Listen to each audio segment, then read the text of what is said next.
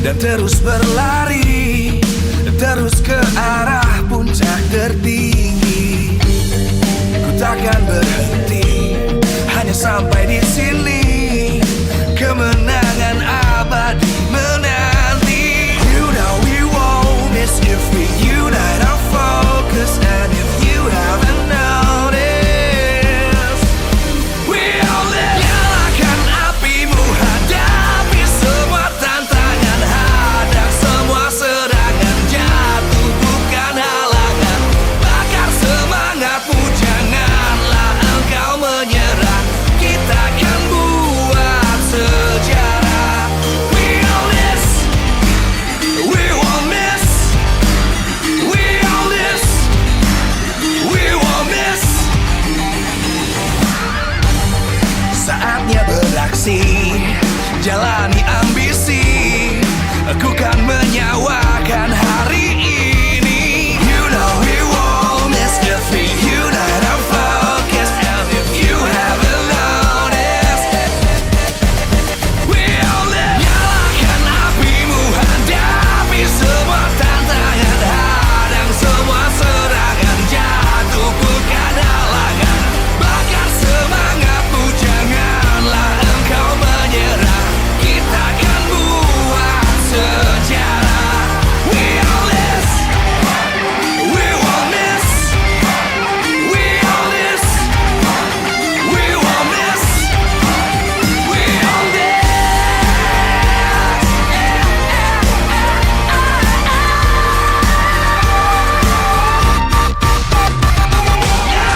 Nyalakan apimu, hadapi semua tantangan, hadang semua serangan, jatuh bukan halangan.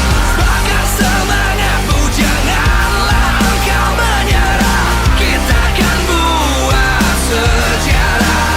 We all this.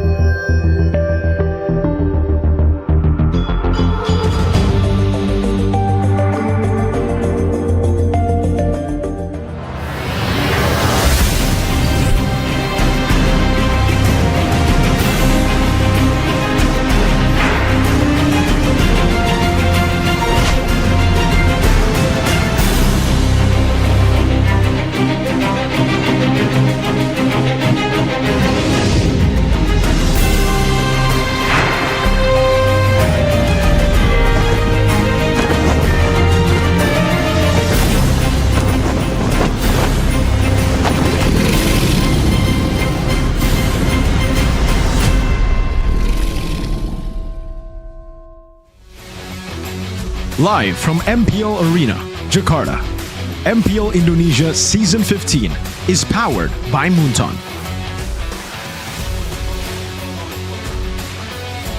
Supported by Esports Federation of Indonesia. Presented by official tournament smartphone Samsung Galaxy. Official e-wallet GoPay. Official sponsor, Head & Shoulders. Official coffee, Good Day. We own this.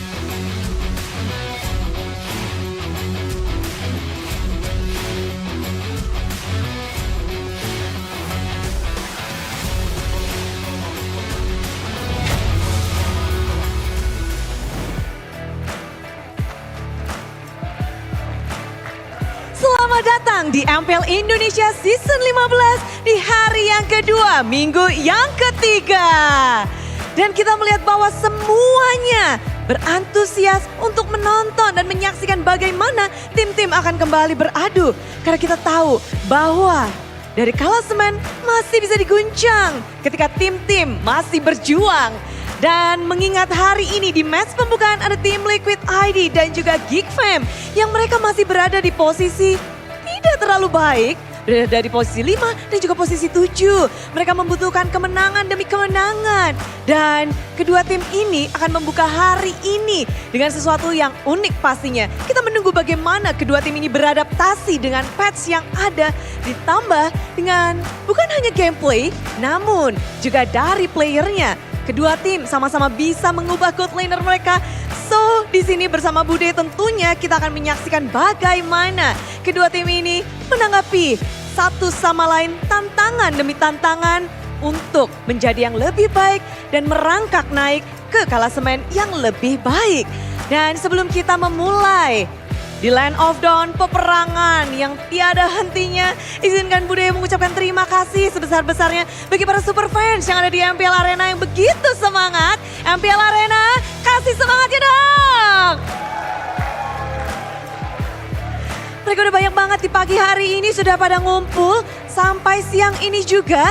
Namun juga tentunya dukungan dari para sponsor dan partner tidak bisa kita lupakan karena MPL Indonesia Season 15 powered by Moonton, supported by PBSI, presented by Official Tournament Smartphone, Samsung Galaxy, Official e-wallet GoPay, Official Sponsor Head and Shoulder, Official Coffee Partner Good Day. Dan kita juga punya partner in esports, ada Telkomsel, Dunia Games dan IndiHome. Bersama dengan advertiser Kacang Sukro dan supplier RSV Helmet.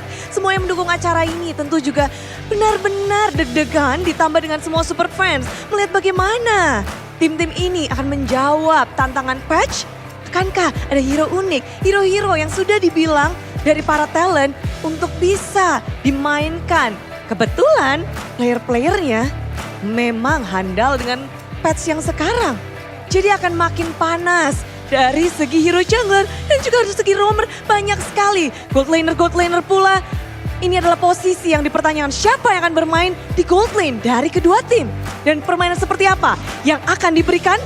Ini semua akan dijawab oleh tim Liquid ID dan juga Geek Fam di match pembukaan hari yang kedua.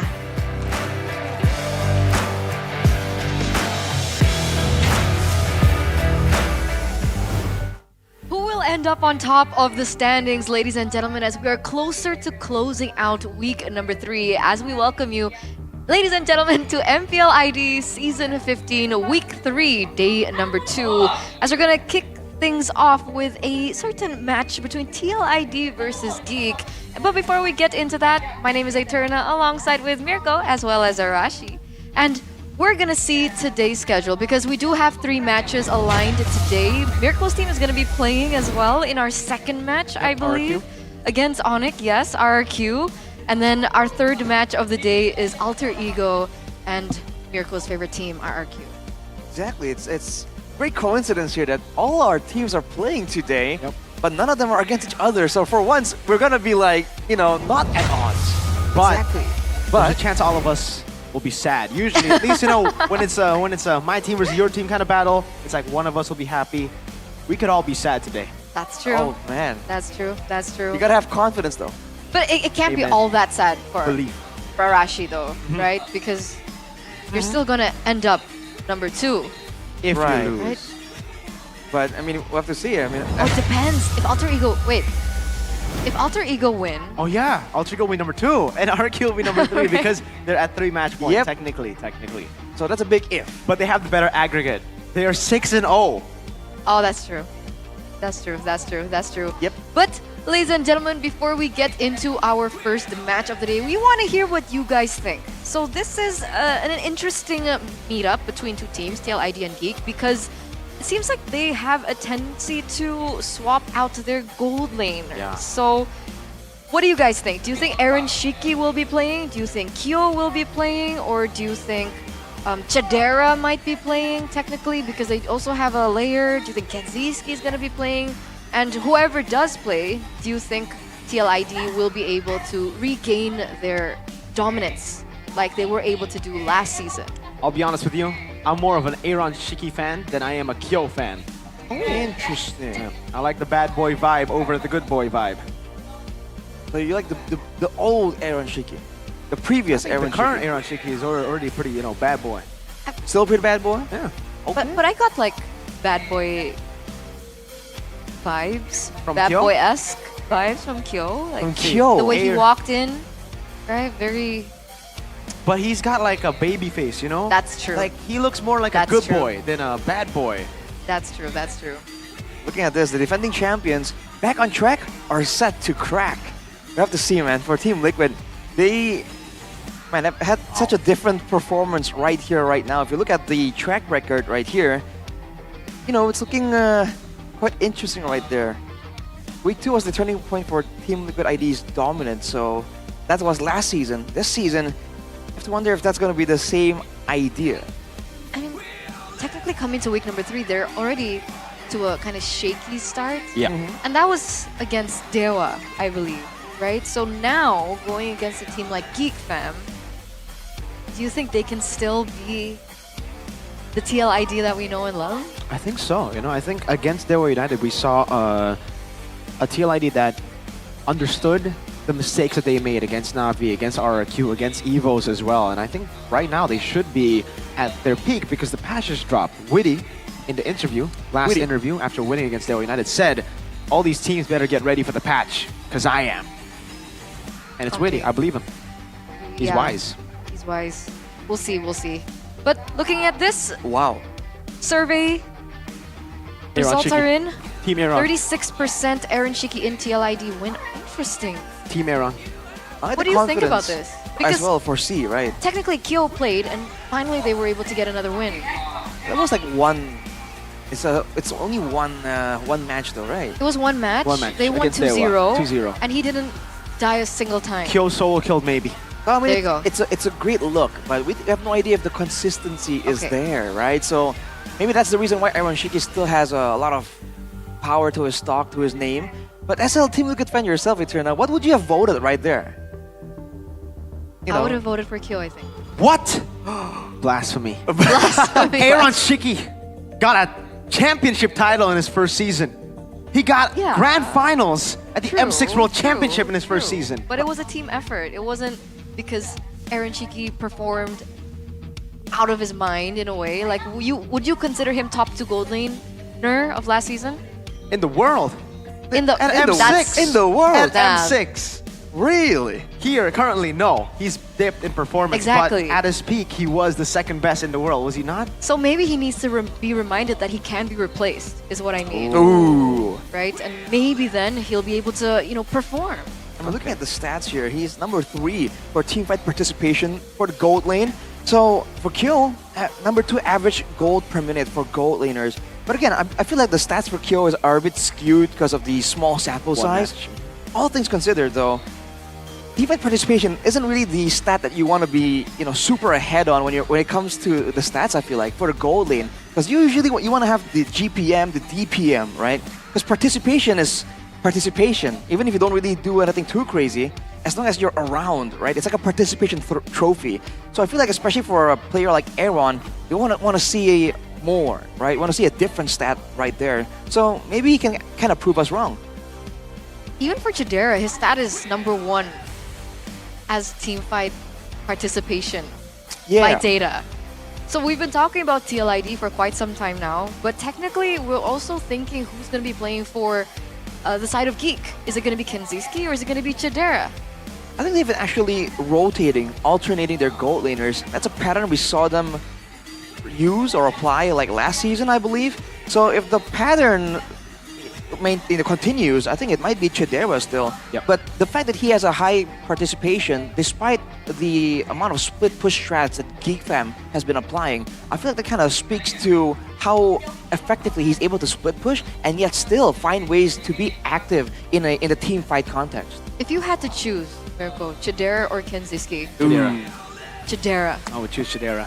Chidera. That was very quick. Very quick. I mean, I've been a fan of Chidera for a long time now. Since he debuted, played Yeah. the 1-1, my favorite hero. What was it? Gold Digger from the Hood? Yeah. Yeah. That was the That was his nickname. title. That was Kabuki is the gold digger. Chidera is that right there. We saw Chidera rise, and it's such a weird kind of rise, like to glory, because usually we see these players play in MDL, Aaron, Witty, Fabian, and then they join MPL, and then they have that kind of performance. Chidera, first season MPL, Beloyski was like, this guy, he's got potential, but the only problem I have with Chidera in this season is how good is he on the meta picks, the Granger, the Herod? Because we've never seen him on Granger nor Herod. We've only seen him on Moskov and Claude. Yeah. I think Carry?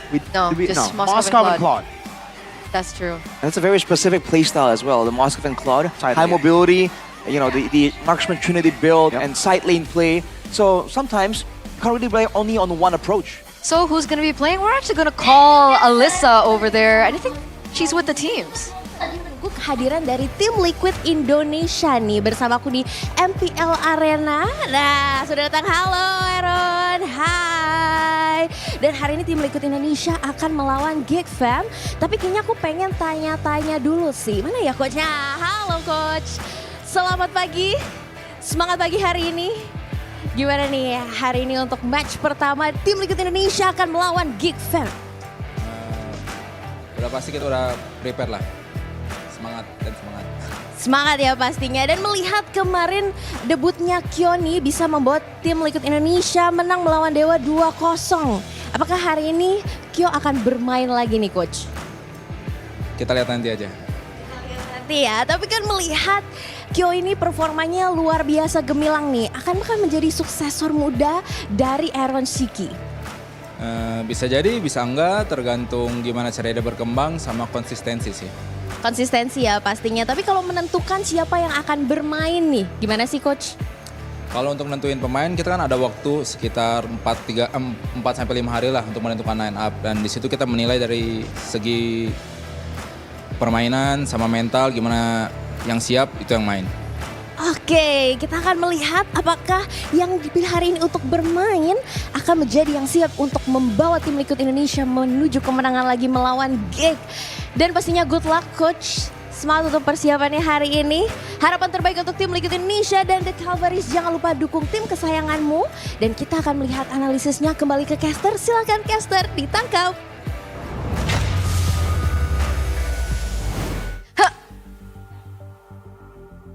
I caught it. Caught what? Alyssa's like, I'm throwing over to you, caster. Well, she didn't So- throw. She did. She just said, I'm throwing over. She It's a did verbal throw. She throw. did It's not this. Oh, she did. So I did this. Oh, but she slapped the camera. She didn't throw something. That Just- is kind of so she- violent. Yeah. Poor cameraman. You have If to, you like, really want to you have to catch go- it, you gotta. Yeah, exactly. Exactly. You gotta flinch. Exactly. Gotta find. Okay. That's how you catch it. Well, we didn't get much information from that, by the way. Facehugger. What the Thank heck, you, man? Facehugger, for that. He's like, whoever's Maybe. prepared to win Yeah. All right, face will be hugger. playing today. It depends. Maybe they'll be good, maybe not. All right, face hugger, keep your secret. Thank you, It's alright. Facehugger. See why he hugs faces now. I see it. It's an interesting comment right Yeah, there. to cover people's mouths so that they don't answer Ah, Ah, or ask okay. questions. interesting. Yeah. Do you think we'll get more answers from Geek, maybe? Let's take to Alyssa. Sudah melihat kehadiran dan kedatangan tim Liquid Indonesia di MPL Arena. Kali ini kita sedang menunggu kehadiran dari Geek yang hari ini akan melawan tim Liquid Indonesia di match pertama. Wow, sudah hadir bersama kita. Halo, semangat untuk hari ini. Semangat, dan kita akan melihat nih kira-kira Geek akan mengeluarkan apa yang terbaru. Halo coach, aku tahan dulu ya di sini ya. Coach Dora di sini bersama aku. Gimana nih untuk Geek hari ini persiapannya? Ya, so far so good sih. Udah matang juga beberapa hari ini kita latihannya dari last week kemarin. Ya, so far harusnya hari ini hasilnya lebih better. Oke, dan kalau melihat nih sebenarnya coach kan Geek itu selalu dikenal dengan tim yang slow start di leg pertama dan ada tendensi atau kecenderungan untuk mengganti formula line up. Nah, apakah di match ini akan seperti itu juga? Lihat nanti aja ya. Iya.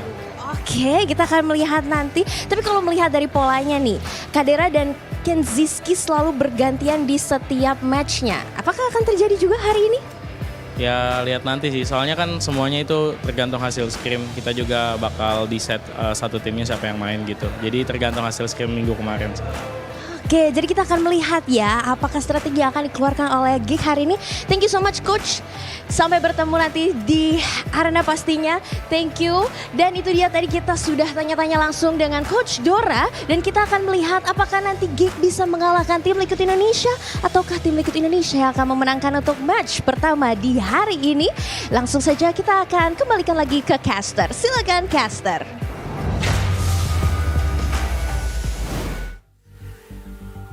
Guys, come on. Dora DSP. Facehugger Dora, really?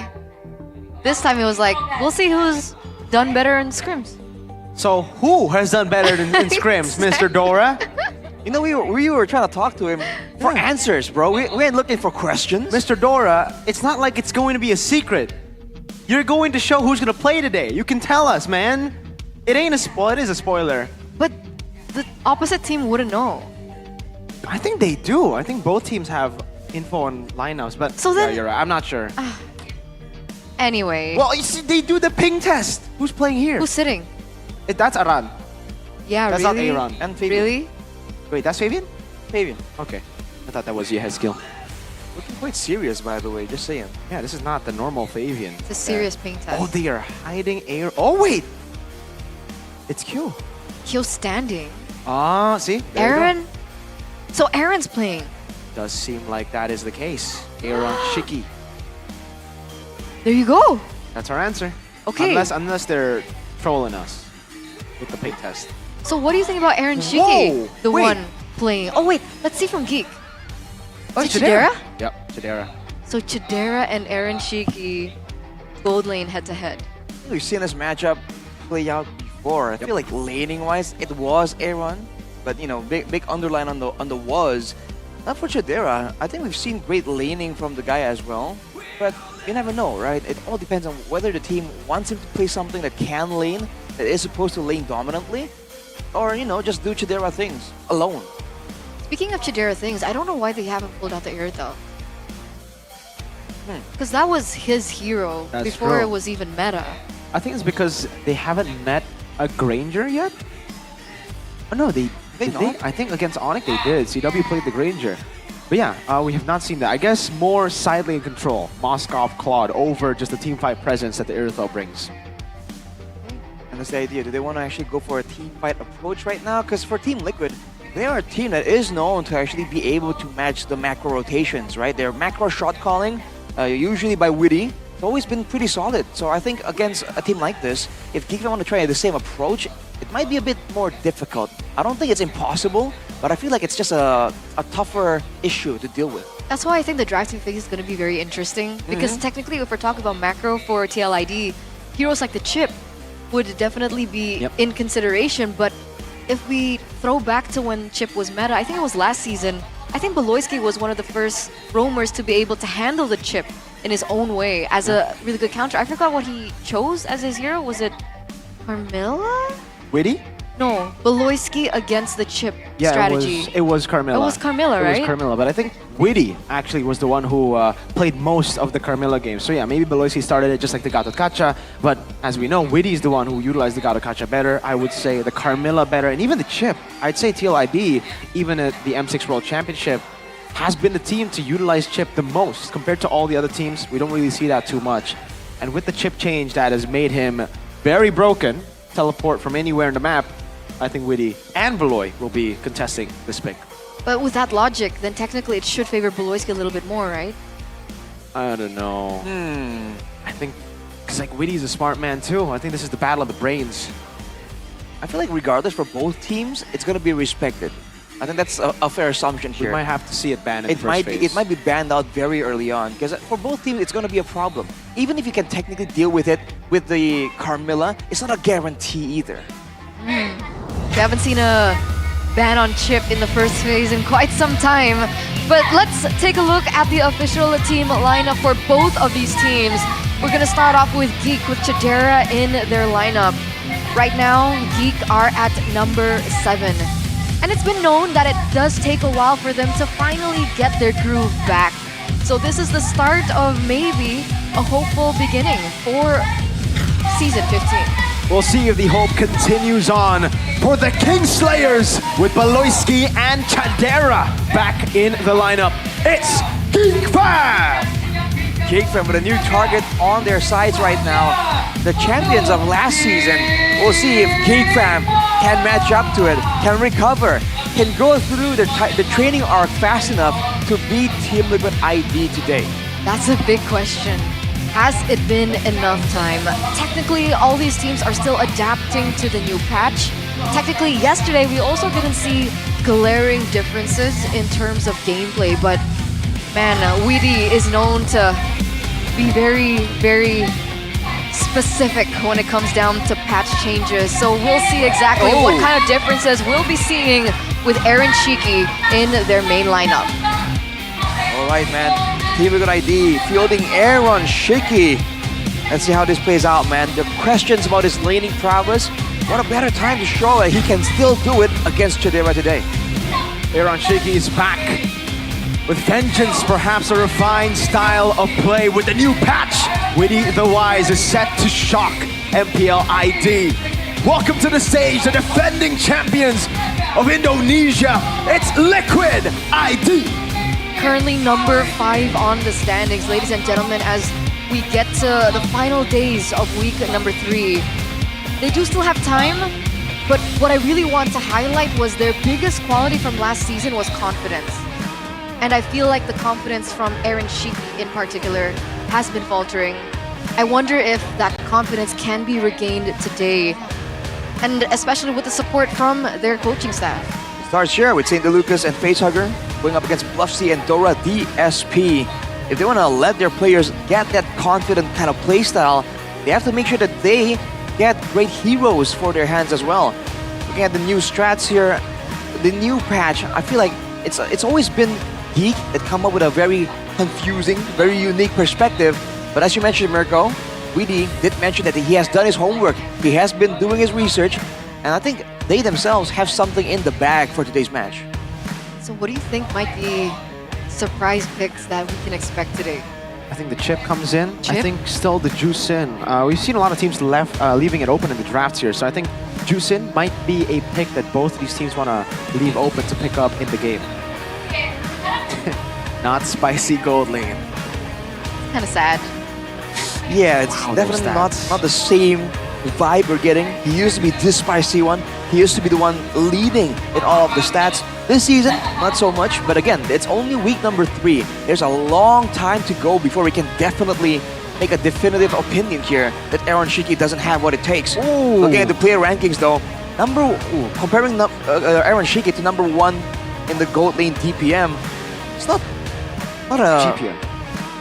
DPM for Toy here it seems, and GPM there for Aaron Shiki. I think it's just the typo on DPM, but I think it's supposed to be be gold. GPM. Be GPM? Well, Yeah. going down, it doesn't seem like a huge difference, but that's per minute, right? So overall, that's quite concerning to see Aaron Shiki all the way down there, especially when farming is so important right now with the gold laners' gold kind of getting chipped off a bit in the current patch. I reckon that also reflects how competitive it is as a gold laner right now. We're seeing new stars rise to the top. We've seen Mavian his performance. So even a slight difference of 100 GPM less is already a 1 to 10 gap in terms of ranking. So if we're taking a look at this now, is damage per minute. Chidera is actually number 8 with 3,221. What do you think about this stat for Chidera? I mean, it's quite different compared to number 1. Eman definitely has the bigger team fight prowess. But again, for Chidera, you have to remember, it's a different playstyle he's been playing with the split push Moscows and Claudes. So I feel like, especially in the current meta with so much poke coming through with the Granger picks, it doesn't really reflect how good Chidera has been. Because I feel like when he actually gets going, he's still a very, very solid gold laner, even though the stats show that the DPM isn't all that high. Stats also show a 50 and 50% win rate for TLID, whether it be on red side or blue side. This time, for our first game of the series, it's actually TLID on first pick or on blue side. What does this signify? Well, I think the blue side has had the higher win rate, better success so far in Season 15. So them getting the blue side here definitely means that they can actually try to dictate what the first pick's going to be, how the game is played too. Because if you get a chip on first pick, or if you get a Harriet, say, as you ban out the Granger, you get a Suyo if you ban out the Joy, one of the big picks in the jungle, big picks in gold, or that chip, you can really take over the game. Talking about that, we saw Lunox yesterday. Yeah. Granted, it was a mid lane Lunox. Yeah. Okay, I'm seeing emotions on your face right now. Yeah. Disagree with the Lunox pick? I think it's situational. I think it's more of a Dewa United pick, right? But do you think it can be used as a counter towards Harith like it used to be? In the gold lane, no. No, I don't think so. Not anymore. I think the Lunox takes a while to get going, and the Harith can get going real quick, especially with the Bargain Hunter. So the thing about the Herod is you participate in fights and you are very, very versatile in these fights. For Lunox, once you jump in, you gotta burst Mr. Herod down, and that's not gonna happen until mid-game, late game. I think more late game. Agree. Well, we're going to go straight into the drafting phase for game number 1 right here. And it's a pretty quick one for Team Liquid ID being first pick. They have a chance to pressure that chip potential right there. And so far, it is still open. Exactly. It's still on the board right now, guys. By the way, this is the drafting phase presented to you by the official tournament smartphone Samsung Galaxy S25 series, because it seems like TLID have prioritized the Phoveus Harith and the Jaw headband. Meanwhile, Geek responded with the Fanny and the Jushin. Technically, we've seen differences here. The chip let go Lu Woyi band out. So Geek are actually leaving it open for TLID to pick up. There you go. Oh boy. They left it open and they even banned away the Lo Yi themselves, Geek Fam. Yeah. So now they don't really have any options to try and match this global presence.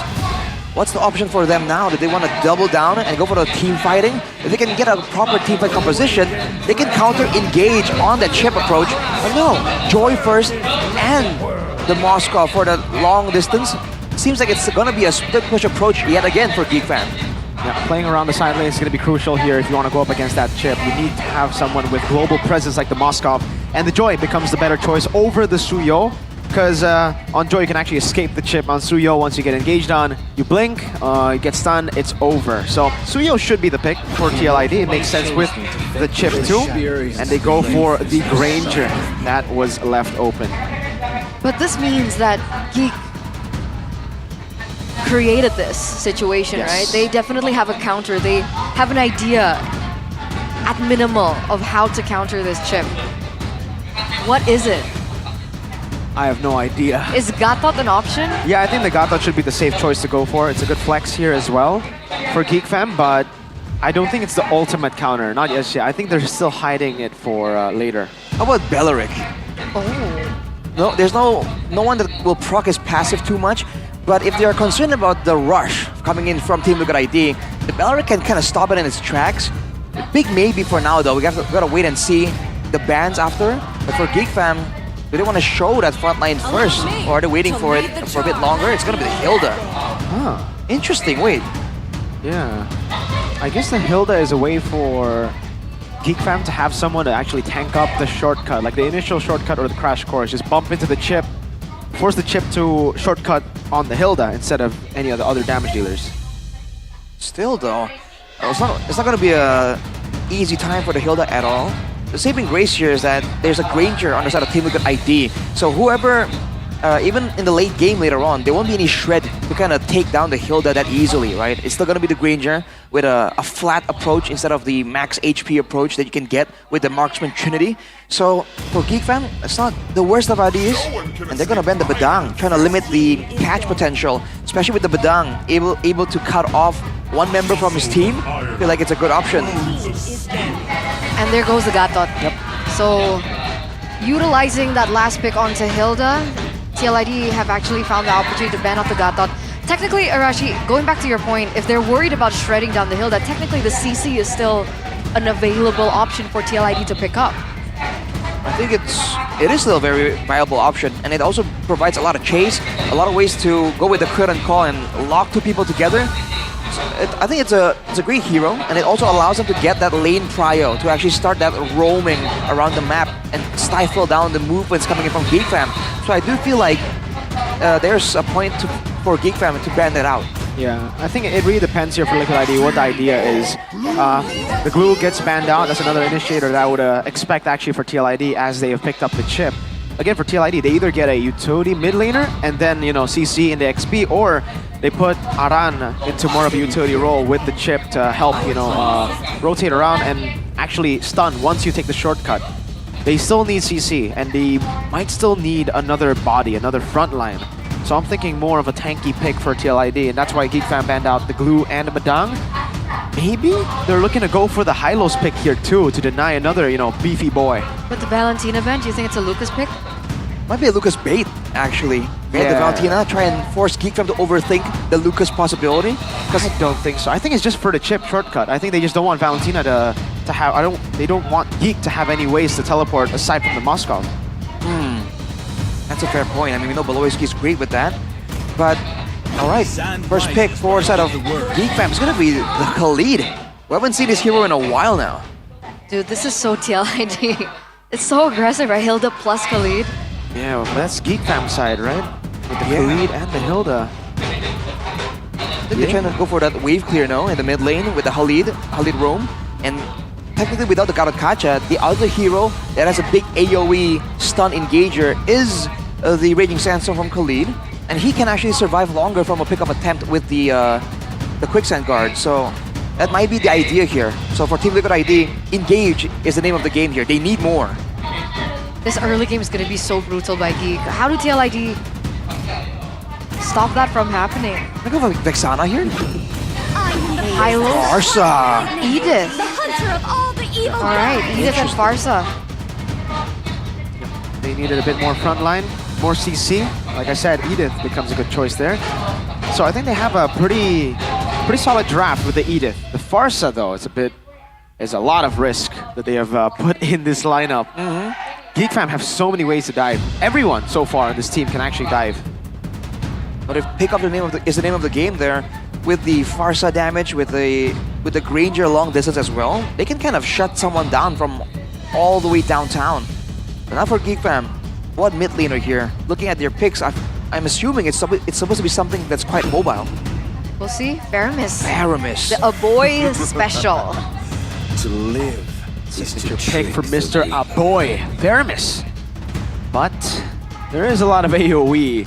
He's gonna have to time this Netherrealm really well because, again, the Farsa can delete the Netherrealm with one Feather Airstrike. Edith, Primal Wrath as well.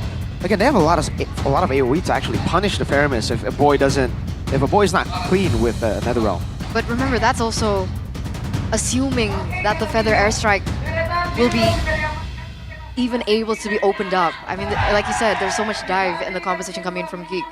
It depends if Maykids is on the case, if he can dive all the way to get the Heskio in the backline.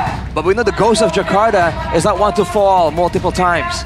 Let's see, ladies and gentlemen. Number 7 for Geek Fam right now. And not so far from that is TLID at number 5. But both teams want to secure this victory. And can Aaron Shiki finally bring back a dominance over to the defending champs and what they've been able to secure so far? Let's see if they can utilize what they warned MPL ID about. Witty was ready for the patch. Let's see if those words can be executed by Mr. Witty the Wise. Well, off the bat, he is already on the chip, so already a show of new patch understanding. Beloyski, though, look at the jukes, look at the moves. Okay, already very aggressive coming in from Witty. And we expected a little bit more aggression coming in from Geek. I guess we'll see that after Hilda will be able to rotate, and this is the moment. If we now take a look at the emblems, do anything stand out? Well, the amount of Wilderness Blessings on Geek Fam just showed that the whole idea is about macro movement right here. It's on 3 members with the agility on both Beloyski and Gobs as well. I think they're trying to just be annoying, try to pressure the team of Team Liquid ID and make sure that they are not the ones who can get the first move there. The fact that they have the Hilda as well, it's a great way for Geek Fam to get some scouting done, to try and pressure Witty away from those routes to go and flank the backline. I think that is the main idea, right? They need vision. But Witty already circling towards this top side, putting some pressure, but Beloyski's there too. That's kind of a lot of damage traded onto Beloyski in the early portion of the game, but this is the result that we were expecting, right? The Moskov versus the Granger. As we take a look now at the talent prediction by GoPay.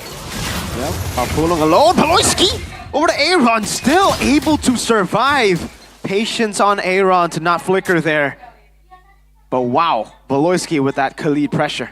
The early game Khalid, man, 3 skills technically at level 1.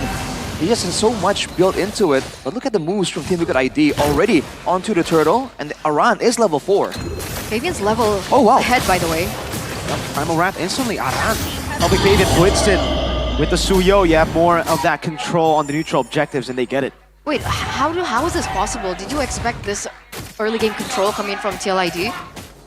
Well, I feel like it's Geek Fam actually pressuring Aaron, if anything. They want to make sure that Chidera is the one that can kind of do well, can kind of scale better, because they're not looking to win these big early game team fights. They're trying to find the small skirmishes, the 2v2s, abuse this Khalid, and then later on, oh, shortcut. Crash course and shortcut. Beloyski with the flicker out, but the surge catches him. Fabian, first blood. With the help of the feathered airstrike now continues on. And in the jungle, make hits, electrifying beats. Fabian still in immortal form, still able to escape. Dashes out, blinks out, make hits. Jumping in, unable to get it on 10. Fabian! Soul Sever earlier, Cobb slays him in the back. Another round will be placed down. Aaron, Chicky! Rhapsody to take him down. Witty, that's a 3-man pull. Flicker out from Aaron and Witty as Aran tries to help the team out. And it will just be a 1-for-1 in the end. 1-for-1, but I think earlier TLID was able to get Beloyski, so technically it's a 2-for-1. But again, that was a lot of resources wasted on Beloyski. Luckily, TLID were able to, you know, cut their losses before they lost a lot more people. But if they make engages like that, do you think it's an okay thing to do? I don't think so. They want to have cleaner engages there because they're the ones with the trump card to use here with the shortcut. The fact that Maykids was able to be taken down by them, though, it's a great plus for Team Liquid ID. Yeah. But they still have to try and find ways to shut down Chidera, because that's going to be the big problem. The same issue that Onyx was dealing with.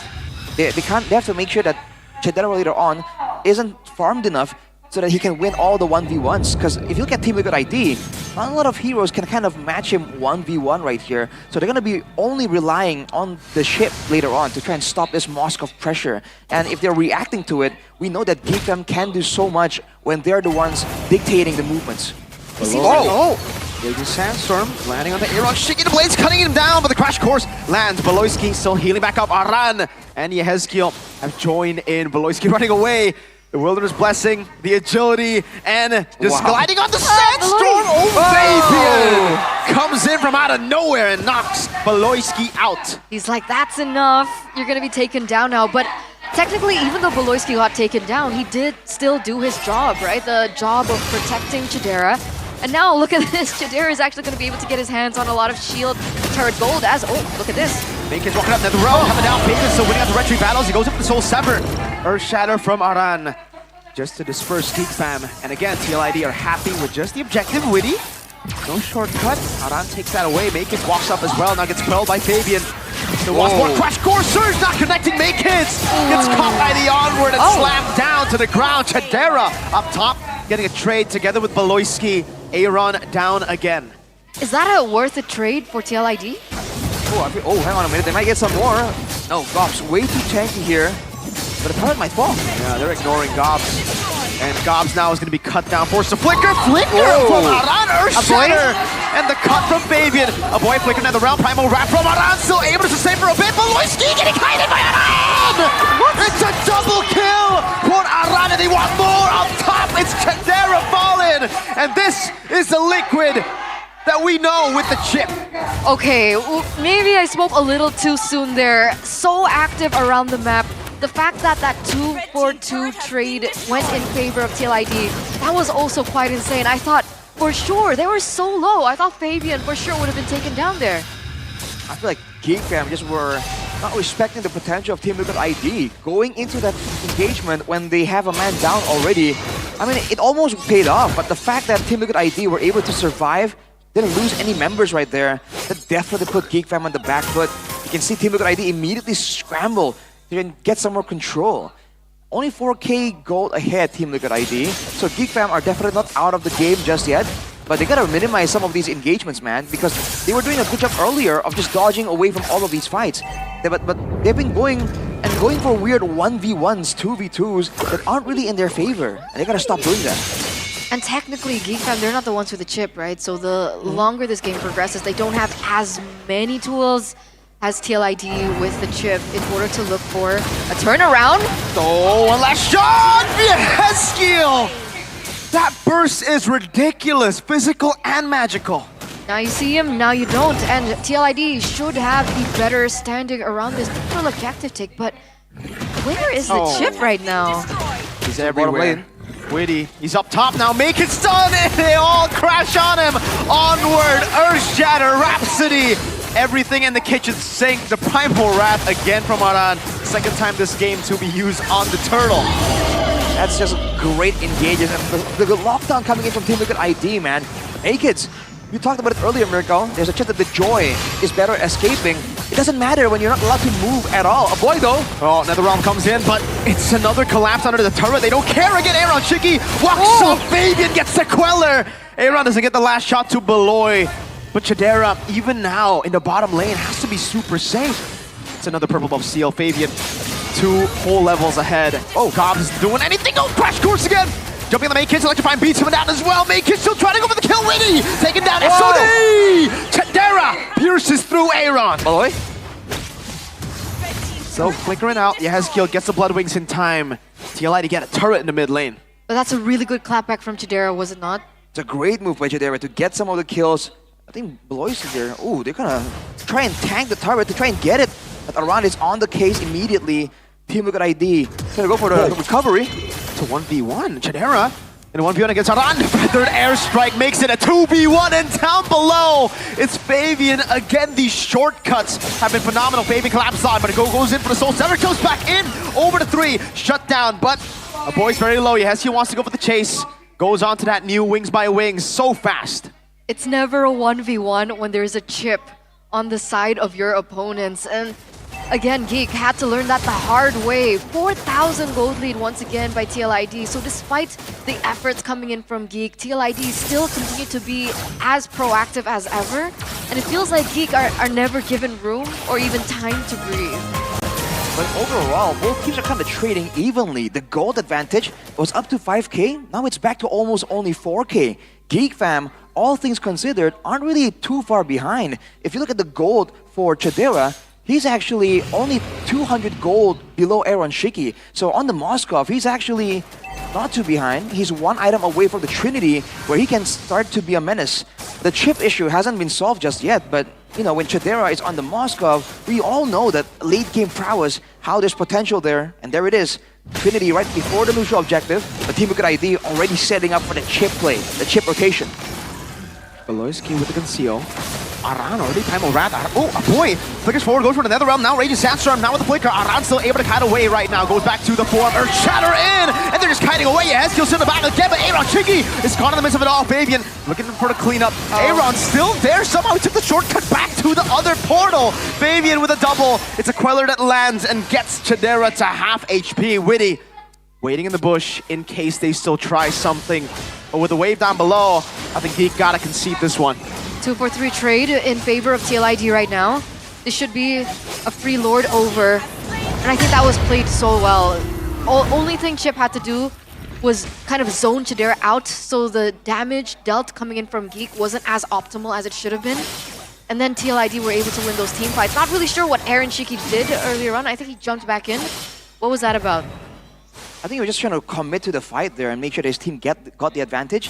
Now the Lord hasn't spawned yet, so there's going to be more gold swinging towards Team Liquid ID. But overall, you can see the gold lead went down to 3k. So again, these fights, when they're messy, when there's still something still gained by Geek fam, I think they're still pretty happy to just take it and see if they can, you know, geek this out, defend till the late game. Now they're waiting on the Lord, and if they want to defend with the Faramis, we all know it's not really that easy to fight into a Faramis, especially in the base. But look at Fabian. Oh wow, still able to escape. Soul Sever sustaining an all of Liquid collapse on Beloyski and Maykids. Fabian gets the last laugh with that Queller. Beloyski was looking for a geekable moment, but unfortunately TLID were able to outplay that so well. And remember, even though they're trading equally, these structures are permanent damage. Look at Witty go in. Shortcut. Fabian again with the surge. Say goodbye to the Nether Realm. Aran claims the kill. Aaron still able to survive. Regen up as well. Chadera, the last man standing. He tries to defend, but in the end, it's an 11-minute game for Liquid ID. GG, 1-0, leading this best-of-3 series with a macro play that we have not seen from TLID for quite some time. And it's insane because we were talking about this matchup and we were talking about how the chip would become a big presence in both of the teams' gameplay, and we get to see it from TLID first. I'm wondering if they're going to decide to ban it out this time. You would think the Geek fam of all teams would really respect the chip potential, knowing how well it can be utilized with proper macro, by all means, I think it was a great effort by GeekFam to find some of those skirmishes, to find the trades where it almost seems impossible, at least with Team Liquid ID. But that final moment there, I think they took a massive risk trying to get Fabian in this fight, trying to get a man advantage before the big defense. And instead of going with a 5-man defense at the base, they're forced to go 3v5, 3v6 technically, and it's just way too much when they're that far behind in gold as well. The 7-death power spike didn't get to activate. He was about to respawn for the 7-death power spike. He was gonna win the game. He was gonna win the game right there. Liquid knew that he was gonna win the game. Ended up, you know what, ending the game before he respawned with the 7-death power spike. But to be fair, I don't like the Khalid pick. I don't know why they even went for it. There's so much CC with the Chip and Suyo already. And then the Edith Farsa was just the cherry on top with CC. Khalid does well up against a composition usually that doesn't have enough CC, so you can actually just To fully channel. heal up every time you're poked down. But yeah, even the engages, we didn't get to see it. Early on, I guess he was able to match the pressure, but that's it. I feel like he wants to go for something more aggressive. We saw that he was in the early game trying to basically solo kill Aaron Shiki. Yeah. In the late game, he was still trying to go and find those pickoffs for the team. But I felt like if you really wanted to go for pickoff, you could have gone for a different hero still. Because I feel like the Khalid is somewhere in between, not exactly. But this was the crucial moment from earlier. I think this was one of the main turnarounds, right? There was a really good play coming in from Chidera to finally get a trade going on, but then it got traded back in that 2v2 because of the outplay coming in from Fabian as well. Who was he with earlier? Was it Yehezkiel? In the bottom In lane? the bottom lane? When Aboy and Beloyski came? I think it was Fabian there. Yeah, Fabian and Yehezkiel, I think, yeah? Yeah, I believe so. So I do feel like some of those fights by GeekFam, very risky. And if it worked, it would have been great, but it did not. So the MVP is actually from Team Liquid. It's your boy, Witty the Wise. I mean, he wasn't kidding when he said that he was ready for the patch, right? I think that chip performance was just undeniably annoying for Beloyski. At any time they think that they have a leg up over TLID, suddenly there's a new portal that they need to worry about. But see, even in moments like this, you can see that there, a boy is forced to flicker in to try and get the Nether Realm onto Makekids. So you can't really blame one single person. There were mistakes made by Makekids. This fight right here was Aran. risky. But yeah, Aran and Fabian actually able to go for the outplay. And here, Chidera jumping into the bush as well. There's moments like this where you can say it's not quite necessary.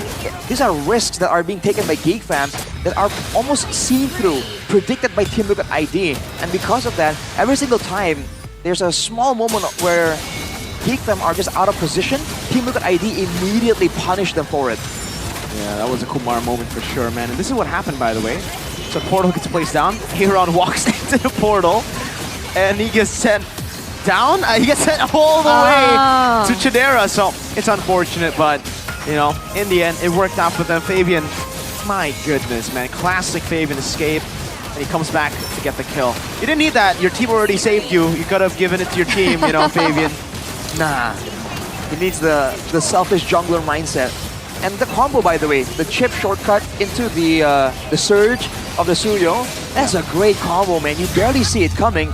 Out of nowhere, the portal's there, and you are already stunned into the full lockdown from the Edith as well. That's a nasty lockdown that Team Liquid has drafted here for GeekFam. For sure. I mean, 11 minutes and 44 seconds. That's not a game time you'd want as Geek. Because technically they came into this draft like, okay, we're gonna ban out the Luo Yi, we're gonna leave the chip open, and we have a certain plan in mind. Was it the aggression that they thought they could utilize over TLID with the Hilda and the Khalid? The Hilda and the Moskov initially, right? I mean, they would have pressure in the early game with the Hilda. They would have side lane control with the Moskov. Not the best control because there's a chip on the other side, but at least you'll be able to match it. But then they went for the Faramis Khalid, and I think that really messed up what they were planning. I really don't think the Khalid was the right choice there. What about the Faramis? Faramis was picked up before the Edith Farsa, right? No, it was the last pick. It was last pick, Actually, Faramis. yes. So again, they picked up the fair miss up Right. against so much AoE. That's Yeah. why I was already bringing it up, right? Fair miss, ooh, there's a lot of AoE. It's almost like they're playing into Liquid's comp. I mean, there were moments that they got like really good engages with the Faramis, right? But it didn't seem like they had enough damage to follow it up. I think the idea is just to make sure that the one person is getting jumped on by, if they were equal in gold, the one person jumped on by Team Liquid ID, gets saved, gets put in stasis with the Netherrealm, and then overall they can kind of turn back the fight. Was the idea with the late game Joy, late game Moskov with the pierce through. But I feel like they were trying to go aggressive a bit too early, right? There are some fights there where they were trying to go for the fight, go for the pick-off, and they just didn't have enough damage or lockdown to guarantee it, and because of that, they overextend and they get punished. So I feel like if you removed some of those fights, I don't know if I'm confident enough to say that Geekfam were gonna win, but they would at least make the game a lot more difficult for Team Liquid ID. I feel like that's the way I see it. I'm gonna have to disagree. I think they already did what they needed to in the early game. Again, they didn't fight for the neutral objectives because it's a Suyo, it's a Chip, it's an Eden. It's Yeah. a pure setup for the neutral objective. They went for the trades, but unfortunately they couldn't trade because it was a Granger. So they tried their best not fighting in the early game or committing to fights, and then they just got caught. But that was more props to Liquid than it was a mistake from Geekfam. And again, I think it's because their drafts are very one-dimensional here. It's just we're trying to respond. If you engage with Netherrealm, if you try to play up top, we go with Moskov down below. They need to be proactive in this meta. I don't think they can play this style against a team like Liquid. Okay, let's see the Especially against changes. a Chip, right? Yeah. Gonna Yeah. be difficult. I was just saying, there's some fights where they were able to take out Gobs earlier, Team Liquid, and then Geekfam engage after, right, trying to recover. I feel like moments like that could have been reduced. Ultimately, it still might result in them losing in the late game due to how reactive the draft is, but I just felt like the odds would have been better, right? It wasn't guaranteed, but it's something. It was, I don't know. The Chiefs gotta go for sure. Either, They gotta ban it. I don't I know mean, why they didn't technically ban it. Geekfam can be Yeah. on blue side for the next game, right? Liquid are gonna ban it. Liquid are not the They team should to, ego it all the way. Well, it's a 1-0 for TLID. Let's see what the talents or the brand ambassadors have to say. Halo, kembali lagi bersama saya Alisa Natali dan di sini sudah bersama saya ada Sahid. Iya, halo. Siapa Halo, namanya tadi? Alisa. ya? Alisa. Oh, Alisa. Betul oke. sekali. Dan di sini sudah bersama The Calvaris. Mana suaranya? Jangan mau kalah, di sebelah kananku ada Geekfam Unity. Mana suaranya?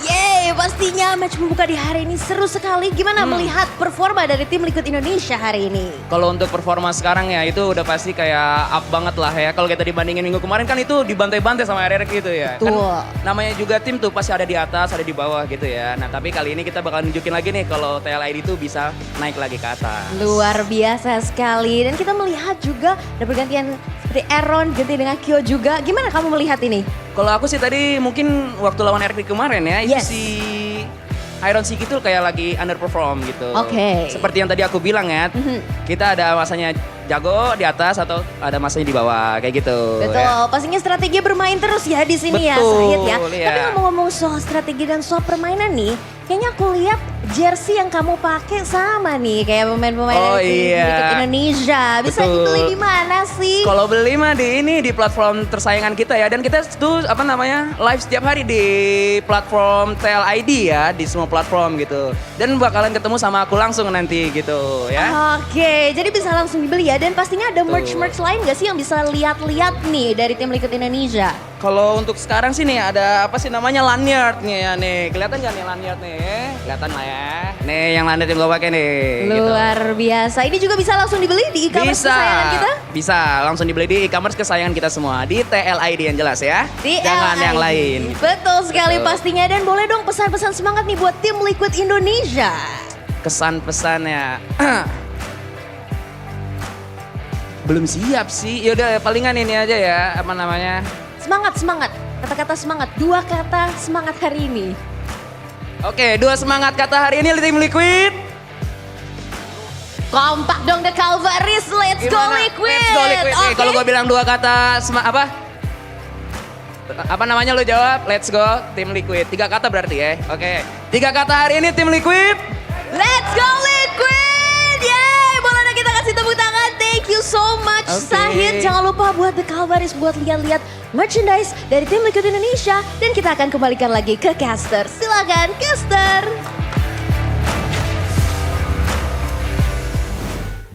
Let's go liquid. It's okay. We'll be the cavalry for them. You will be, because you're the cavalry. The real cavalry. I mean, you were a TLID supporter in M6. Yeah, that's because Bigatron didn't make me. I was a TLID and RQ supporter. Yeah. I'm sad because RQ didn't make it to the grand finals either. Well, TL didn't win it either, you know. Second and sixth place got the same trophy. Gets the Anyway, same nice trophy. phone. Oh, you're talking about my Samsung S25 Ultra? Look at that. I'm not even gonna talk. gatekeeping? I'm just gonna show you guys. Are you gatekeeping? Mobile, here, look, I have There you Mobile go. Legends, bang bang. Uh-huh. Mighty Chess, go go, right there. Nice. So, I'm gonna launch my MLBB because the new Alpha Legend skin just dropped and I have to roll for it. I have to roll Has for to. it now on stream, Right alright? now.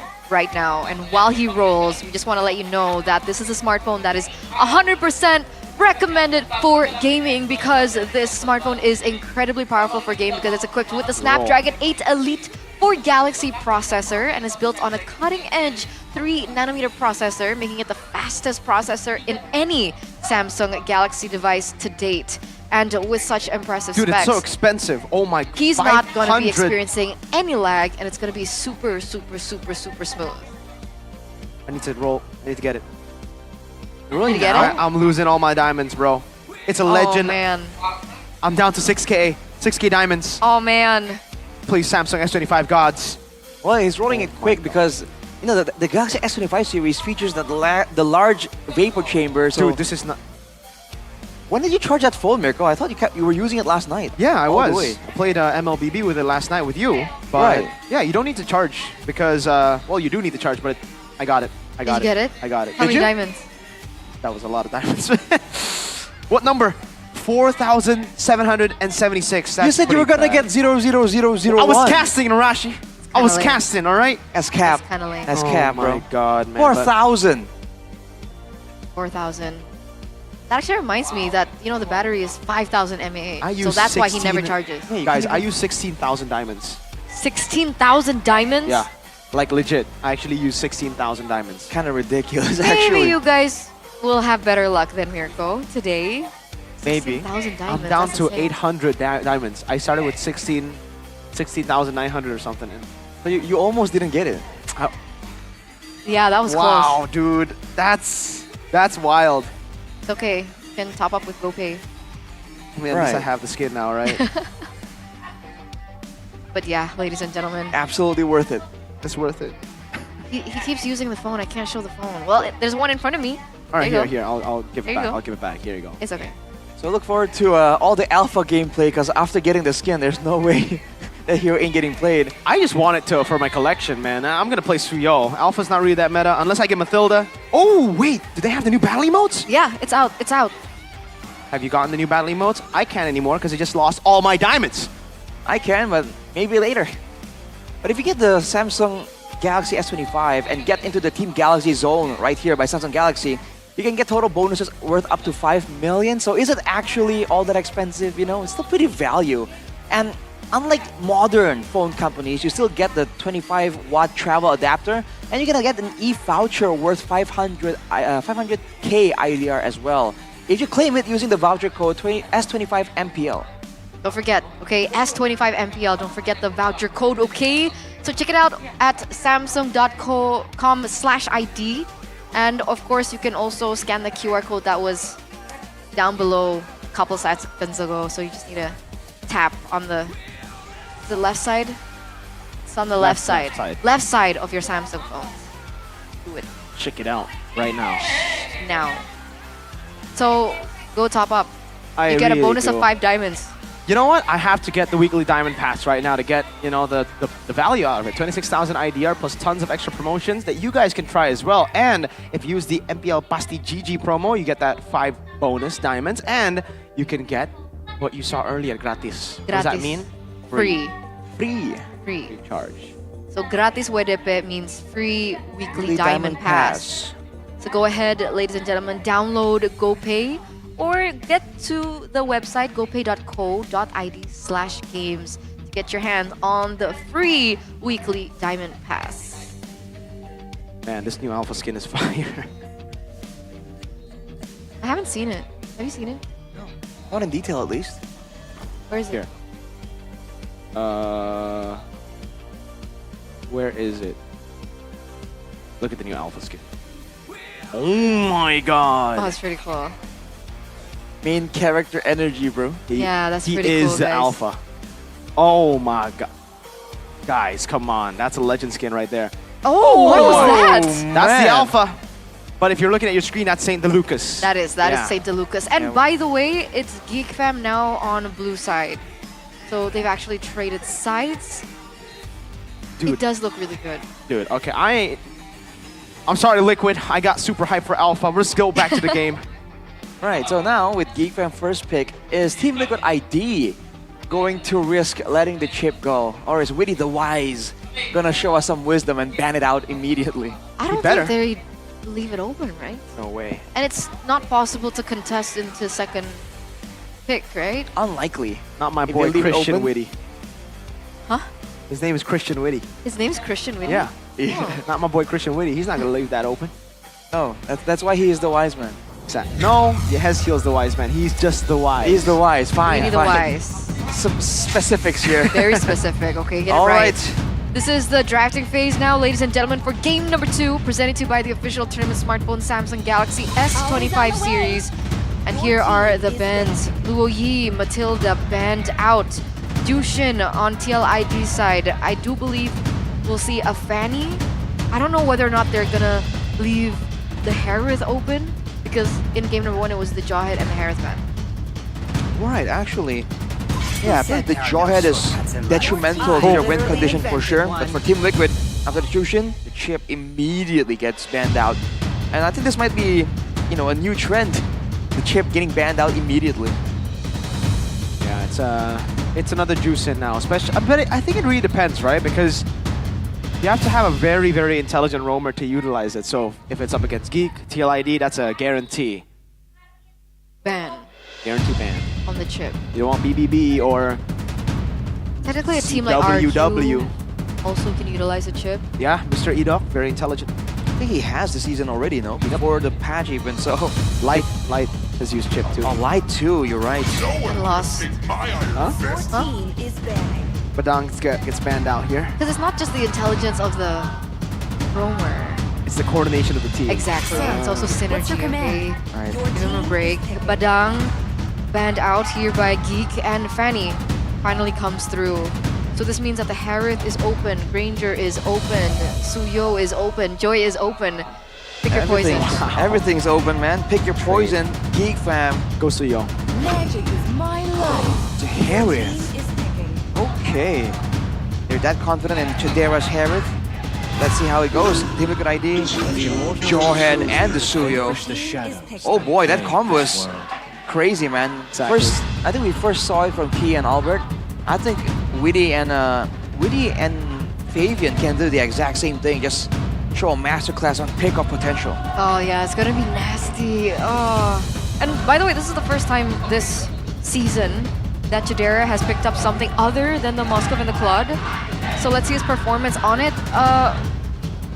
Do we remember the last time he picked up the Harith? Was it a good performance? Yeah, I remember him actually being pretty good on the Harith. Not on the level of, I would say, not on the level of highs. I was about to say highs, but that's a Hanzo. Oh my god, they almost went for the Triple H combination, but they went for Farsa. I really wish that was a Hylos. Well, if you remove the P, it becomes a Harsa, so it's still H. But the Hanzo, it was tweaked a bit in the last patch as well. It was check. nerfed. Yeah, it was nerfed, right? Yeah. He isn't really as good in chasing when he's in the shadow form, the clone form, whatever, the spirit form, Yeah. chasing out. So damage-wise as well, the Soul Snatch got nerfed. I believe so, yeah. So it's a bold move, but they might be trying to limit any kind of burst hero for Yes. For your Heskiel, I feel it has to be, right? Trying to make sure they can't do the same thing like earlier with the Farsa and the Granger from far away.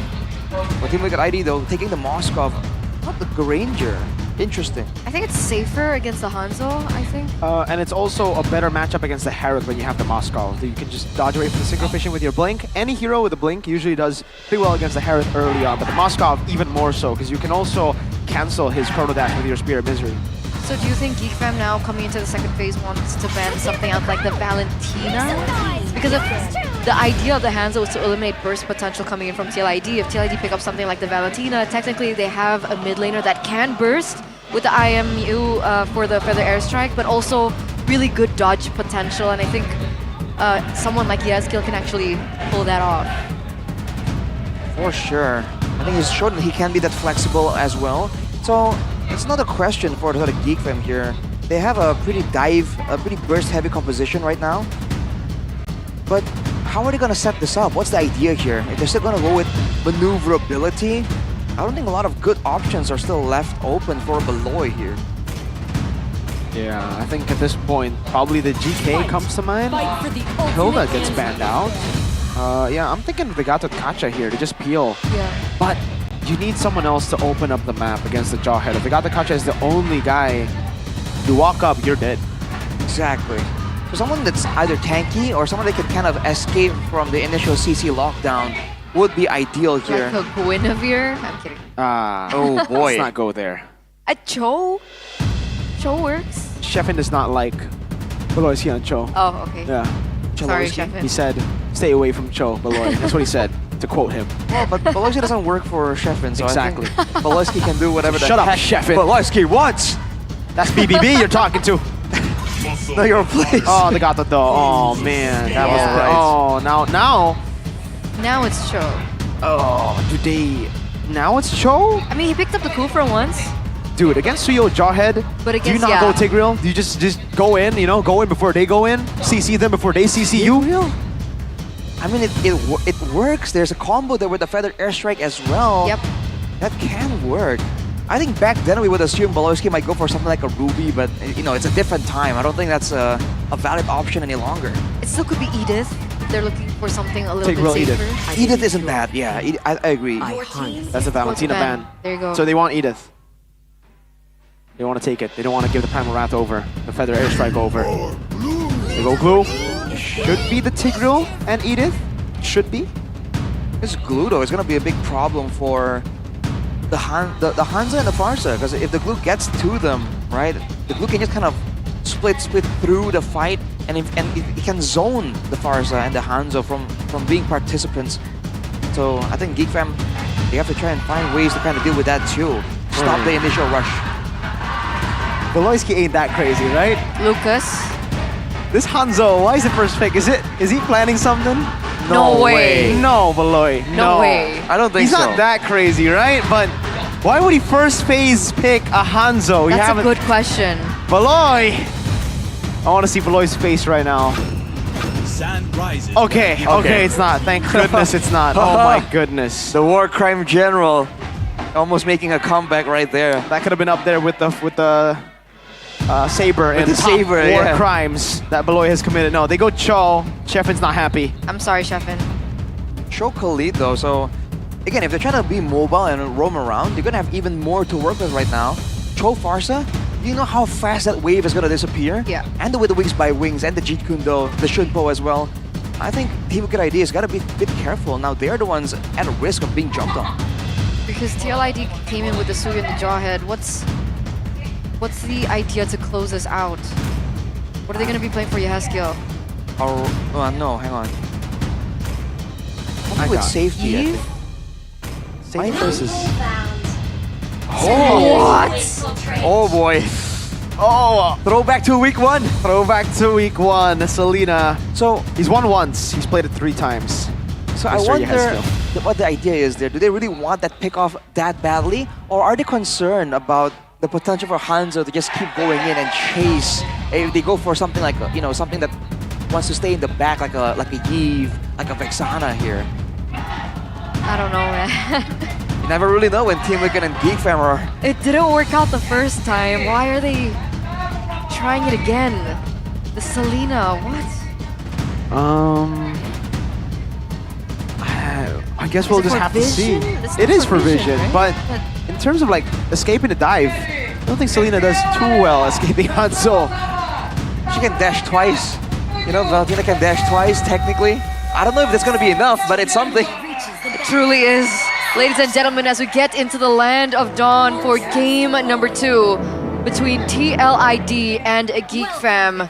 Let's see whether or not Geek Fam with their Hanzo can actually force a game number 3. Oh. Or will the Selena pick finally work out? Oh boy. Skirmish forcing the flicker out from Witty. They are holding the orange buff. Arando's gonna put some pressure on Gobs again. Slam, pass, flicker out from Gobs. Beloyski with the Jikundo, a boy rotating as well. But Fabian still gets that fast clear.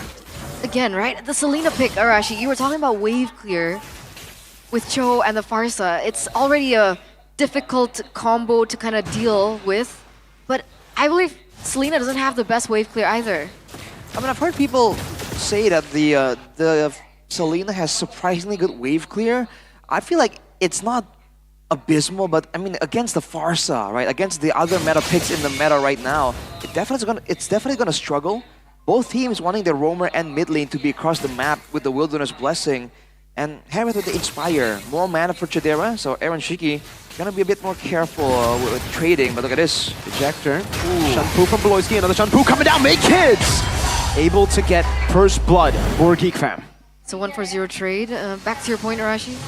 Yeah, it's just the clear speed for both teams. The fact that now also, technically Hanzo can just enter those skirmishes from all the way inside his own jungle. I feel like it's gonna be difficult for Team Liquid ID to react to it. It is a bit of a harassment gank coming in from a boy. That's the Wings by Wings effect as well. And they haven't really brought all of this to bear to the gold lane, by the way. Once they move to the gold lane, those are easy dives, I feel like. There's so many tools available for them to take out Aaron Shiki, even with the Purify. That and wait till level 4 as well, right? But Yep. look at this. Red trade from Fabian, clean take for TLID. Oh, Beloyski dodging away. A boy doing the same thing with the Wings by Wings. TLID rotating down below. Chidera, gotta be careful. So even though the fact that Geek is controlling this early game stage, again, they're conceding these neutral objective takes. You're trying to make sure that May kids can keep farming, not really going to be forced into a skirmish and engagement. It's almost like a similar idea from game number 1, how they're maneuvering, but oh, May kids trying to get out there with the shadow form, spirit form. No orange buff, it's taken away. TLID, do they want to continue? No, they don't want to trade it. Free orange for May Kids. So it really seems like Geek Fam are just trying their hardest to get a farm advantage right here. Dodge away from the neutral objectives, but look at this. Oh, Beloyski. Shanpuji Kundo as well. No one made the dragon just yet. Queller comes down. Beloyski with flicker out. Aran. Split. Into the turret, just providing some pressure for the team. Okay, pressure being dealt here. Beloyski's caught a little bit low though. Do they really want to go for this? I think for TLID right now, the winning conditions are so precise, right? Yaheskel needs to be very precise. Oh, Chidera! Whew. Aaron with the instant teleport back to the lane. It's gonna allow him to actually control the lane much better here. But look at Team Liquid ID. It's almost like they recognize that Geek Fam wants to play for the farm advantage and they're invading. Oh, great usage of the unstoppable force. Brings Beloyski back to the team, but what? Cops trying to go for the flicker earlier there and doesn't get the Raging Sandstorm flicker. Just out of range down below. 1v1 Aaron Shiki able to survive Chidera. Solo kill down below. Fabian cutting him down. Abyssal trap on Beloy. Goodbye, Beloy. It's been very messy, ladies and gentlemen, for the past 4 minutes. A 1-for-1 trade. That is Beloyski, though, the roamer from Geek, taken down for the price of Aaron Shiki. Not the best of trades, but it looks like TLID are very quick to their next objective, which is that turtle. And they're so active by just denying Geek Fam. They go for the turtle, but they also make sure that Fabian has time to go for his purple buff. Make kids pass it there to try and maybe go for a steal, but it won't be allowed, man. Team Liquid ID. Oh, hang on. Oh no, Aaron against Soul Snatch, but a boy gets the kill. Geek Fam trading on the map as TLID claim the neutral objective. But Fabian wants some more. Goes over to the purple buff. Naked still down below. This should be free for Fabian. Aaron Shiki playing the role of sacrificial lamb in this game. Is this okay to do? I think if both Aaron Shiki can afford to do that a bit more because he actually scales better in the late game, in theory. So it makes sense that Geek Fam are going to have the advantage there in the gold lane, right? But Team Liquid ID are making sure that even if Aaron Shiki gets so far behind, the rest of the team are actually doing great objective-wise. And looking at the gold differential here, I mean, it's dead even, man. Both teams. Just the trading and the dives from both sides. Chidera still wants to stay here. Witty gets the ejector. That's it, Witty. Now stun in the turret. Yehezkiel forced back. Gob's also just down below there. Aaron gets a gold crab. But oh, maybe he doesn't get the gold. No, he does. He does. Spear of Misery. Not the best engages from TLID. I think it could have been a lot cleaner. But for some reason, Aaron Shiki is leveling out in terms of gold even before that gold crab hit. Because Chidera was, I think, 700 gold ahead. And then it was like a 200 gold gap. What is it now? Right now? Should be very minimal. 500? Not even.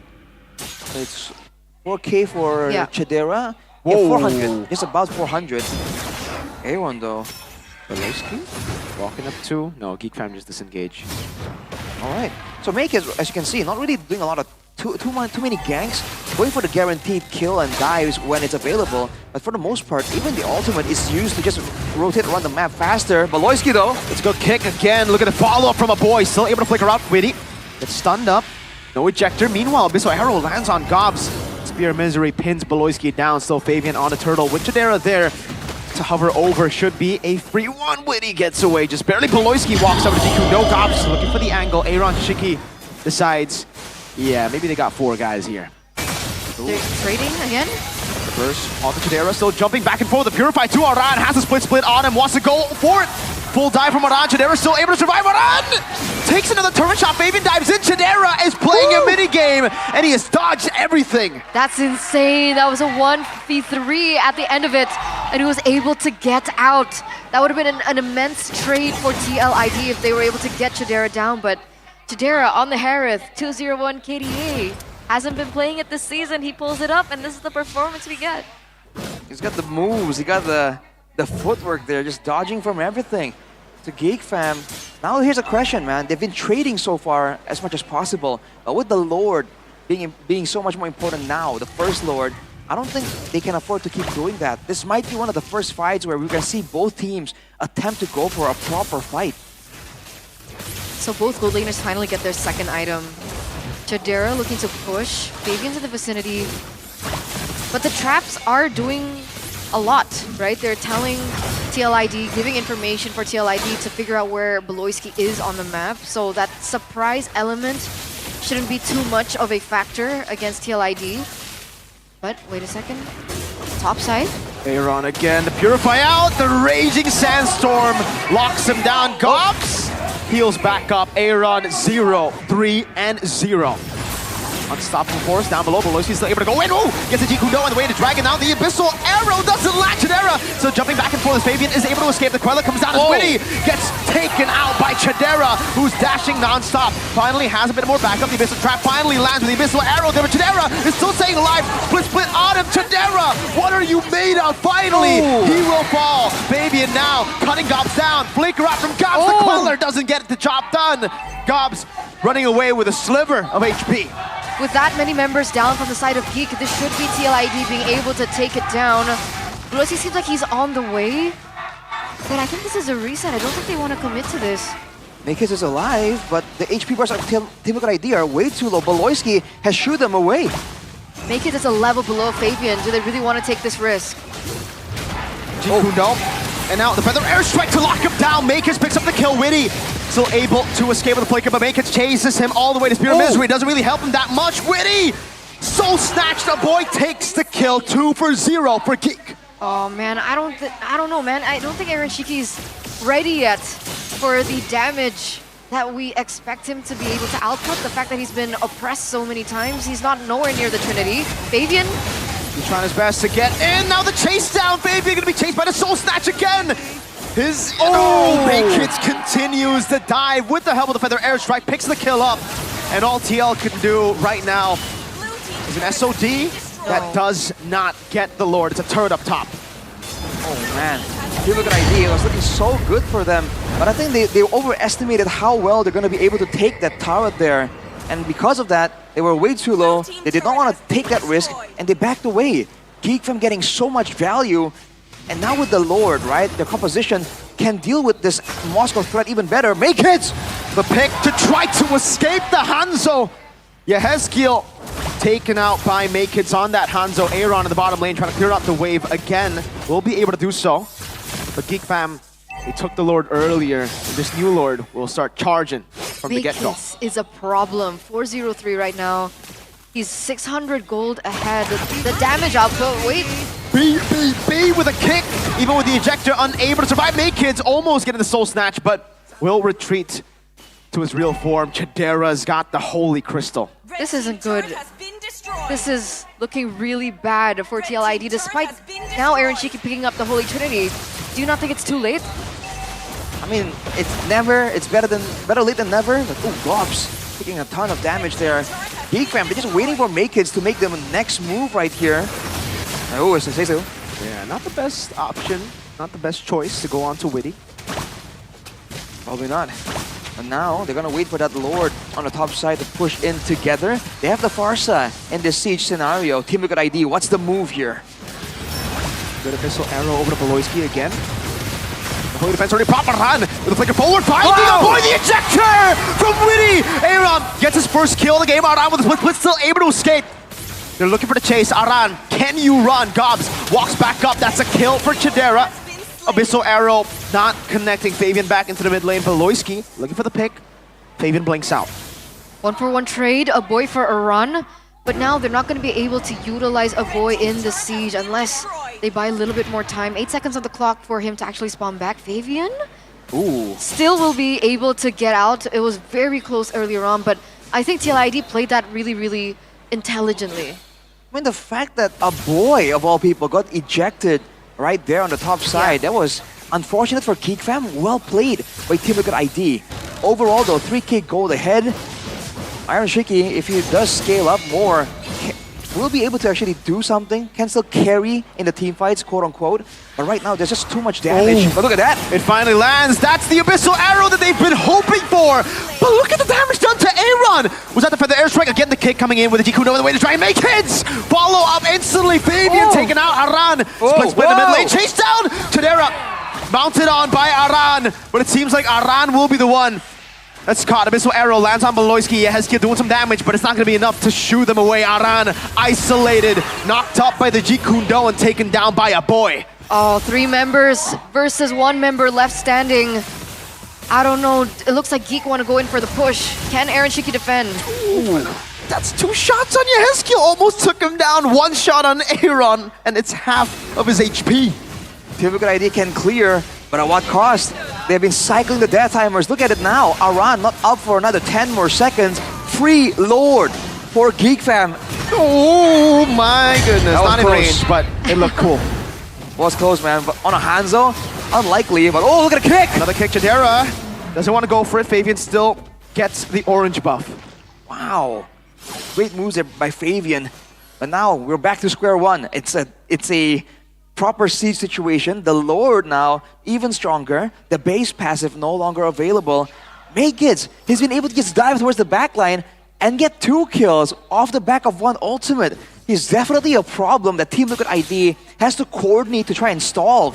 Either save a Spear of Misery or something, anything to stop him. In addition to that, I think the Feather Airstrike is also going to be very important as to towards the timing. Beloyski again gets the kick onto Aaron Shiki, who's going to be taken out by Chidera. What is that burst? All of his HP just disappeared. Now in the bottom lane, it's a 1v1 Fabian versus Makids as Aran gets taken down. In the bottom lane, Soul Snatch coming down onto Fabian. Still trying to defend. Yehezkiel very low. Chidera dishes out some damage. Witty trying to hold down the wave, gets the ejector down. God's very low. Taken out again. It's going to be Chidera with his on force now. He dashes back and forth out the Yehezkiel. It's another one. Fabian gets this shutdown. The mini wave's still there. Further airstrike coming down. Makids 1 HP. Fabian defending against Geek Fam. Fabian versus the world. Fabian versus Chidera. Fabian versus Feather Airstrike. Fabian versus everyone. What No. was that play by Fabian? He saved TLID. And Chidera might have been too overzealous there to try and end the game decisively. If he just fell back a bit more, there was a chance that they could have drawn out the engagement. They know that Fabian on the Suyo has a limited amount of tools right here. Let's take a look at that replay presented by the official tournament smartphone, the Samsung Galaxy S25 series. You can see all the damage being outputted and Chidera going wild, but he was in the front tanking the turret to a degree, and he took a lot of damage from Yeheskel before falling. And Fabian now, seeing the low HP bars, he had a chance there to try and make something happen, and GeekFam knows it, backs away immediately. 45 seconds for Team Liquid ID to try and do something, maybe get another pick with the Selena. Everyone definitely has some more damage now, already on full items with the Malefic Gun. Actually, one more item to go, most likely the Rose Gold Meteor here to deal with a boy's burst damage. You know, let's hope he even survives long enough to actually have an impact, right? Despite all the items he's been able to get so far, it seems like he's always the one that gets taken out first, and he's leaving all the rest of the members on his team to kind of fend for themselves in these team fights. Do you think the Rose Gold Meteor is the right item choice for him to pick up? I think against the Harith and the Farsa, that's gonna be... I think it's the right choice here, because against Make Hits, at least he has like self-peel. That's why the Moskov is so good. He can Spear of Misery, burst down the Hanzo as well if Make Hits tries to overextend. This is the dance. Oh boy, already with a Feather Airstrike. That's a very early ult. And you can see TLID want to utilize the timing. Abyssal Arrow almost landed on Beloyski. RGM, Rose Gold dog for Aaron. What? That's the Rose Gold dog. He's got Rose Gold dog. All right. Let's see though, the wave on the bottom side is pretty much even. Base tower is not down yet. Ejector! Uh-oh, Gobs ready to Sandstorms. He's immune. Look at the Lord taking my Make Kids. Poor Gobs. 1-for-1. Lord for kill. Aran wants to chase, but Beloyski says, no, no. Conceals out there. And Team Liquid ID trying to find something extra. Won't be allowed to do so though. Actually, the turret falls. They're trying to capitalize on the fact that Gobs isn't on the map. Look at the angles. Again, 2 shots. No, only one to land out to Aero. Fabian jumps in. Winter Crown. Make It's walking up as well. Immortality bought by Fabian. Now is that. Make It's very low. Chidera jumping back and forth. Spear of Misery to lock him down. Beloyski looked for the Jiku. No flicker, but Fabian read it out. Was able to escape. Now Gobs is down, but so is Witty. And GeekFam might be able to turn the tide. Bottom lane, Fabian. Versus Make It. Soul Snatch. No. Make It's forced back again. In the mid lane, it's Chidera looking for the kill. Aaron with the Spear of Misery. What Chidera walking out as a bond force. Aaron jumping out, purified for the movement speed to get away from the Feather Airstrike. Mid lane, he has Q low. Aaron still trying to go for the kite, piercing damage onto Beloyski. Zaran holds the lines in front. Spear of Misery onto Beloy. The defense again. Chidera doesn't have the Zaman Force just yet. Now he does. Beloyski mounted on, brought back with a split split. Beloyski still has the immortalities, making his dodge away from the Abyssal Arrow. Now dives in. Fabian looking for the defense. Gobs gets 2, but there's no one to follow it up. The Abyssal Arrow lands at Chidera, stops him from going in. SOD! Aaron Cheeky with the dive to get a double. Looking for the triple. Now he dodges away from the first one. Rose Gold pop again, and TLID defend. Once again, against all odds, they were able to buy time for Witty to come back. And now it's actually GeekFam losing 2 members in the exchange. What are we watching right now? We're watching top tier Mobile Legends gameplay right now. Team Liquid ID with 0 casualties. Unfortunately, 75 seconds for the next Lord, but they're equalizing when it comes to the items here. At least Aaron Shiki, full items with both solutions for the magic damage and the physical. And look at this. Gobs and Beloyski are going to be up. Team Liquid ID want to try and get something before that. Won't be able to though. This is prime example of 2 teams that will just not give up. All right, one is relentless with the way that they're aggressing, and one is also relentless when it comes down to the defense. They don't want to back down. But the main difference now is we've seen the potential that Aaron Shiki has in these team fights. He's already at full items, I believe. And if he does not get taken down, if he is not given the enough attention coming from Geek, then these team fights can be turned around just like that. So, Geek, the pressure's kind of on them now. Definitely. And look at it, I think the big issue here for GeekFam is also that Make Kids is struggling really to make the best of impacts. We saw him make big plays earlier, getting 2 kills solo, but now, every single time he moves forward, he's coming from a upfront angle, and Fabian and Aaron Shiki immediately burst him down. Yeheski also throws in Abyssal Arrows for that matter. So if Maykits wants to try and use the 7 kills, use the Hanzo to really get something, he has to approach from a different angle and make a play, get one of those pickoffs before the fights happen. Because during the middle of the fight, he's just not been able to get it reliably enough. Oh man, now it's Aaron who has more control in the side lane. Fabian has been sent up top. Wow, they're trying to blitz it, even with the Feather Airstrike there, but this is the Evolve Lord. I don't think, unless you have a Lunox and carry maybe, that you can burst it. Alright, the wave on the bottom was cleared out and was kind of stuttered. So now, in theory, with time, it's sure to push for Geek Fam, but Team Good Idea are making their move first, it seems. Great Raging Sandstorm to escape. Now it's Ooh, really able to flicker out of the Jikundo angle. Maykis walking forward, gets caught by the Abyssal Trap once again. Around! Flickers forward onto Maykis, Abyssal Arrow! Yes, kill! Gets the shutdown, Chidera! Gets another kill on the moment, Zaman Force as well. But Fabian continues to heal up. Backs the Immortality, popped as well. Aaron Shiki looking for the angle, the winner crowd, popped by Fabian. Spirit of Misery to help Fabian escape as he gets the Rose Gold! Fabian with the items! How is he doing this right now? It was that arrow that actually was the one to kind of put in the damage onto Maykits as well. So other than that, the synergy is right there for TLID. And they're the ones to reset for the Lord. No jungle available for Geek Fam here. Team Good Idea can go for a 50-50. Fabian is back at full HP, but no frontline. Geek Fam, can they find something? Abyssal Trap on Gobs. Poking him down, Chidera. Eyes on Chidera. If Geek Fam are to win, it's by Chidera's hands. Feather Airstrike coming down, Fabian locked down as well. Able to walk in, but he gets slain by a boy! And Winnie is the saving grace. Now Aaron Shiki dives in, but it's Chidera who dives and who claims these kills. Winnie slain. Geek Fam with a team fight win. TLID with the Evolve Lord in mid. This is a 5v2 situation, ladies and gentlemen. If Geek want to, they can go and push for the end. You can see Iran, you can see Yeheskiel trying their hardest to try and clear the waves. But this just might be it. Abyssal Arrow not landing the kick from Beloyski to get him out of the pace range. The minion is there for Geek Fam to end. 22 minutes, an equalizer by Geek Fam.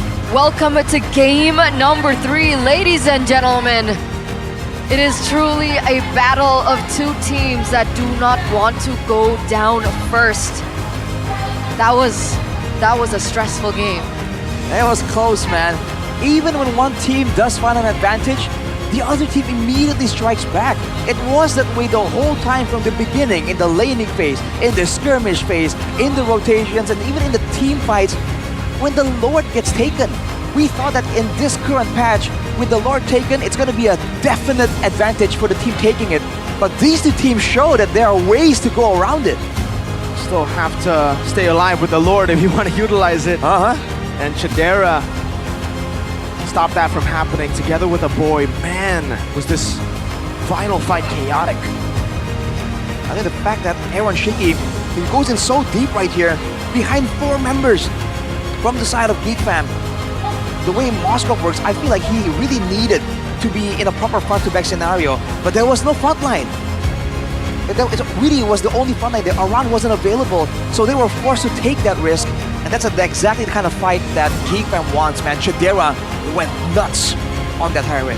And we were talking about Chidera as well, right? From Sheffen's in the before building. this match. Was that Sheffin? That was Sheffin! Oh, yeah? What? Sheffen's in the building watching. Well, Sheffin, the chill worked, so maybe that's why he's smiling. Maybe that's why he's smiling. But back to the point, when we were talking about who would be a better gold laner for Geek between Kenziski and Chidera, I think one of the concerns was Chidera's hero pool. Only played the Moskov and the Claude so far, and finally today we get to see him on a new hero, which is the Harith. And honestly, that was an MVP performance on the Harith. I think so too. I think that's for sure the MVP performance for Chidera. What a play by Chidera and Maykits. I gotta give props to Maykits and a boy. And a boy. And Beloy. Then Gobs. Okay. Yeah. In that order. In that order. In that order, specifically? Yeah, man. I mean, Chidera, even earlier, the moment where he was dove by 3 members and made it out, even that was like, whoa, what is that? It was crazy. It was crazy. And there was also this moment, right? Yeah. This this chase by Makers, I think is what's being shown right here. That's one kill, and afterwards just, man, how do you stop him, man? It's just so unfair. This is just a terrible moment. This was the final fight, I believe. Boom, boom, boom. I thought everyone was about to just clear the board, but unfortunately, the hero doesn't support that kind of playstyle in that moment. And so, ladies and gentlemen, that's it. That's a POTG presented to you by the official tournament smartphone Samsung Galaxy. It's Chidera. Is Chidera back? Gold digger from the hood. I'm sorry, Kenziski. Kadera is doing really, really good right now, and you can watch the highlights again to see. But man, Kadera solo kill, by the way. He also got a solo. Yep, he sure did. He was a laning phase, and this was the moment, I believe, the 1v3 dive into a punish. No, not this one. No, it's one more after. But yeah, every single time, Baloyski found his engages. Definitely really, really good. But overall, like you mentioned, Mirko, the whole team really needed to step up right here. And they kind of did. There were some moments where it really seemed like, oh no, it's gonna be a big moment for Team Liquid. But man, Defect just find a way to keep him chased down, to try and find something after the initial fight. And moments like this, I feel like it's something that Team Liquids have to kind of respect. The chance for Geek Fam to just keep pursuing and find that big moment. And this final pickoff, man, the jump onto Erwan Shiki into the burst coming out of Aboy. Good old Geek Fam, right? Baloyski and Aboy at it again. Also, so sure there were some moments where we saw the Selena have an impact. But like, yeah, did it really justify the pick? I mean, looking at the replay, it seems like, oh, Yahaskia could do so much more in these team fights. Now with Selena, he can. It's just the I mean, if they want to brawl it out like this, it doesn't make sense to go Selena, really. Like, TLID are a team fighting team. When you think team fight, you don't think Selena. No, that's not how it works, I feel, you know? Maybe if you have a 100% hit rate on the Selena, then you can make any style work, but clearly, I don't know, I've been saying this from the first time they picked Selena, but it always feels so forced, the Selena. It never feels like an actual key factor to a win condition. It really feels like maybe with a bit of assistance, with some synergy from a different skill maybe to guarantee the Abyssal Arrow even more, they really could have done something. Because even, we did mention the impact of having the Selena. I mean, are you talking about like Novaria? Novaria, Selena combos, Selena Rome? Have we ever seen that before? I feel like We have. Selena? way back, right? Back then, when the Novaria just got released, I think. Yeah. Novaria Beatrix is better. It What just feels season was that? 10? I don't remember. It was Way too 11. far back. 11. Yeah, the Selena, I feel like, yes, there's damage, there's utility, but again, and there's vision. We did mention that the vision is one of the reasons why Baloyski was kind of struggling to find those weird flank angles. That's all good and great, but yeah, it really felt like he wasn't really able to get the max output of damage from the Selena due to the dangers, right? The AoE, she can get caught with a random Jeet Kundo there or a Raging Sandstorm. That'll be the end for your Heskil. So he's forced to take his space in the backline. So he's not really going all in with the morph, to do extra damage with the claws, and he's not able to get full on backline damage because the Abyssal Arrow is more utility than max damage like a Yve or Farsa. So it seems like jack of all trades, master of literally none. Yeah. It feels like a Hayabusa Faramis situation. Like, do you think Hayabusa is a counter to Faramis, or do you think Faramis is a counter to Hayabusa? Because when we were talking about the Cho and the Selena, technically the Cho could just be playing cleanup, right? Usually when the Selena was meta, we used the Hilda and the Cho for cleanup in the bushes, right? And Grok. Yeah, it was Grok. I think I remember the Grok plus Selena, especially from mid control. Right. Because the Grok will just clear the wave instantly. Selena just needs to stand there and soak in XP. But I want to talk about, again, Chidera. I didn't notice 150,000 damage dealt. Yeah. I was about to go there. He was doing an insane amount of damage. And the fact that the fights became so chaotic and so clumped up did not do any favors for Team Liquid, man. Chidera was getting massive value there. That's 2 times It was rough. more. That's 2 times more, literally rough. 2 times more than Moskov. Well, I mean, granted, Aaron Shiki got to the power spike late, but it looks like we're going to talk to Sheffin. Wait a minute. Sheffin's in the building. CITV? CITV? CITV? Yes, benar Clara Mosa berada di tengah-tengah MPL Arena, di tengah-tengah ketegangan antara Geek Fam Unity dan juga The Cavalries. Karena game akan berlanjut ke game yang ketiga. Keduanya masih punya potensi untuk mendapatkan match ini. Dan tentu support system itu sangat berarti. Dari Geek Fam Unity, semangatnya mana? Woohoo! The Cavalries! Ini pada rame banget di sini, tapi memang ya kalau kita melihat semangat mereka, pastinya ada semangat yang paling berkorban yang bisa Bude temukan di antara para super fans. Langsung aja ini dia super fans special dari Geek Fam Unity. Halo Bude. Halo, ini Mas katanya jauh-jauh dari Solo ya Mas ya? Iya, pertama kali ke MPL Arena. Lagi puasa loh. Iya. Lagi puasa. Enggak bercanda. Nggak pertama ya bercanda. Tapi di sini Geek Fam Unity dari Solo. Iya. Aduh, piye kabar ya? Alhamdulillah, apik-apik wae Bude. Apik-apik wae. Sejak kapan cinta sama Geek Fam? Sejak Baloiski masuk sih. Jatuh hati kepada Geek Fam ketika Boloski masuk, berarti udah cukup lama. Ya lumayan lah, lumayan. Lumayan, namanya siapa panjenengan? Cahyo Bimo Megantoro. Cahyo, oke. Panggilannya apa Mas? Chefin. Chefin, dan guys dia adalah talent dari bahasa Inggris kita juga. Selain Geek Fam Unity dia adalah English talent Chefin. Rame, semuanya seru. Mas Chefin, Oke. kita bakal bahas dikit nih ya. Iya.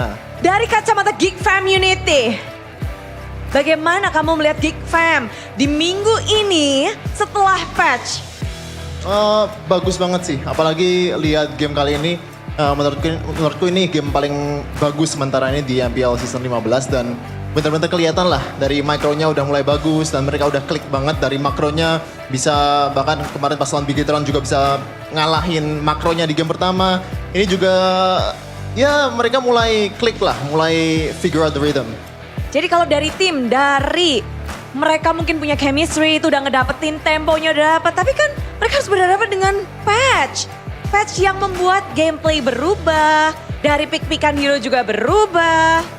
Dari Chefin sendiri ngelihat itu, apakah ini lebih benefit ke Geek Fam atau malah menjadi sebuah tantangan buat Geek Fam? Menurutku lebih ke benefit nih, apalagi ketika punya pemain kayak Baloski gitu yang benar-benar memperhatikan game banget, memperhatikan patch dan dia bisa translate di knowledge ke teammate-nya sendiri dan dia leader yang bagus juga. Dan ya sementara kalau kita lihat dari game kedua tadi benar-benar satisfied banget lah ngelihat apa yang dilakukan Geek Fam di setelah patch terbaru inilah. Oke, jadi kalau menurut Chefin bisa menguntungkan untuk Geek Fam dan memang ini kan bisa dibilang minggu awal untuk tim-tim menunjukkan potensi mereka setelah patch ini. Tapi potensi dari tim Geek Fam itu bisa dibilang cukup menarik. Ada dua yang bisa menunjukkan potensinya di gold laner-nya. Ada dua pilihan. Kalau antara Kenziski dan juga Cadera, gimana sih kamu ngelihat kedua gold laner dari Geek Fam ini? Ya sementara opsi pertamanya masih Cadera sih. Kenziski ya masih rookie, ini wajar lah.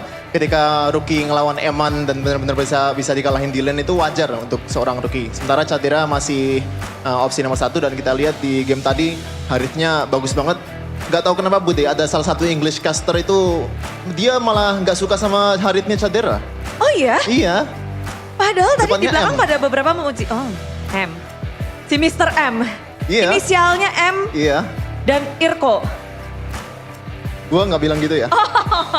Karena siapa lagi ya? English talent. Tapi kalau dari, bisa dibilang kan para talent Inggris ada tandemannya sendiri-sendiri. Dan ada jagoannya sendiri-sendiri. Dari Chefin ngelihat, kan satu-satunya ya Geek Fam di talent Inggris. Gimana sih kamu menghadapi talent-talent lain? Yang juga apalagi sekarang ada Eterna juga nih. Dia jagoan di tim Liquid ID. Ya. Suasananya gimana sih para talent sebenarnya? Ya seringnya kalau misalnya kalah ya coping gitulah. Yang penting confidence dulu aja lah. Walaupun salah juga nggak masalah. Kalau menang bener-bener apa namanya sombong gitulah. Bodo amat. Pokoknya terus mendukung ya. Iya. Pokoknya seru-seruan dan emang Budi jadi saksi para talent itu selalu ributin dari timnya masing-masing. Dan gimana sih kamu bisa yakin banget nih apa yang kamu harapkan Geek Fam untuk season ini? Step by step, slow aja, break by break ya. Bener-bener take it slow. Kalau udah ngelihat di awal season kayak gini, di week ketiga performanya ketiga kayak gini ya, the next step ya ke atas doang gitu. Atas doang? Berarti bisa nih ke atas? Oh bisa, pastinya. Wow, memenangkan game ini? Oh pasti. Oh, pasti. Yakin? Ya, lumayan. Lumayan. Lumayan. Chefin, tunjukin dong seberapa cinta kamu kepada Geek Fam sebagai penutupan untuk perbincangan kita. Let's go Geek Fam. Let's go Baloy. Let's go semuanya. Pemain-pemain Geek Fam menangin melawan tim Liquid ID. Belah dada Chefin karena ada Geek Fam di situ. Nggak perlu dibelah. Kita sudah melihat betapa cintanya Chefin kepada Geek Fam. Dan tentu saja di sini kita akan melihat bagaimana tim Liquid ID dan juga Geek Fam melanjutkan pertarungannya. So Caster, monggo. Monggo. Monggo Mas. Monggo Mbak. Monggo. CITB. CITB. He says Geek Fam are definitely Gonna win this gonna game. get it done. Okay. How do you take that? As a liquid Gonna take it cavalry like that? man. It's fine. It's fine? It's fine. You It's agree? fine. We don't need to yap. You actually do need results. to yap. Yeah, I It's your mean job. to work, but like I Ah. mean like against Sheffin, you I know, see, it's I like see. we let results speak for themselves. So, what was the result of game 2? Pretty bad. Guys, Selena, come on, let's not do that Was again. close. Was close. At least now Liquid will get first pick again. They'll get blue Please. side again. Please. So right now again, the Please. blue side has won again. Huh? Blue side has won again. Again. Again. Again. So? So it's easy for you guys to vote for your champion and vote for your predictions because whoever has home team probably gonna pick blue side. There you go. So don't forget to join the MPL GG party by voting for your favorite team at gopay.co.id/games because you guys can get guaranteed rewards. Guaranteed. Because for your first vote, you'll definitely get 3 diamonds and 1 token. And the tokens that you get, you can use to spin for prizes in the gift arena where you can win GoPay coins, MLBB skins, smartphones, and 15 electric motorbikes. Well, I mean up to 15. Like I don't think So one the person draw can win is 15? I don't think that's what they mean. I think that's exactly. But just winning one is already huge and it's super easy, right? You can go to gopay.co.id/games or you can /games. open the GoPay app Open that you've GoPay app. already downloaded by now. Downloaded. And select the top-up game icon. Okay. Then you click the trophy icon in the top right corner. Okay. And then you click vote to get a token. And then you click vote for your champion. And then you enter the winning team and the final match score. Now, you collect as many tokens as possible by playing Vote Your Champion and spinning the wheels in the gift arena to win your dream prizes. Okay. Easy, right? Yep. Just like that. Got it. Predicted Geek Fam to beat Team Liquid. 2-1. Is that your number? Yes. Is that your number? Yes. 0. You Wait, can is that- try. Is that a Telkomsel number? That It is. looks like a Telkomsel number. It is. It is a Telkomsel number. It's Yeah. 0813. Starts. That's it. That's all you gotta know. It starts with 08. 0813. Are you using it so that you don't get 1-3. lag and lose your ranks? Of course. Gonna enjoy a seamless gaming experience with Indie Home Packet G2, offering fast and stable internet. One. Get speeds of up to 100 Mbps for just IDR 375k. Super value. Subscribe Super- now via Telkomsel or super value. pcell.id/national. You want it? With an S, by the way. Nacional. Nacional. It's there. NASIONAL. Nacional. Nasi Onal. Nasi Onal. as in rice in Indonesian. Onal Onal. as in Then onal. Donald. Donald? Ronald Nasi McDonald. Nasi Donald? No, You sell the ID/Nasi Donald? cartoon. No, that's Donald Duck. That's not. Ronald wrong. McDonald. Yeah. That's Wait, what? Ronald and Donald are 2 different names. You said Donald first, and then you went to Ronald. How does that even? This is the. I mean, I think the drafting phase of Game 2 reflects the cavalry, right? They have a good draft, and they're We're like, stressed. let's go Selena. So she went with Donald. Let's go Ronald. Same thing, right? Same thing. One's a duck, one's a clown. Who's the clown here? Oh. I guess we'll see.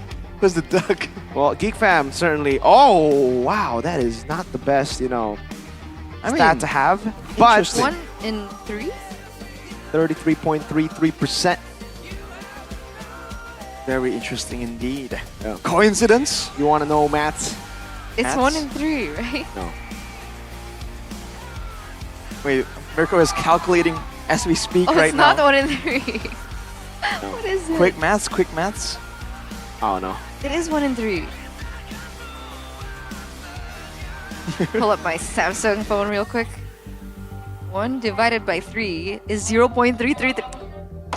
But Stop gaslighting me. But it's 0.333333333. I it's gotta an get infinite, you that's why to it's use the S25 33.33. Ultra for something. Okay, fine. You got Oh, me. Fabian's stressed, Thank bro. you, guys. He's stressed. He's the only guy who was in negative KD in game 2. Ooh. Oh, he did a lot for his team, though.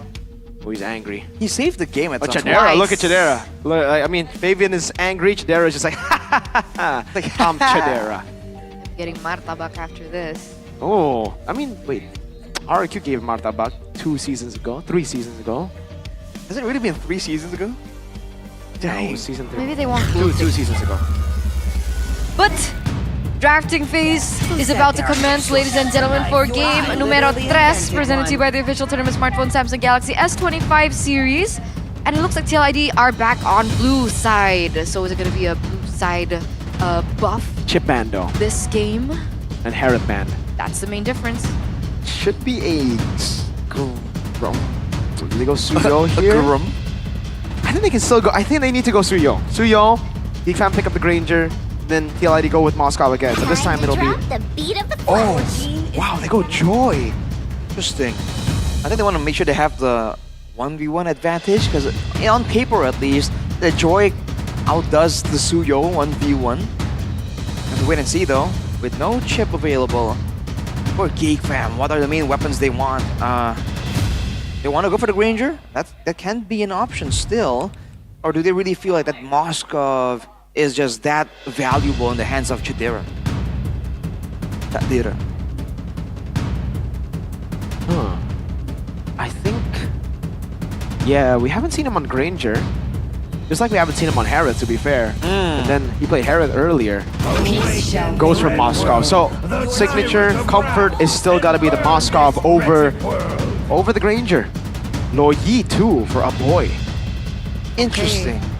So, I memean, that's a huge ult that can be utilized, like the way we saw the chip being utilized. And I do trust the boy and his instincts, especially with the shot calling of Beloy. You're smiling right now. Do you not agree? No, 'cause you're you like, think oh. a boy is bad? No, because you're like, you trust the boy. I'm like, that's very kind of you considering they're up against your team right now. Oh, bro. You have to be, you're a caster. Gotta be fair. You gotta be non-biased. But TLID go for the Granger in the hands of Aaron Shiki, and that should be a pick for Iran. It still can be flexed for Weedy. Yeah. We don't know for sure.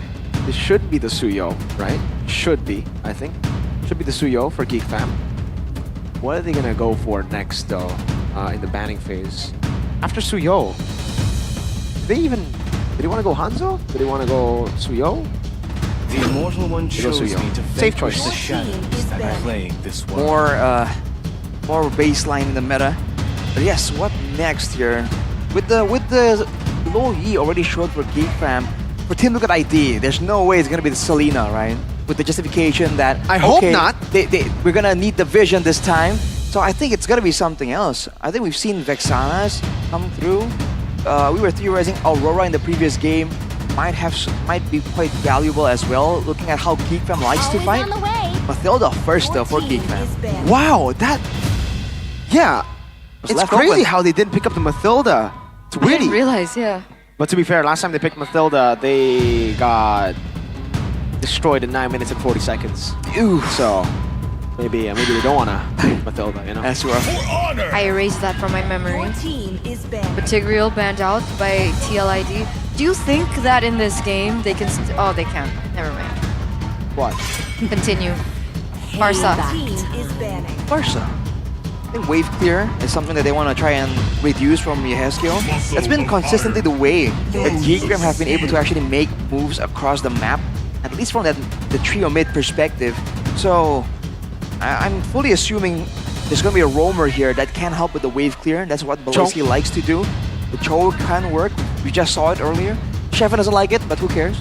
Yeah, Beloski just won on it, so... Who cares? Gonna throw shade on Shefin real quick.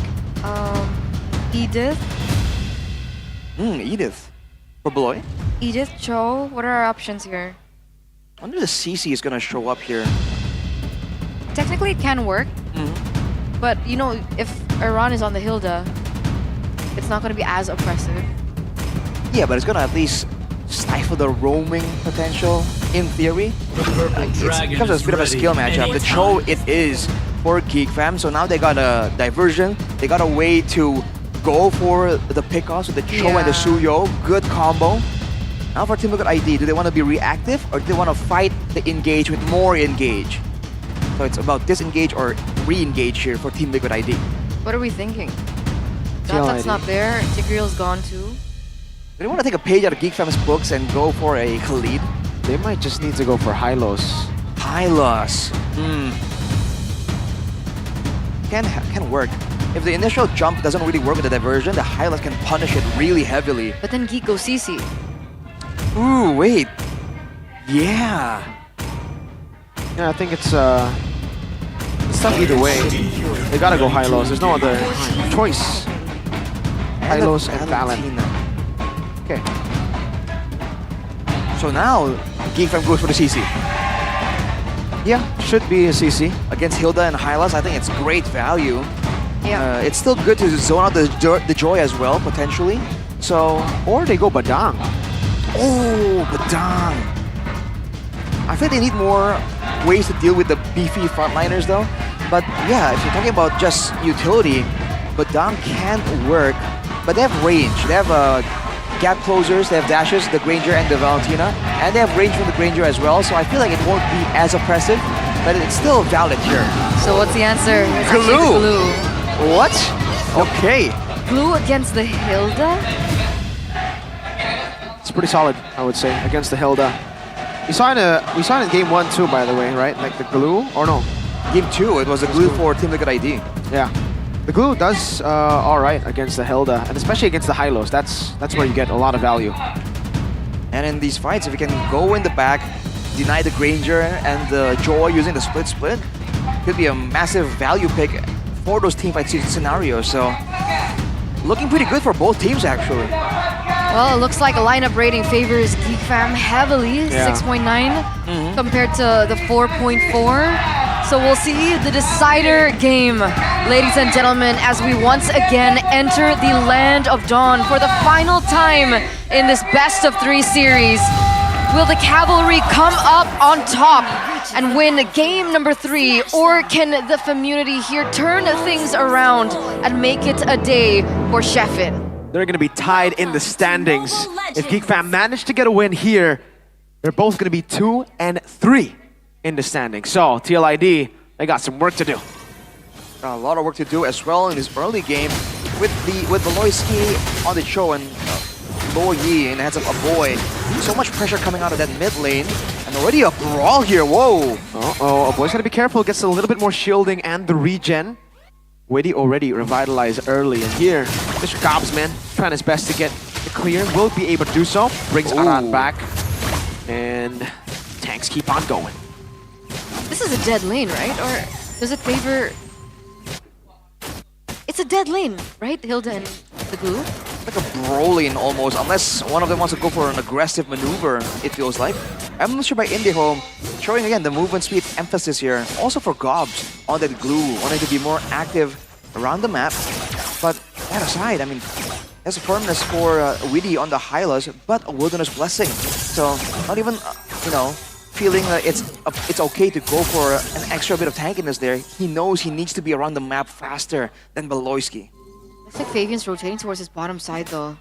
The 2v1 situation. Meanwhile, Yaskill's caught quite low. A boy gonna get that final shot in. Not just yet. Weedy's on the way as well. This is looking as messy as game number 2. Both of the teams want to look for pickoffs from the start of the game, but technically a boy has not yet hit level 4, so that's when we will be expecting a little bit more action perhaps. Meanwhile, Looks like oddest prediction coming from GoPay, 51% to 49%, so very close as well. Alright, boy, not level 4 just yet though, so initially Witty goes in. Trying to buy some time here for the team. Gobs goes in for split again. It's the high-low, so gets bounced on, brought back a boy. Right there, gonna be engaged on by Aran. Look at that damage! Oh my lord, Yaskiel walks in forward, has away the dragon, 1 HP! A boy gets away, Aran looking for the chase, gets a double. But then gets CC'd under turret. Oh man, I feel like overall there still was gonna be value for a team. That was such a messy fight. It's hard to even decide. The fight isn't even over yet. Beloyski was still chasing Fabian there to try and get something. Now Geekfam back onto the turtle before Team Liquid ID. And I don't think they have what it takes to come in here, as Witty isn't really level 4 just yet. Yeah, not just yet. It's interesting. However, like Makeits was actually a level below, but TLID didn't really want to commit onto that, so it is going to be the first neutral objective secured in by Geekfam for the first 3 minutes. That's already a very different flavor, as we saw from game number 1 and game number 2. It felt like Geek went in for the concede instead over the neutral objectives. But how are the items looking right now? No real big power spikes just yet. There's a Dreadnought armor for Aran. It's going to help him in later on against all of these physical damage skills coming in from Makeits especially. In theory, that's the guy he's looking at. But for Geekfam, I feel like it's a great move there to aggress on Team Liquid ID. The fact that Witty walked up without being level 4 though, that was kind of interesting to me. I wonder what the idea was, whether he was only trying to look for information or he actually was trying to get some pressure onto any members of Geekfam. You can see Beloyski waiting for a chance to try and find something now. Clear speed-wise, it really seems like Fabian and Makeits are kind of equal right now. Huh? Version. Where To did the they bottom go? lane, Makeits Blade Surge. No, Aran is right there. Fabian gets away too. In the mid lane, a boy! Oh no, what? Was left all alone! He gets caught by the horse. Beloyski caught again. Aran! Damn, that damage. Yeah, that's a lot of damage. Is that normal damage output coming in from Aran on to Beloyski? He's on the choke. There's the bongs coming in from Aran, man. Oh, Gobs as well now, taking some damage. Getting a lot of attention here. Geekfam looking a bit disjointed, man. That diversion was quite interesting. And Beloyski tried to salvage it by using a flicker there to try and get a catch on the bottom lane. Did not work out though, so are they still just banking on Chidera here for the late game? Because the skirmishes aren't really working in their favor, man. This pick-up gameplay. Not just yet. It definitely felt kind of disjointed, disconnected in terms of the decision making, but interesting choice of IMU by Yaskiel. Pathway again, a dive onto a boy. He's gonna be CC, still has to flick around. That's the way the dragon used up only onto Arando. Fabian gonna be locked out by Makeits as he gets the kill with a Soul Sever. Fabian for Beloyski, roam for jungle. But that means that they lose the retribution here. TLID have no way to contest just yet. Not really sure what Geek is going to be deciding right now. Chidera. He's coming back though if it hits. Oh, and it will on Aaron. Spear of Misery. Aaron Shiki speared down by Chidera on a signature pick on that Moskov. Spear of Misery to kite away from Aran. Now Aran is going to be brought back again. That's the split. Ooh, Chidera flickers out from Yeheskiel. No, Yeheskiel has away the dragon. Oh, off angle away the dragon from Beloy. Very messy. Man, both teams just going at it. But that was a very creative engage from Geekfam there, knowing that Chidera has the SOD, and Chidera had all the time to push out right there, but they coordinated that fight, so they're not willing to just play the farming game. Now Team Liquid ID goes for another play. Third pathway again, this time Maker's gonna be stunned up. Still wins out the retry battle, jumps in to 2 members, gets slain. Sky Piercer for Aaron Shiki. As Geekfam decide it's enough, Beloy doesn't have the way to Dragon anymore. It's a trade 1-for-1, but in the end, Geekfam gets something that's permanent, right? They get a structure into the bottom lane, and they have a bit of a gold lead. How's Chidera doing with him sitting at 2-0-0 KDA? He's the highest in gold right now, ahead from Aaron by about 500, 400 gold. It's not crazy, but considering the fact that he's able to actually push out the side lanes so efficiently right now, he actually went for the wave cut earlier. So Geekfam has so much vision and so much information that Chidera, the safe split pusher, has been able to go for deep cuts right here because Beloyski is playing Sentry like we see right here. Oh, look at them posturing at each other. Whoa. That was intense. Witty knew he was there for sure, right? That's why We saw the Joy and the Granger go for a recall instead. I think they both might have known each other was there, so that was a bit of a standoff. Because both had the Way of the Dragon. It's a diversion though. Top side. Wow, instant disengage from Chadera there. Knows that they were looking for something. Beloyski pops his own conceal. And he is just giving the team vision. Look at that macro play. Wow, dude. Beloyski as the sentry here, just finding everyone, spotting it out. And I bet he's calling out the exec members as well. So his team knows who exactly is around and who can kind of support the catch. Make it splitting on the top side, Chadera on the bottom. He's a ward. He's literally a ward right now. The lighthouse. A walking Beloyski, lighthouse. the lighthouse. All right. And you can see him being able to put TLID at such a disadvantage. Look at the wave pressure. Look at the map pressure. TLID have none. Makeits actually gets it. Witty goes into the Glitter's pathway again. Look at the Hesky and Aran zoned away by Aboy with a yin-yang reaction. Retry used up by Makeits already though, so TLID wants to go for this. Yehesiel very low. Gobbs walks up again. Fabian should be able to get the retribution for free. And Geek Fam just traded for a purple buff. So finally they pick up something on the map, Chadera. but Chadera, exactly. Still doing Chadera things, still being able to push in that bottom lane. So despite that trade, wait a second. Makeits walks away, but they've already gotten the dub. They got a purple, they got a turret tier 2 for a turtle. And now they chill. Seems like it's just so coordinated by Geek Fam. It really seemed like they weren't really trying to go for a proper all-out fight. They just wanted to delay the recalls even more right there. And if Team Liquid get baited into it, they'll oblige. If they don't, no problem. They'll just slowly and surely encroach on the jungle of Team Liquid ID and take whatever control they can get. And that's the marksman trinity for Chadera So at quick. 8 minutes and 9 minutes, basically. That's crazy. That's so early. BBB and BB Chadera. BB Chadera. Alright, Aaron Shiki though, he's actually on curve with the same amount of gold. Look at Makeits. Okay. Not finding him. Oh! Goes through the turret. Oh, the kick to the wall! Fabian cannot escape. B. You can see how hard it is for Team Liquid ID to try and match that macro pressure. With all the possible diversions, it's not being used to surprise them from behind. It's being used to stop Team Liquid ID from having any pressure in the side lanes. It's a very creative use of this Loyi. And of course, Beloyski, and Geek Fam are the ones to try and pull it off. Looking at the items here, in the jungle, Makeits is so far ahead, dude. Fabian, not even having a Holy Crystal just yet. In the gold lane though, everyone actually is on curve. Same amount of gold with Chadera, with a small difference. Very, very small difference. Below 100 or 200. But these fights just aren't allowing Aaron Shiki to find these moments to shine on this Granger pick. I'm surprised though. I thought the gold disparity was in the gold lane, but Fabian is 2 levels below of Makeits. So he's been unable to farm his usual pattern for quite some time. This guy. But Beloyski just knows. continues to become an oppression. That was 3 members on him, and yet he was still able to get out, do his dues, and put his team at a huge advantage. And look at this, Chadera just constantly pushing in the far lane.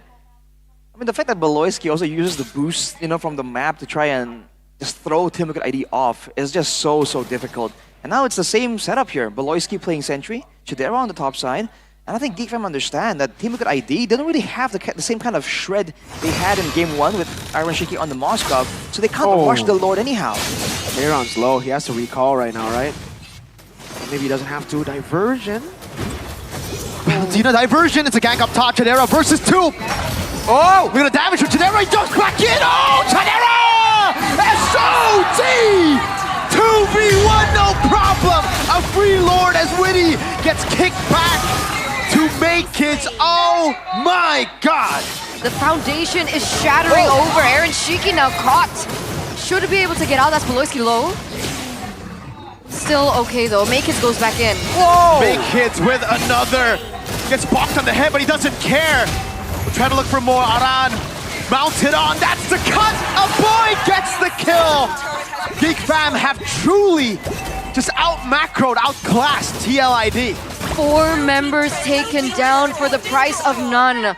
Literally only Aaron Shiki the one to be able to clear out these lanes. Some of the rest of the members are now back up, but that's a Lord on the way in the bottom side. This is a 7.4k gold lead in 12 minutes. Geek Fam have all the strings in their hands. That was Team Liquid ID losing 2 members, losing the Lord and losing a turret as well. Absolute disaster there. Geek Fam now, they have to do the same exact thing. They can just wait it out. And with Chidera picking up the Malefic gun right after that 2 kills on top, man, now they can just move with the Lord and siege it. They don't have a long range with their mid laner, but neither does Team Liquid ID. And Chidera can do more damage compared to Aaron Shiki in a short burst of time, but Valoisky is on the case. Seal into the mid lane. They go the glorious pathway. Is irrelevant currently. Gobs just walks up. 2 base turrets gone. Gobs bringing Witty back, and they're gonna collapse on him. Witty, say goodbye to that HP bar. Chidera's got rose gold. Oh, Aran! Bursting down Chidera again! Oh my goodness! Fabian! Oh, that's an SOD! Chidera! Looking for more on the board! He just goes for the base. He doesn't care for the kills. Geek Fam have reverse swept TLID. Chidera on his signature Moskov on the Harith for the first time in quite some time. What an amazing performance. Ooh. Giving remnants of the day he debuted as well. Geek Fam 2-1 TLID. Is it too early to say that the kid is back? This is against the defending champs. I think we can wait and reserve some judgment, but for sure, Geek Fam are in competitive shape. They're at least a relevant figure right now. No longer the same Geek Fam we saw in week 1. They've improved so fast, and that macro is impeccable, man. What did we just watch? Team Liquid ID, the clean team, the team that usually out-macros their opponents, have just had a taste of their own medicine. I mean, this man you see on screen, Mr. BBB, he was the first person to bring that macro style. No, he did it before it was cool. He did it way before TLID did. Oh man, that was so brutal to watch. Game number 3. There's absolutely no excuse for game number 3. This is why I keep on saying, if Geek Fam continue to lose in the first few weeks, it's fine. It's just another Geek Fam season. So let's talk to them right now. Let's talk to the victors. Let's talk to Geek Fam. Yuk. Woohoo! Geek Fam mendapatkan kemenangannya yang ditunggu setelah puasa menang melawan TLID dari season lalu. Tapi season ini kalian berbeda. Mendapatkan 2-1 bersama TLID. Geek Fam, apa yang kalian punya nih di match kali ini yang mungkin TLID nggak punya? Apa yang udah kalian siapkan? Gak tahu, mungkin karena Kadera tolong Baloy terus. Kenapa Cadera? Loy! Tolong Loy, kenapa kamu? Di laning baik-baik aja Cadera. Katanya minta tolong Baloy terus, tapi kayaknya Bude lihat di laning kamu kuat-kuat aja tadi. Itu sebenarnya gara-gara Iron sih, season kemarin kan dia bilang kayak gitu. Jadi gue improve lah biar bisa solo lane. Oh pantes ya, gimana? Kalau dari kacamata Budi sih tadi kamu menangin landingnya ya? Ada solo kill juga ya? Hoki Bude. Oh, hoki Bude. Muncul guys hokinya. Hoki. Sepertinya apakah ini bisa dibilang hoki ketika kita mendapatkan hasil 2-1 dan Cadera berhadapan dengan Iron. Hari ini Iron yang ngajar di hadapanmu. Apakah berbeda dengan season lalu atau season ini kalian yang berbeda? Sama-sama jago sih. Sama-sama jago. Tapi Cadera tadi bilang bahwa Cadera juga tertrigger untuk menjadi yang lebih baik setelah ucapan yang tolong-tolong itu. Trigger ke arah yang improve diri sendiri lah. Karena dia mungkin ngelihat weakness aku, jadi ya hal bagus lah itu buat aku. Dan sekarang kamu sudah improve di season ini, kamu menunjukkannya. Ya gak tahu sih. Tutor Moskov tadi kayaknya. Enggak. Oh enggak. Tapi dari hari ini ada 2 gold laner pula di Geek Fam dan juga di TLID. Apakah kamu menyangkakan melawan Aaron atau Kyo yang kamu harapkan untuk kamu lawan? Berharapnya dari diri sendiri sih Iron sih. Karena history yang kalah terus di season lalu. Dan sekarang kamu balaskan. Apa yang ingin kamu sampaikan kepada Aaron? Good luck buat next match-nya. Masih tetap supportive ya. Good luck karena kali ini sudah diselesaikan dengan 2-1. Tapi 2-1 ini Baloy. Bude penasaran tadi Chevin bilang ini bisa menjadi keuntungan untuk Geek Fam dari patch-nya. Karena Baloy itu suka belajar dan segala hal. Baloy merasa seperti itu nggak? Lumayan suka sih patch-nya. Dibaca-baca juga pasti sama tim. Dan Baloy pun merasa bahwa patch kali ini kalian sudah beradaptasi dengan baik. Menurutku ini salah satu patch yang buat Geek Fam. Kayak last season soalnya Munton nggak baik buat aku. Ini yang baik, ini saatnya Geek Fam bersinar. Baik juga. Baik. Tolong lagi ya Munton. Oh, terusin ya. Terusin Munton. Tapi boleh dikasih tahu nggak dari segi apa sih? Apakah dari segi boleh dikasih tahu sedikit apa yang mungkin Baloy merasa ini tuh Geek Fam banget nih? Sebenarnya nggak terlalu ada sih, tapi mungkin ada yang berubah di patch aja. Jadi draftnya udah ada mulai yang ban chip gitu, jadi ada yang buka gitu. Oke, banyak hero yang menjadi available dan menjadi pilihan juga. Dan mungkin kita bisa melihat tadi ada Serena muncul lagi ya. Ada hero-hero yang menarik tentunya dan ngelihat dari Aboy sendiri. Perubahan banyak sekali di arah mid laner juga terpengaruh. Aboy, pas ini seneng nggak? Senang sih tapi nggak terlalu banyak sih di mid lane yang diganti. Oke. Senang tapi nggak ini. Tapi dengan hasilmu hari ini, Geek Fam yang up and down. Dari Geek Fam sendiri, gimana sih dari Aboy? Masih proses lah, jadi nggak apa-apa. Jadi nggak apa-apa, memang kalian pun tetap santai. Ya santai, kita pasti di leg 2-nya bakal bisa lebih bagus sih. Bakal lebih bagus. Tapi make it dengan penampilanmu hari ini. Beradaptasi dengan player-player yang bisa dibilang lebih veteran dari kamu. Bagaimana sih caramu untuk terus bisa melawan para veteran-veteran yang kamu lawan? Make it. Ya anggap semua sama aja, gak usah respect lah. Berarti dianggap sama rata dan memperkuat mental sendiri. Iya. Oke, ada yang membantu nggak di sini? Apakah ada sebelum match dimulai digembleng dulu? Disemangatin tim aja sih, terutama Bang Baloy lah. Apa kata-kata yang mungkin kamu paling ingat? Enjoy katanya, kalau nggak enjoy main saya beda. Dan hari ini kamu enjoy? Enjoy banget. Enjoy banget.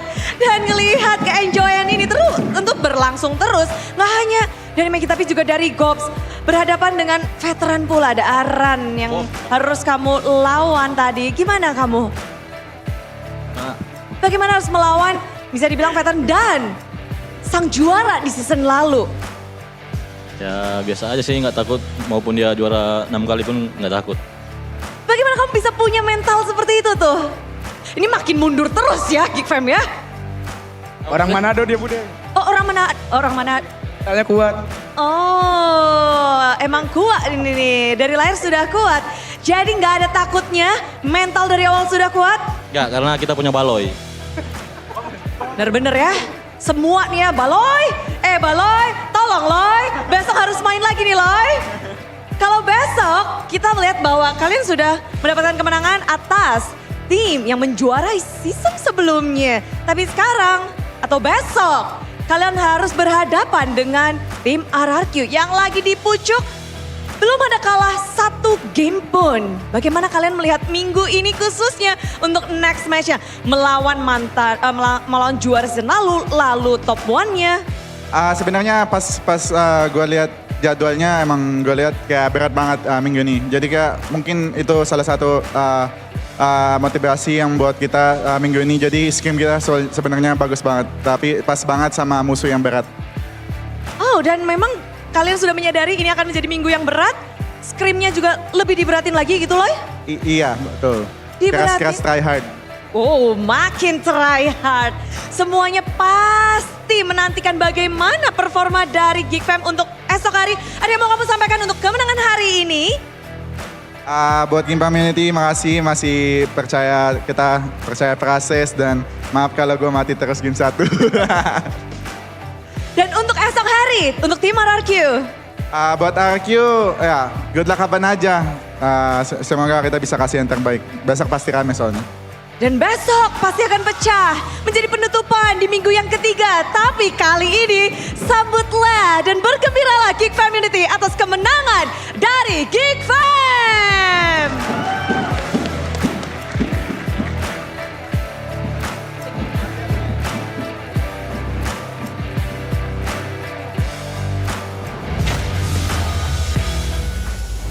Well played, well played, well played. BBB. I'll give you that, Chefin.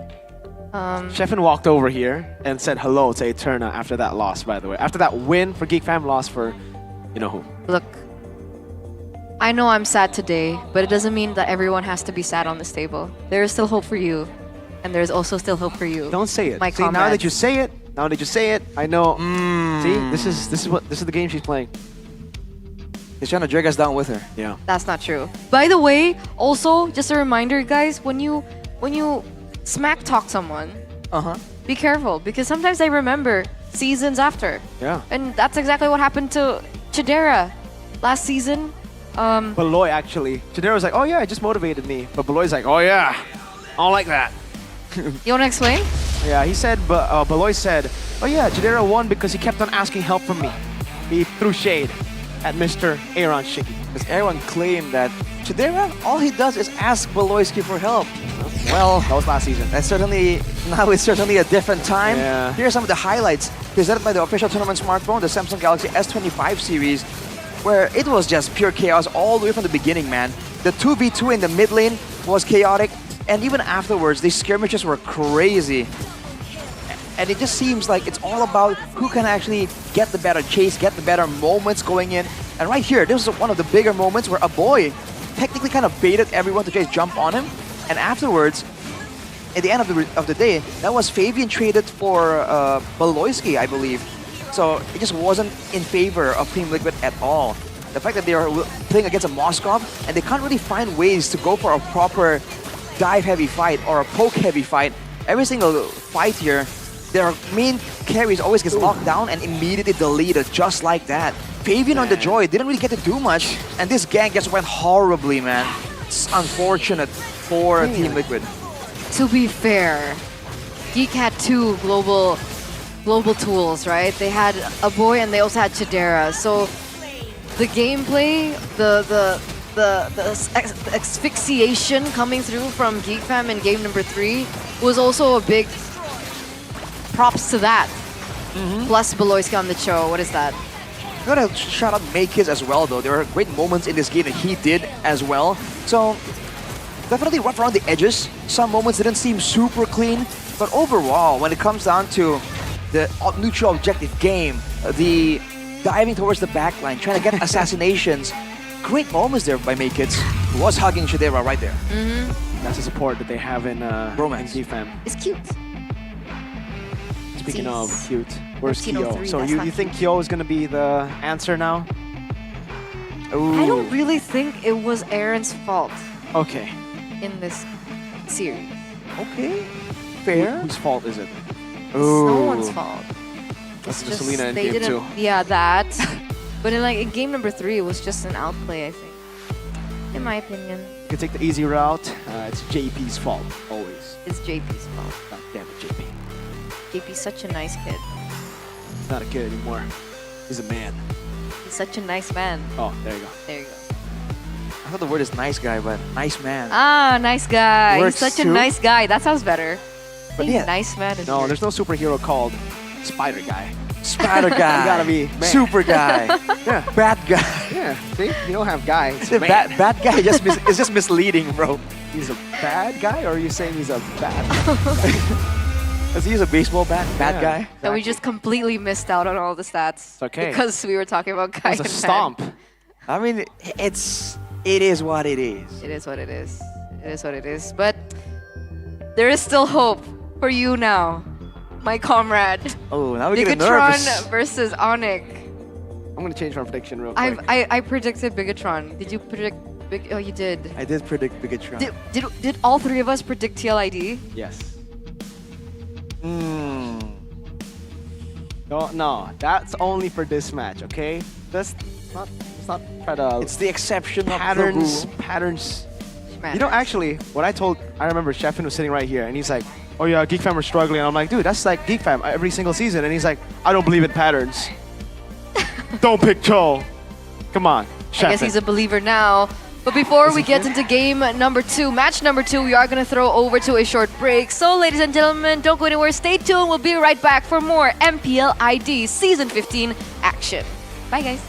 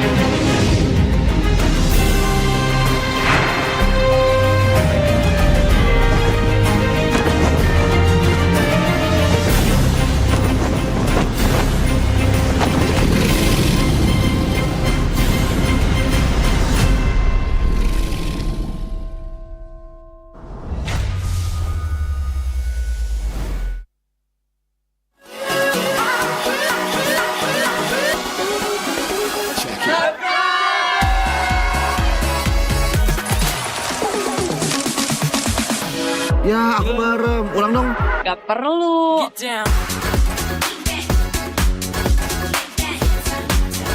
Guys, review.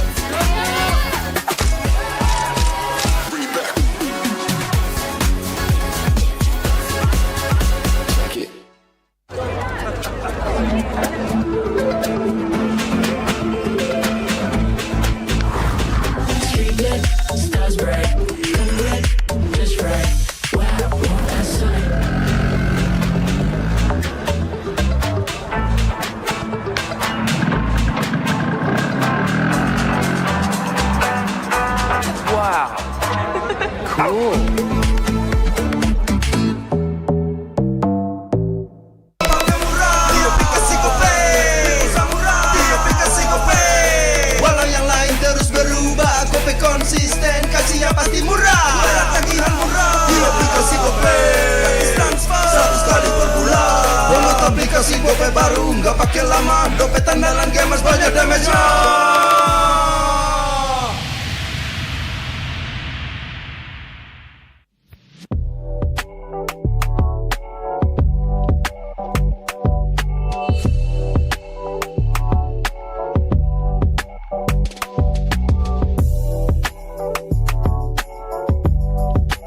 Rasa baru makin seru. Pertama di Indonesia. Kopi susu rasa cookies. Always ready, warnai harimu. Good Day Groovy Cookies. Nikmati sensasi asyik kopi cookiesnya. Tak ada hari tanpa mabar. Main ngelek, kerap buat ku tak sabar. Gimana mau main sampai kelar? Ini waktunya ku bersinar. Okay, let's do it. Games main andalanku bikin mainku semakin hebat. Pin stabil main makin mulus, rankku fix naik terus. Tukar DG rings, diamond dan voucher game kau dapat. Cuma Games Max, makin no debat. Games Max Booster, kini dapat DG Rings. Beli paketnya dan aktifkan boosternya di aplikasi Dunia Games.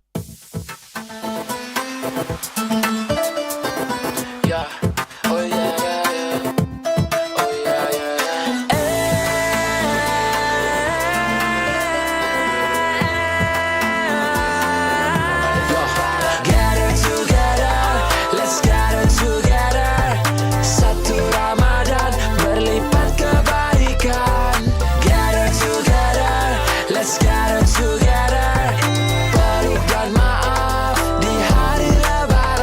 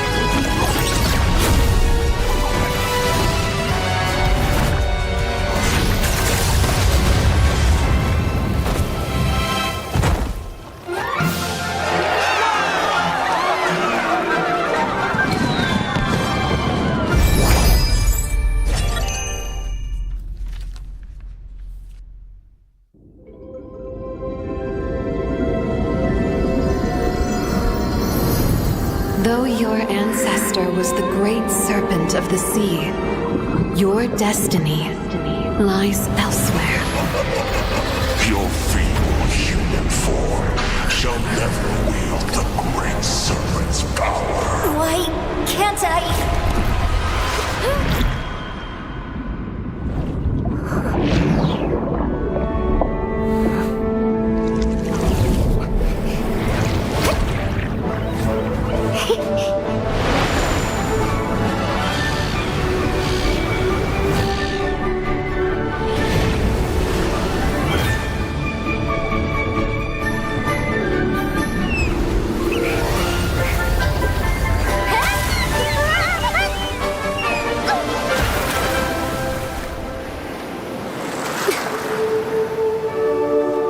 The great serpent's power.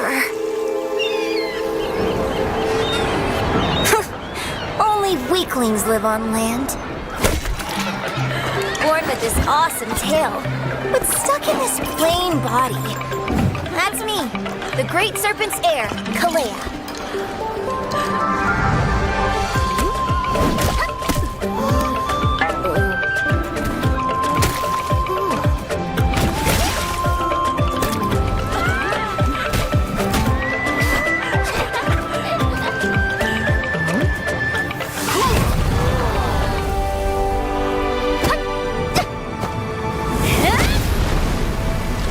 Figures.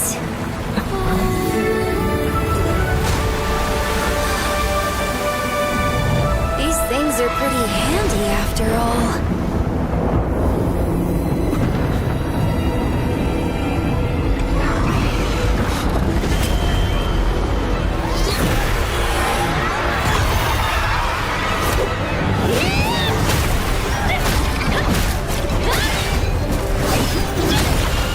You messed with the wrong island.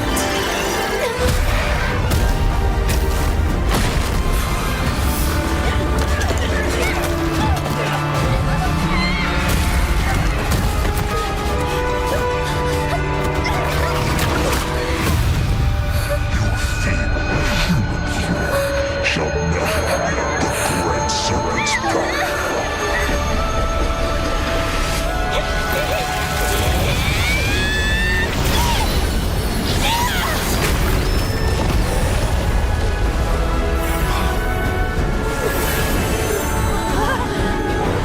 So this is the great serpents?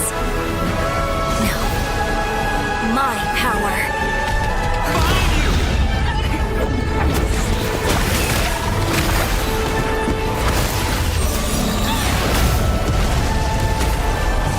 Let me show you the real me!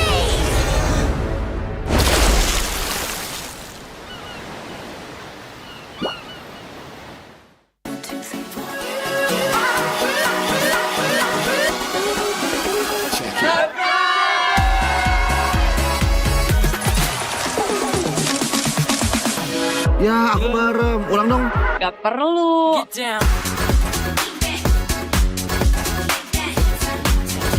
Guys, review.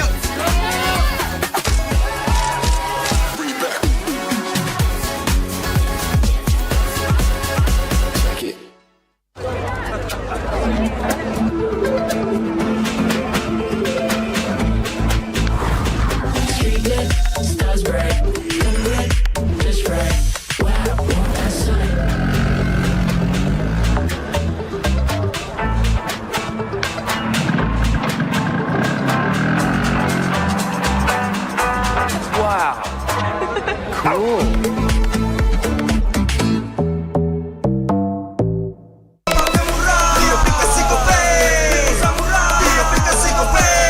Walau yang lain terus berubah, kopi konsisten, kasihnya pasti murah. Tagihan murah. Di aplikasi Gope, transfer 100 kali per bulan. Download aplikasi Gope baru, nggak pakai lama. Dompet andalan gamers banyak damage-nya.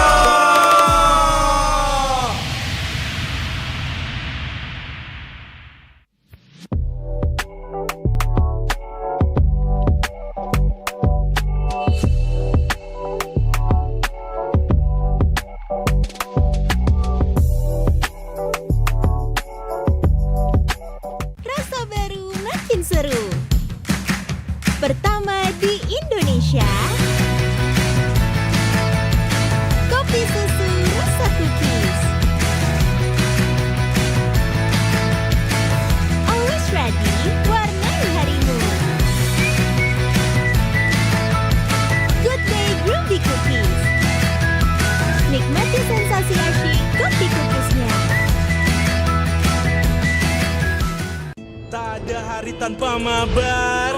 Main nge-lag, kerap buat ku tak sabar. Gimana mau main sampai kelar?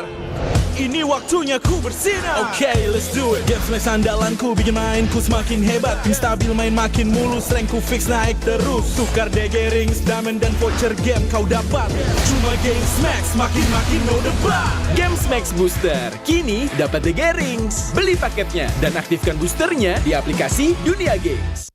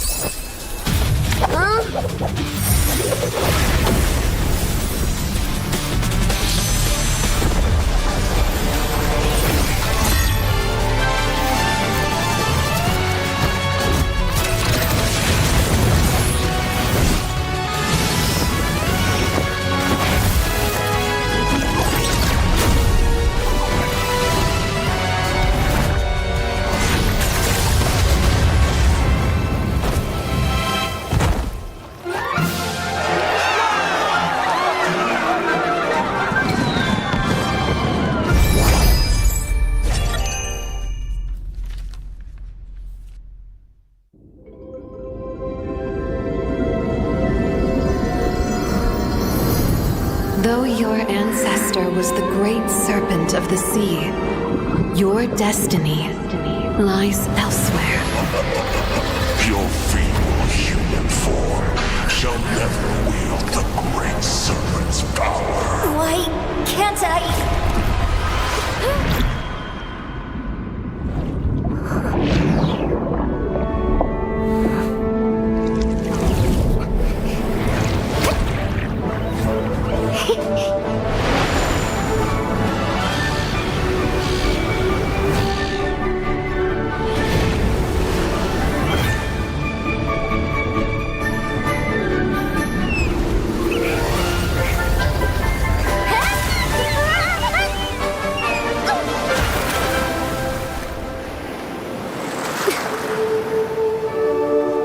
The great serpent's power.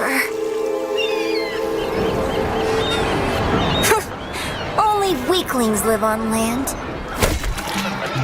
Born with this awesome tail, but stuck in this plain body. That's me, the great serpent's heir, Kalea.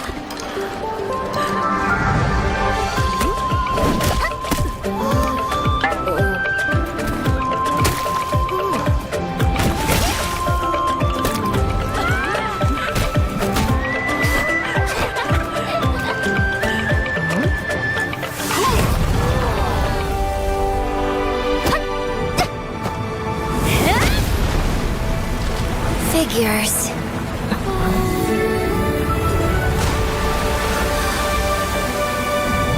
These things are pretty handy after all.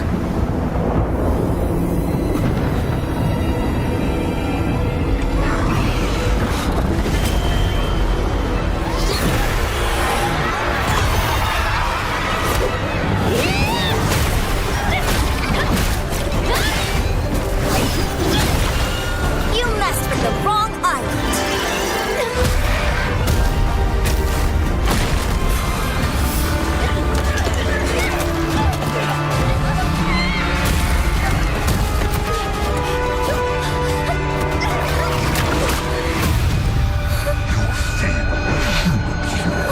Shall never wield the great serpent's power.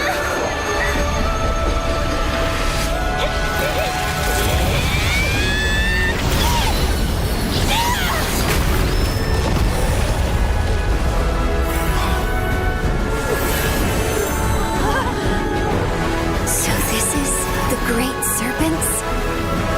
No. My power.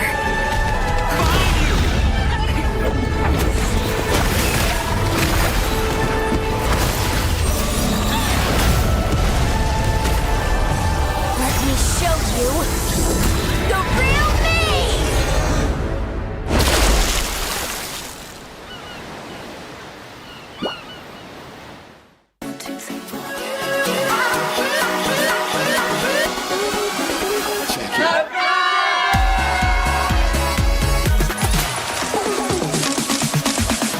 Ya, aku merem. Ulang dong.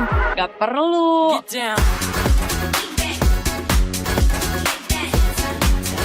Guys, review.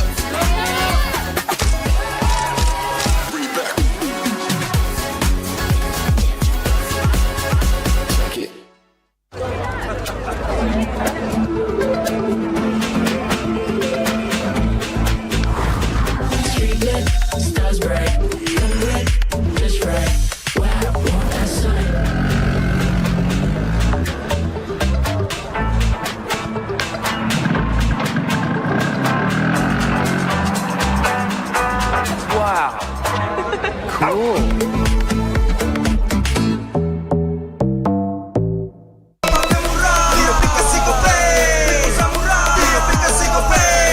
Walau yang lain terus berubah, kopi konsisten, kasih yang pasti murah. Bayar tagihan murah di aplikasi GoPay. Gratis transfer 100 kali per bulan. Download aplikasi GoPay baru, nggak pakai lama. Dompet andalan gamers banyak damage-nya.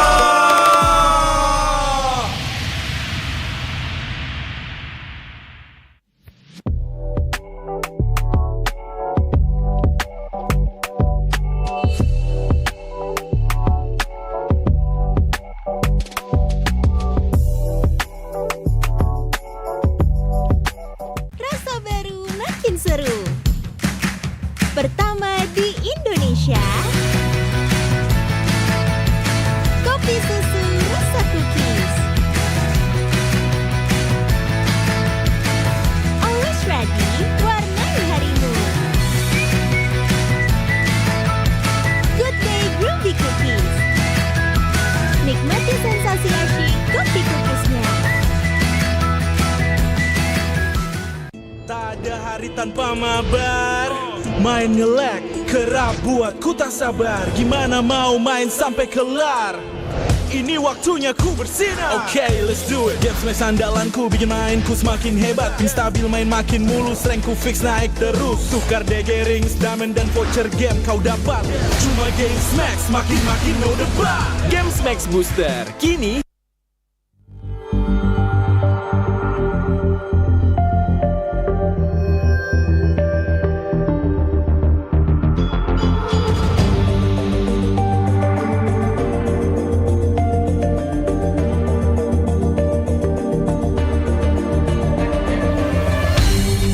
Aku kan berdiri dan terus berlari, terus ke arah puncak tertinggi.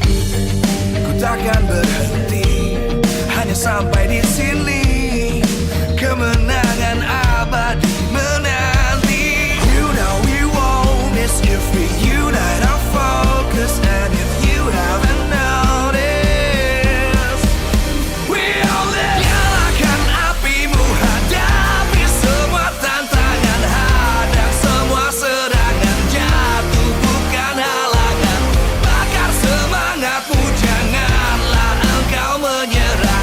Kita akan buat sejarah.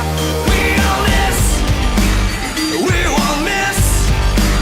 We all this, we won't miss. Saatnya beraksi, jalani ambisi.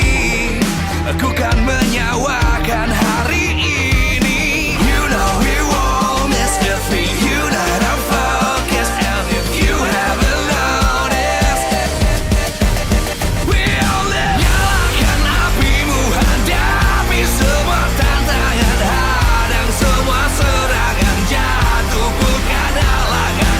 Bakar semangatmu, janganlah engkau menyerah. Kita akan buat sejarah. We all this, we won't miss. We all this, we won't miss. We all this.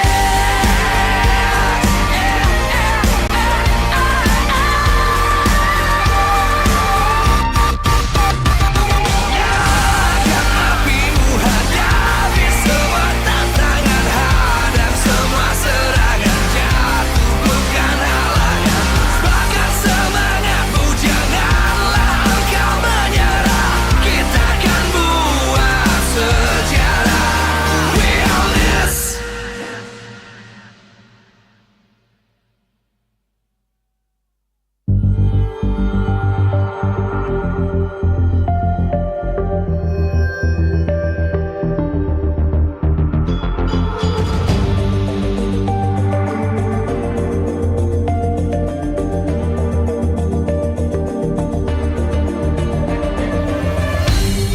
Aku kan berdiri dan terus berlari, terus ke arah puncak tertinggi. Ku takkan berhenti, hanya sampai di sini.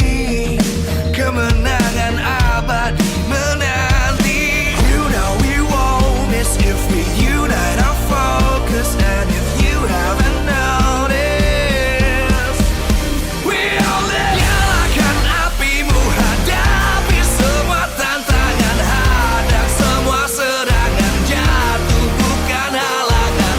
Bakar semangatmu, janganlah engkau menyerah. Kita akan buat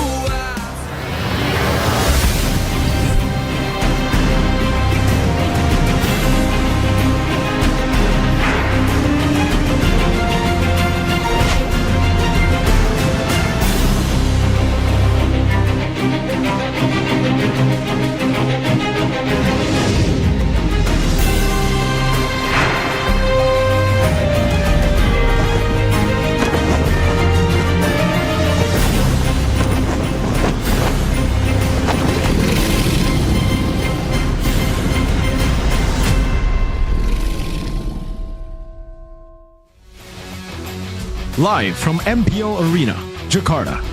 MPL Indonesia Season 15 is powered by Moonton. Supported by Esports Federation of Indonesia. Presented by official tournament smartphone Samsung Galaxy. Official e-wallet GoPay. Official sponsor Head and Shoulders. Official coffee Good Day. We own this.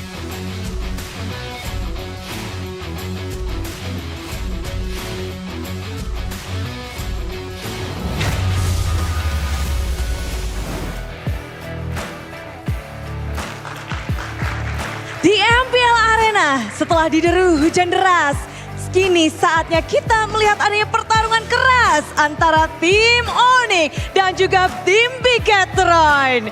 Dan inilah dia match kedua di hari yang kedua, minggu yang ketiga di MPL Indonesia Season 15. Di mana kita akan melihat bagaimana kedua tim ini berjuang tertatih-tatih untuk minggu ini. Karena biasanya kita melihat kedua tim ini memulai minggu mereka dengan sangat kuat, memulai early season dengan pertarungan yang hebat. Tapi di season ini banyak sekali pertanyaan yang harus dijawab oleh tim Onyx dan juga tim Bigetron. Posisi tim Onyx masih berada di zona merah, masih berada di poin 8. Berada di posisi 8 bukanlah posisi yang pernah kita lihat sebelumnya untuk tim Onyx. Sedangkan dari tim Bigetron mereka masih membutuhkan kemenangan. Berada di tengah-tengah dengan 2 kemenangan bukan pilihan. Mereka harus bisa mendobrak ke posisi yang lebih nyaman. Namun kita melihat bahwa kedua tim punya jawaban atas kelelahannya satu sama lain, atas perlawanannya satu sama lain. Dan mulai tumbuhlah pergantian pemain baru yang muncul satu persatu dari kedua tim. Komposisi mungkin saja bisa menjadi jawaban. Namun apakah itu cukup? Karena patch telah hadir. Bagaimana kedua tim ini akan beradu satu sama lain? Sebelum kita melihat dari pertarungan keras antara kedua tim ini, izinkan Budi mengucapkan terima kasih kepada sponsor dan partner. Karena MPL Indonesia Season 15 powered by Moonton, supported by PBSI, dan presented by official tournament smartphone Samsung Galaxy, official e-wallet GoPay, official sponsor Head and Shoulder, official coffee partner Good Day, dan kita juga punya partner in esports. Ada Telkomsel, Dunia Games, dan IndiHome. Dan juga kita punya advertiser Kacang Sukro dan supplier RSV Helmet. Semua yang udah mendukung acara hari ini pastinya udah gak sabar melihat bagaimana atau siapakah yang akan bermain. Karena dari tim Onyx, 2 punggawa yang akhirnya bisa bermain punya kesempatan. Kita gak tahu akankah dimainkan secara langsung karena banyak sekali perubahan telah terjadi. Mendatangkan player dari impor Philippines, keduanya melakukan hal yang sama. Kita akan tahu bagaimana kombinasi kedua tim ini jika mereka harus dipertemukan di Land of Down. Jadi super fans, apakah kalian siap? Sonic dan juga Bigetroopers! Woohoo! Di MPL Arena sudah tak sabar bagaimana halnya di Land of Down. Semua akan dijelaskan lebih dalam lagi tentang dua tim yang akan bertarung dengan keras. So caster, monggo.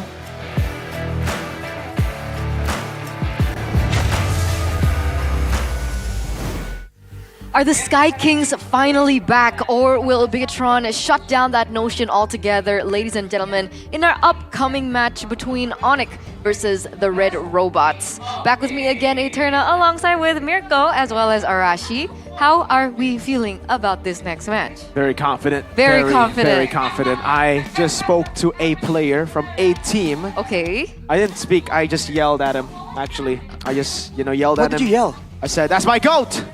And he said, "The GOAT." The GOAT. The GOAT. Is that the reply? Yeah. GOAT. He pointed back at me and said, "The GOAT." So I don't know what that means, but that's something. That's something. And this is also something because Oh. technically, ladies and gentlemen, Lutfi and Severo will be able to play today, finally. So what do you guys think about these players? Do you think Ryota, Lutfi, and Severo will be the factor as to Onyx bouncing back A. Lutfi Savero Onyx win. B. Ryota CW Onyx will win. C. Ryota Savero win streak. Or D. Lutfi CW for Season 13 power.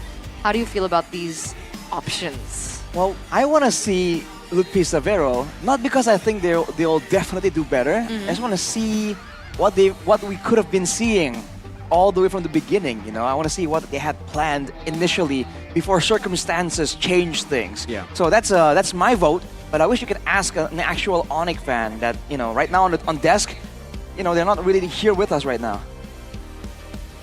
Realize? Is it down here? Hey. I don't. I mean, I don't they're think down here. in 8th place, Oh. but Gani and Realize, I'm not sure. That's kind of rough, but it's true, right? It's been quite some time since we've actually seen them all the way at the bottom. And the big question is, since they were able to finally break their lose streak yesterday, do you think that this might be the start of the rise of the Sky Kings once again? We'll see if they, in theory, okay, it's a good sign. They're in shape already. But now that they've brought in more changes, in theory, right? Yeah. That form that they were already good in is now different. So there's going to be another period of adjustment. So I really feel like they're approaching that moment in time where they have to really make up their mind. Who do they want, for better or worse, you know? Because it takes time to build in that synergy, and it really isn't as easy as it sounds. I mean, technically, you haven't answered. To this, Who do you want? I think, personally, Ryota and Savero. I would choose Savero. Ryota Savero. Okay, let's see what the audience thinks. Ladies and gentlemen, as survey says, Ryota CW, 52%. Hey. CW still has a ton of stock to his name, I guess. Yeah. He's still a really good player, man. I would choose Experience CW. speaks for himself. I would choose CW. If? Wait. See, he said something in the interview, and I know what it is. And I don't know if I want to say it here, but I would choose CW if. That's Interesting. where I'm going to leave it. Because I don't think it's... That's an ominous I statement. don't think we can disclose it. So there's info here. Wait, if... Okay, I'll ask later then. All right, I that's think for I know- that's for the back rooms. Membership only. What the hell, dude? Way to sell out. MPL ID, maybe we'll have like a membership only gossip. Membership only broadcast. That would be kind of cool, actually. That would be kind of cool, actually. Right? Interesting concept, Eterna. It is. You're welcome. Worth exploring. MPL, you're welcome. You know, if we're talking about these players, obviously there are differences in several teams, but one of the glaring similarities between these two teams is the fact that they both have two imports to... What's memperkuat in English? To strengthen their lineup, right? We have Kyrie and augment. Ryota. Technically, if Ryota is playing, well, he should be playing. There's no EXP laner left for Onyx. And on the other side, we have Light and Iman. I really feel like it's an interesting approach, man. In this meta where everyone is talking about regeneration, getting players from Indonesia, right? That seems to be the case for a lot of the other teams. Yeah, these two teams are sticking with what they have, and to be fair, what they have is pretty good. PH on top Whoa. is basically what Keyboy said in the interview. He said, we need 2 PH players. Yeah. That's what he said, right? Or maybe Boots. They lost Boots and they lost, you know, their identity, I feel, you know? Lutfi tried to step in, but his playstyle is different. Rez tried to step in. He does play more of a Boots role, but clearly, I guess Onyx have moved on from that kind of playstyle, and Rez did not fit in well. Now he's no longer in the team. Ryota, I think, is another new addition that could be the, you know, the puzzle, the final piece of the puzzle. He plays Fanny. Wow. It's on a ping test. Is that Fanny EXP? No, no way. Wait, is Light playing Fanny too? I think we see a lot of Yeah. people just go To on the warm Fanny. up, Exactly. It's pretty good to warm up. To get to see the image quality, the pings and all that. So makes sense. I'm curious to see how this is gonna play out in the gold lane, man. With Iman obviously in the picture, with a new gold lane. You know, is Iman gonna be able to adapt to it? Is it gonna be just like no sweat, or is there gonna be a bit of an adjustment period right there? I mean, assuming that Savero is the one playing. Right. Because technically we still don't know who they're Could be CW. putting in the gold lane. Could be. CW or Savero? Savero for now. CW, I would choose CW. Yeah, If. okay, stop. Enough with that. If. Dash. Can we talk about Severo Sure. a little bit more? Yeah, sure. So where did this kid come from? Is he good enough to be able to step into the shoes of someone like CW? I think we've already gotten the answer to that question, right? We saw him in the Snapdragon Pro Series Challenge Finals in Malaysia. Before that? Before that, he was in Liga Nacional, I believe, and he was a pretty good player. I think right after their performance against GeekFam, I already started hearing about Severo stepping into the lineup, about Severo maybe possibly being the next gold lane for Onyx, and I've heard great things about him, and I think we were able to see just how good he can be when he gets his picks, when he is comfortable on stage. It took a while for him to adapt, but I think he's gone through the adaptation period. Now it's just, adapting to the stage at least, but adapting to his new teammates, that's what's going to be tough, because not only is he going to be playing with an Onyx that's been used to playing with CW and Rez/Nile in XP and Ryota, now Severo has to step in CW shoes, and CW is a very different player to Severo. Severo is much more aggressive. What signature heroes are we talking about here for Severo? Moskov, Irithel, Okay. but obviously the good old Granger still comes in there, Harith too, but yeah, when I think of Severo, I think more Irithel. Irithel. Okay. We haven't seen a lot of Irithels today at all, actually. So, has things changed? We didn't see the Granger countered by the Irithel too much. We didn't even see the Granger Harith, come out again and again at all in the previous match. So, it's interesting to see if there's going to be a big change in the golden dynamic here from the patch notes as well. Because technically, no one got directly influenced. It's just the fact that a lot of heroes now are popping out of the dark, out of obscurity, and a lot of teams really want to try and take advantage of it. Have you really only seen Irithel from Eman? No, we saw it from Toy too. Toy versus So Eman Onyx. and Toy. Yep. Ah, there it is. Eman and Toy. Okay, we'll see if it pops up. If Severo's playing. So that answer is still up in the air, ladies and gentlemen, as we take a look at the official team lineup for the Red Robots first. Number 4 on the standings currently. Not too bad of a position to be in for the first 3 weeks. Luke, Annabelle, Moreno, Light, and Iman still as we welcome them up onto the stage. We shall see if the circuits have connected for the Red Robots. Are they coordinated enough to beat the Sky Kings? It's the Red Robots walking up the stage. It's Bigatron! Bigatron with a great performance, with great potential here in this lineup. Today up against Onyx. Can they actually get the best of Onyx? What approach will they use? Only time will tell. I'm thinking of Chip when we take a look at Light here. I'm wondering whether or not this will be a contested pick between these two teams. And on the other side, as their opponents, we have the Yellow Porcupines. Severo? Severo. There it is! Severo in the gold lane. No CW today, ladies and gentlemen. A new player, a player that we've been hearing all the way from week number 1. Let's see if this is the missing puzzle piece. Is he the man to bring the Sky Kings back to the top from a devastating start? 0-3.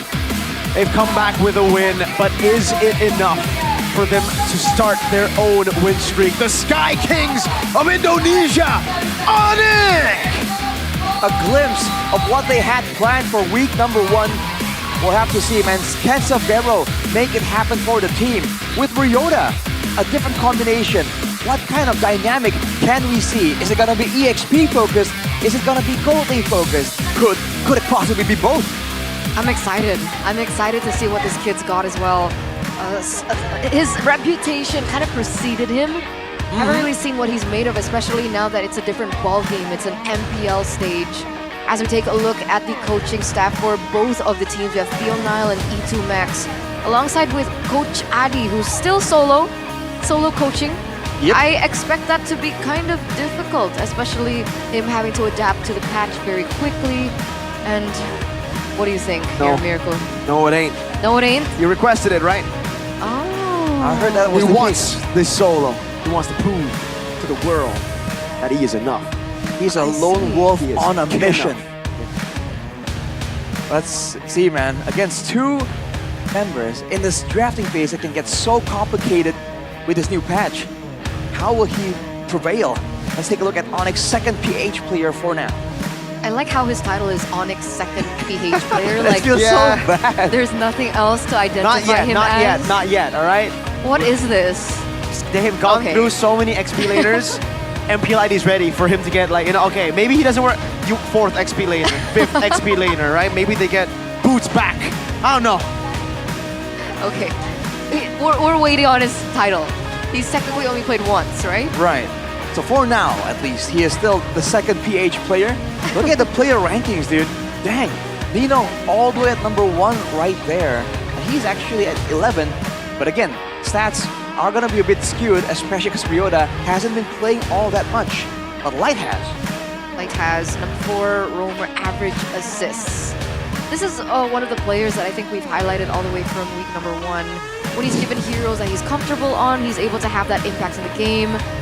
We saw his chip performance wasn't too great, but things can improve. Yep. People can adapt. Yep. Players can change. Yes. So do you think that chip will still be a contested pick for Light? I think so. I think, you know, honestly, Light wasn't horrible on the chip. It was mainly, I think, team's coordination. Some of the calls were obviously kind of weird, but I think it's due to, again, the communication, due to how comfortable they are as a team. And I think now is the time to show whether or not they have fixed those issues. 2 weeks, benefit of the doubt. But week 3, if they still haven't connected, if they still haven't synergized, then that's a problem. Again, the key is the victory, though, by the Samsung Galaxy S25 series for Onyx. Capitalizing on Bigatron's rush gameplay can be something they can use. You mentioned it earlier, Mirko, the coordination from Bigatron can be a problem. And use the fundamental drafts. Don't just go for those mental battles, those mind games. Because sometimes, especially when things are just so uncertain, like the current patch, you want to go with something that's a bit more baseline, something that's a bit more guaranteed. Because if you experiment too much, the whole thing might come crumbling down. For Bigatron, though, Annabelle has to step up, man. Especially in the early game, he needs to know that the jungle now has so much more to do in farming, in ganking, in going for those snowballing moments. And of course, if possible, Severo, with his need to prove himself, with the fact that he's more of a rookie, with those aggressive mindsets, that could be an angle that Bigatron can attack to try and take down Onyx. Wait, does Severo have a tendency to overextend? Is that what we saw at SPS? Yeah, we saw 2 sides of the coin, right? One, oh my, speaking of 2 sides of the coin, wow, 0 to 57%. But yeah, back to Severo. He either makes a play that wins you the game, or he makes a play that loses you the game. It's the coin flip, you know? Is it a brand? It's the all-in. No, I think it's more of like, he's a rookie. He's still new, so he makes these mistakes, and he'll get better over time. He'll make those clean decisions. He'll make those better decisions over time.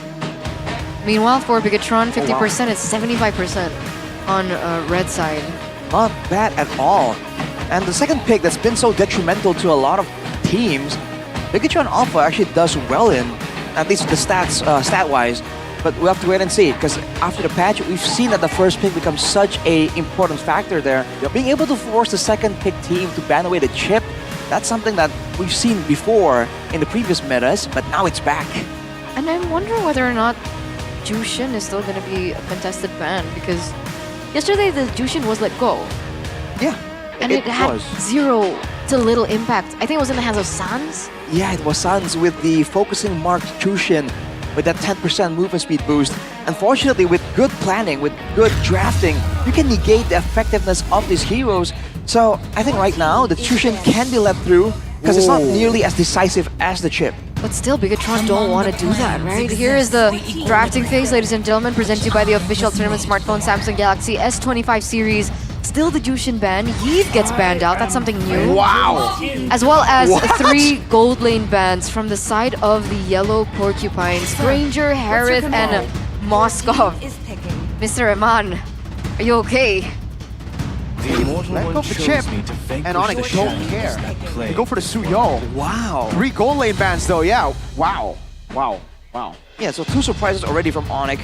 The 3 marksman bans out of nowhere. The chip not being respected at all. We'll see if Bigatron wants to go and grab it right here. We've seen the possibilities. And along with that, probably a gold laner considering... Oh, Mathilda first actually. Beat of the flash. Your team is Wow. Joy. So it's not the Mathilda Alpha that we are used to seeing when we see the Mathilda. They go for the Mathilda Joy. then what do they want to play? I think do they have to pick up a marksman in the first phase? I think that's what Onyx want to do, right? They pick up a marksman right here, Right. and then if BTR don't pick up a marksman, that's 5 MM bans. Where have we seen that before? 5 MM bans. I feel like there was a game this season where that sort of happened. Oh, that was a jungle targeted ban actually, but so It's we very haven't seen rare. it. I think the last time we saw it was against Probably Skylar. against Skylar, I believe. So it's a long while back. And he still won, I think. He picked Bruno in the he end. still won. So Well- there are still options available, right? The Irital is still up for grabs. We do still have the Carry, Bruno, Claude. But they're not actually gonna pick it up first. They go for the Jawhead and the Sicilian instead. Wow, this is the same template that they Yep. used to win both their games yesterday. Oh my god, you're right. Same template, Suyo, Jawhead, Sicilian, but now there's no gold laner. If BTR pick up a gold lane and then they ban out the last 2 gold laners, it's gonna be... They're gonna... Oh, Savero might be the one that gets hurt by these 3 bans. Unless, is this a strategy to highlight Savero and his hero pool? Yeah, does Savero have a particular pocket pick right here Exactly. that is not susceptible to getting banned out?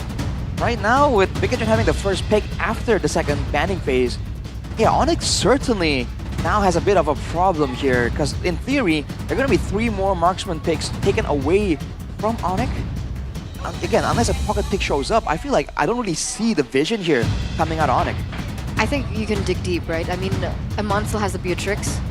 Ooh. I think it's a huge option for him to utilize. Was buffed as well, I believe. Yeah, recently buffed. Beatrix could be a solid pick to go for here for BTR. They go for the glue ban. I think Onyx might just double down and ban... But, see, if they ban 5 gold laners... What is going on? Wow, he really dislikes Eman here. Or maybe, I mean, he really respects Eman. And what's the final ban? I wonder. Are they Bruno? gonna... Yeah, Bruno, Is I'm this guessing. setting up for a Brody pick, maybe? I was about to ask that. Well, Brody is Eman. I remember watching Eman in PH playing the Brody. I remember watching Eman in the Hope Cup playing the Brody. That's when he won. Yeah, you were Pretty good. You were very vocal about his itemization. Yeah. I do remember Genius that. player. All right, though. But yeah, but Onyx is the one initiating this gold lane, this gold lane banishment. So I feel like Savero surely has a pocket pick in there as well, as Pikachu just almost triples down on these EXP focus right now. So what do they ban now? Did they ban Carry? Is it another gold lane? Irithel? Did they ban Irithel? Could it be? I mean, Irithel Mathilda, pretty menacing. We've seen that before. And actually, with the Sicilian being a vulnerable target as well, the Irithel could be a big problem. Bruno? 3 picks. Carry, Bruno, Irithel. Those are the last 3. What if they go with none of the above? Ooh. Maybe they're done. Maybe they think, okay, this is enough. 4 bans. Now let's ban Moreno's pick. Do they really feel like Pikachu is just Eman? You know, is this what they're saying? In a few games, looks like it. It does, look very Eman-esque. Okay, let's see the final ban. Okay, see? Oh, okay. They respect. They're done. They're like, all right. The other marksmen are like, all right. Because technically, if they want to play with crowd control, they can just ban all the other heroes aside from the Beatrix, because the Beatrix can't go Purify, right? Can be an option to bait them into that situation, but I don't know if that's the main focus that they would try and go for Pikachu here. What are they going to show first? In theory, it has to be the marksman, right? There's no reason to let it go to the final pick unless they are really that confident about Amon. They could. I think they could go for the Valentina first, go up against the Sicilian, the Jawhead too. Try to stop those big ultimates to come through from Onyx. It's a huge Moreno pick too. The Irithel All right. finally makes its appearance. Irithel. Now for Onyx, you need a gold laner and an EXP laner, and a lot of the options have been taken away. I mean, you need dive, right? CC? CC is an option for the Hilda. I was thinking something like the Khalid. Ooh, Khalid. Yeah, against Mathilda, but you are going to be leaning against the Hilda, and the Jawhead's in Rome, so I feel like Edith or CC would make sense here. First rule around here, break all the rules. Oh wow, we were just Hey, talking Jawhead. about this. someone was mentioning in the back rooms, Adi really likes this carry. And it's a great solution for the Hilda. Phobius as well. Okay. It's could be a good front to Vexana. back. They could go for the Vexana I last agree. bit, right? You I can disengage against the Jawhead. You can wave clear against the Sicilian. Wave clear Sicilian, and mainly I think punish Phobius. You jump in, you get terrified, you get Eternal Guarded, and then boom bang bada bing. Not a big fan of carry. Look, it's dangerous. If this was the idea, 5 bans, 4 bans rather, just the to set up carry? for the carry pick. I mean, it just seemed really pick-off focus right now with the carry, the Sicilian, the Jawhead, and the Suyo. It feels like in a full-on chaotic team fight, they don't really have a lot of AoE to work with. Unless you count the Sicilian's bad impacts as big AoE, but it's not even all that massive. So we'll see the final pick for the Red Robots, ladies and gentlemen. Who is it going to be? It's the Vexana. It makes sense. I like Bigatron's draft. Very logical approach here for both teams. What do you think, though? I feel like Bigatron has a bit more leeway here in how they want to play the game out.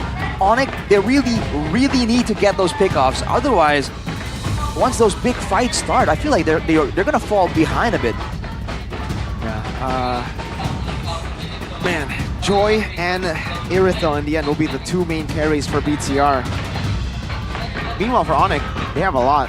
The carry, the Sicilian, the Suyo, all of them can get online really quick. So Onyx, they probably will have the early game with the with the Suyo, Jawhead, Phobius, control for neutral objectives, but BTR, once they get to their power spikes, mid-game, it'll be pretty nasty. Lineup rating also favors Onyx in this game. To open things up, ladies and gentlemen, is the era of the Sky Kings over. This best of 3 series will give us a little bit more of a taste as to how things and how reality has struck. But we are back into game number 1 in this best of 3 series between the Yellow Porcupines and the Red Robots. And that's a new emblem usage, or chosen rather, from by Kyrie on the Suyo. Wow. Now it gives you movement speed when you deal damage to anyone below 30% HP, and it resets as well. So Kyrie has a lot of potential to carry right here. Luke, by the way, also going for that Vengeance. Vengeance Hilda, I think we've seen it being used to counter the carry before. But look at this early on 3-man skirmish there. Luke gets out with the guiding wind, but gotta be careful, man. So much early game damage. Kyrie! Whoa! Pushing the flicker. Is this just the meta that we're in now? Early game skirmishes and early game brawls? Yeah, they gotta fight for lethal. They want to try to stop Kyrie from invading the jungle, but yeah, it's mainly, Annabelle looking for a possible play on Sub-Zero. It just relieves off pressure, and he will be able to get the gold trap.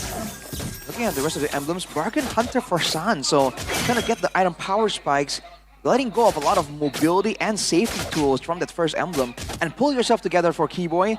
Fully expect the Jawhead plays, man. This guy was amazing, but light. Cut down! Annabelle looking for the pickoff now. Possible X-Fine Beats does some damage, but it's Onyx with an early win. Kyrie seems to be very low here. I don't know if that's going to force a recall or not. Shouldn't be. But it's actually forcing a recall off of... Oh, wait a second.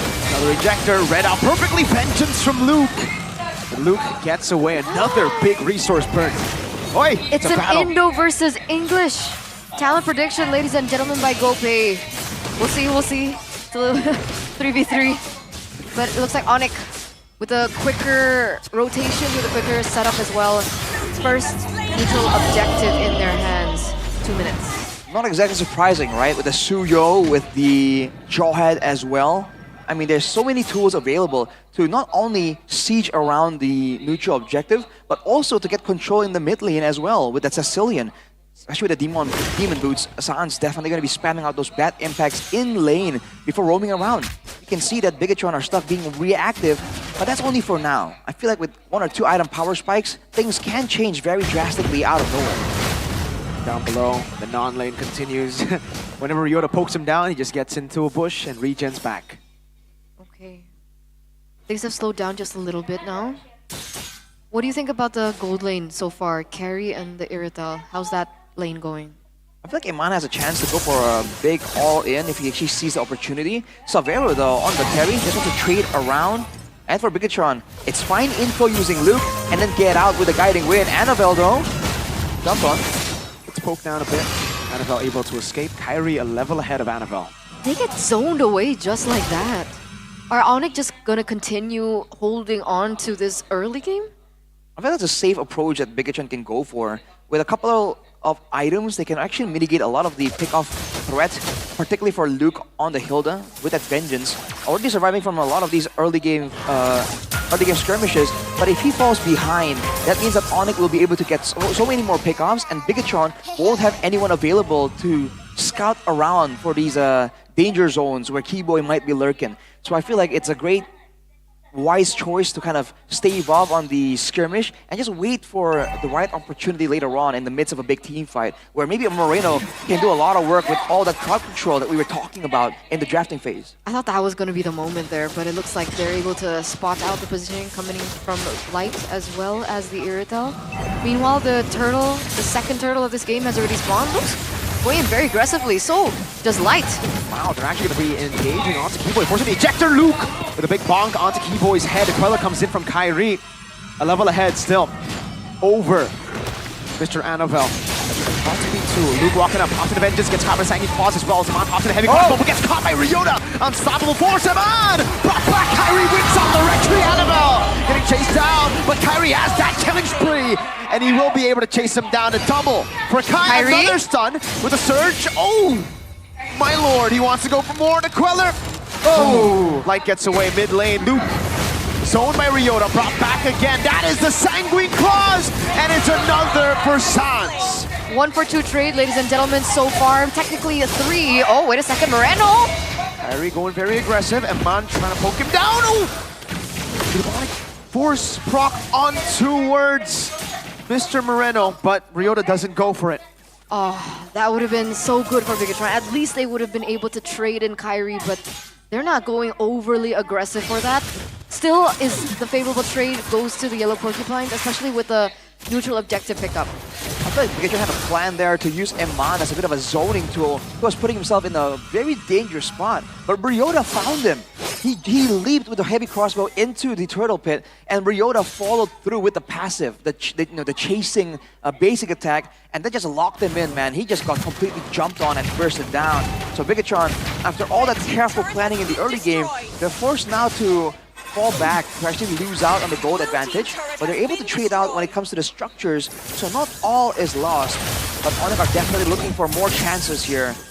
Really looking for chances to go into the jungle of Bigatron and find something. By the way, Severo is ahead 1,000 gold over Eman. 2 assists and still a chance to farm while Eman was out of the fight there. I feel like that would do it. For now, though, I think still, if Severo wants to really carry in this game, he still is reliant on the rest of the team setting it up for him. Eman has a lot more of a proactive time here with the heavy crossbow, with the sprint as well. So we'll have to see how that plays out. If we follow what we've been seeing since game number 1, the proactiveness being such an important factor, then in theory, Eman should be able to do something more, at least until the late game. Keyboy. The ejector down, Vengeance used up as well. Great surge onto the back. Light still able to bring him back to safety. Annabelle getting the stacks. But Onyx disengaged from the turtle. They reset it. Kyrie still, again, ahead of Annabelle. Turtle can be taken down by Kyrie for free. Light walks him in circling eagle. Luke trying to zone them away, but it's going to be Kaido away by Severo. Look at the last hits! Ryota with a big bomb. Light is next. Ryota is going ham. And he is doing so much damage. Another big jump. And Man forced to just run away as BTR lose 3 on top of the turtle and a turret in the mid lane. It's just so much value for Onyx. The way they play the team fights as well has been so clean. Eman definitely not being given the chance nor the space to actually output the damage that he was meant to. And regardless, Eman is still on 1 item. He only has a House Cross. Not enough to really bully out Onyx right now. 6k gold lead. That was a massive turn of events right there. Onyx are just out-sustaining the front line and out-damaging the back line still. Annabelle forced to escape, but caught. Unstoppable force, the ejector dodged away from. Ooh, Annabelle gets away, but Kyrie walks away with a free orange buff and the green cam handed over by Keyboy. 2 levels ahead here, Kyrie. 3 kills on the killing spree as well. Looking difficult for Bigatron to find a moment right here. It's the fact that Onyx just finds the right moment to try and go for the engage. We talked about Moreno potentially doing a lot of AoE damage, dishing out a lot of AoE crowd control as well. But Onyx are just not allowing him to do that at all. In the previous fight, he was stuck trying to find the right position to output the damage, and he ends up getting caught right in the middle, isolated from his teammates. A tough time for the formations here of Bigatron, and Light on the Mathilda is also finding it difficult, not really sure where to go, forwards or backwards. Must be a difficult spot to be in, and to make things worse, that's the holy trinity for Savero on the carry. So now the Shred is finally there with the DHS. A lot of Shred for sure. Luke on the Vengeance can still survive for a bit longer, but I think Shiraz is all he has to try and deal with Ryota's damage as well. Fortunately, no, hang on a minute. Purple buff was taken. Luke walks up over to Ryota, poking it down. The purple buff will be taken by Kyrie. 3-level lead against Annabelle now. Oh man. Because he knows, right? Even if he does use his Retribution earlier on with this much difference in gold. Wait a second. What a read by Keyboy. Luke trying to go on to Sans. Vengeance gets used, but he's going to be shredded down by Sans and Savero. Nothing they can do. Light falls as well in that skirmish. Ryota. Wow. So much damage. There it is. There it is. Even without the Retribution, absolutely no problem. Look at Ryota once again. He's zoning Annabelle out alone. This is Annabelle with only a Starlium, not even the Holy Crystal. There's no chance at all that Ryota is gonna fear him, especially because Ryota already has the waiting armor as well. When it comes to magical damage, he has that thing on lock, man, and he has the Dominance Eyes to deal with Eman as well. Bigatron going from bad to worse, because even now Luke, too squishy. Way too squishy, especially for the carry. Ejector, just to get the Holy Defense. Wow. Another one now that's a problem. The Sanguine Claws and the Bad Impact dealing Moreno half HP to Moreno. Oh my god, they BTR. They're caged in. Absolutely. I think a little bit of a plus side for Bigatron is that they were able to push the waves in the bottom lane. Another Sanguine Claws. Luke gonna be caught as the guiding wind gets shot back. Impact by Sans again, and it's a free kill to Onyx. 10-1, 10 minutes. Annabelle is just farming as he's forced to recall. That's a charged Lord in the mid lane. This is the first Lord of the game, and it might be the end. Lord already in the base. Eman trying to go for the clear with Moreno. Light taken very low. Another base sort of taken down up top. The Eternal Guard lands on two, but they dive in. Eman gets caught by Kai and Keyboy like it's amazing circling eagle. But look at Savero kiting away. That's Kyrie with a triple maniac. He doesn't get the Savage, but that was a statement by Onyx. That was a huge statement. In an era where everybody is questioning their strength, in an era where everyone is questioning their dominance, especially for Mr. Coach Adi there in the back rooms, all smiles right now. That's also a statement from him.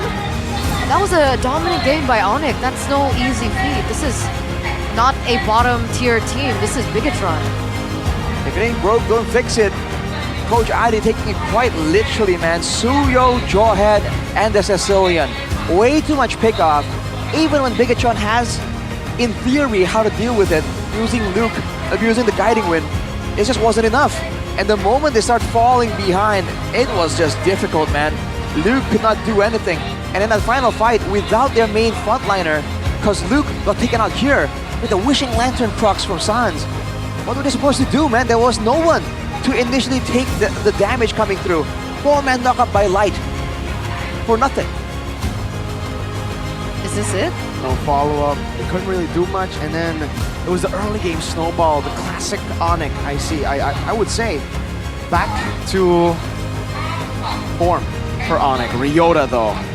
Even though Kyrie got the Maniac, man was I impressed by Ryota. Always catching and stopping these win conditions in the fights. And Man got stopped 2-3 times by Ryota, and then Ryota. Damn, Ryota. Damn. Damn, Ryota. Damn. Maybe Keyboy was onto something in the interview, bro. Yeah, it was like we needed Ryota, our second PH player, and now he's here. Second PH player. The second Onyx PH player. Usually we say that people don't really care about the second, but I guess in Onyx's case, the second does matter. It really did. Hey, Tana, who's the second man on the moon? Second man, still don't know. Still don't know. Don't Nobody ask me knows. Again. Do you guys know? Like, So someone's probably just gonna Google it. Put it in the comments. don't Google it, please. Don't cut. They're gonna say they didn't Google it, but they'll have the answer because they Googled it. They're gonna lie. That's pretty bad. Yeah, we don't believe them. We don't believe the chat. Oh, but man, this fight crucial there, moment. I think it started there, man, with Iman getting punished. afterwards immediately, right? Every single fight, you can see Luke trying to abuse that Hilda tankiness with the Vengeance, with the passive, but Ryota does not let it slide. What is that? That's the flap TZ emote. Ryota versus everybody in almost every single team fight, ladies and gentlemen. The impact he had, that's why he deserved the player of the game. Presented to you by the official tournament smartphone, Samsung Galaxy S25 series. As we take a look into the highlights as well. Especially in the early game here, the first pickup onto Light. That's the issue when your roamer is a utility roamer, and you don't really have a lot of members to kind of synergize with it. And Montier, as we mentioned, gets stopped, and then afterwards, on the way out, gets caught by Keyboy. So it definitely wasn't just Ryota. Keyboy is also on the case, knowing exactly who he's looking for in these fights. But the Sanguine Claws on top of all of these potential engage tools, man, it is just way too much. And knowing that one of the only tools available to Bigatron is the Vexana from Marino, they just don't allow it.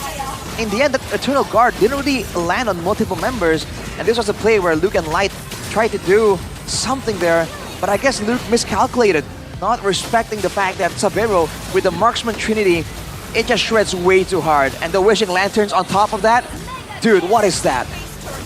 Dude, I mean, Ryota, the way he plays the Phobias too, just notice how he never uses the passive, right? Like, until he really needs it. So he procs the Demonic Force with second skill, with second part of first skill as well. And then he just waits for when he needs the gap closer to utilize the passive. As like an execution tool as well. He got Luke while he was flying in the air. 1v3. Caught him. One of those exchanges. Caught him. Almost below 11 minutes, by the way. That was the first Lord they just steamrolled Bigatron with. It's not the fastest game of the season quite yet, I think. No. Our fastest is 940. 940, but Let's not recall that. It was pretty close, against man. Liquid. It was No, RQ against Liquid. 11 it was minutes a and Franco game, and one a Sicilian second. triple kill at Wow. the start. Wow. It's a Sicilian, killing so- spree on Kyrie. That's something new. We noticed that in Did the you early feel moments. like that was an impact how they were able to steamroll through the early game? We talked about it. RQ. What? I mean, when the game goes like this, when you want to chase, where Bigatron Esports were actually trying to go for the whole guiding win escape, being able to actually proc that killing spree is actually a great tool to proceed with the chase. And Kyrie, again and again, was able to actually get enough distance over to get the kills when Bigatron Esports are trying to bait him in. So I feel like that's definitely a showing of the potential of the killing spree. I do feel like in some ways you can consider it situational, but it fits for a lot of situations. I mean, for Kyrie, it should fit, right? Yeah. That was his. Like when I see killing spree, it reminds me of Kyrie. For some It reason. reminds him me on Martis. Or... Season 11 Kyrie, Season 12 there you Kyrie, go. Prime. Is Sky King's back? Hold up. Hold up. Okay, They calm down. win. A lot of times they win game 1, then they get overhyped in game 2, game 3. So, hopefully for Onyx, they do get overhyped. I mean, for me at least, you know. But for the Sonics, yes, hopefully they don't get overhyped. What do you think with Mathilda Joy, though? Yeah, that's Because why without a fighter, right? Usually the thing is, you go with Alpha has a Mathilda. new skin, man. Yeah, you go with Mathilda, you can go with the new skin Alpha, Exactly. and now you have an extra person to stand in front with Luke. But this time it's Annabelle on the Joy, so Luke was literally just tanking all the hits, man. You gotta feel bad for him. So imagine the new skin plus the new battle emote. Which one? The or the poo or glass? Do That one. that one. Do it. Pretty good. Pretty annoying. I think the wet. Look at the Is that what it Santai, means? bro. Santai. That one's up there, my favorite. I just one. realized reads it Santai, and he just forgets the bro. Santai. Doesn't do the Santai, just Santai. By the way, a lot of people are asking, when is Kalia gonna be able to be played? 2-week grace period, guys. Week So 4. after the break. Yeah. Yeah. Perfect time. Right, the break is included as the 2-week, right? Yeah. There you go, week 4. Yeah, Kalea's broken, guys. Go and abuse her before the well, she's probably already getting banned in the games, so you probably can't utilize her. But you can play Classic with her. That's the best you'll get, because people just ban new heroes all the time. Get it for free. Go get it right now. Right now. 19th March all the way to the 22nd of April. Log in now. Now. Come on. And by the way- Bigatron, take the hint. This is an alpha skin. Got the Mathilda man. Legend, by the way. Take the hint, BTR. Pact of the Undying. Look at that. Look at that. Mirko got number 4,000 something something. 4,776. Below 5K. Remember that. Pretty good. Yeah, I saw it earlier. How did I not remember? Right there. 4,776. Could have been So, it could be 4,777. you, 4,778. No, there's no way because there's already like a billion more. You guys can't get below 5K. I got below 5K. I mean, not everyone has 1,000,000 diamonds like you, Mirko. I didn't even have 1,000,000 diamonds. I had 16K. So- He ran through his whole supply. I ran through my whole supply. Now I'm Nearly broke. didn't get it. How is that possible, bro? Dude, 16,000. it's a legend skin. And have you seen the effects on it? His luck is pretty bad too. Yeah, but so you rolled 16 Look at- times. Yeah, my luck is pretty bad. Look at who won, who lost. Anyways, take a look at the skin again. It looks really good. Wait. It's loading. What do you It mean? looks You're really trying to good. lie to the audience? No, it's already loaded. All right, here. Let me open up Alf. There you go. Already loaded. Look at that. Look at that. Dang. Dude, the effects Beautiful. are crazy. Maybe a bigger chance should have picked it. I actually kind of want to roll. I think I can roll. You wanna roll? Over into this break. I see. She likes rolling. Physically. Roll. So, I'm going to roll now. There's going to Me be a break, too. so stay tuned, guys, for game numero dos. Goodbye. Roll. I'm gonna I'm cry. going to roll. I'm gonna cry. Simultaneously just roll. Ow. That hurt.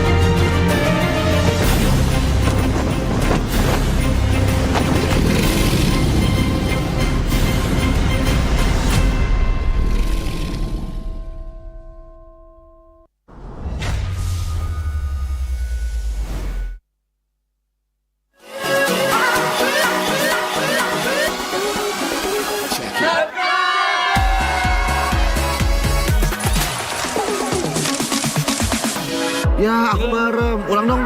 Gak perlu.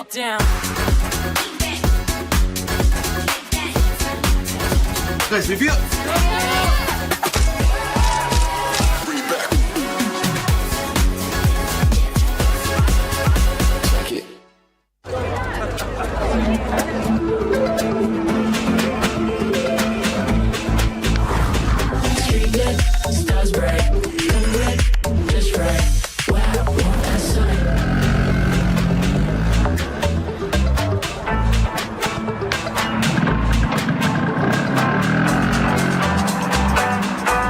Wow. Cool.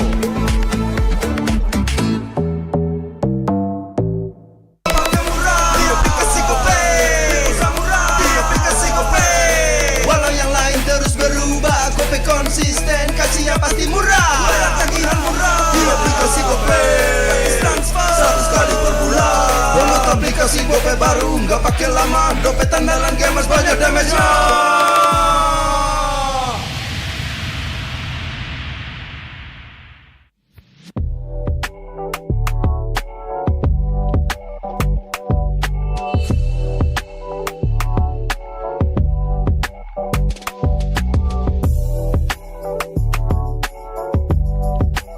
Rasa baru makin seru. Pertama di Indonesia. Kopi susu rasa cookies. Always ready, warnai harimu. Good Day Groovy Cookies. Nikmati sensasi asyik kopi cookiesnya. Tak ada hari tanpa mabar. Main nge-lag, kerap buat ku tak sabar. Gimana mau main sampai kelar? Ini waktunya ku bersinar. Okay, let's do it. Game smash andalanku bikin mainku semakin hebat. Tim stabil main makin mulus, rankku fix naik terus. Tukar DG rings, diamond dan voucher game kau dapat. Cuma game smash, makin no debat. Games Max Booster, kini dapat DG Rings. Beli paketnya dan aktifkan boosternya di aplikasi Dunia Games.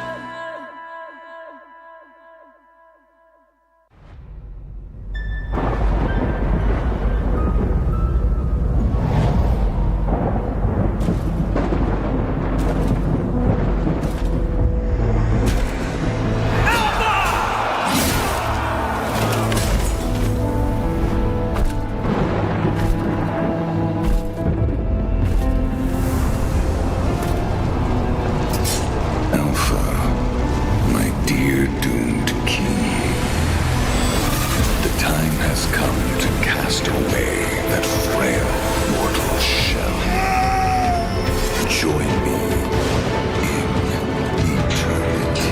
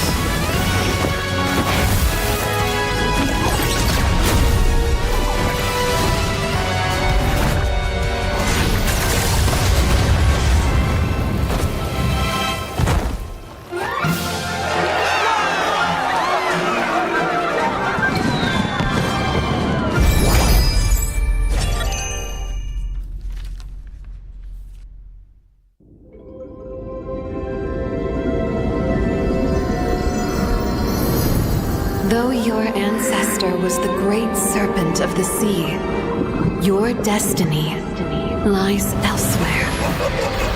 Your feeble human form shall never wield the great serpent's power. Why can't I?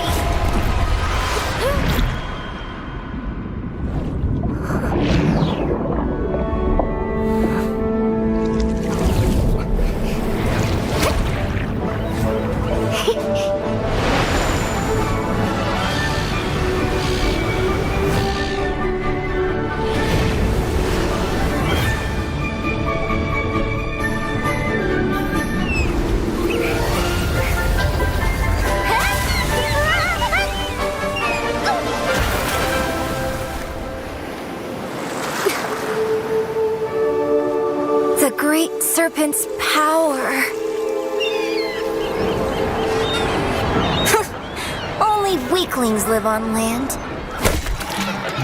Born with this awesome tail, but stuck in this plain body. That's me, the great serpent's heir, Kalea.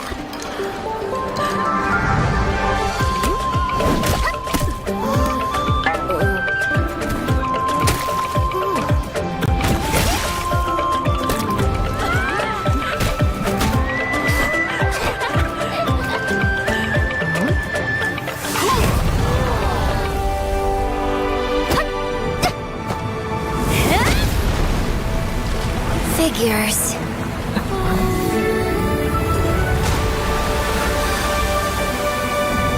These things are pretty handy after all.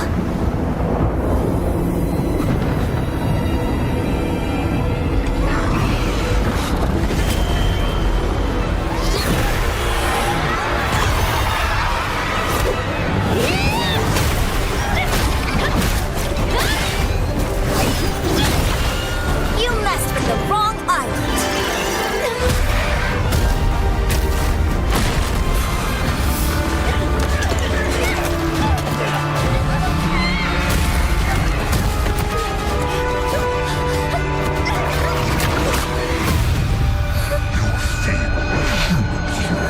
Shall never the great serpent's power.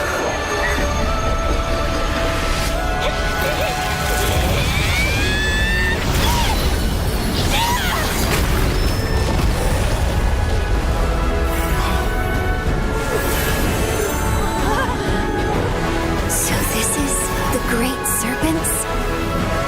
No. My power.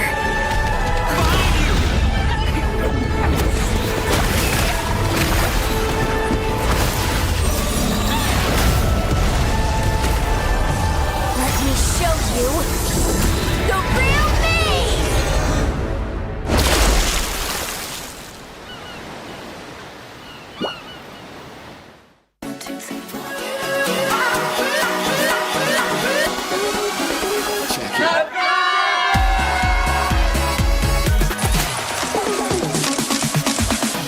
Ya, aku merem. Ulang dong.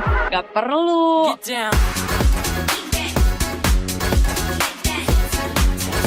Guys, review.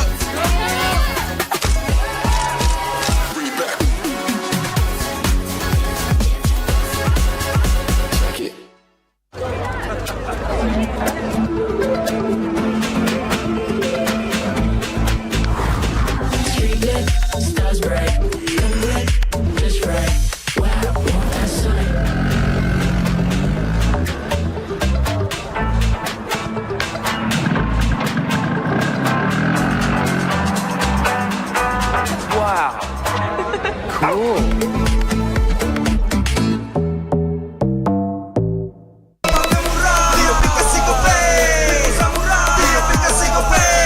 Walau yang lain terus berubah, kopi konsisten, kasihnya pasti murah. Bayar tagihan murah di aplikasi GoPay. Transfer 100 kali per bulan. Download aplikasi GoPay baru, nggak pakai lama. Dompet andalan gamers banyak damage-nya.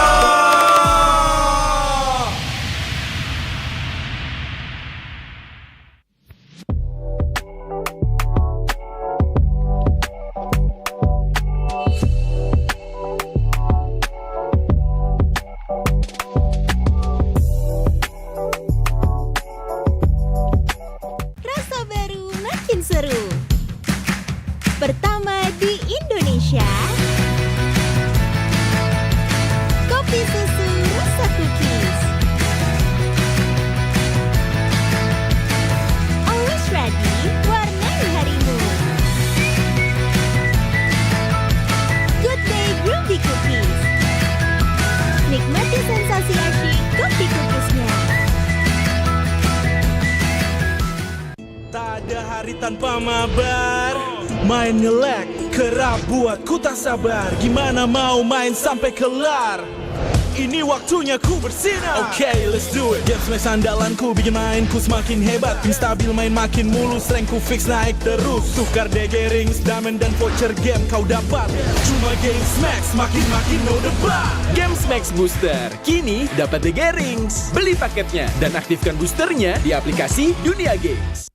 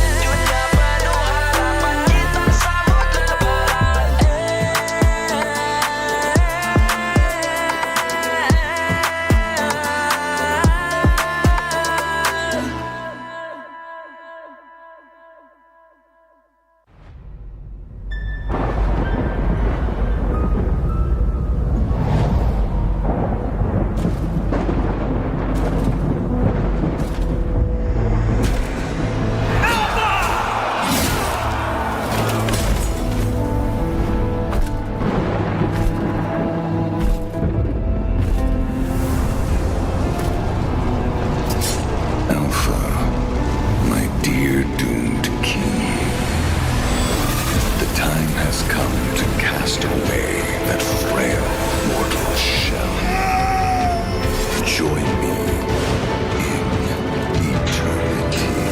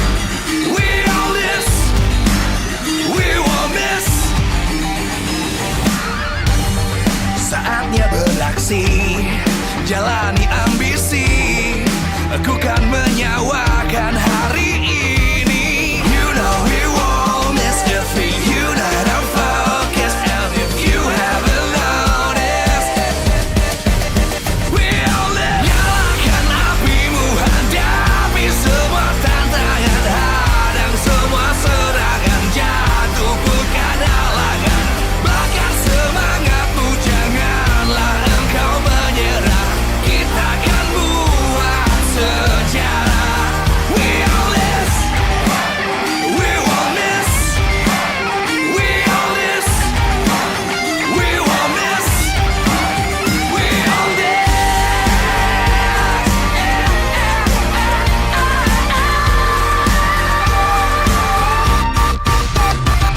Nyalakan apimu, hadapi semua tantangan, hadang semua serangan, jatuh bukan halangan.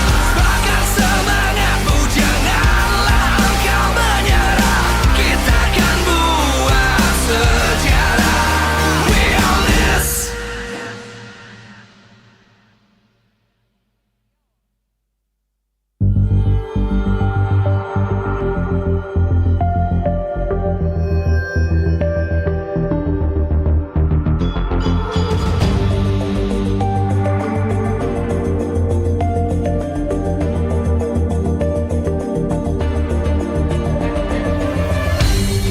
Aku kan berdiri dan terus berlari, terus ke arah puncak tertinggi. Ku takkan berhenti, hanya sampai di sini.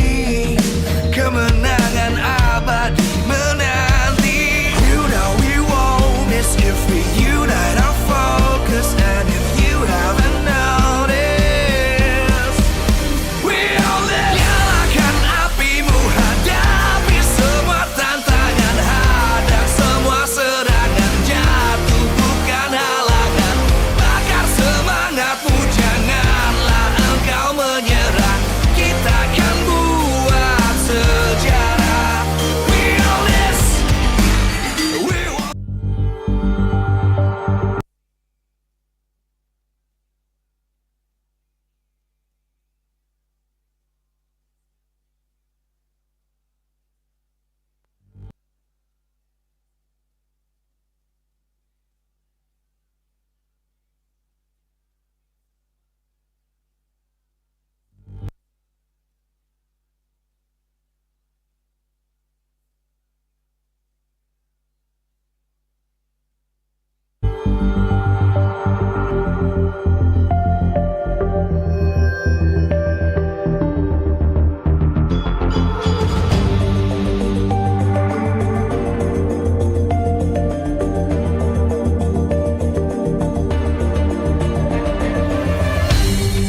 Aku kan berdiri dan terus berlari, terus ke arah puncak tertinggi.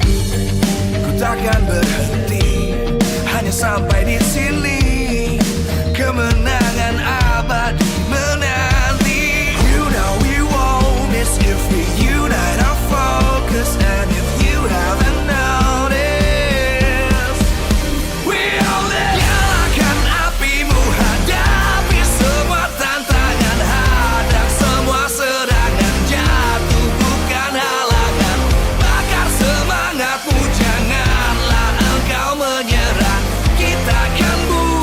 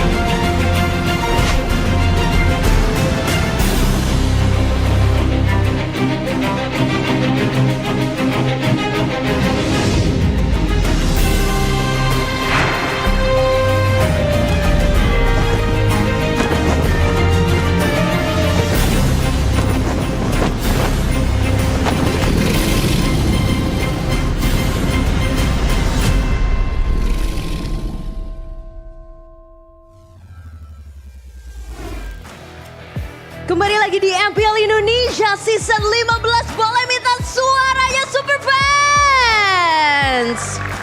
Coba dong aku mau tes dulu dari Sonic, mana suaranya? Jangan mau kalah dari Big Troopers, mana tepuk tangannya? Yes, pastinya masih bersama saya Alisa Natali di MPL Arena. Dan kali ini di match kedua, game kedua kali ini yang dimana kita tadi sudah menyaksikan di game pertama yang dimenangkan oleh Onyx. Akankah di game kedua ini Bigetron dapat mengejar poin dari Onyx? Namun sebelum itu kita akan masuk ke dalam permainan yang seru karena di sini Alisa bakal bagi-bagi tiket untuk SPS Mini Games bersama dengan Sonic dan juga Bigetroopers. Halo, boleh bergabung bersama Alisa di tengah? Boleh kenalan dulu nih dari Sonic, ada siapa saja? Nama saya Mitch. Oke, Bitch. Terus? Hikari. Hikari, lalu? Nama saya Joe. Joe, oke. Kalau dari Sonic sudah kenalan, jangan lupa dari Bigetroopers silahkan kenalan dulu. Nama saya Zidan. Job. Oke, lanjut, silakan. Nama saya Zidan, guys. Zidan. Nama saya Andi. Andi. Saya Al. Oke, di sini sudah bersama saya ada Bigetroopers dengan benderanya yang luar biasa ya, dan juga pastinya ada Sonic di sini. Tapi sebelumnya kita mau bermain dulu nih. Nanti aku bakal kasih foto yang tertera di layar. Jadi itu merupakan gabungan dari 3 player yang harus kalian tebak siapa saja gabungan dari player tersebut. Dapat dipahami? Sudah paham? Oke, boleh kita mulai dulu dari Sonic ya untuk pertanyaan yang pertama. Silakan gambarnya. Nah, siapa saja ini boleh kira-kira harusnya nggak susah ya. Dari rambutnya kelihatan, dari matanya kelihatan. Dan ini kalian harus bisa menebak 3-3-nya nih. Sudah? Siapa? Dari kepalanya dulu nih. Sutujin. Susujin, oke. Dari matanya? Albert. Dari hidung ke mulutnya? Nino. Nino, apakah benar para super fans di sini? Oke, dan jawabannya adalah benar. Yeay, boleh kita kasih tepuk tangan untuk Sonic. Dan ini poin kemenangan pertama untuk Sonic. Jadi Bigetroopers gak boleh kalah karena kita akan melempar soal rebutan. Nah, harusnya sih tahu ya siapa ya. Waduh, call a friend ya kayaknya ya. Siapa? Matanya Kiboy. Matanya Kiboy, oke. Rambutnya? Siapa? Rambut. Dairon.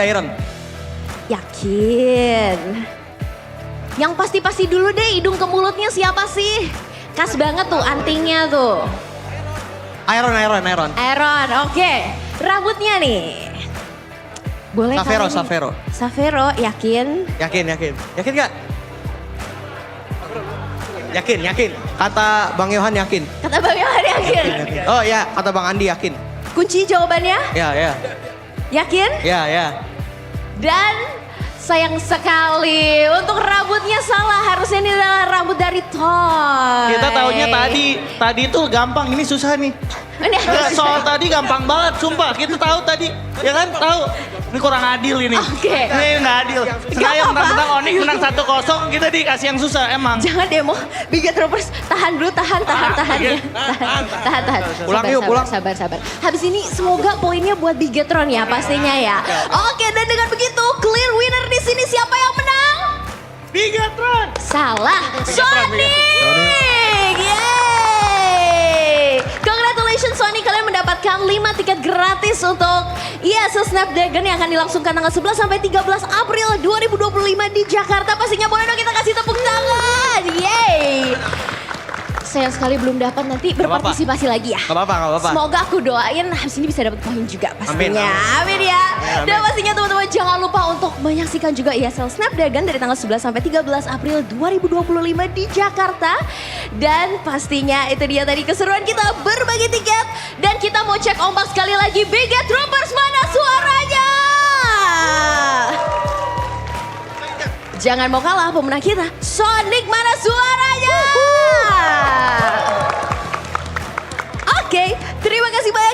pastinya kita akan kembalikan lagi ke caster. Silakan caster. I agree. Agree with what? With I what? agree with the troopers, man. Oh, it was The unfair. It Onyx was one, rigged. It's unfair. The Onyx one was so easy, man. I have to agree. I have to agree. The hair was a little too difficult That was to guess. That was like every player in MPL ID. Everybody has that cut. Keyboy has that cut. Witty has that cut. Aaron has probably the has cut. that cut. It's the Toy. I'm not Edog thinking- even has that Okay, cut. not Arashi. It's basically the I don't think about my haircut cut. No, it's the. It's the comma cut. it's the What's it co- called? Yeah, it's like the middle part. It's the middle part. It's It's everybody. the Kyrie cut. This is straight up middle part. Kyrie made it popular. No. Yeah, he did. No, he started with the JB cut. Remember? No, but after that, he went in with the. That was a wolf Because he has a cut. heart-shaped face. Heart-shaped face. Heart-shaped face. He has a heart-shaped face. It's really rare. Really? I don't know Wow. why I know this. Anyway, So what's 1-0 for Onyx. really? What are you gonna say? No, I was gonna say, what about Itomax? What about him? Face shape. You said you know face shapes. Oh, I don't know. He has to get the Kyrie cut. Is that the best cut Just to cannot identify see. face shapes? Because you can't see it. Well, BTR are on blue side now. They are. First pick selection, so maybe they get to force out some of these, Somebody. prio picks. All right, that's a possibility. Onyx with the second pick, 0%. Nice. The stats definitely are backing you up, Mirko, but it's a different patch, it's a different time. Let's see. Coach Adi looks confident though. He always does. After game one, he's always confident, especially here on red side. Let's see if he can finally crack that 0% win rate on red. So they just need one more game.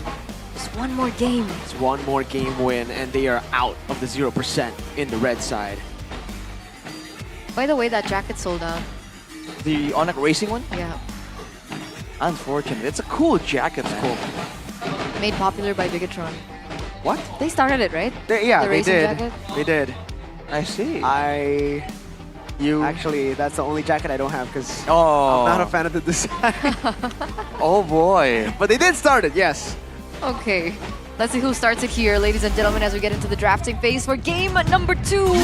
Possibly the final game, depending on how this goes. Presented by the official tournament smartphone Samsung Galaxy S25 series. Bigatron, Jawhead, Bobby is instantly banned out, by the way. Onyx, are they going for the same exact thing? Sir. Why Granger, not? Harris, banned? Do you not know Adi? Hello? True. Mr. Eterna, it's Adi. It is Adi. If it ain't broke, he's not gonna fix it. I mean, he just doubles down all the time, man. He doesn't really back down from a challenge. Yeah, even if it breaks, it's fine. Yeah. They can do better. But Bigatron, they banned with the Jawhead and the Phobias, though. Two of the big problems there. That was, along with the bans, shut down Eman. But we did highlight as well in our conversations the fact that Eman went with the sprint, not the Purify in the previous game. Definitely a bit greedy or a bit underestimative of Onyx. But let's see the final ban for Onyx. What is it? Is it going to be another ban for the The gold lane? Moscow chose me to Okay, manage so the this is the shadows difference that now. play This world. Okay. If they go for Joy, then they have to let go of the Mathilda. The Juicin is also up. There's so many picks. Time to drop Luo the beat of the Yi flag. is also open. They go Joy. Joy again. For Do Annabelle. both these teams just not want to pick up Chip? Is this not a Nope. Chip game? I guess not. I mean, both have tried Chip, both have lost on Chip, so maybe Chip isn't the key for them. Okay. Maybe it just doesn't suit the way they view the game, the way they're planning it out. Now for Onyx, though, they still want a Sicilian without the Suyo and the Jawhead. That's the go-to combination. Fight for the ultimate That'll be the answer. Hilda first, actually. That's really early. All right. Hilda and then it's gonna be the Moskov. There you go. Wasn't banned out because they want to pick it up. They know it's not going to be first picked by BTR, and now we're in a very similar situation. They've denied 3 heroes from Eman in the gold lane. But, you know, Eman still has the Beatrix. What else does he have? Irrital is still an option. So do they go for the Cho and the Beatrix? I think Cho Beatrix sounds good. Cho Beatrix. Well, the synergy is definitely there, but they're also exposing a lot of their game plan technically by showing those two. I wonder if how important it is to their game plan trumps the need to hide it from Onyx right now. I feel like a flex pick at the EXP lane wouldn't be a bad idea as well. Chip though, with the Zushin. Alright, big moves. And the Haya for Kyrie. I wonder if this is going to be the killing spree Haya. It has just been nerfed. The Beatrix will get banned out as expected if it's not picked in the first phase. But yeah, Hayabusa has just suffered a few nerfs, but technically he was buffed if you use the killing spree, because there's a new change to that. Now, if you hold and people are low, that's the killing spree, and then it resets if you get a kill. There's that to actually augment or modify his escapability, or even his aggressiveness, because, you know, Hayabusa, you think about the shurikens, but he actually basic attacks a lot, weaving it in between the skills. It's pretty subtle, you won't notice it if you're not looking at it. And now for the side of Bigatron, facing the possibility of one more gold lane ban still. What do they themselves fear from the side of Onyx right now? Has to be the setup, no? Has to be some kind of engage or pick off roamer. No, Valentina first. Valentina ban. Why Valentina? Try and match the chip shortcut play potentially. Or they're trying to, they have, or maybe Onyx have plans to try and go for something with a big ultimate that can be stolen by Bigatron. Are they going to ignore the Yve too? So far no Yve ban.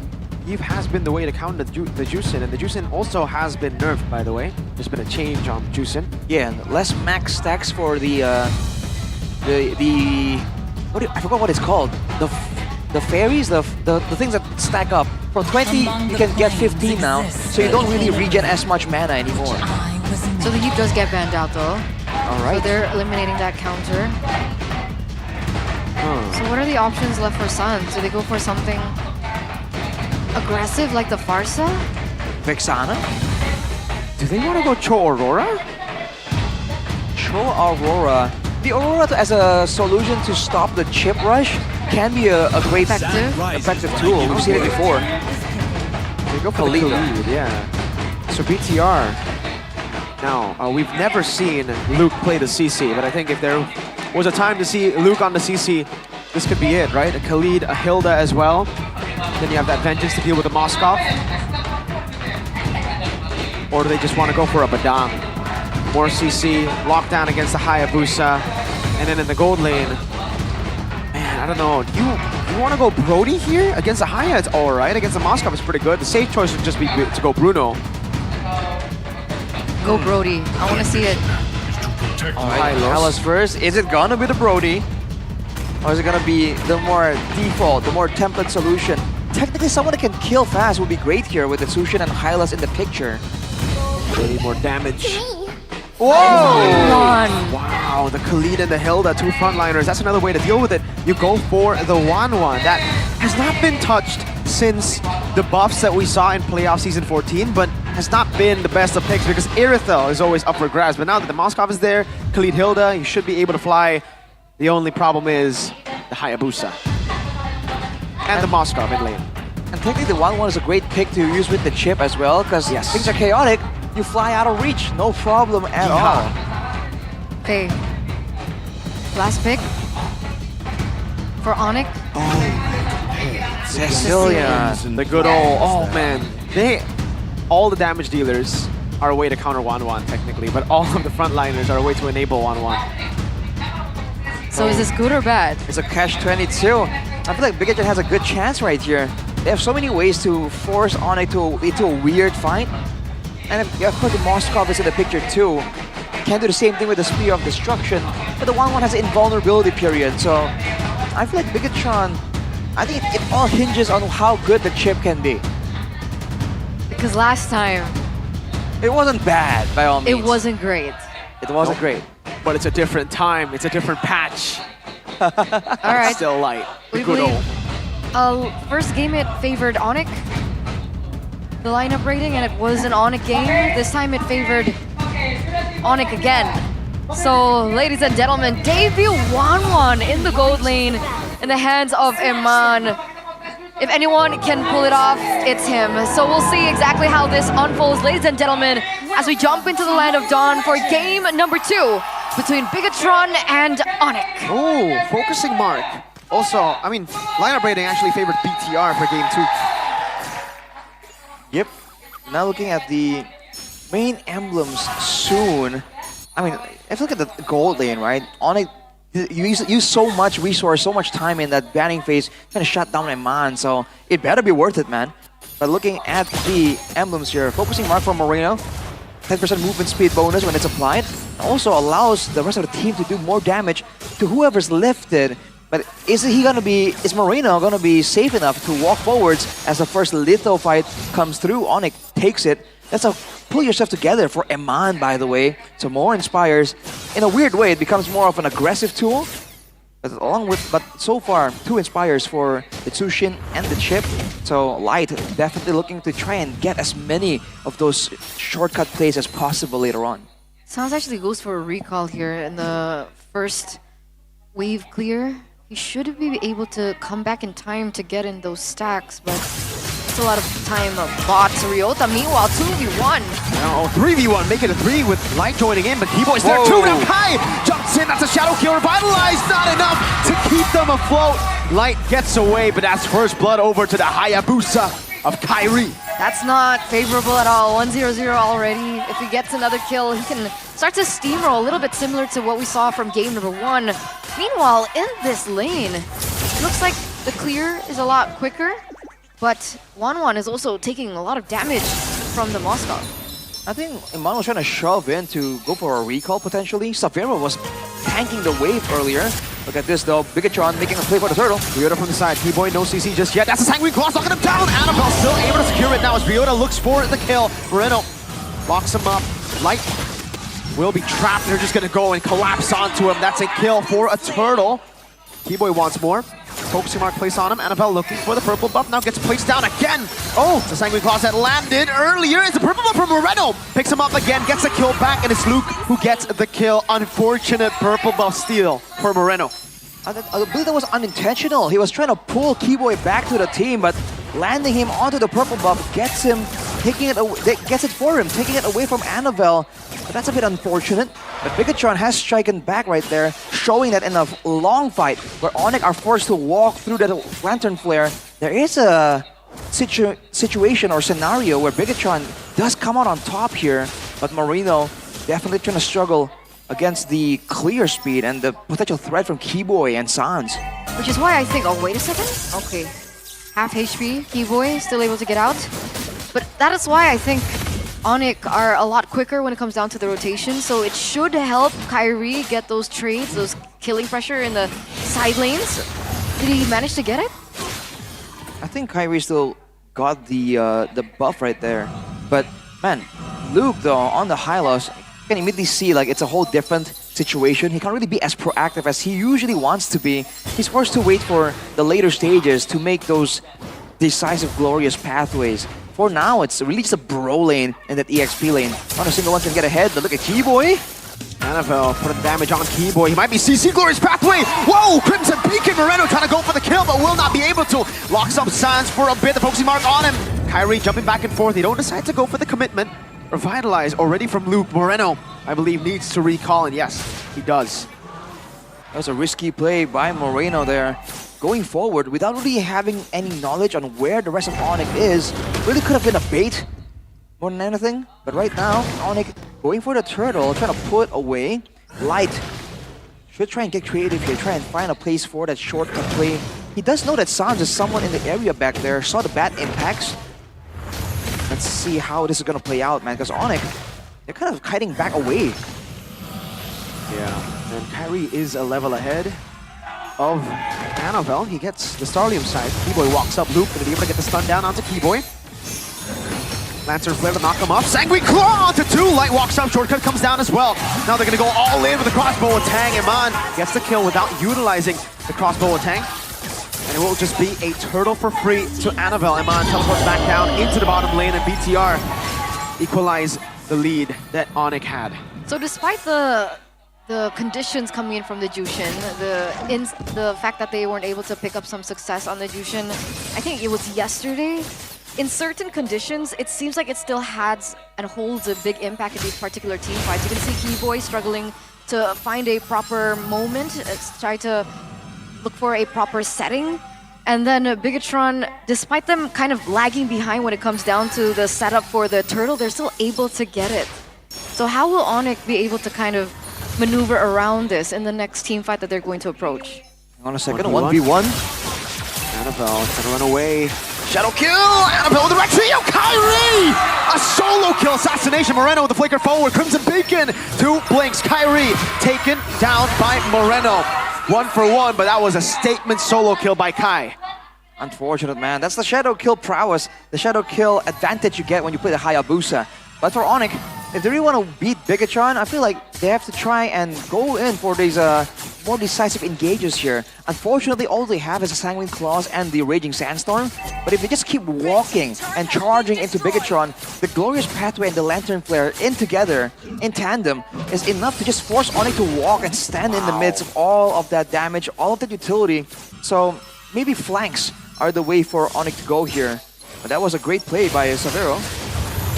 Stun, Glorious Pathway backwards, and he's all fine. Flanks are going to be a little difficult to find. I guess they can utilize the global pressure coming in from Savero later on, but Bigatron hold the chip. So even if they get a good angle, there is still retaliation options from the side of Bigatron with the chip. Right now, Annabelle level 11, Kyrie's actually the one that's falling behind, and Moreno with the Lantern here, always being able to give information, as well as that poke at some point will become a problem for Onyx if they, like you mentioned, falter when it comes down to decision making.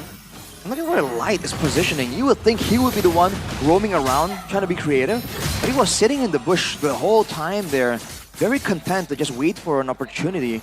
So he's hiding himself, maybe gauging potentially how Onyx is reacting to the absence of the chip. And maybe that is what is allowing them so much control here. Onyx are very aware. Light goes for it. No quad shadow earlier. Kyrie used it. Raging Sandstorm. Annabelle walks in with the damage of the Electrifying Beast. Light still able to survive now. Zaman gets the crossbow of Tang. Ready. Will he pop it? Yes, he does. With the help of the Inspire. Now Luke walking up as well. Great revitalize from Ryota to actually stay alive, but it's Luke with the killing spree. Now they jump off the Suns. Crimson Beacon, SOD connecting as well, but they're all going to be collapsing. Suns will be forced to back away by Moreno. BTR get the winning trade. These team fights are so clean by Bigatron. A 3-4-0 trade. They get the neutral objective as well. And that's almost a 2k gold lead. Should be if they get both of these turrets. So even bigger amounts of damage given over to the Yellow Porcupines. We have a game fun fact here by Gopay. In MPL ID Season 14, Eman was a player he used 1-1 the most with 5 picks. And was that a 100% win rate? Yes. 100% win rate. Luke, so able to survive. Light goes in with the crash course. Moreno with the lift. 2 lifts. Both the frontliners. Man, it's rough for Onyx, man. The frontliners are so hindered. But look, Iman.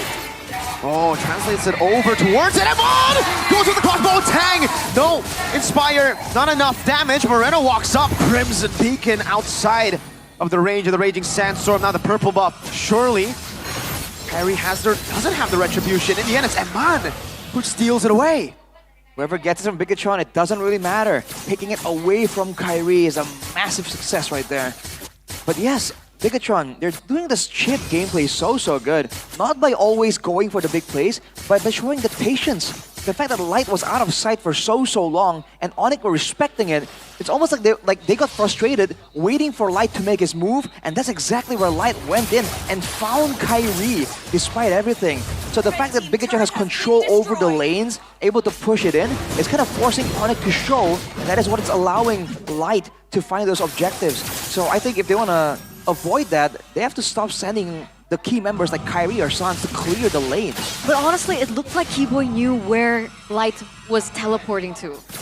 But I don't know whether or not the information was given too late or Kyrie responded too late, where they were able to find that opportunity. But if you see, I hope we get a replay. It looked like Keyboy, he already was approaching that bush. It's like the timing just wasn't on Onyx's side. Right, I mean, that's the issue right here. The fact that back then, you could just send someone to sit on the portals and you can have a general good idea on where the chip is going to be. But these days, the chip can come from anywhere. So Keyboy, I think he had suspicions, but he wasn't able to confirm it. And now Moreno is just zoning Keyboy out. No info for Onyx. Yeah, Keyboy going to be lifted again. Won't be able to get the vision down. Annabelle free. Lord on the board. Light pops into conceal as well. Let's try beats. from Annabelle. They're gonna go chase Keyboy. Oh my lord! He can't move. Moreno was holding a light to his face the entire time. Get him some sunglasses. That's why the Jushin pick after the Hilda pick was just brilliance, right? Ryota's having a difficult time. We see Keyboy also having a very difficult time. These melee heroes just naturally don't do well against the Jushin. And this is Moreno of all people. Kyrie again, light. Does he see him? He saw, or at least caught a glimpse of it. But see, Light is playing this chip super patient with a capital S. Every single time he sees an opportunity, he doesn't always jump on it. Always waits to see more, right? Okay, you're here. Where are your friends, right? Where were you walking to? Now Light, gonna check that bush there. Spots out Ryota, I think. But Bigatron taking this push with the Lord super slow, and it's actually working out for them. Super well. Look at the 3-wave crash perfectly in Onyx. They have to figure out which lane they want to defend first. Oh my lord! Kyrie! SOD! Savero! Walks up on what? He's still able to survive for a bit, but Savero! Quick movement, raging sandstorm! What the hell was that? Annabelle walks up. Only time beats. Gets pinned down to the wall. Annabelle chased down Sans! Kyrie! 2 Savero, 2 Sans! And that's 3 kills out of nowhere. What is that coordination by the Sky Kings? Savero securing the Holy Trinity right before that all elapsed. And the backup coming in, the instinct to go in as well. That was beautiful to watch. That was crazy. 3 members, the 3 separate plays there. And just like that, gold lead gone. You have to remember, Onyx scales very, very well into the late game with the Moskov and the Sicilian.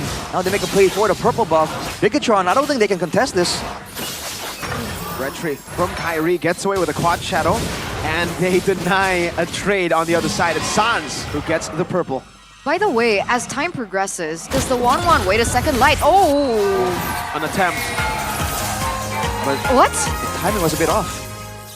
Okay, was that the electrifying beats used? Okay, anyway. It was. As the game progresses, is the 1-1 damage still weak towards the Wind of Nature? Yeah, I feel like the Wind of Nature will negate the Crossbow of Tang's damage. And even for Sans on the Sicilian, there's an option to go for the Winter Crown as well. Orange buff too. So there's gonna be ways for Onyx to deal with the 1-1. The mobility and damage still is there though. It's still very reliable damage technically because there's extra safety for Eman. But again, he has to dodge from so many more things later on. The Spear of Misery, the bad impacts, the Sanguine Claws. Look at that. Annabelle definitely has damage, but now Kyrie seems quite confident in trying to take the fight to him.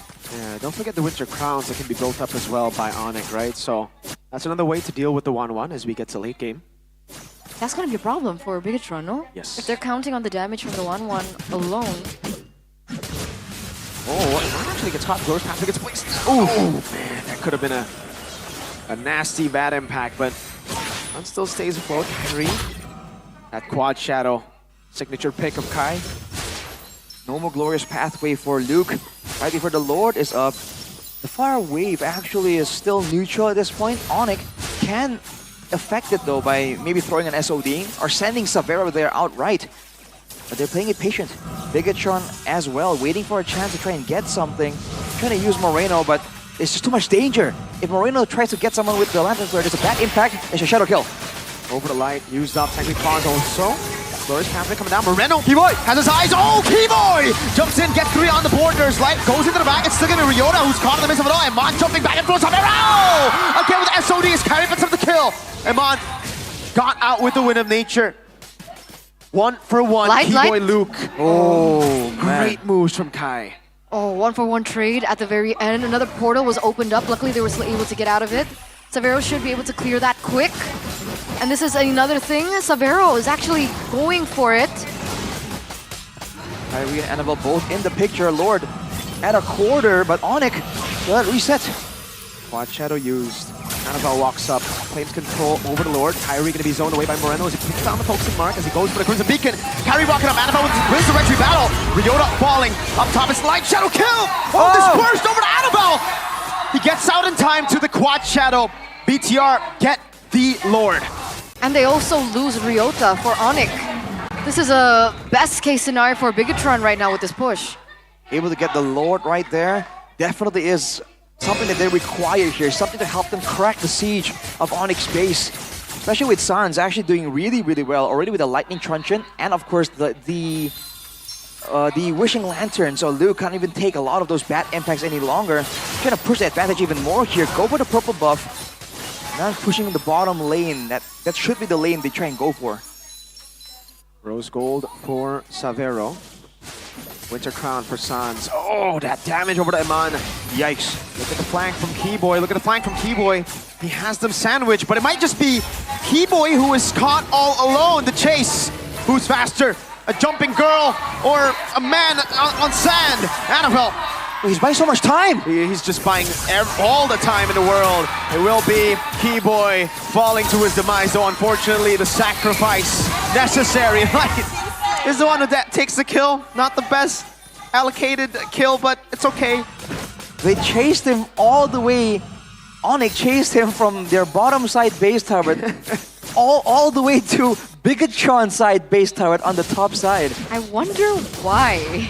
They couldn't use the Lord anymore. The Lord was dealt with. Keyboy got the charge. And this is the thing for Onyx, Sicilia and Moscow. They have crazy high ground clear. And by the way, Bigatron, Moreno went for the Lightning Truncheon right there with the Croc of Destiny and the Blood Wings. So he wants something more to threaten at least the backline members there. So that's an interesting choice. Not going for something like an Ice Queen's Wand, something that can be used continuously, but going for a bit more of direct damage. Especially with the Lightning Truncheon, it scales off your max mana, and if I recall correctly, Chushin's mana, she starts off with a lot of mana, but it does not scale higher to the late game.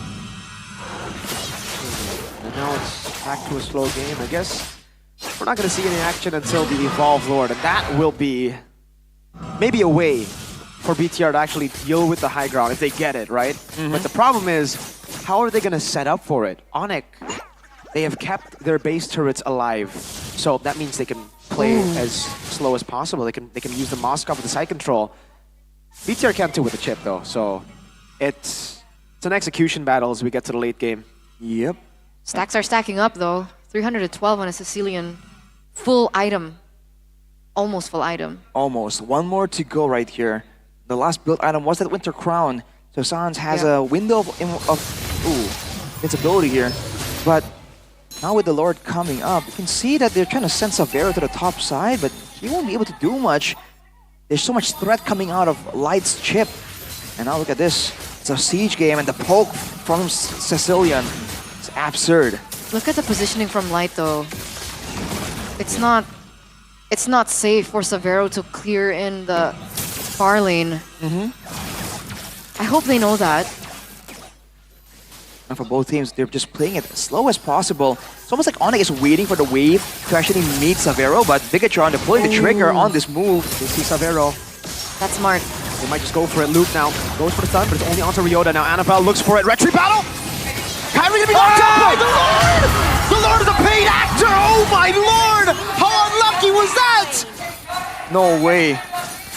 The exact frame where Kyrie went in for the steal. Wow. The Lord knocked him up. What luck is that? Abysmal luck for Kyrie. 2 members taken down, ladies and gentlemen. 30 seconds for them to respawn into the Land of Dawn. You can already see Bigatron corralling into the bottom lane. That bottom lane gets taken down. That's where the Lord will be pushing. There's a chance for Onyx to defend right here. Sans, by all means, is doing an insane amount of damage. The Divine Glaive for his last item, and now, look at that. Oh, Luke very low. Oh my goodness, Sans!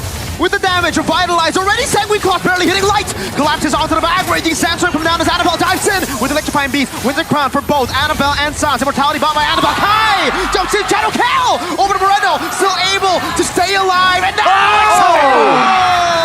with the SOD. Double kill for Savero. Iman, can he do it? Can he turn the tides around? He gets 1. Can he get 2? Now it's Light jumping forward. The crash course of Ryota goes in for the chase. Savero, triple. Iman versus 3. Oh, 4 members taken down, ladies and gentlemen, from Bigatron. Onyx have turned it completely around. Kyrie dealt in with the Lord already in the base, and he is going to go for the clear as well, but 3 members still going. Whoa.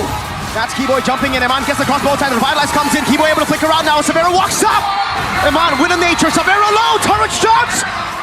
Sabero stays alive now. Pinched down under 2 turrets. He's stuck. Ryota, he will not survive. It's Eman who has done the impossible. Now it's Kyrie's turn. He doesn't get the shadow kill. Oh, he hit the minion. Running away now. No. They gotta be careful. 10 seconds for Light to respawn, and if Light just flanks them, it'll be over. Eman chasing. Over to Kyrie. Quad shadow back again. And Kai gets away. Good move by Keyboy there to just show himself for just a second, just so that Eman has that at the back of his mind. 27 seconds to go. Ryota won't be alive when the Lord is. Bigatron has a window right here. It's been a back and forth struggle, but it's looking closer than ever. Onyx, in theory, should be doing so much better at 20 minutes, but Bigatron Alpha is giving them a run for their money. Exactly. Everyone is on the edge of their seats, ladies and gentlemen. 21 minutes in. The problem is Onyx will continue to scale, especially with Sans. We've seen the damage already. The fact that he went in for Divine Glaive as well to top things off, it will be a prolonged problem, and the problem will keep getting even stronger as time progresses. Now Ryota is back into the picture, so it's a full 5v5, but always look out for Light and his chip. You got to feel for Bigatron, man. Of anyone that can be on this Sicilian, on this backline hero, it's Sans, the man with insane instincts right now. There have been several moments in this game where Bigatron are really trying their best to get their hands on him, but Sans remains ever so elusive, even when he's only running the flicker. Oh, okay. For a second, I thought they were gonna go on to Keyboy. Keyboy gets away. There's a minion in the mid lane. Light still continuing this pressure. Where's Kyrie? BTR is gonna have to play another game of where's Kyrie. Segway close! Annabelle walks on retreat! Annabelle wins out the retreat battles. Light now comes in as SOD as well. Kyrie gets Annabelle. Light pierced down by Sabero. Eman chasing for Keyboy. That's Moreno. Caught in a bad spot. Chased down by Ryota. Moreno still able to get one more Lantern Flare. Keyboy very, very low. Taken down finally with the crossbow. Hey! The maneuvers over to Ryota. Over to Sabero. With the nature. Use up. Wins the crown for Ryota. Still Sabero. Gunning them down with the spears. Kyrie. And Sans with the cleanup. Moreno recalling. Has the immortality. They gotta be careful here as Onyx Hut. 3-4-1 trade. And again, Annabelle is the one to be able to secure the Lord this time around. Kyrie loses that Retribution battle. Eman is in the area. Ryota spots him. Doesn't get the last shot. With a nature. Used up. Kyrie walks. Oh my goodness! Kyrie gets the assassination that maybe has won them the game. Let's see. 12 seconds left for Annabelle to spawn back into the Land of Dawn. That wave in the top and the bottom lane is still pushing in favor of Bigatron. Meanwhile, it looks like it's just going to be a reset once again. Onyx gonna go in for the enemy jungle instead. And yes, you are looking at this correctly. It's 429 stacks on the Sicilian. That is ridiculous. Unfortunately, no waves right now. Holy Crystal too. Going for it. Annabelle, let's find beats. Over to Ryota. Moreno's looking for the knockup. He does get it. Now it's Luke with the Glorious Pathway. Everybody has recalled though. It's only Luke and Moreno. Sanguine Claws not connecting Luke. Getting chunked. They have defended Annabelle. Wanted to go for that. Kyrie stops him. Now it's back to the setup for the Lord. At this point, the gold advantage doesn't matter anymore. Both teams have had multiple times where they shifted their items, changed it around. Stalemate. That was Eman down for 40, 50 seconds almost. And Onyx, because of the waves from the Lord, are unable to use it to its full potential. It's back to a 5v5. But as Eternal mentioned, the scale just keeps on going for Onyx, man. Bigatron working against the clock, trying to abuse this chip pick, but will it be enough to just negate the infinite scaling of Sans on the Sicilian? Yeah. That's the thing though. Sans went in for something a little greedy, right? He went in for Holy Crystal, no defensive item whatsoever. So that could be the loophole that Bigatron require. But to get to Sans, they're gonna have to get through so much, and they have so much to worry about as well. If they tunnel too much on Sans, by the way, you saw the damage that Kyrie and Sabero were able to do. Both of them have outplay tools of their own. This is the thing, right? Onyx advantage is in the team fights. BTR have the advantage with the pickoffs. The pickoffs and technically the macro, right? Because they have the mid lane base hero taken down, they have the bottom lane as well. So super minions will be constantly jumping to Onyx. But the thing is, it seems Onyx don't even see that as a problem. They clear it so quick that it's not a problem. That's the infinite scaling, man. These bat impacts, they have to be getting close to 2k damage per hit. Yeah, you don't want to get hit by that. Yeah. I don't see the numbers as of right now, but it's a lot. I think a single one will chunk Eman down to more than half HP. So yeah, tanking those are not an option for Bigatron. They gotta go in quick and force Sans in a tough spot. Savero's going for a recall. He has to be the one to clear it out up top. He's the only one who can actually get to the team fight while being up top, but he has to be very careful. And so far, he has read BTR's moves very well. Always being able to utilize a sentry as well. So that's good. He knows where Eman is. Oh. He's lingering for quite some time. Light's still there. Yeah, he can teleport anytime, so I don't think there's any rush for Light to rotate. Look at Sans though, backing away, trying to get some information near the mid lane. Can Light and Eman go for a dive on Savero right now? There is a Wind of Nature available in his inventory. Oh, what a move. B-Boy might go for the cut on him. Oh, he went. He hit the neutral creep. Yeah, it's unfortunate. Oh my goodness! What is that? That was, that's not Sicilian, that's Nuke Ilion. Oh, that damage. Alright, right now Sans is at 130,000 damage. Eman has not cracked 100k, he's at 90,000. Oof, the game continues though, with Eman on the top side. Moskov in mid. I think just waiting for a chance to allow Eman the duel, technically. That's the advantage of the chip, man. Everyone can do whatever they want because the portal arrives right next to them. 1v1 on top side, though. Yeah, they want to get the turret here. Oh my, that damage from Light 2. Shortcut comes around. Oh, that was a forced one for sure. Kyrie. Now they don't have a shortcut. This is the window. This is the window for Onyx. They have gotten a few of them low. They might go for it. They might commit. They're on the Lord. Evolve. 27 minutes in. Moreno's trying to look for an angle. Kyrie jumps over the quad chat. That's Eman almost just taken out. Crossbow tank over to Ryota right now. That's going to be Kyrie on the Lord. He wins it for Onyx. SOD to the back. Eman versus Savero in the back. That's going to be Kyrie jumping over the quad chat one more time. Jumping back and forth. Annabelle. Immortality down. Meanwhile, Savero. Immortality down. Can he survive? Win a nature. He buys it in time. But he will be stunned. Crash course Autumn taking him down. 2 for 1. No Savero for Annabelle and Luke, but they have the Evolve Lord in the mid lane, and Onyx wants to end with it. Yeah, it looks like that's the idea here, ladies and gentlemen. Sans already marching down into the mid lane with Keyboy, Ryota, and Kyrie. Can Moreno, Light, and Eman defend this, prolong this series at the very least? Lights looking for the flank. Shortcut into the back. Moreno with the Crimson Beacon. Winter Crown as well. Oh, my damage. Eman 12. Keyboy just popped him. 2-0 for Onyx. Are the Sky Kings finally back? 2-0 clean sweep against number 4 on the standings, against Bigatron. After an abysmal start to MPL ID Season 15. Savero coming in, Ryota coming into the fray, strengthening the Sky King lineup. It looks like Onyx are now ready. Oh boy, that was such a close one. After all these fast matches we've seen in Season 15 so far, Bigatron and Onyx treat us with, was it the longest game of the season so far? Yes, longest game of the season. 28 minutes and 28 seconds. That's how long it took for Onyx to take out Bigatron. Wow, after a quick game 1, we were treated to a very, very nerve-wracking game 2, but in the end, it's Onyx who get the dub. BTR have to swallow this 2-0 loss against Onyx. Savero, Ryota, the 2 pieces that were necessary for this Onyx team. That wasn't present at the start, but now they are here. Better late than never. So let's hear from them, ladies and gentlemen. Let's hear from the Sky Kings real soon. Again, I'm still at a loss for words. Kyrie back on the Hayabusa. Sure, he missed a few retributions here and there, but that killing instinct, it's there, it's still there, lurking underneath the shadows. the way he was able to hunt for the back line, man, it was just so difficult. So with that, ladies and gentlemen, let's talk to Onyx.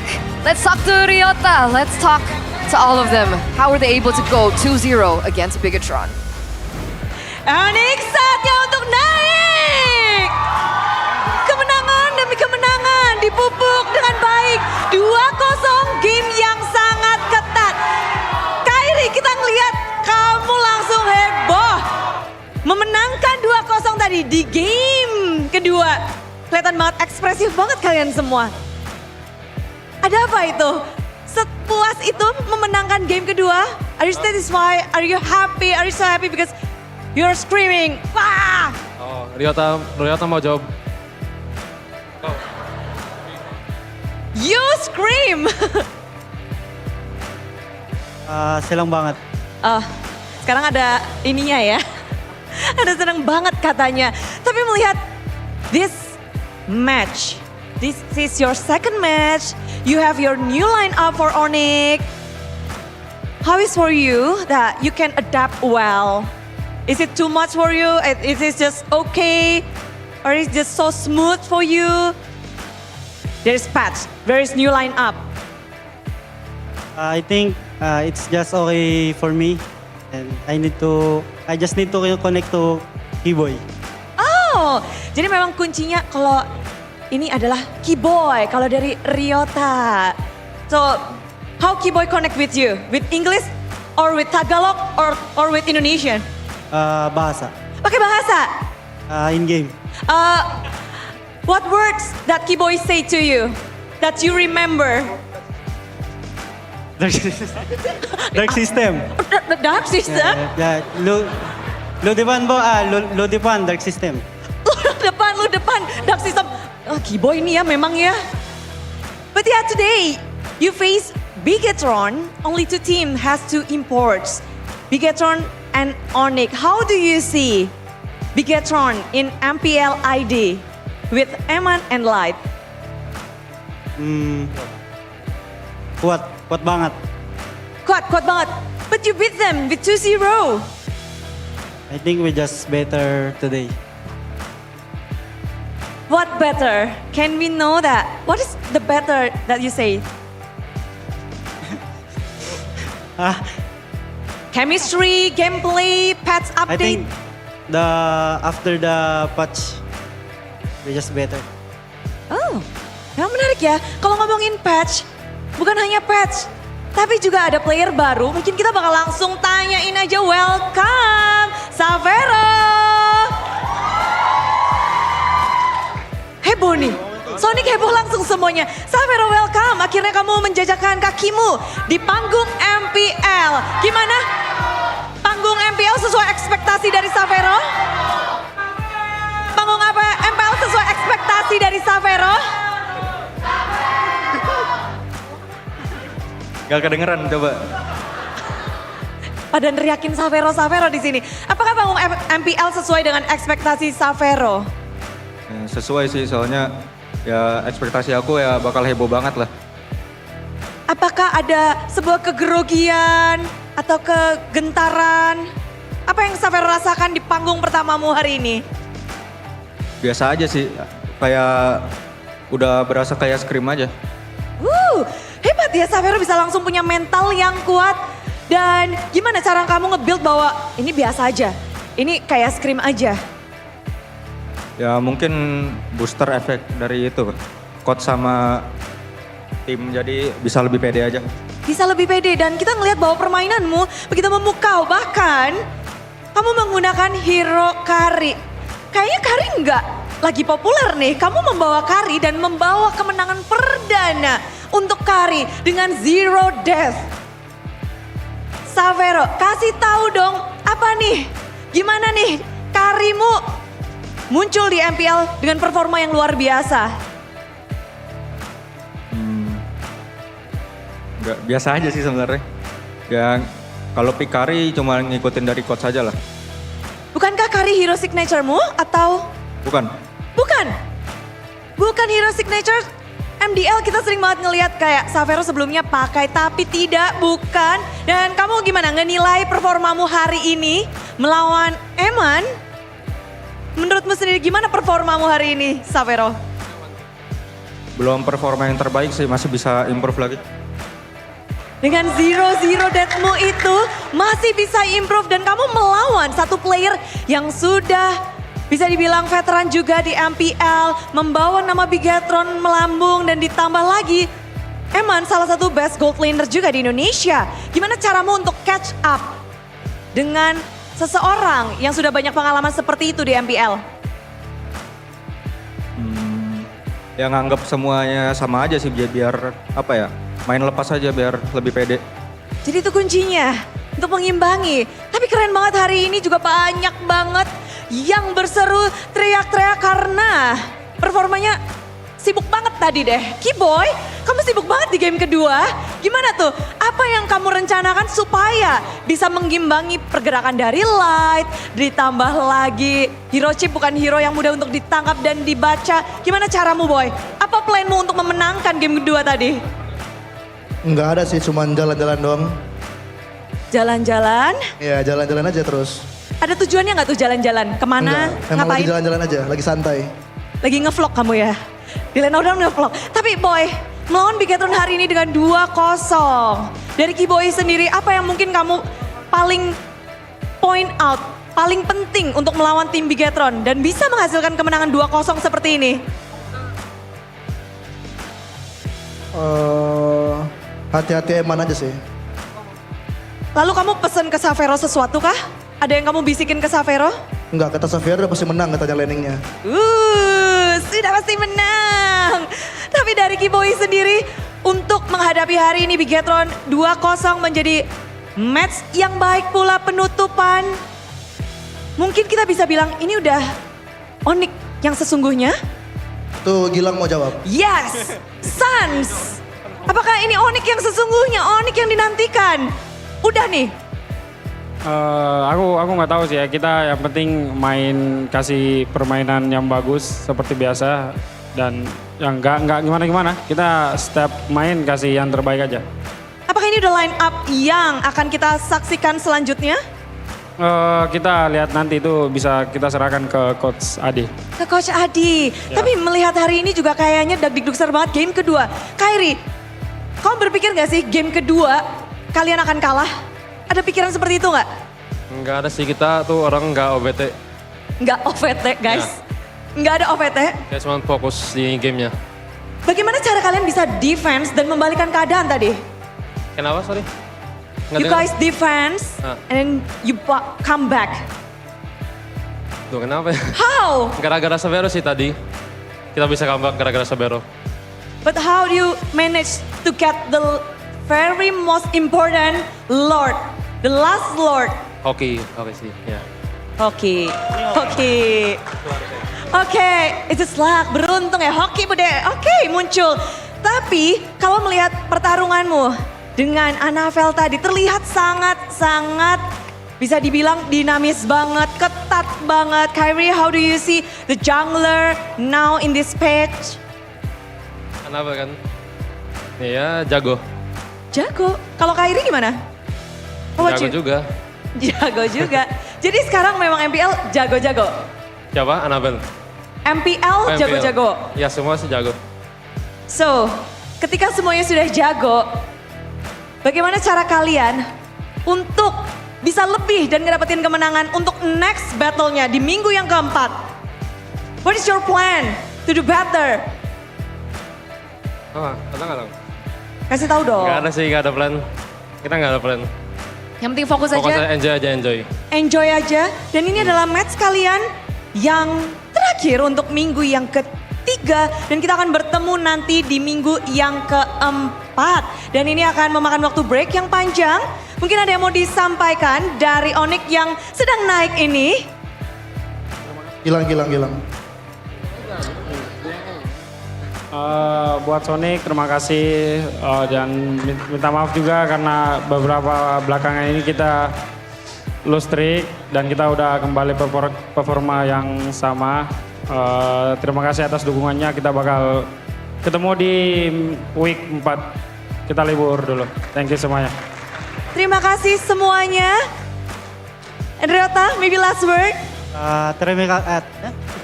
Terima kasih Sonic. Terima kasih Sonic. Dan kita akan bertemu lagi minggu ini. Minggu yang begitu indah untuk Onyx. Sonic, saatnya untuk meraihkan kenaikan tim Onyx.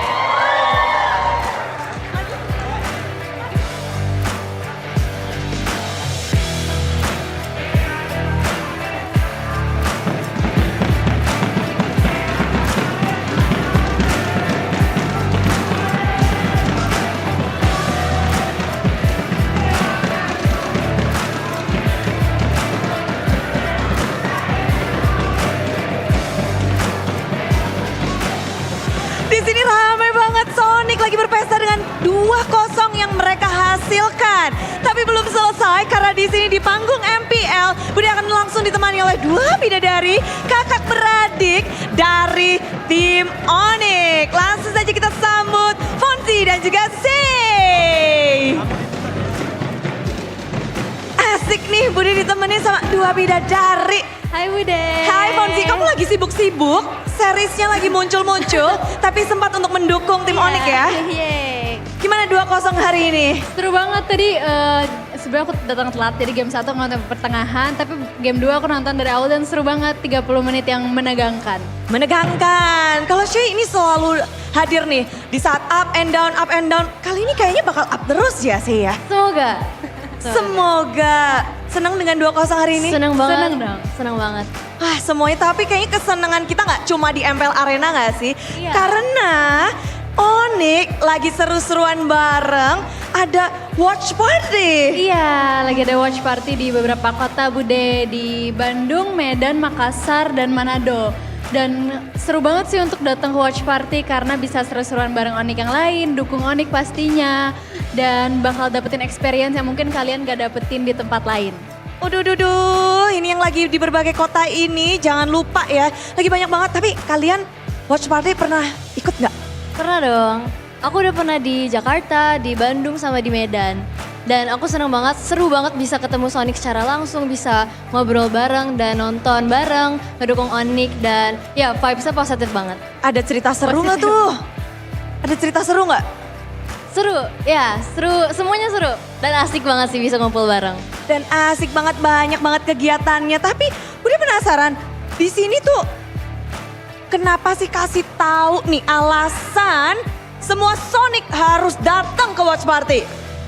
Pastinya karena bisa ketemu Sonic lainnya, bisa ngumpul bareng teman-teman, bisa dukung Onyx juga dengan suasana yang lebih seru dan balik lagi yang tadi aku bilang bakal dapat experience dan activity yang mungkin nggak ada di tempat lain. Jadi seru banget. Aduh.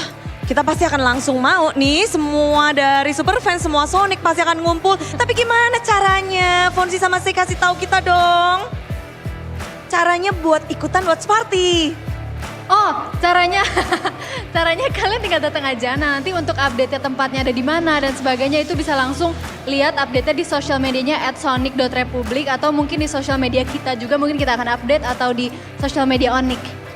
Pokoknya pantengin sosial medianya karena di situ informasi lengkap, kalian gak perlu bingung-bingung. Tapi Bude juga tahu nih kalau di Onyx ada yang seru-seruan juga, OOTD. Aduh, OOTD keren atau banget. Apa tuh? Onyx Outfit of the Day. Jadi Sonic bisa kalian kasih OOTD yang terbaik di setiap match Onyx dan yang paling keren bisa ngonten bareng brand ambassador dan juga talent-talent dari Onyx. Oh jadi siapa yang bisa ngonten bareng itu? Semua Sonic dengan OOTD yang terkeren. Semua Sonic bisa. Caranya juga gampang? Caranya gampang banget, kalian tinggal pakai outfit yang terkeren, pakai merch atau jersey dari Onyx. Terus yang paling keren, kalian bisa konten bareng. Waduh, mau dong. Jadi selalu bisa ya? Iya. Siap-siap ini udah kayaknya pada ngantri mau pada bikin OOTD bareng nih. Ada yang mau disampaikan mungkin? Terakhir? Pastinya jangan lupa untuk Sonic yang mungkin gak sempet datang ke sini nanti untuk datang ke watch party-nya karena acaranya bakal seru banget dan mungkin nanti juga bakal ada talent atau ambassador yang datang ke watch party juga jadi kita bisa seru-seruan bareng. Terus jangan lupa untuk dukung Onyx terus. Jangan lupa untuk dukung Onyx terus. Dan buat OOTD kita bisa bikin OOTD bareng kali ya. Iya. Yeay, kita akan konten OOTD bareng, kita akan sudahi, kita akan ketemu di minggu yang keempat. Kita akan break 3 minggu. Sampai ketemu lagi Fonsise. Sampai ketemu deh. Ada yang mau dadah-dadah dulu? See you week 4. See you di week Thank you caster. Kita mau bikin konten OOTD dulu. Shoo, silakan. Monggo.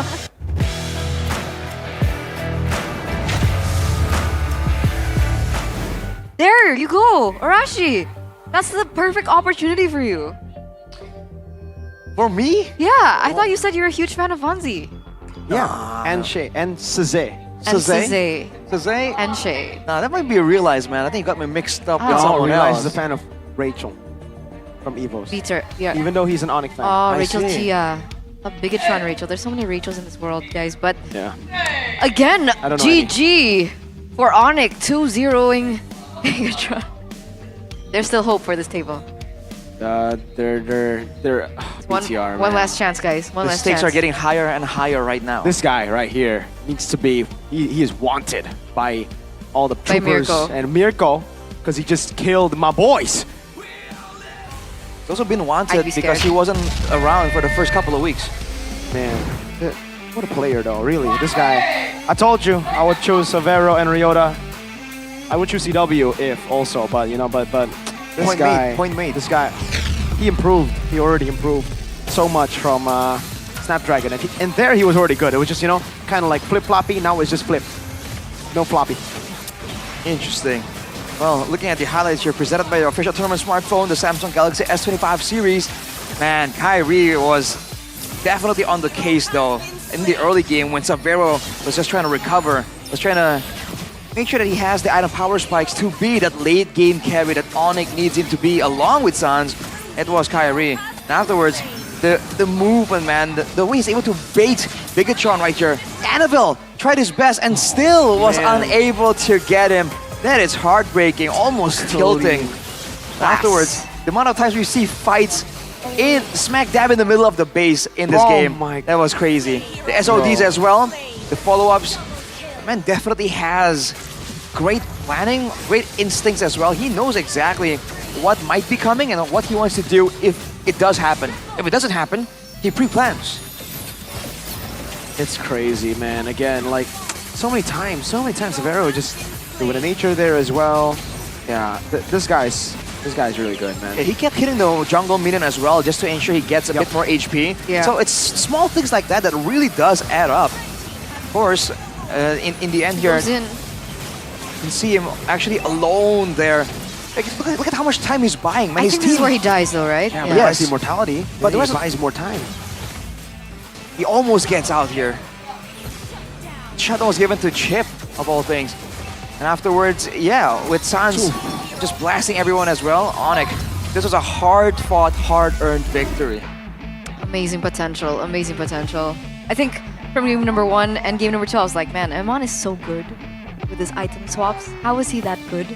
But we're seeing slivers of that on Severo, and he just started his career, so hopefully he can continue to improve, continue to progress, and I think he's shaping up to be one of our strongest, hopefully, at some point. 28 minutes and 28 seconds, like Arashi mentioned earlier on, this is our new record for longest game of the season. Coincidence? Who knows? Oh, 28-28. Right? Exactly. Pretty cool. 16, What are the 18, odds? 28, 257.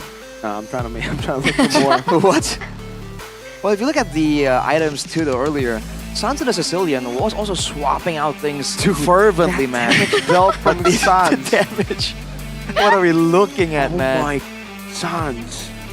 Does he have more damage than the rest of the team combined? I think so.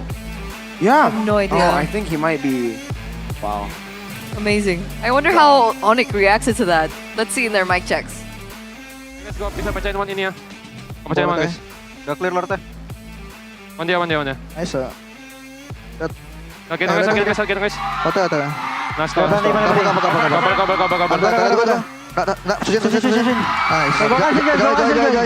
cancel, sabar. Joy. Sabar. Nice. Santai lagi. Tinggal guys. Mantap. Gua aman. Golte, chipnya. Kanan Joy Joy. Gua dorong deh. Coba jarang kayak gua. Gua aman. Udah stun ya. Joy dulu guys, Joy dulu. Nah, guys. Ada minannya. Aman lo dia. Pada lo mereka semua lo. Gua aman, lo nyaman. Aman guys, gua Nyaman. No flicker. Hantai. Nyaman. Aman. Gua ada WL. Gua ada winter. Pakai mid guys. Santan. Ayo guys, majunya saya. Ayo gas. Orang. Orang dulu guys. Orang dulu. Gua ada winter. Coba guys. Jaga. Gua skill 2 kayak. Bisa cover gua guys. Aja.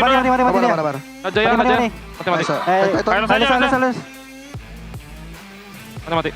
Aman. Pakai lore guys. Guys. One low banget, nggak ada WON. Aman. Pakai lore ya. Kita minta aja guys. Harus orang yang langsung ini ya.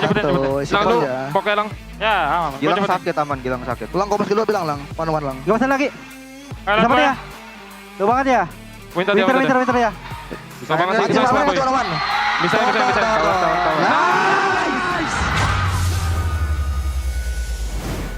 You can feel their emotions as they won the game. For sure. And the comms though. Savero. That's not how they sounded. Yeah, that's a bit different. Was that weird? Pretty weird. Just different. I can't yell like that. You can go nice. I tried my best. I see.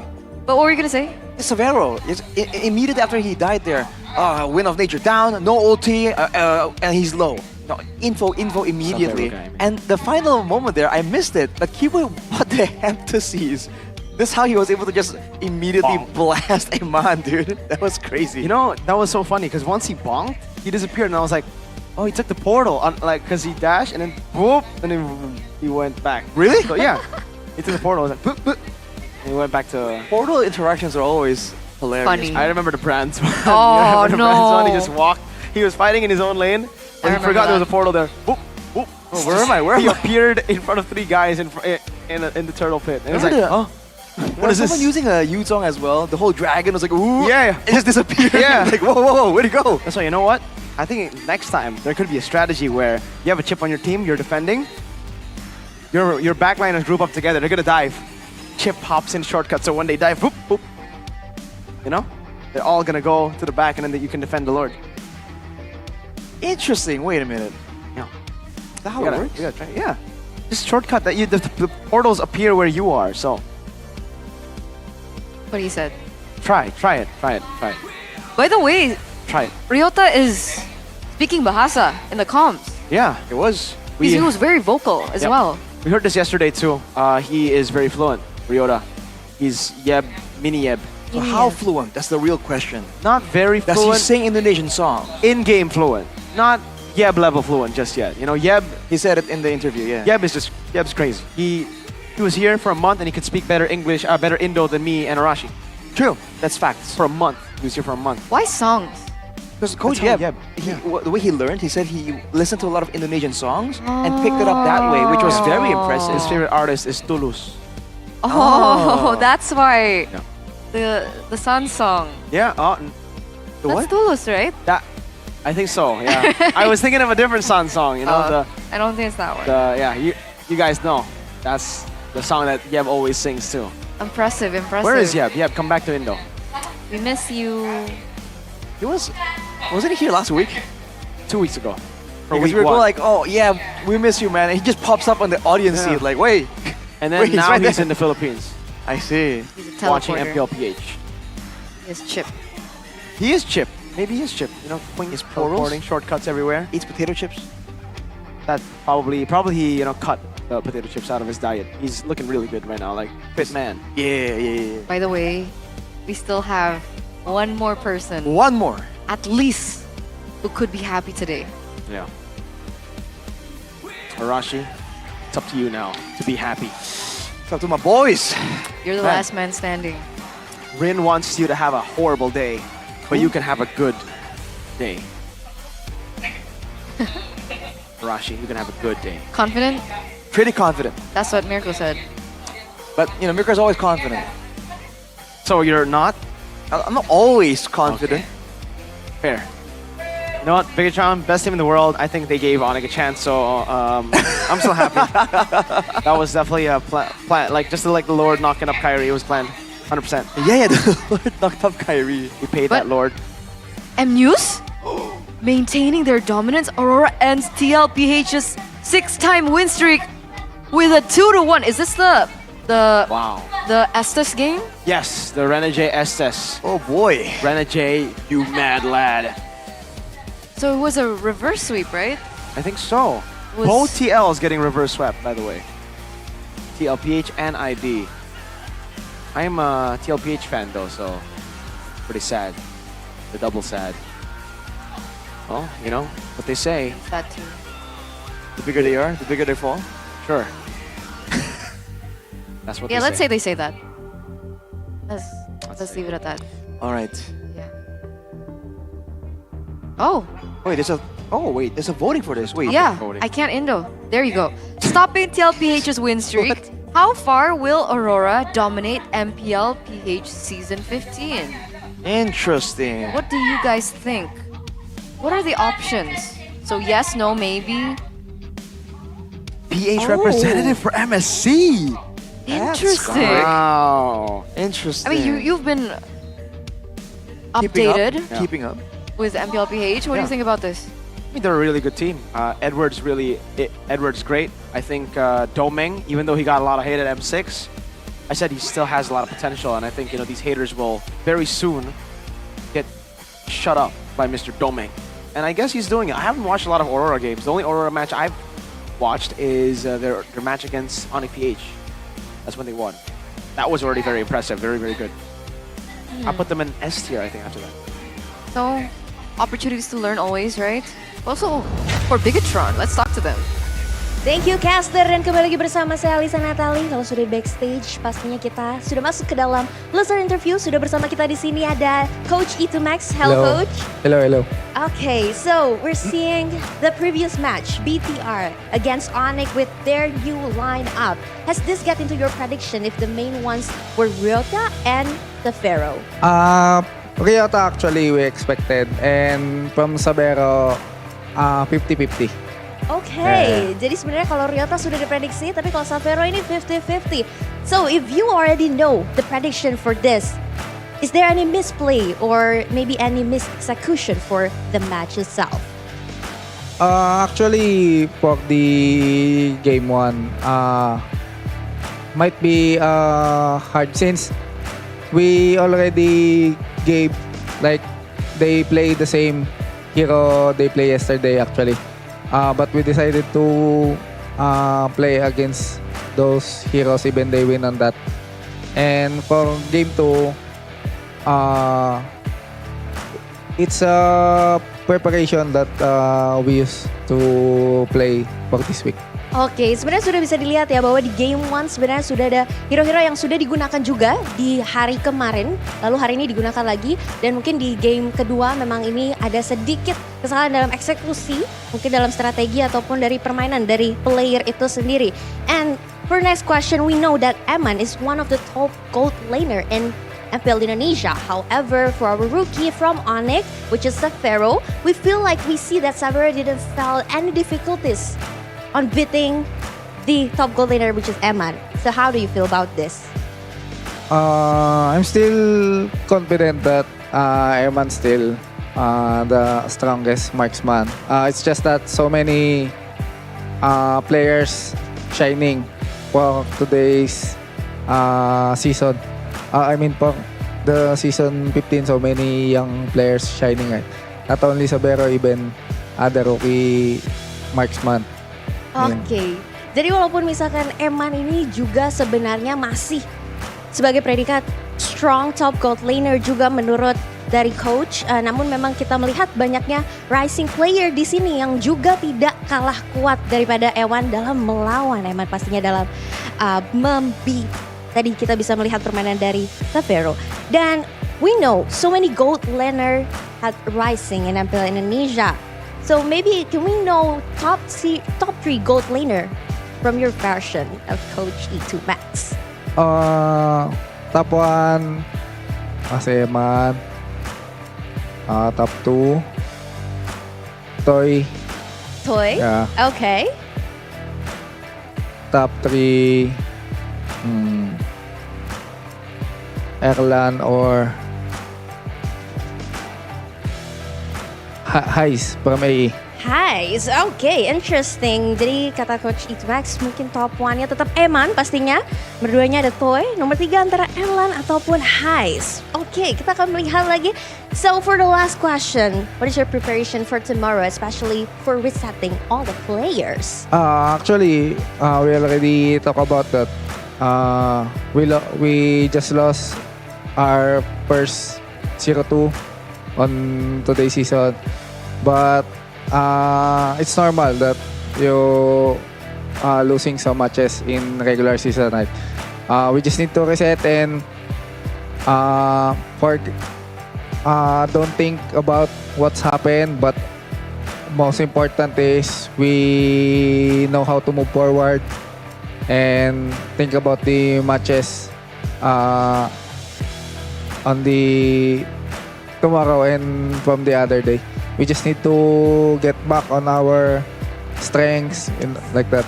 Oke, dan pastinya persiapan untuk match selanjutnya dari Bigetron sendiri pastinya ini bukan kekalahan yang luar biasa, pastinya masih bisa ada comeback dan kesempatan lainnya. Dan bagaimana nantinya kita bisa looking forward dan melihat ke depannya apa yang akan dilakukan oleh Bigetron. Thank you so much, Coach. Thank you. And good luck for your next match. Thank you. We hopefully see another win from Bigetron.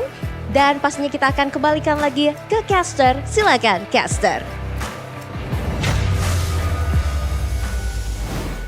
Yeah, I agree with what E2Max said. Yeah. Do you agree with what E2Max said? I think so too, you know. It's unfortunate. And yeah, all they need to do is really just, I think, for me, yeah, I agree with E2Max. He said a lot of words there. I think a lot of things he said I agree with, like the 50-50s, especially in the gold lane, especially when it comes to the late game. But I think the early game could be cleaner in match 1, like you said too. So some things I agree, some things I'm like, gotta, you know, digest it a bit more. But let's... Have you digested this? I think we should give this over. You should digest it. No. No, I want to give it To who? To who? to E2Max. Coach Ito-Max? So hopefully he has a good day. He's already Despite that having loss. a good day. Every time his team loses, he has a good day. You know why? Why? Because he learns. Oh. He's a learner. He doesn't want to win. That's why I said, you know, it's all part of the plan here for Mr. E2Max. I know the guy. I talked to him once. Once? Twice. I gave him a Twice? fist bump Twice. too. So Wow. So You sound really close. closest. So that's why Is he I a cookie know. people? No, unfortunately he's not. Actually, What? he's not a cookie person. He is more of a mocha. This one, mochaccino person. He's a mochaccino person. Mochaccino. I respect that, you know. I respect that. Any good day flavor, respectable. As long as you're not a bad day lover. I don't know if that's even a brand, but yeah, just be good day. Positive. Stay positive, folks. Stay positive. Stay A positive. bottle of Good Day is a perfect companion to make your gaming sessions even more GG. Look at this, groovy Good cookies. day. I love groovy cookies. Super good. Super good. Probably contains cookies as well. Is that why they named it groovy cookies? I wonder. But you know, a good pairing to the Good Day is definitely Sucra! It's the snacks for gamers, and not just normal gamers, but champions. Champion. Champions. Are So you a hashtag champ? Gasla. Are you a champ? No? All right, then don't eat it. No, it's not for you. Do you want to be a champ? You're not the target. Yes? Target. Go ahead. Go ahead. You can see here, this is the ultimate champ. That is the greatest of all time. That right there is Carl Teasy. He's a snack. The Sucre Ball. That's a snack right Yeah. there. Why him? Because that's the GOAT. Because he's a snack. He's the GOAT. You looking like a snack? He is a snack. Sucro man? Sucro Man. I see. Sucro Man is looking like a snack because he is a snack. I still Hashtag Gasla. haven't gotten to find out what Kribo flavor is. Then you should try it, Arashi. Why We haven't should you tried look it? for it. We should look I couldn't for find It's it. in the keeps- talent room. Okay, we have a break, so we do have time to look for it. Interesting. We can go on, you know, GoPay maybe. Yes, you can buy it with GoPay. Okay, let's have a look. Let's go. Because we Let's are going to outside. throw to a break now. Ladies and gentlemen, before we get into our final match of the day, will Arashi leave today happy or will he be sad? He will be Only happy. time will Trust tell. me. Trust Cascade, Arashi. See you after the break. That's my goal. Stay tuned. Don't Except go for PTR. anywhere.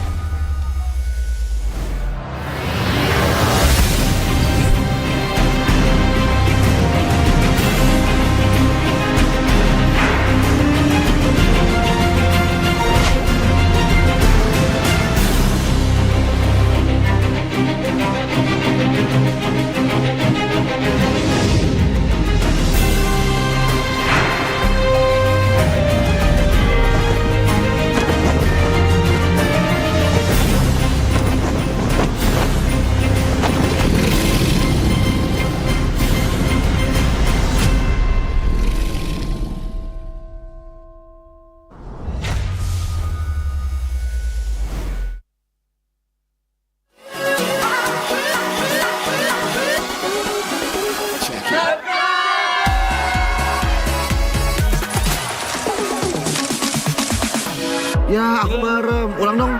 Gak perlu.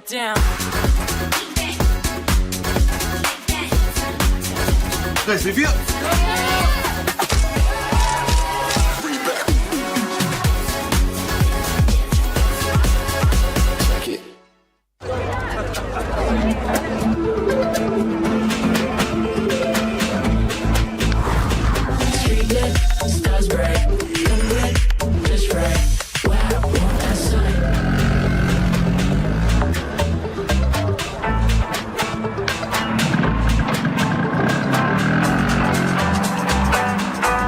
Wow. Cool.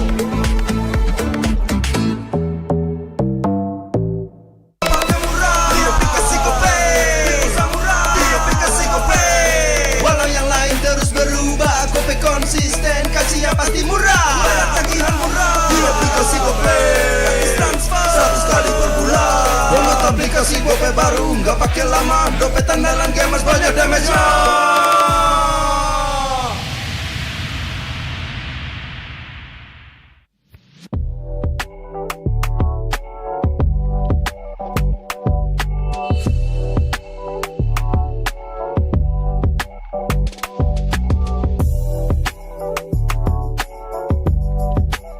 Rasa baru makin seru.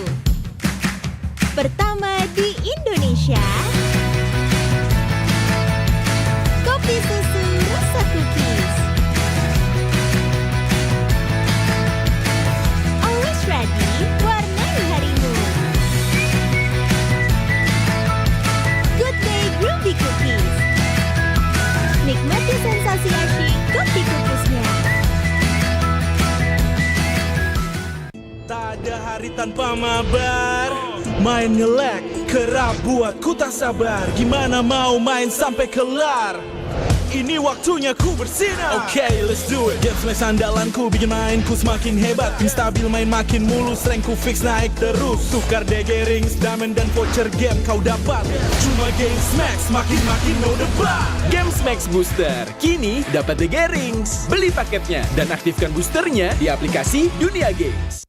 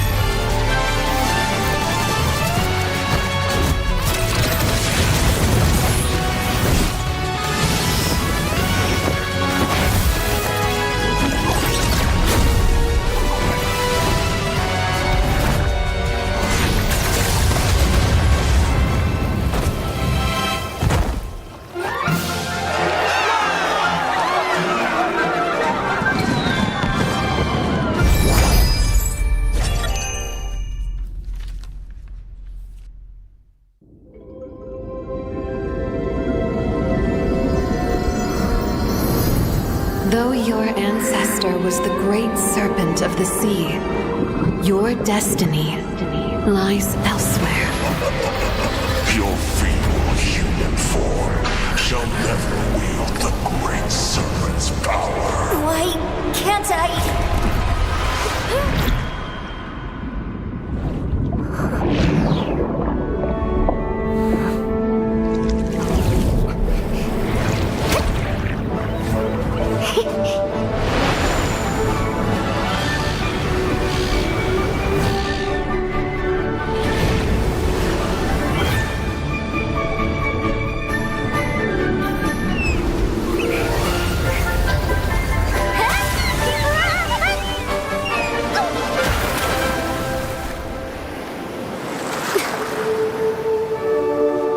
The great serpent's power.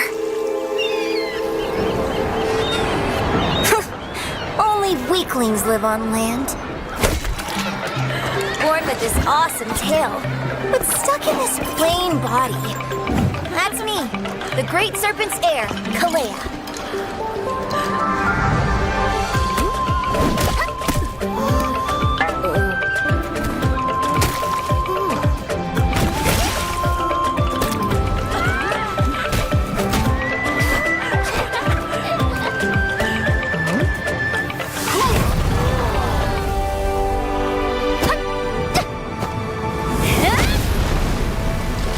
Figures.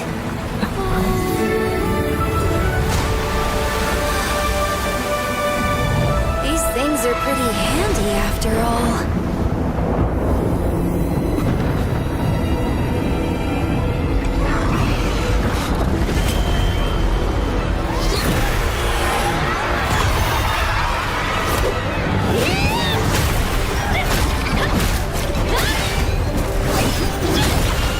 You messed with the wrong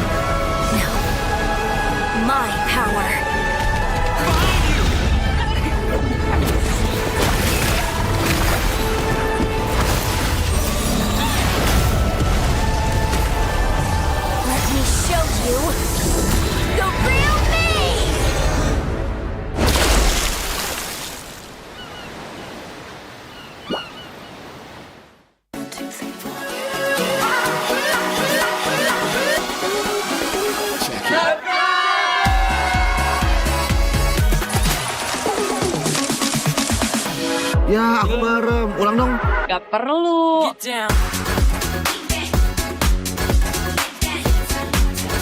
Guys, review.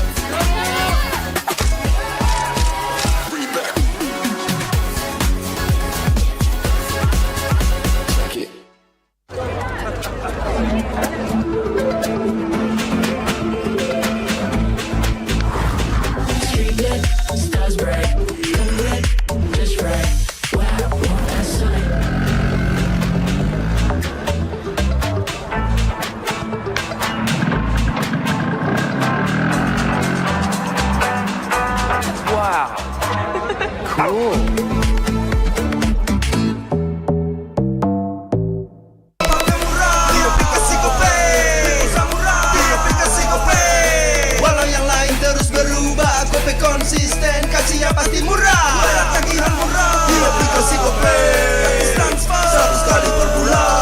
Download aplikasi Gope baru, nggak pakai lama. Dompet andalan gamers banyak damage-nya.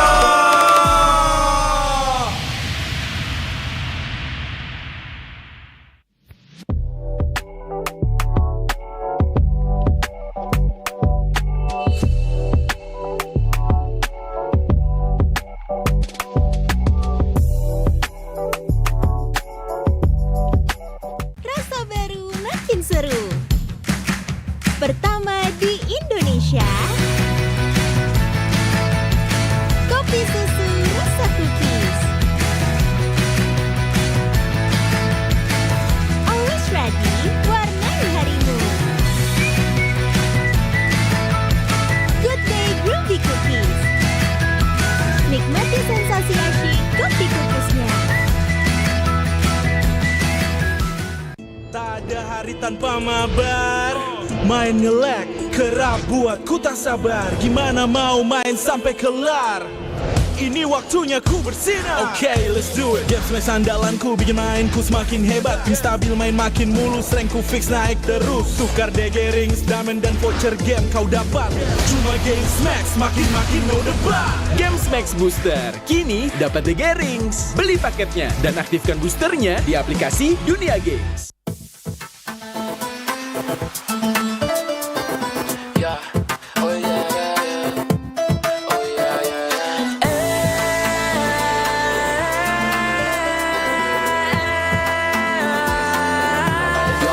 Gather together, let's gather together. Satu Ramadan berlipat kebaikan. Gather together, let's gather together.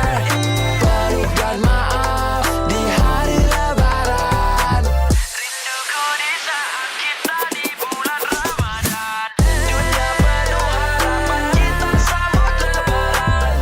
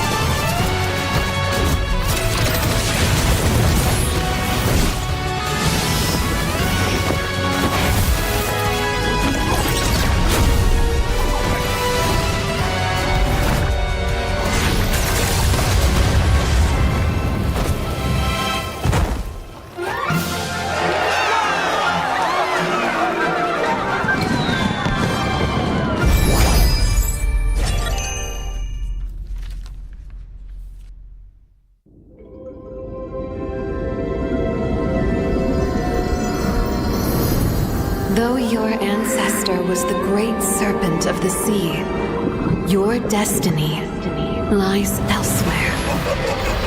Your feeble human form shall never wield the great serpent's power. Why can't I?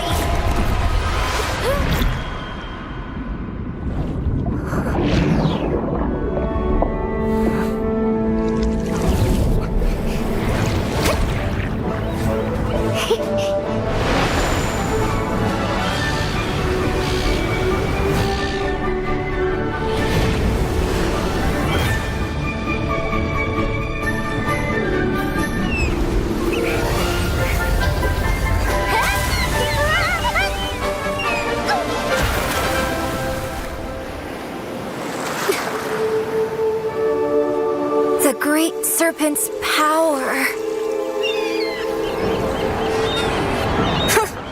Only weaklings live on land. Born with this awesome tail, but stuck in this plain body. That's me, the great serpent's heir, Kalea.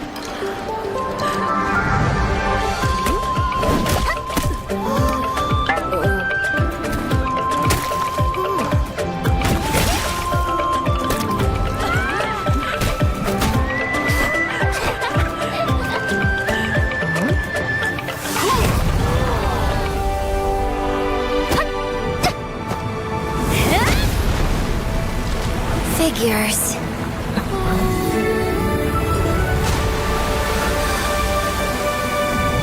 These things are pretty handy after all.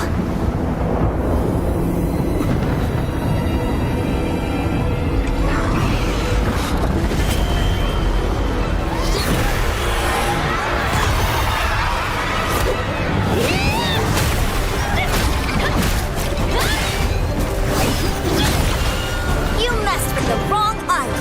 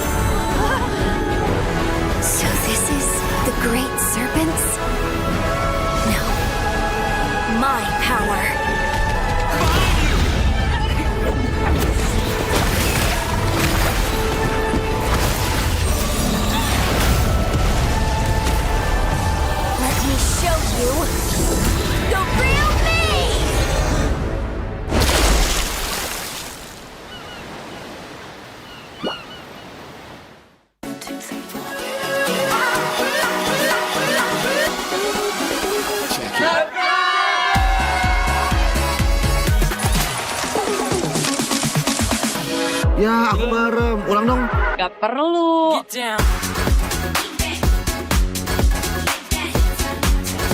Guys, review.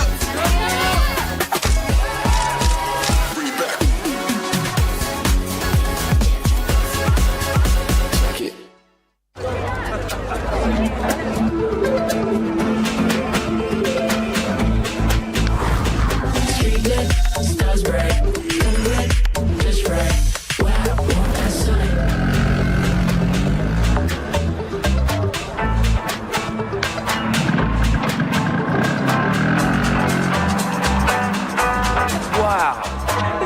Cool.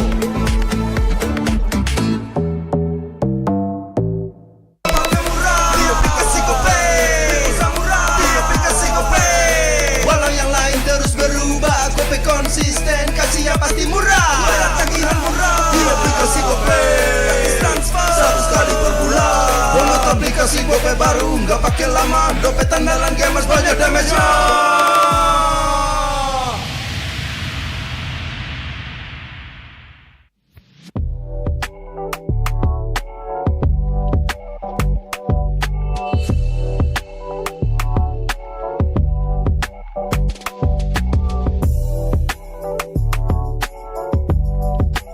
Rasa baru makin seru. Pertama di Indonesia. Kopi susu rasa cookies. Always ready, warnai harimu. Good Day Groovy Cookies. Nikmati sensasi asyik kopi cookiesnya.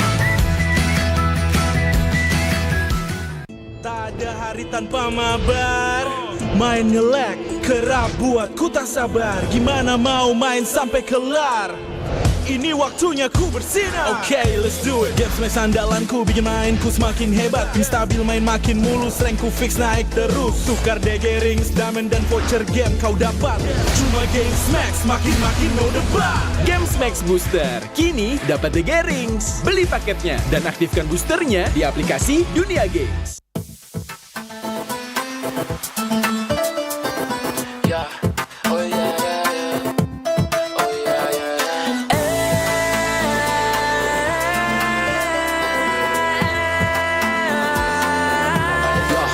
Gather together, let's gather together. Satu Ramadan berlipat kebaikan. Gather together, let's gather together. Peluk dan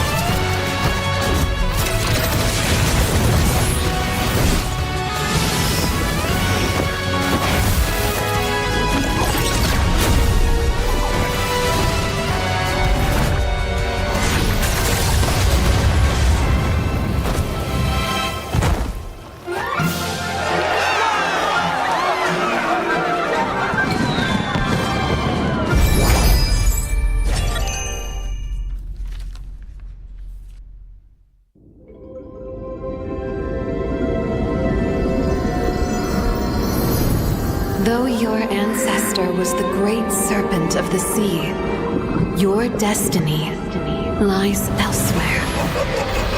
Your feeble human form shall never wield the great serpent's power. Why can't I?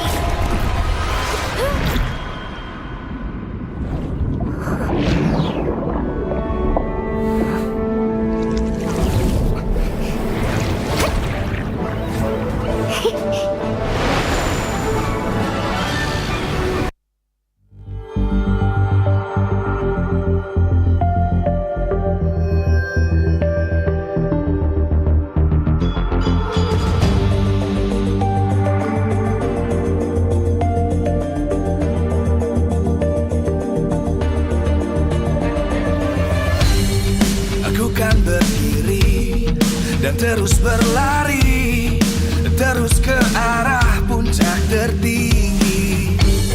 Ku takkan berhenti, hanya sampai di sini.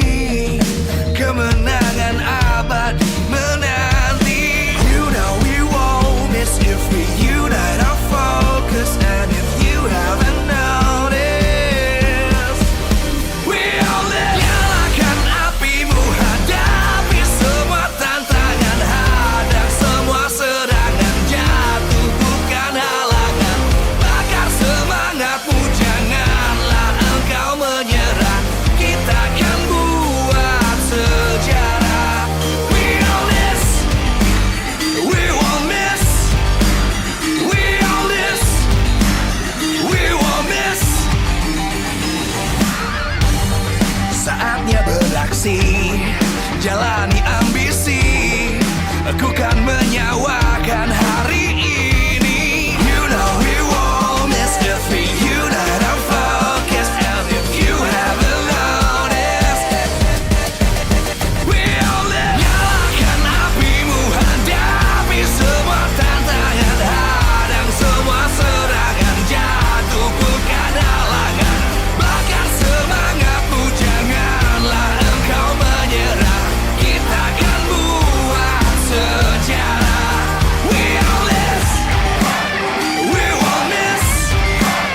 We all this, we won't miss. We all this.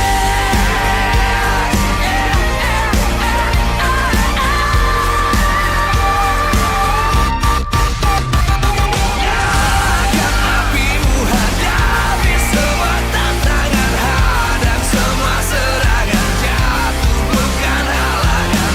Bakar semangatmu, janganlah engkau menyerah. Kita akan buat sejarah. We all this.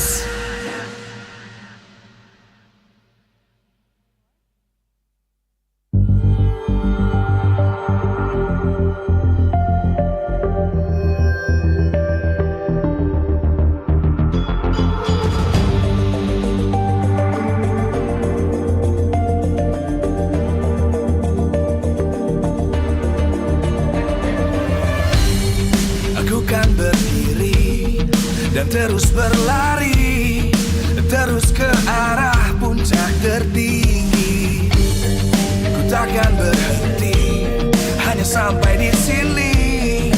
Kemenangan abadi menanti. You know we won't miss if we unite our focus. And if you haven't noticed, we all live. Nyalakan apimu, hadapi semua tantangan.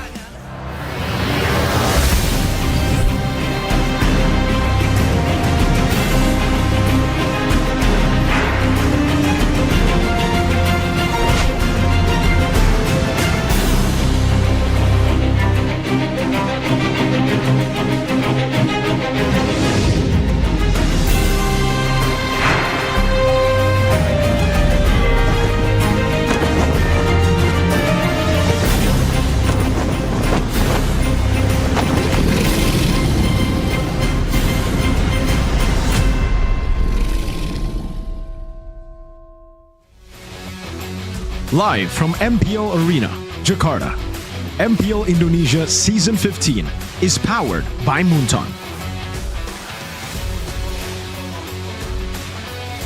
Supported by Esports Federation of Indonesia. Presented by official tournament smartphone Samsung Galaxy. Official e-wallet GoPay. Official sponsor Head and Shoulders. Official coffee Good Day. We own this.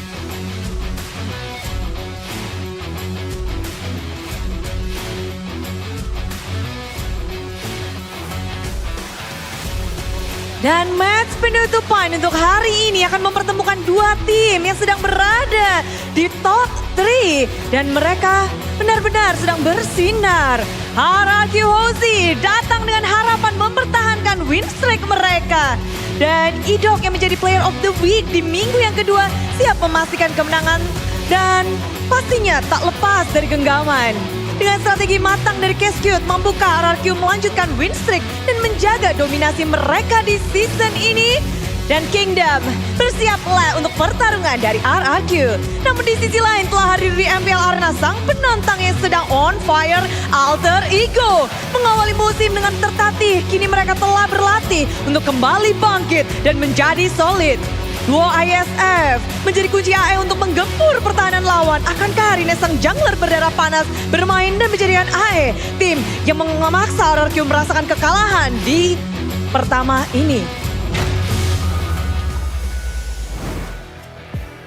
Halo, kembali lagi bersama Wan di sini. Kita memasuki match 3, match penutupan di hari kedua week ketiga hari ini. Tapi pastinya Aisyah nggak sendiri di sini, tapi bersama dengan Ultra Gems dan juga Kingdom. Boleh dong gabung di sini.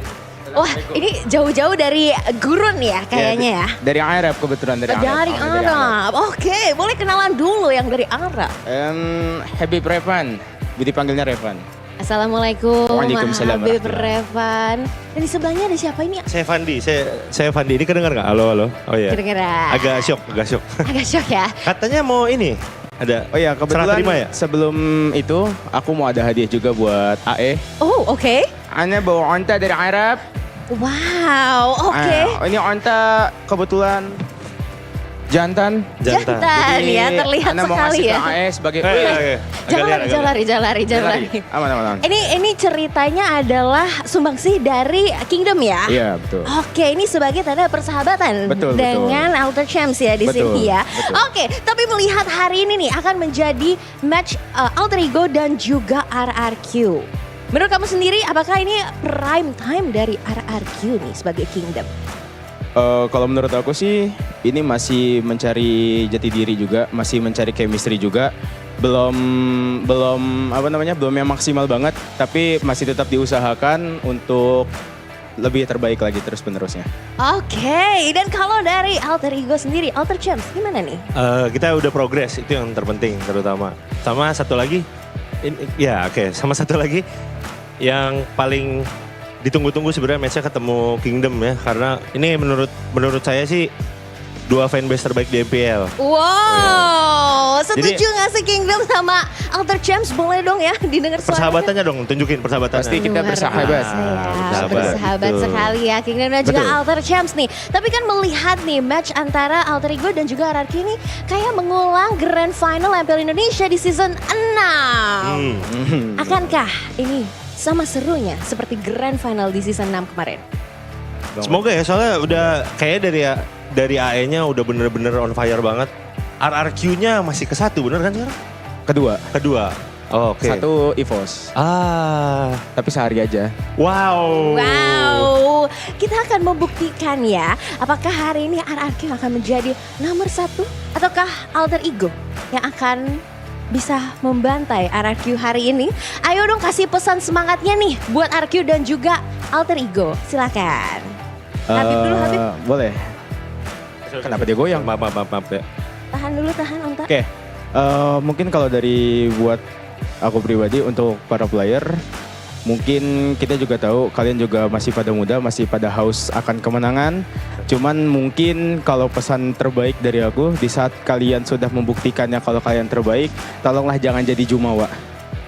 Ingat ya. Tetaplah berwibawa dan terus membuktikan bahwa kalian itu layak dipanggil raja dari segala raja. Raja dari segala raja, wow, jangan jumawa ya, tapi kalau sudah Betul. juara ya pesan dari Habib. Lalu kalau dari Alter Champ silakan. Ya, ini untuk player kan? Iya dong. Yes, untuk player, kalian udah tahu kapasitas kalian. Kalian udah tahu kalian sanggup, kalian bisa. Penting fokus dan fair play. Karena di luar game kita bersahabat, betul? Betul sekali Pak Habib. Ya, jadi terus ditambah lagi satu lagi. Kira-kira, boleh nanya ke dia nggak sih? Boleh dong, boleh, silakan. ya. Apa tuh? Kira-kira skornya berapa nih? Pengennya sih 2-0. Cuman kalau untuk match serunya tetap pengen 2-1. Karena pengen mengulang kembali lah season 6. Betul. Final ya? Betul, final. Jadi, Walau yang juara 2-1. kita gitu kan. Bingungnya antara mau mengamini atau tidak. Kalau dari kalian sendiri berapa nih prediksi skornya? 2-1. 2-1 juga ya? Iya. Karena ini match persahabatan. Betul. Oke, kita akan membuktikan dan kita akan melihat apakah RRQ bisa mengalahkan Alter Ego atau sebaliknya. Langsung saja akan kita lempar ke Bude. Silakan Bude.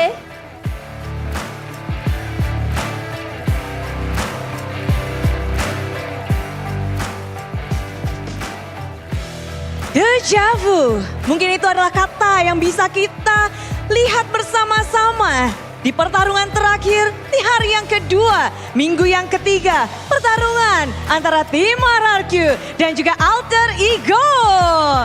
Dan tentunya untuk match penutupan kita di hari ini, dua tim ini terlihat begitu prima untuk season 15. Dan kita nggak boleh lupa juga bahwa di season 6, dua tim ini bertarung dengan hebatnya hingga akhir. Mengingat bahwa mereka memberikan grand final yang mungkin bisa dibilang salah satu terbaik di MPL Indonesia. Dan mencetak sejarah yang benar-benar melekat di hati para super fans. Dan kali ini kita bisa melihat bahwa kedua tim ini sedang berada di top 3 klasemen. RRQ belum mendapatkan satu kekalahan pun, bukan dari matchnya namun juga dari segi gamenya. 100% win rate di MPL Indonesia untuk sampai saat ini. Tapi lawan mereka adalah Alter Ego yang terlihat bangkit dari satu kekalahannya. Mereka balik hingga 3 kali win streak. Dan kita juga bisa melihat bahwa ini seperti Alter Ego sedang ingin mengukir sejarah baru dengan Prime Alter Ego dan juga Prime RRQ. Kita penasaran bagaimana kedua tim ini akan bertemu. Salah satunya akan memecahkan win streak mereka. Dan itu memang harus terjadi karena dalam permainan ada menang, ada kalah, tapi semuanya harus diperjuangkan. Sebelum kita melihat bagaimana pertarungan di Land of Dawn, udah akan mengundang langsung nih salah satu dari kedua jungler. Sudah siap? Siapa yang akan muncul di sini?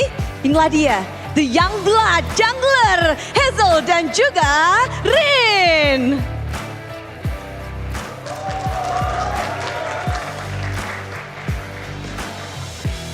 Jungler darah muda.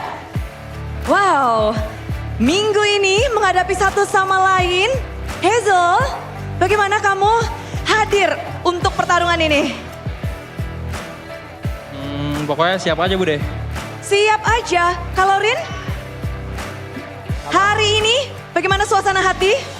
Main aja sih. Main aja sih. Tapi bentar. Rin tutup kuping bentar. Tutup kuping. Hazel, kamu kepengen ngelawan siapa hari ini untuk Alter Ego? Karena mereka punya 2 jungler nih. GB atau Rin? Tutup kupingnya Rin. Ah, jawab. Kepengen ketemu siapa? Ketemu ini yang palanya bercahaya Bude. Lebih silau daripada matahari. Oke. Kalau dari Rin, kepengen ketemu siapa? Tutup kuping dulu, tutup kuping. Tutup kuping, oh iya tutup kuping dulu, tutup kuping. Biar samaan ya, tutup kuping dulu. Pengen ketemu siapa? Pengen ketemu anak gym. Anak gym. Hazel dong, ini sama-sama pengen ketemu ya. The Young Blood muncul di sini. Tapi Hazel, kamu melihat Rin, ini debutnya dia di MPL. Gimana sih kamu ngelihat performa Rin? Dia keren sih Bude. Gacor lah pokoknya dia. Keren. Dari gameplaynya atau dari penampilannya nih? dari dua-duanya. Dua-duanya player beat style. Tapi Bude kan juga dengar kalian sempat ketemu zaman bahla. Pernah ada bertemu di turnamen-turnamen. Rin beda nggak sama yang dulu menurut Hazel? Beda sih pastinya, apalagi kan dia udah MPL sekarang pasti ya lebih improve juga kan. Sudah terlihat improvementnya. Kalau dari Rin sendiri, gimana sih kamu melihat pesaingmu nih hari ini? Hazel? Ya. Bagaimana? Jago sih. Jago aja? Jago banget, jago banget. Jago banget, jago. Nggak jago aja tapi jago banget. Jago banget. Dari segi permainannya? Dari segi permainannya. Oke. Tapi kalau ngebahas tentang yang dulu dan sekarang, kamu nyangka nggak sih Hazel akan sampai titik ini nih di MPL? Dulu kan pernah ketemu, terus tiba-tiba ketemunya di MPL. Nyangka nggak? Nyangka sih. Udah janjian kan kita? Udah janjian? Iya ada janjian kita Bude sebelumnya. Janjian ketemu di MPL? Ya. Masuk tim MPL? Ya masuk di MPL. Wow, udah janjian dan tapi sebelum kita ngobrol-ngobrol lebih jauh, dua jungler ini ada yang spesial nih. Ada yang mau muncul karena ini benar-benar lagi prime-prime-nya dari kedua tim ini. Bikin kita deja vu sama season yang ke-6. Jadi ada salah satu sosok yang mungkin juga bisa ikut turut bercerita tentang masa kejayaan kedua tim ini pada masanya. Yuk kita panggil bersama, siapa kira-kira? Halo Bang Sin. Halo. Heboh semua di sini, boleh disapa dulu Bang Sin di sini. Halo Kingdom. Halo katanya. Bang Sin gimana nih ngelihat season 15 ini dari tim RRQ dan juga Alter Ego terlihat kayak season 6 gak sih Bang Sin? Ya kelihatan lah soalnya ini jungler RRQ sama jungler A itu kayak keinget dulu lah kayak Albert join sama Celi Boy. Nah sama tuh mereka. Jadi kedua... Keren lah keren. Iya jago lagi naik-naik banget. Oh jadi apakah ini yang membuat dua jungler ini yang membuat kedua tim ini lagi masa jaya-jayanya nih di season 15? Iya. Tapi boleh nggak dikasih tahu mungkin lebih jelas lagi, lebih dalam lagi. Kalau soal dari Rin dan juga dari Hazel, apa sih yang membuat mereka spesial nih?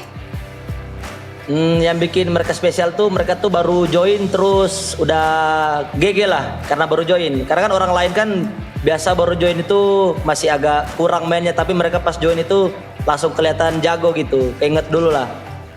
Keinget dulu momen-momen grand final yang bisa dibilang waduh itu paling bersejarah juga gak sih Bang Sin? Ya itu paling bersejarah dan tidak bisa dilupakan itu Bude. Iya dari Bang Sin juga kita nginget gimana atosnya, gimana susahnya kedua tim ini. Namun sekarang mereka bakal ketemu nih di season 15 lagi di mana mereka menjadi top 3. Bang Sin sendiri gimana melihat akan adanya pertempuran nih Alter Ego dan juga tim RRQ? Kalau gue lihat sih pertempurannya ini ya bakal seru sih. Bakal seru ya? Ini jungle-nya atau ada lane-lane tertentu atau apa nih yang bakal adu mekanik atau akan adu dari makro? Enggak, ini battle jungler ini Bude. Waduh. Ada sugesti nggak nih? Suruh pada pakai sesuatu hero atau suruh pada ngapain Bang Sin? Nah ini yang pastinya mereka baru ini pasti bakal battle assassin ini Bude. Jadi bakal seru lah. Bener nggak nih? Rin, Hazel, kalian bakal battle assassin nggak? Pengen nggak sih battle assassin? Ya. Ya. Rin kita bisa dengerin. ya aja. Bang Sin nih, mumpung ada dua pentolan di sini ya. Mungkin ada yang Bang Sin ingin sampaikan nggak sih untuk Rin? Rin dulu nih. Untuk Rin sih gue kan udah kenal sama Rin juga kan ya. Buat Rin semangat lah buat lawan tim gue. Tapi gue yakin lu bakal kalah lawan tim gue Rin. Waduh. Jawab dong Rin, jawab. Lihat aja nanti Bang Sin tim lu bakal ngapain. Lihat aja Bang Sin. Keras. Untuk Hazel gimana Hazel? Ya kalau buat Hazel ya gue cuman bisa bilang ya konsisten aja lah. Soalnya dia kan masih belum selesai sekolah juga kan ya. Semoga pas udah selesai sekolah makin konsisten di RRQ biar bisa dapet piala. Saya yakin itu berarti Bang Sin ya. Tapi Bang Sin, kita kepengen dengerin dong Bang Sin ngelihat line up yang sekarang untuk tim RRQ. Gimana Bang Sin? Ya sebenarnya masih agak kaget aja sih tiba-tiba Susujin nggak main terus Hazel, berarti ya itu udah keputusan terbaik dari RRQ. Pokoknya percayakan pada tim RRQ. Percaya, ya. Dan Bang Sin, kita harus melanjutkan untuk game yang pertama. Kita ingin memulai, ada yang ingin Bang Sin mungkin sampaikan untuk penutupan? Ya, gue cuma mau bilang buat tim RRQ tetap konsisten, jangan saling ngeblame kalau ada salah ya, tetap semangat lah biar bisa meraih kemenangan MPL. Amin. Mau predik-predik nggak Bang Sin? Mau predik-predik nggak sih? Prediksi 2-1 lah biar seru lah ya Bude. 2-1 untuk? 2-1 untuk RRQ dong, masa buat AE enggak lah. Enggak lah. Bajunya jodoh RRQ, jiwanya RRQ sebagai ex-jungler, sebagai ex-player yang sudah mewarnai MPL. Thank you banget Bang Sin. Ya, thank you Bude. Seru banget, the legend Bang Sin bisa muncul di tengah-tengah panggung MPL. Mau kemana? Kata-kata dulu dong. Bentar nih, kabur aja gitu ya. Hey, habis ada Bang Sin nih. Deg-degan nggak jadinya? Lumayan udah, kalau ditonton Bang Sin kan. Legend RRQ. Ya, legend RRQ. Oke, mungkin ada yang mau disampaikan kepada Rin? Penutupan? Kalau kata Bang Sin pede banget nih bakal menang RRQ. Rin, hati-hati ya di jungle, mungkin gitu. Rasakan ototku. Siap-siap aja. Siap-siap aja Rin. Rin, balas dong. Siap-siap juga. Mari kita bersiap-siap bersama. Terima kasih Rin dan Hazel. Thank you. Kasih tepuk tangannya dong guys. Semua super fans. Aduh, memang ya The Young Bloods. Mereka membawa warna baru di MPL Indonesia. Dan juga kita melihat bahwa sang legenda pun melihat bahwa potensi dari kedua jungler ini begitu memukau. Permainan mereka diharapkan akan ada The Battle of Assassin nantinya. Dan melihat antusiasme dari semua super fans, dari semua tim yang akan bertanding, RRQ dan juga Alter Ego, izinkan Bude mengucapkan terima kasih pada antusiasme kalian dan juga khususnya kepada sponsor dan partner. Karena MPL Indonesia Season 15 powered by Munton, supported by PBSI, presented by official turnamen smartphone Samsung Galaxy, official dari e-wallet GoPay, official sponsor Head and Shoulder, official coffee partner ada Good Day, dan kita juga punya partner ini sports, ada Telkomsel, Dunia Games dan IndiHome, dan juga kita punya advertiser Kacang Sukro ditambah dengan supplier RSV Helmet. Semua yang bersiap untuk menutup hari yang kedua. Dan Bude kepengen denger suaranya ini ya dari para Kingdom. Sekali lagi Kingdom. Inilah dia semangat untuk tim RRQ. Namun Bude kepengen denger gimana sih suara dari Flicker. Itu tuh ada Flicker. Gimana suaranya dari Alter Champs? Semangat dari Alter Champs sudah muncul untuk Alter Ego. Keduanya tentu ingin mempertahankan win streak mereka. Dan sayangnya hari ini harus ada yang pecah. Di game pertama, bagaimana game akan berlangsung? Mari kita langsung saja masuk ke dalam permainan. Inilah dia, Deja Vu, RRQ dan juga Alter Ego. A throwback to the past, ladies and gentlemen, as we get to our final game of the day. It's Alter Ego versus RRQ, a blast from the past. It was the grand finals of Season 6 that is still seared into everyone's memory because that was one of the closest grand finals that we've seen. I think it was the only 2 grand finals that we've seen that went all the way best of 7. Yeah. I believe it was still best of 5. Best of 5 at the time? It was best of Could 5. be. So the second one to, or the first one Full ever to series. go full series grand finals. Yeah, it was also a crazy final game. It was a comeback. Alter Ego were winning. They were about to rewrite history, and then Vin started spinning. There it is. He spun the world upside down. But talking about this throwback, we actually want to know what you guys think back at home, the viewers. Who do you think will win this match? Do you think it's going to be RRQ once again? Yes. Do you think That was very quick. Alter Ego could win this, or do you think that both teams are equally strong? I think it's no secret what Arashi thinks. That was very quick, by the way. You gotta be quick with it, man. Like, you know, you gotta be decisive. Decisive. In a game like this, they better be decisive. Absolutely, absolutely. But remember, today we've been wrong. Our predictions, in That's particular, true. have been wrong. That's actually true. Only Papulong has been right twice. That's Wait, the world has turned yeah. upside down for Papulong to win. I'm gonna be a bit concerned about his predictions for this match. But throwback to Grand Final Season 6, looking at the poster right here, man, a lot of familiar faces that we just haven't seen in a while, you know? What a throwback. Yeah, we saw Bangsin on stage earlier on. If you guys were wondering who was on the screen, it's Bangsin. He was he jungler? Jungler, and then he went to gold lane? Yeah, he was the I jungler believe? in Season 6. There you go. It was Albert who was on the gold. And then he moved to gold lane, right? Yeah, he moved to gold lane Season 8. With Skylar. Same lineup? Skylar was substitute in Season 8. Wow. Yeah. You see Sally Boy, Udil, Leo Murphy. Yes, sir, Leo Murphy. Woo, the legends. Panika. Tas. Leo Yeah. Tas Murphy, the guy who started, I think, the recall thing, you know? He popularized it a lot. Even in M2, I think he was just constantly Tas recalling. That's how it looks. Yeah, that's how you recall. Well, I think it's a great treat for the fans earlier to see Mr. Sin. But for the Alter Ego fans, I think this is also a very hopeful moment for them, right? If they can actually get it done right here against an RRQ that is on a winning streak, not a match win streak, a game win streak. They have 0 game losses as well now. If Alter Ego can crack that egg, you know, that could be a very eventful moment for Alter Ego. Absolutely. But, you know, to see what you guys thought earlier on, survey will show 55% RRQ will win. So you guys are on the same boat as Arashi here. And technically it does make sense, right? Because of the performance we've seen from RRQ, they're a lot more solid, they're a lot more consistent when it comes down to the games.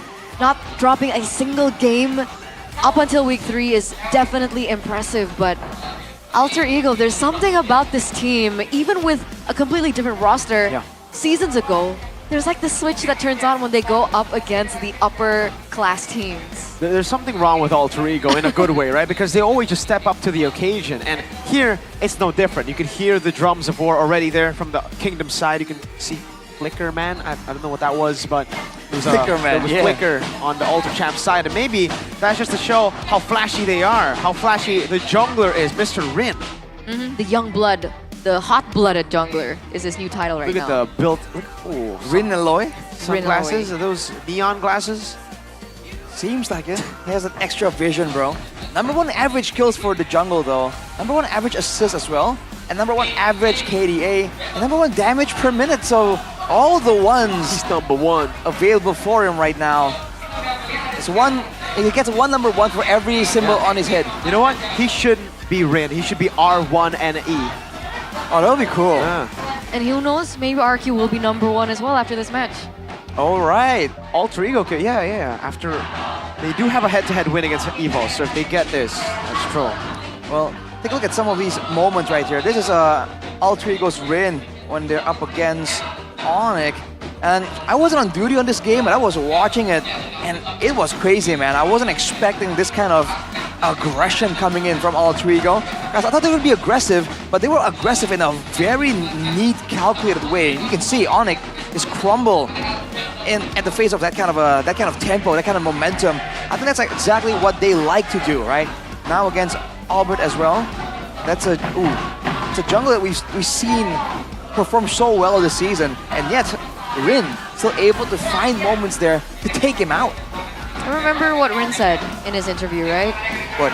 Whenever we go up against the upper class teams, let me bantai. That's the word that he said. Let me destroy. Let me slaughter. Let's slaughter. But, you know, Gebe, he can slaughter the bottom tier teams is essentially what he said. But again, the head-to-head between both of these junglers cannot be highlighted enough. And even in their interview with Sin earlier on, I think they're expecting a little bit of an assassin showdown. And with the changes in the patch, that's definitely likely, right? Ling popping up. Both players have picked up the Hanzo before. I think we are going to be. I think we should expect an assassin battle. We have been seeing assassin battles back and forth. Just earlier, Joy versus the Hayabusa, Kairi versus Annabelle. Here, I think we're going to get much more flashier junglers. Hopefully, the Joy and Suyo gets banned out. I am tired of seeing Suyo and Joy. Give me more of the Lancelots. Give me more of the Lings. Give me more of the Hanzos, even. Give me some new players, man. I think these two junglers have the highest potential to actually bring those new picks out with Killing Spree. Let's go, Killing Spree.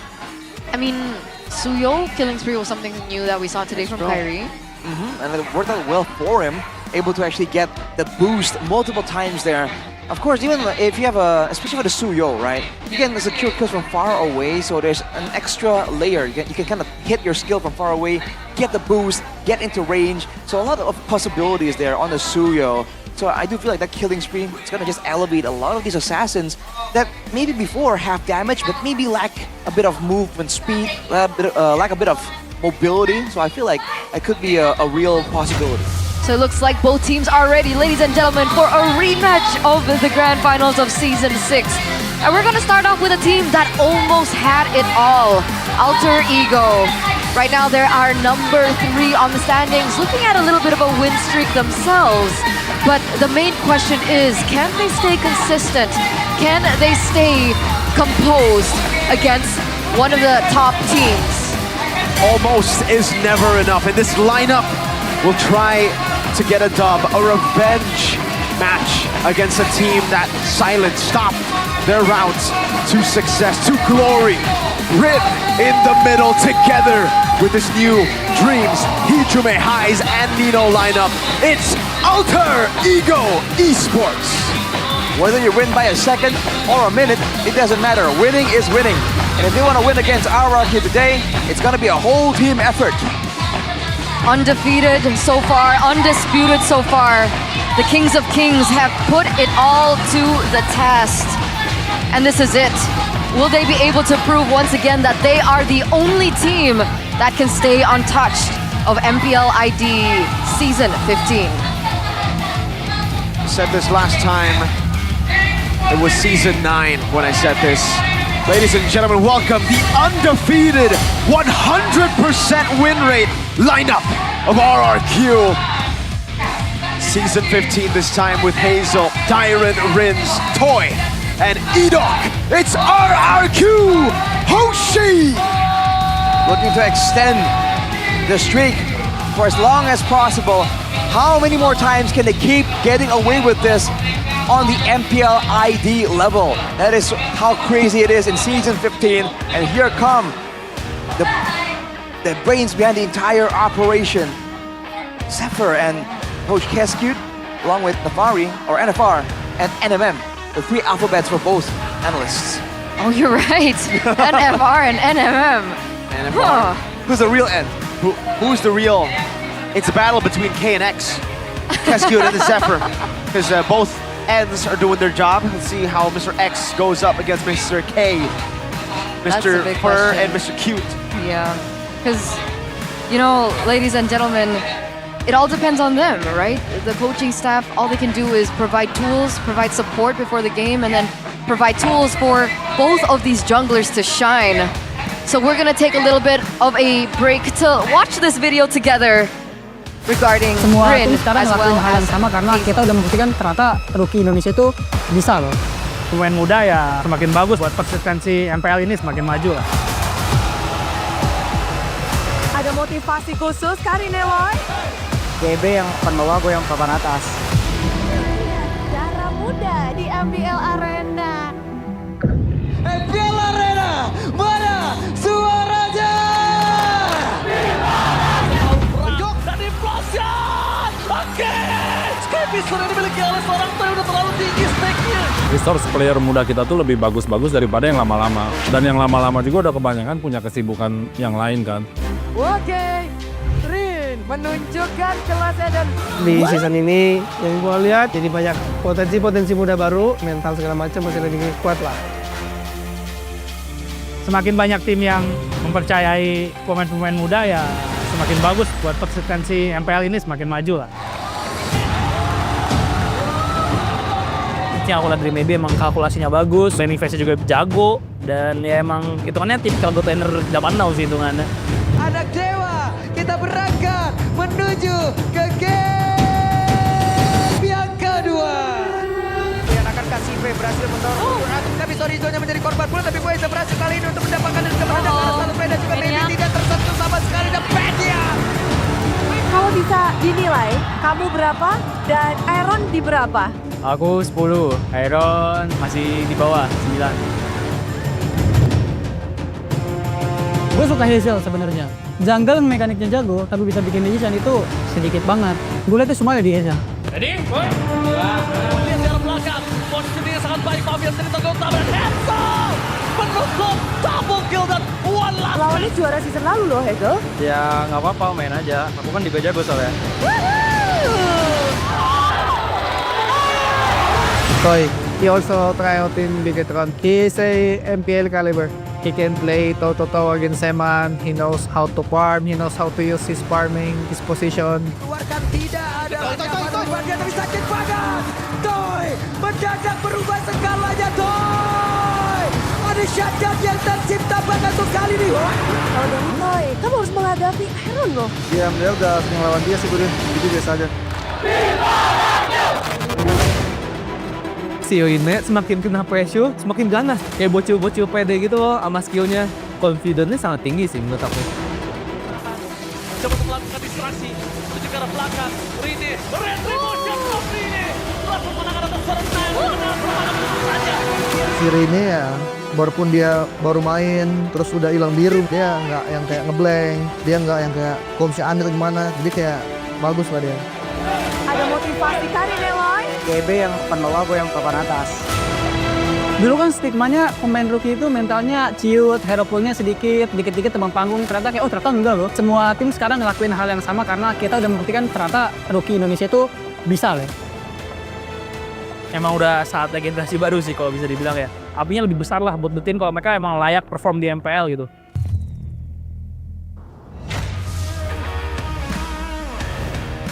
There you go, guys, ladies and gentlemen, the spotlight for Hazel as well as Rin. And we take a look at Hazel now, King's secret weapon.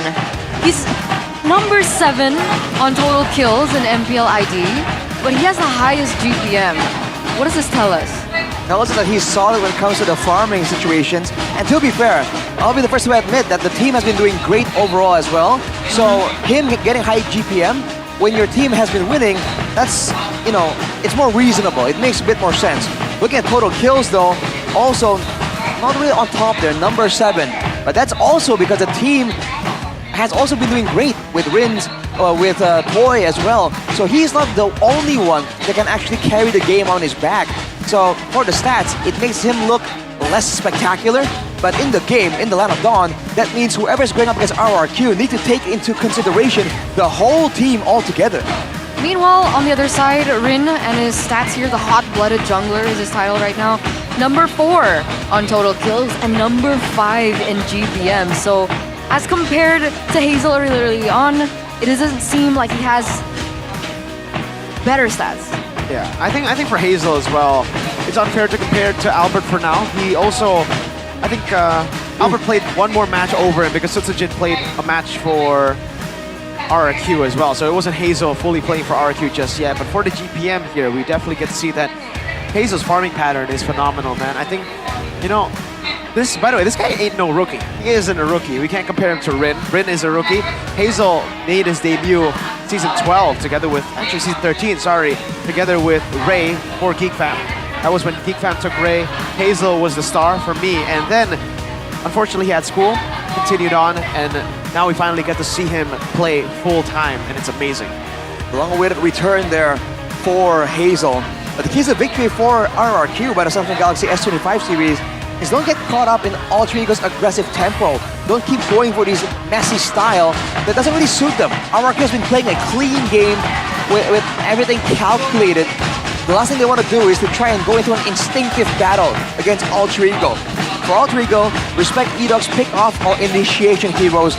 One of the main things that allowed RRQ to gain so much success is Edoc and his Franco, his Tigreal. So many more ways for them to start off fights and counter engages as well. Especially with Alter Ego, last thing they want to do is go all in and then get counter-engaged by RRQ. We've seen how that can happen, and it's never a good look for anyone going up against RRQ. That's a really fair point to make. And going back to the keys to victory earlier on for Alter Ego now. Ooh, it must feel good as a kingdom looking at that, right? That's a crazy stat.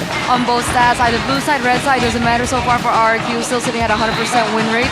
But what do you think about this? Because when we saw EVOS play against Alter Ego, and EVOS is technically the top 3 as well, they were able to take EVOS down. How? It seems like EVOS kind of suffered into and drowned in the playstyle that Alter Ego has. Do you think RRQ might face a same problem against Alter Ego? Or do you think if they fight fire with fire, RRQ are well equipped to outfire Alter Ego in a sense? I feel like it all starts in the drafting phase for sure. But let's say they're going to go up against Alter Ego, and the whole game plan for RRQ is to stave off that aggression and scale into the late game. I feel like we've seen them do that kind of playstyle before. So it won't be the first time for RRQ. They have experience doing that. But to be fair, this is a different Alter Ego, and there's less data on them. So that could be the factor here that Kescute has to take into consideration. And he will, ladies and gentlemen, as we head into the drafting phase for game number 1, presented to you by the official tournament smartphone Samsung Galaxy S25 series. RRQ on blue side, CC eliminated, Kareth eliminated, Alter Ego go for a wise choice here. The chip gets taken off the board, as well as the Jushin. These are 2 heroes that I personally think RRQ would be able to utilize to its potential. Yeah, both Rins and Edok have been phenomenal on those picks, especially the chip even before the broken chip update, which is the patch we're playing on right now. Broken chip, RRQ, Suyo, wow. I thought maybe they want to force Rin on a Suyo, because that's the only hero in the meta that we have not seen Rin play on, but they decided to ban the Suyo, probably looking at a Joy first pick here. Or maybe they want to just go Granger and again battle out the jungle, forcing Alter Ego to ban out the Joy, but Mathilda's still up. Might have to get rid of that first. I mean, you might be getting what you asked for, right? No Joy, no Suyo, maybe an Assassin Showdown. What do you think, Arashi? I think it's very possible. No, the Fanny actually still in the minds of Alter Ego. So now for RRQ, they have forced that Joy issue, but as you mentioned, Mathilda is still on the board, Granger still on the board. What exactly does Kescute feel is important? It will be that Joy. Right. Joy gets picked up. Granger should follow here for Alter Ego. I think this is where we gotta think. For Alter Ego, after Granger, what are they gonna go for?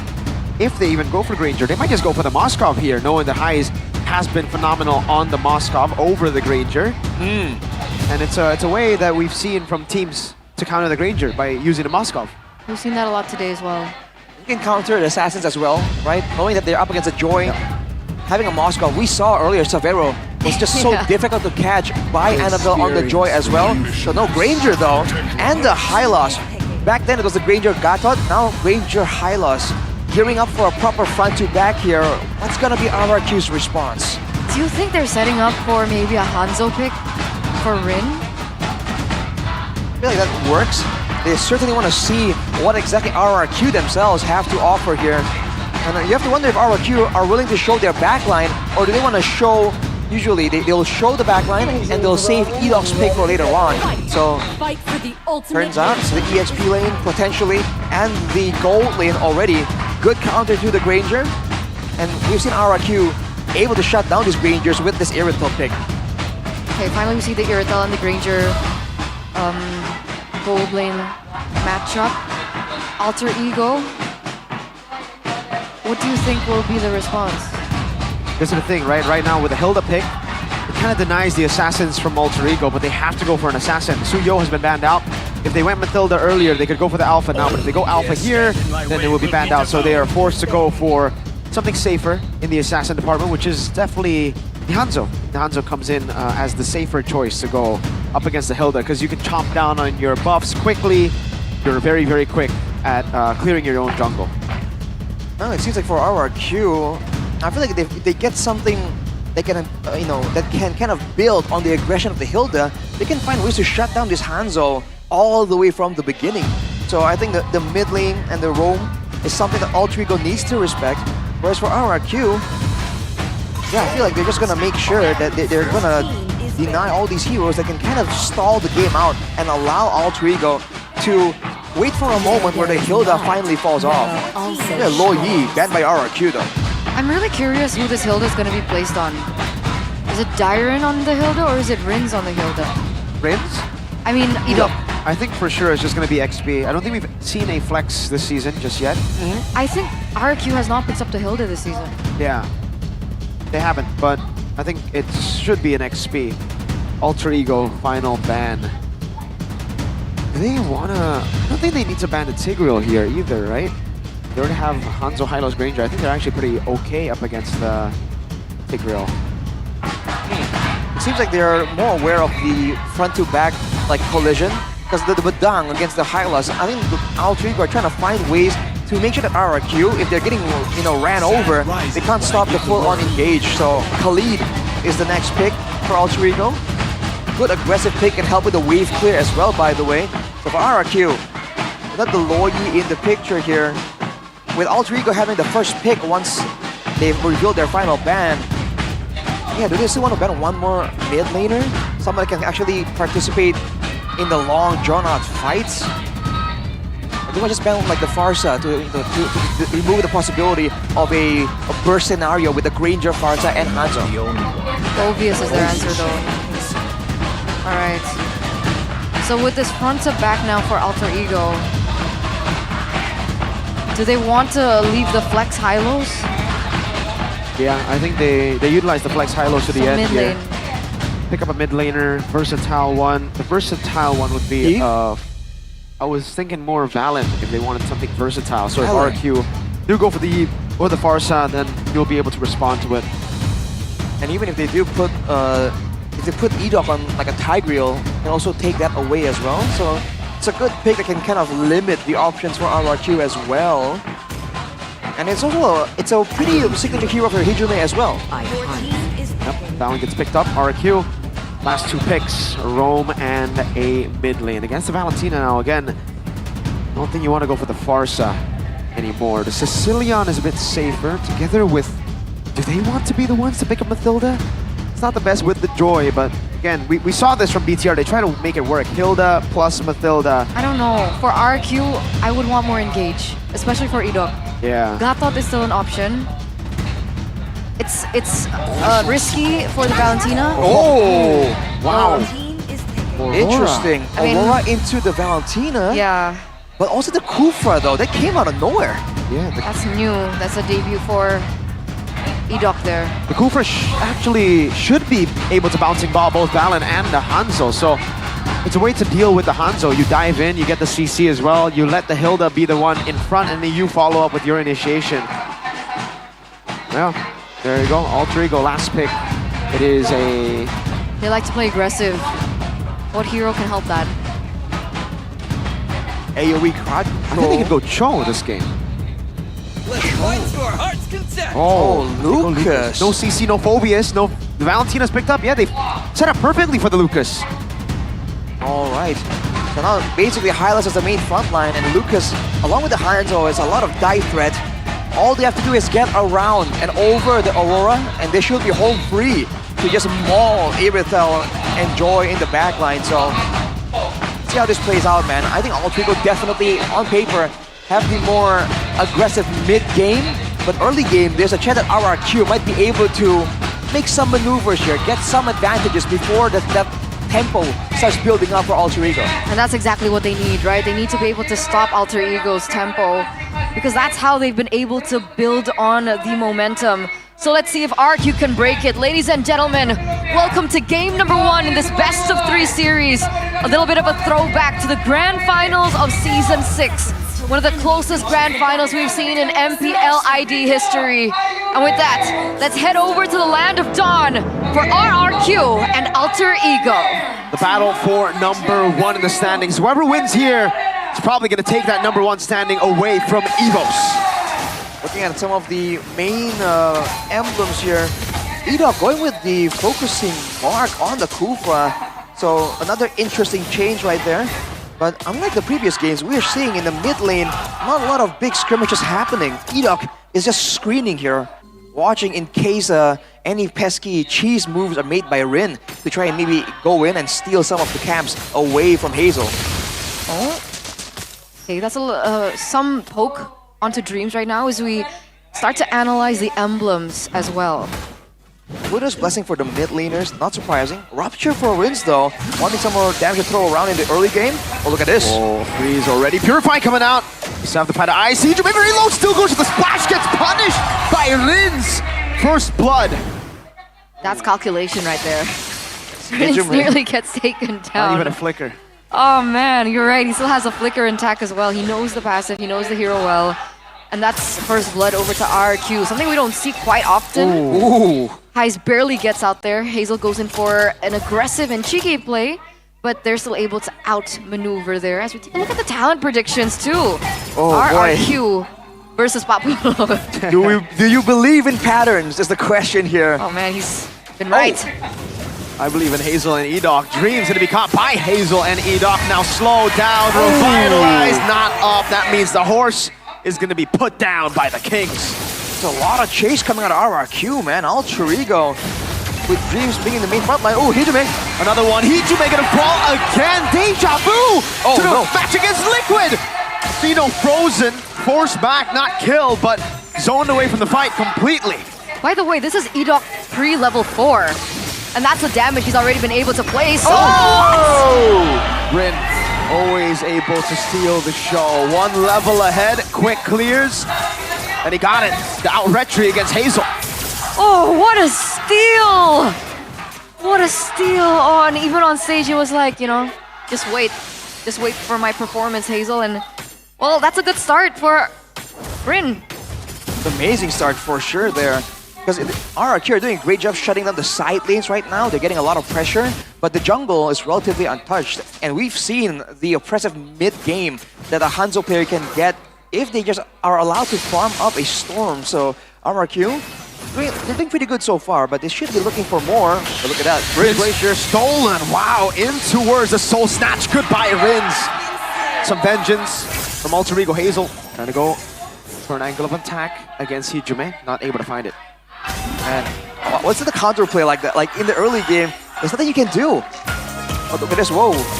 Hazel is kind of persistent in the mid lane. They're trying to get something back for Rins' death.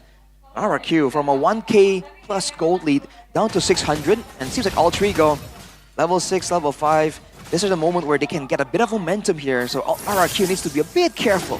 For sure. Oh! Edok, great catch, chance revenge, and the rage. The freeze as well. Rin still able to survive, goes back in now over to Hazel, terrified by Hijume. Purple buff taken away by Rin. Goes for the Soul Snatch onto Edok. Wow, Rin with a backup of Dreams and Hijume turns it around. That didn't go as planned at all. Edok losing his life there, but it does show you exactly how oppressive Edok can be. Meanwhile, Rin! Oh!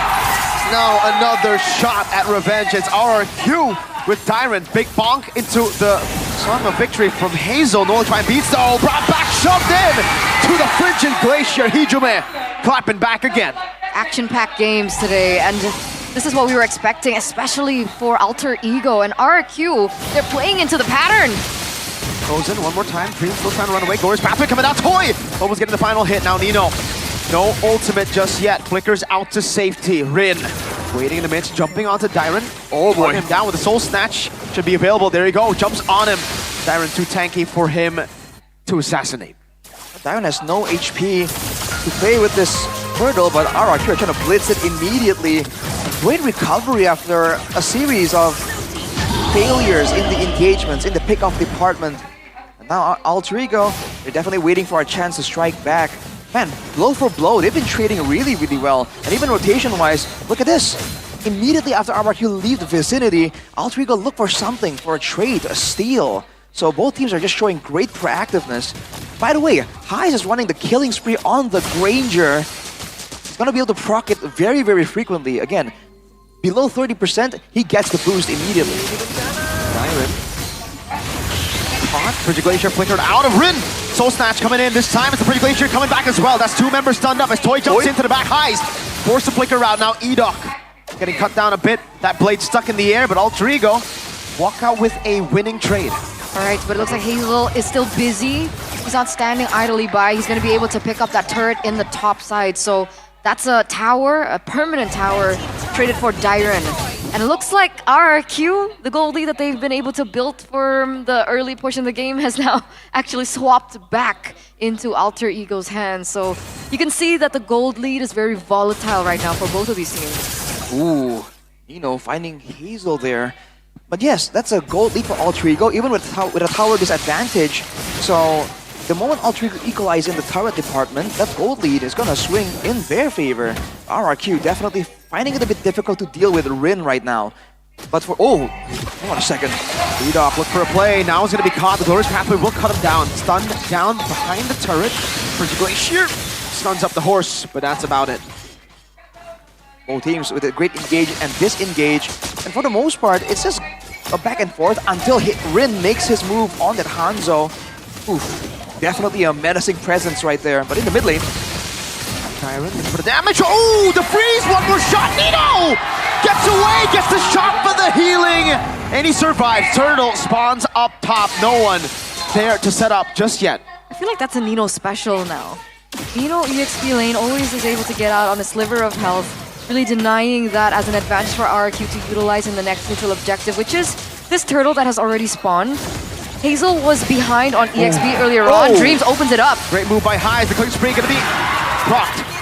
That's the first Sky Piercer stack. Rin's trying to go for it. Highs read it perfectly. Flicker out there as now it's gonna be Hazel. Gonna try and beach. Dreams very low. It's a knockback from Nino. Hazel! Oh, still able to escape for a bit. Highs guns him down. Final shot, Tyron. Now caught against 3. Sacred Beast form from Nino. Soul Snatch for Rin. 2-for-1 trade, ladies and gentlemen, and it looks like they're going to be able to utilize that space to get this turtle into their hands. Say goodbye, right? Bye-bye, Rins. Highs picks up another kill. Rin chomps down on that purple. Arashi. It's a 2K gold lead, Edok. Oh! Soul Snatch! Oh, by Rin and the snipe from Highs! He wanted more, the Mad Lad! Now in the mid lane, Glorious Pathway from Dreams, Toy and Hazel zoned away. Alter Ego have got control. They're not stopping anywhere on the map. Look at Nino also being very busy into the top lane, able to push it. Luckily, Dyron is there to stop that from happening. But this is a 3K gold lead now building up more and more for Alter Ego. Ooh. That's damage onto Hazel too. Man, Rin just out of control right now, and this is the aggressive tempo we were talking about earlier. If Alter Ego can do this and stop RRQ from doing their setups here, even Edok is not allowed to find any space in the bushes, man. Completely poked down and denied every single time. And just waiting for Rin to make the move. I thought the Hilda was supposed to be the bully against the Hanzo. Not in this game. Also because the Hilda isn't really allowed to get her hands onto the Hanzo, man. Rin is using this ultimate from so far away, and earlier in the neutral objective setup, the moment Dyron goes to go in the jungle to find Rin, Nino is on the case trying to match him to immediately go for a duel. By the way, this is Highs. He has the Sky Piercer 404 already. He's feeling himself. It's a 2K gold lead almost for Highs in the gold lane, and we know that this man does well when he is ahead. So now Dyron tries to find some info, but the steals, man, from the Hanzo. Oh wow, that damage on Dyron. Now they re-engage Rin. Soul Snatch. Another turret gets Highs. A kill from downtown. Nino running away, no threat. They're just forced to completely focus on Rin to shut him down, but look at this, Edok. Counter bench, great purify out from Hijime. And they still hold control now. Dreams goes into the Glorious Pathway. Highs able to go for all that damage with Rhapsody, forcing out the Frigid Glacier as well. Big ultimates baited out of RRQ. And now look at this. They've already blitzed the Lord. This is a free first Lord for Alter Ego. This is not what we expected this game one to go. RRQ undefeated right now. Just to remind you guys, the only team that is undefeated in MPL ID Season 15, and it's a 5K gold lead by Alter Ego. Right now, the issue for them is that Dreams is just so tanky, man, with the Radiant armor, with the steel leg plates. Not a lot of physical defense just yet, but Toy is also severely behind. So Alter Ego, the moment the Glorious Pathway is rolled out, Rin and Dreams move forward and RRQ are powerless to try and stop them. They've been playing these team fights so well. It seems like they already know, okay, Edok is going to try and initiate. He's going to look for an opportunity. As soon as they fail that, Alter Ego go, okay, now it's the green light for us to go for a re-engage. And they've been able to do that over and over and over again. See movements from Alter Ego to go towards a purple buff. Hazel's trying to clear, but in the top lane, the Lord gonna do a crash. Alter Ego gonna try and secure this turret, it seems. Glorious Pathway from Dreams. Rin again! Jumping in, this time gonna be caught by Edok. Instantly. The threat gone, Rin's quicker forward, bridging glacier, only landing onto the roamer. Hazel jumping in, and a try and beats! Oh my goodness! Kites away and guns Hazel down! In the back, it's a flank, but it will be all for naught. Rin deals with him, together with Hijuma and Dreams. Hazel went for the Hail Mary play rather, and was still unable to get the kill. That's Gonnie's gold. That's Heis. That's why he was named, what, top 3? Gold laners right now, 604 on the Granger. By E2 Max. Hey, Mr. E2 Max. Oh, my lord. Great kiting performance there by Heis. Hazel almost got him. It was a valiant effort from RRQ there, going for the re-engage, sending Dyron all the way deep to find Rin. But in the end, Alter Ego were ready for it. They know that this is a default, and the moment RRQ make their moves, it's just so readable because there's not many other alternatives RRQ can do right here to really win over Alter Ego in a fight. 7,000 gold lead for Alter Ego. If RRQ want to win, they gotta hold for a bit longer. If Heis didn't have Killing Spree, he would have died. Ooh, right. Great point right there. The extra movement speed is what allowed him to get out. Just very, very slightly. Now it's back to a setup situation, and Alter Ego are already on the purple buff. Edok. The roamer is going to be bursted down 1 HP for Edok. Rin's damage in the 12th minute of the game. That's the Marksman Trinity with the Malefic Roar as well. And there's no counterplay. Even if they do burst down that shadow, Rin still survives. And there's no way for RRQ to send anyone all the way in the back there. Lord is gonna be up right now, and Alter Ego has all the cards in their hands. This is scary. Hazel level 14, Rin is a level ahead right now. You can see the positioning coming in from Toy. He wants to clear out that lane before he enters the vicinity, but he has to be careful of Rin. Edok always looks for an engage, but Rin is always able to burst him down before it comes down, so they're playing this very carefully. They're not giving information over, as that's a slow push now built in for RRQ in the top side. There's a push on the bottom side for Alter Ego as well. Rin makes his move here, uses the ultimate. Doesn't find anything with it, but it's a slow game. They have a slow push down below. They're playing it slow now as they've utilized the chaos earlier. Heis, flicker out, wow! Reads it out for Glacier now, will be able to stun them all. Rin's finding Heis in the back, but no one's there to follow it up. Rin together with Nino just wreaking havoc. Toy gonna be so stashed by Rin. Everyone falling, the Kings are falling like flies. Rin goes for another. Say goodbye to the passive, say goodbye to your life. The Kings have fallen. Their first game loss is incoming. It's imminent up until this point. There goes the turret, there goes the final minion, and here goes the final push. The three faces are all laughing as they get that victory against RRQ. A quick one to start the day. Arashi. Oh boy. This is what I was worried about. That's what we've all been worried about. Man, just like that, the 0 game losses of RRQ get taken away by brute force of Alter Ego. Not respecting the Hanzo threat. RRQ are just forced to pay the price. And it's so perfect, isn't it? The Hanzo pick. Like, even before a team fight happens, he either gets Edok so low, who has been one of the main anchors to team fights, to the gameplay that RRQ has showed up until this week. He's also been able to take down Toy in the backline, who's also been another anchor to the gameplay of RRQ. it just fits so perfectly, and they were able to execute it so well.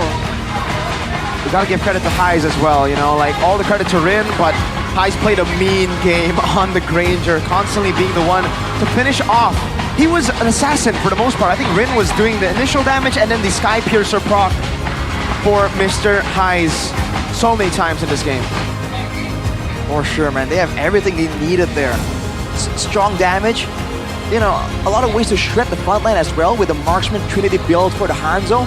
They have the crowd control from the Valentina as well. Dyron, as well as Hazel, a couple of times get stopped in their tracks by the Terrify. Everything just would flow together so well there. Great draft by Coach Zephyr. Wow. What was that? Yo, Rin, man, this guy. You gotta be nervous now though. Woo. It happened to Evos. Now it's happening to RRQ. How do they continuously do this? How?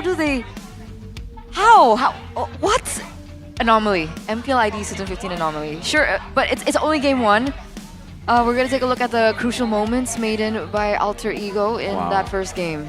But look at this moment, right? I thought that Riz just did not use the ultimate, but the ultimate wasn't up just yet. So they were kind of forcing to make that play, knowing they have to try and find a chance to shut down Rin. And it just wasn't allowed, man. This guy outplayed all of the crowd control too. Those soul snatches were perfect. Wow. That's why he deserves the player of the game, Mr. Rinneloy. Presented to you by the official tournament smartphone Samsung Galaxy S25 series. Rin might actually be in the thick of it.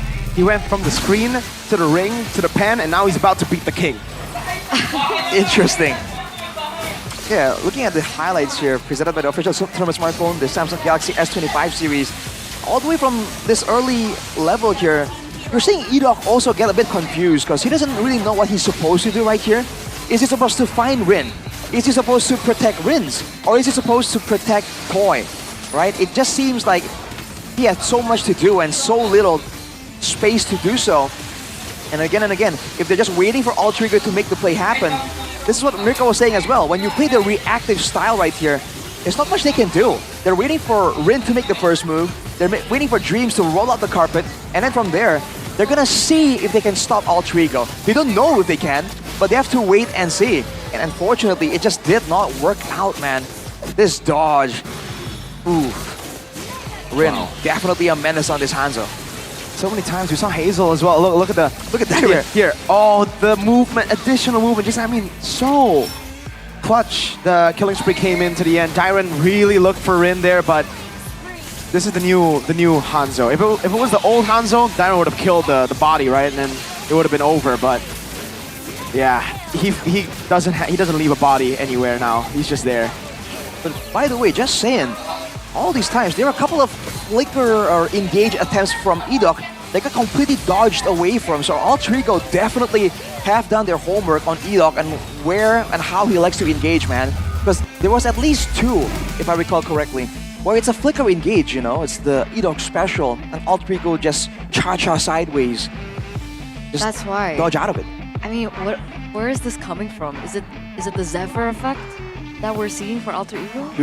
I think it's a Zephyr effect. I think it's a Rin effect. I think it's also just trusting Nino, by the way, right? They kept Nino in the lineup, they kept Highs in the lineup, and they changed their trio mid. Wow, just really good stuff. Highs. I've heard stuff about this guy from Aldo. Because I asked him, I thought you were going to say Goni. No, I mean, Goni's more cope. Aldo knows the, the scrim riddles and stuff. But like, I asked him, yo, when you were an Alter Ego, why you keep playing Highs? Like, he doesn't perform on stage, and he tells me all the time, you have to see his scrims. This guy in scrims, yeah, I remember that, is a monster. Like, yeah, he's crazy. Wasn't the wording more like, if you just knew how he performs in scrims, you would understand? Something like that. He's crazy in scrims. He can't replicate that performance on stage. But now, we get to see Highs. We get to see why, even all this time the coaches have been saying Highs in top 3, Highs in top 3. Like, why? Because in MPL it's different, but Highs. There you go. I was also wondering. I was like, Highs? Highs? Huh? Highs? Is it his time right now? His time to shine? It looks like it. It looks like it. From rebellion to A. He's refined his gameplay. from the last time he Moscowed SOD'd into 3 people. 4. 4 people? Yeah. That's even worse. And he's like, oh, that's bad. Okay. No, Heist. He doesn't lose, he learns. He learns. He's been learning for a while now, all the way from Rebellion to now, but It looks like Alyssa is busy up on stage. Let's see what she's up to right now before we get into game number 2. Itu dia tadi kita sudah menyaksikan game pertama hari ini dan Alter Ego berhasil memecahkan game streak dari RRQ. Tapi aku mau tes dulu, Alter Champs mana suaranya? Dan yang tidak kalah seru di sini, Kingdom mana suaranya? Yes, dan pastinya aku nggak sendiri, di sini ada 2 kakak cantik. Halo, boleh kenalan dulu dong ke super fans di rumah nih mungkin. Halo, salam kenal. Aku Michelle. Yes. Aku Diva. Ada Michelle dan juga Diva di sini dan hari ini cantik-cantik sekali. Terima kalian. kasih. Aku lihat ada yang baru nih ya. Iya dong, Ya keren ya, dong. jersey kita keren ya. Keren kan? Tapi kalian kalau yang mau jersey samaan kayak kita atau ada merch-merch lain juga, RRQ Store punya kabar yang bahagia buat kalian karena kita menyambut bulan Ramadan sama Idul Fitri. Ya, jadi kita bakalan ada Ramadan Spectacular Sale. Kalian bisa mendapatkan diskon 60% di e-commerce. Wow, 60% khusus Ramadan ini. Boleh dong dikasih lihat nih ya jersey terbarunya. Wow, gak cuma itu aja dan nanti bisa langsung dicek juga ya pasti di e-commerce kesayangan. Iya, bisa Bener scan banget. barcode dan juga acara ini cuman sampai tanggal 6 April. Jadi buat kalian yang emang lagi nyari baju baru, boleh langsung cek aja. Cuma sampai tanggal 6 April aja, jadi langsung buruan nih yang baru dapat THR ya pastinya lebaran ini. Langsung aja beli jersey terbaru dari RRQ. Nah tapi sebelum kita masuk ke game berikutnya nih, ada nggak sih pesan-pesan semangat untuk RRQ? Kalau aku semangat aja sih buat tim RRQ Hoshi. Win streaknya akhirnya terpecahkan ya. Yes, ini akhirnya terpecahkan hari ini bersama Alter Ego. Tapi melihat permainannya sendiri, gimana nih Diva? Mungkin ada yang berbeda? Kalau menurut aku sih mungkin di game kedua lebih rapih aja kali ya mainnya, nggak gerasa kerusuk kayak tadi. Terus itu Urin Rine di ini aja, dikunciin aja. Dikunci. Iya. Maaf tadi nama asli. Sekali. Karena kita lihat di sini Rine juga luar biasa ya. Dengan debutnya di MPL Season 15 ini memang banyak sekali yang ditampilkan dari Rine ya. Iya, benar. Tapi kalau dari Michelle sendiri melihatnya gimana nih permainan di game pertama tadi? Deg-degan aku sampai kayak, aduh, ekspresi aku cuma kayak sayang sekali ya. Iya. Ya. Tapi nggak apa-apa, masih ada kemungkinan untuk 2-1 ya. Betul. Jadi kita akan melihat di game kedua ini apakah RRQ bisa kembali menyaingi Alter Ego. Tapi thank you so much ya Michelle dan juga Diva. Jangan lupa beli merchandise-nya dan kita akan kembalikan lagi ke caster. Silakan caster.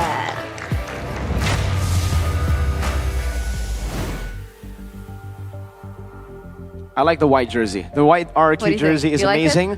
And coincidentally, they're using the black one now and they are 1-0 down. They've lost their first game.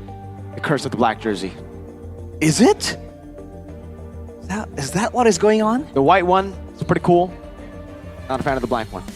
Just like BTR's one, I agree. Me too. Like red one is good. The black BTR jersey, I'm like, eh. Alter Which issue Ego, with the black one? Alter Ego, on the other hand, has both black and white, and they're amazing. They have to Hang on a second. They gotta get a raise. That They doesn't gotta- sound... The designer needs a raise. That one's amazing. Our Gladian, the design. Liquid have really good jerseys too. Yeah. Okay. Both blue and white, amazing. Well, moving on from the jerseys, Oh yeah. back to the game at hand. Yeah, definitely a tense moment right here for the Kingdom. Yeah. But I think there's gonna be adjustments for sure. But can Kesku adjust fast enough here? Because I think Of course he Sapphire can. also has plan Bs ready. Say something. Coach Kesky. Why am I getting? It's Coach Kesky. the quiet treatment. Of course he can know. adapt. Of course he can. I'm doubtful. I think he can get a game. At least a game. Because I don't think it's a Kescute thing. You think it's an execution problem? Yeah. You think RQ are not doing good? Not that. It's just with a team playing that aggressively, we've seen even in game number 1, Hazel make a little bit too aggressive plays, and that's not something that we usually see from Hazel. Listen. It feels like it's a an alter ego thing. Like they have a passive to make their enemies like make mistakes. I don't Interesting. know. Listen, yes, Joy has been doing horrible today. Joy is lost, I think, every single game today. Maybe it's time for us to stop playing Joy. Or maybe they should just Or maybe cool Joy. down a little. No, maybe they're washed. No, that's Because no. they washed their hair No. with Head and Shoulders. Not like Washed that. means clean, not washed as in bad. I see. They have washed their hair with Head and Shoulders. Is it the lemon one with Maya? Maya? It's Mia. It's Maya. It's Maya. Mia. Now say that guy's name. Zilong. No. Say it. The proper way or Proper like way. the proper way? Jilong. No, that's how you do it. That's right. She's Maya. Get the new limited edition Head and Shoulders X Mobile Legends collection right now, ladies and gentlemen, because you can get your hands on Maya. Or Jilong. yeah. How? Huh? Say it again. Jilong. Yeah. Jilong? Mental dingin or cold No. mental. Oh, yeah, mental. Cold mental. Cold mental. Cold mental. Lemon fresh. Lemon fresh. Fresh lemon. Mental cold. Chefin thinks this flavor or this scent is overrated. But Well, that hair's definitely not overrated. That's the new RRQ brand ambassador, Michelle. Oh, Whoa, wait. Is she gonna shoot So the Head and skies? Shoulders is the bow. in this context, yes, it is. So her hair is washed. It seems But like Head and it. Shoulders. It seems like it. It They is should, washed. they should It is have washed. that as a segment. Yeah, Washed Sheffield by loves Head that and Shoulders. segment, yeah. She actually left the building right before that segment, so Maybe I don't know what's secretly up. he didn't leave. Maybe he just wanted us to think that he left. Exactly. So that he could He's trying to be low key with it. low-key chefing. What are you doing? That's What is this? That's a Michelle special. What? The who? She got really famous She on plays TikTok Granger? doing that. That's why she did the.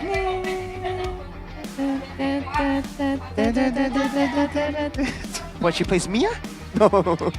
Marksman? What is this? Oh man. Forget it. It's fine. Yes, it's You a don't- content thing. You don't need to worry about it. Okay. Let's just worry about this match. Okay. 2-0 for I'm Alter worried. Ego. Whoa. Is that It's a possible? question. 2-0. The first game loss for RRQ becomes a First 2-0. match loss. I mean, Evo's win streak was broken by Alter Ego too, right? That's true. And you know who beat Alter Ego? Who? Bigatron. What did you look around when you say that? You're so. Who are you looking for? He's always reaching. Listen. Get it? Listen. Oh, Listen. look at that, 80%. Exactly. No! Arashi, say goodbye to the 100%. You're no longer 100%. It was cool while it lasted. At least, Man. wait, were you on blue or red? What? Last time, Oh, here. blue. No, what did they pull it? Oh, they went first pick again. Okay, so RQ will stick to first pick. Alter Ego will continue on. Oh, No, look. no, RQ second pick. No, Alter RQ's Ego first second pick. pick here. Alter Ego second. Yeah. What am I saying? Did I not What? say Alter Ego second You pick? said RQ second pick. Oh, Alter Ego. Alter Ego second pick. It's okay. It's getting to him. Let's get into him. It's getting to him. Okay. Nerves. Well, nerds aren't getting to Rin. You can see him just chillaxing. Toy does not look pleased. Of course not. They just lost their first game. You would Yeah, but isn't that a bad thing? Like, No, it's a good you're so thing. used to winning. mentality. You gotta have that mentality. If Right. you lose, you gotta be like, no, I don't want to lose. Like, this is assuming that they are okay with that. You know, that's actually something to consider. Right. You're so used to winning. How do you do when you lose? Exactly. That's definitely a factor right now. We'll have to see though. First pick RRQ. Wow, again. Still the CC. Presented to you by the official tournament smartphone Samsung Galaxy. Okay, continue. Guess Cute versus Zephyr. Match number 3, game number 2. 1-0 to Alter Ego. It is the Hanzo respect. That's what they decided to change. Okay, respectable. That means the Harith or the Suyo might make it through. I think they're fine with the Suyo. Like, give Rin Suyo. That's the only meta pick that he has not picked up. By the way, Who said there we, are no we shortcuts know in that. life? I literally invented Yeah, I guess one. the idea for Alter Ego would. No, actually, for RRQ, I figured they would just pick the Hanzo, right? But I guess with Chip in the picture, not really that feasible. So they banned that out. Now the Chip gets respected as well. Magic Now we're is back to my square one. life. Your team is banned. Suyo open. Is like, what is the weakness of a Hanzo? Like, assuming you can pick up first pick, but if there's a lot of counters in the meta, then it's still not possible to be picked up in the first phase. Well, see, I'm a mage player. I don't know. Whenever I go up against a Hanzo, I just have to make sure I can live long enough and survive solo. That's like about the only thing you can do as a backliner against the Hanzo. And so you can see, even on earlier, Edok was tasked with stopping the Hanzo. They couldn't. It still wasn't easy at all. This world. Alright, so I guess that's why we see the Hanzo being banned out in the first phase. RQ, they're not actually forcing the Suyo pick onto Rin. They've actually picked it up for themselves. So they're probably trading for, what, the Joy? Yeah, I think Ranger Hylos works again. I don't think they should change it up. Maybe if they want, they can go for... Do they want Gatot Kacha here? Gatot Kacha with the Granger? Yeah. Well, that's a solid option. Especially with Alter Ego, you know that there's gonna be options later on for engage. Because they really know when they wanna try and go for those engages and who they wanna use for it. It's gonna be the Ranger in immediately the Joy. You would think they would hold off on the Joy until third pick, but they wanna show it early. Almost like they wanna hide the third pick. Yeah. Could be another Lucas pick. They actually want to pick it up in the first phase. If you don't see the Phobius here, Irithel gets picked up. Same start for RQ, just the Joy swapped out. Jawhead, there you go. Oh man, That's a difference. Suyo Jawhead combo. Usually it's capped off with the Sicilian, but Alter Ego might have something to say about that. I guess we'll see. I think one of the main things that was an issue for RQ in that first game was the aggression coming from Alter Ego in the first few minutes. So maybe with the Jawhead pickup, they can look for more proactive moves on the map. Alter Ego though, what's the third pick that they were hiding? That's a good question. We gotta figure it out May you now. find tranquility in battle. It is the Badang. What a big surprise. Yeah. Okay. That being said, where's the next focus gonna be? Because the mid lane, I think, is very important there. The fact that Rins wasn't really able to do much on that Aurora, wasn't able to actually get a lot of pockets of safety and safe routes to rotate around, definitely kind of hindered RQ's movement. And Alter Ego, Hijime on the Valentina was a massive problem as well. So I wonder if RQ want to try and remove that from the equation, right? To enable Edok's engages even more. That, and I'm wondering if they're gonna be letting the Luo Yi go. They were able to ban it out the last time, but in regards to the Valentina was picked up first, right, by Alter Ego. So KezQ, he took a chance, he took a risk picking up the Aurora, and I don't think it would have been as effective if they didn't pick up the Aurora. Faramis ban though. To live is to trick. Yeah, I guess because they're looking for single target pickoffs with the Jawhead, the Faramis was a way for Alter Ego to counter Onyx single target pickoff. There you go, Faramis. Huge respect to Hijime too. True. I wonder if that's a hint towards a potential glue showing up for RRQ. The Lucas, though, banned away as well by Alter Ego. So I guess this Badang is already in the EXP lane, so they don't feel that pressured at all, banning away a lot of these other EXP laner choices. The last ban for RRQ, though. Yeah, it's gonna be a mid lane thing, right? Luo Yi is still open. Exactly, the Luo Yi, like you mentioned, Eterna, still very much present. Muscle of iron. Gatot! There you go, there's the Gatot Kacha. Is it a bait? Are they trading the Luo Yi Valentina? What's the plan here? I think Luo Yi would fit RQ's composition a bit more, but Alter Ego would also find a lot of value with the Luo Yi, with the Badang. I don't know. Wait. Oh, never mind. Yeah, they can go Sicilian and Valentina, so they got options as of right now. Alter Ego seems like the only real straightforward approach here is to go for that Luo Yi, right? Fight for the no, Hilda. Oh, Badang Rome. Hilda XP. Wait, that's stop the Mirko's Suyo. favorite. I Mirko's love favorite? Badang Rome. Yeah, I wonder if the Hilda, so in theory, can stop the Suyo from farming as efficiently, but against a Jawhead, it becomes a bit scarier, right? A lot of independent damage in his own right, built-in tankiness as well, so it makes the Hilda a lot more vulnerable, so we'll have to wait and see.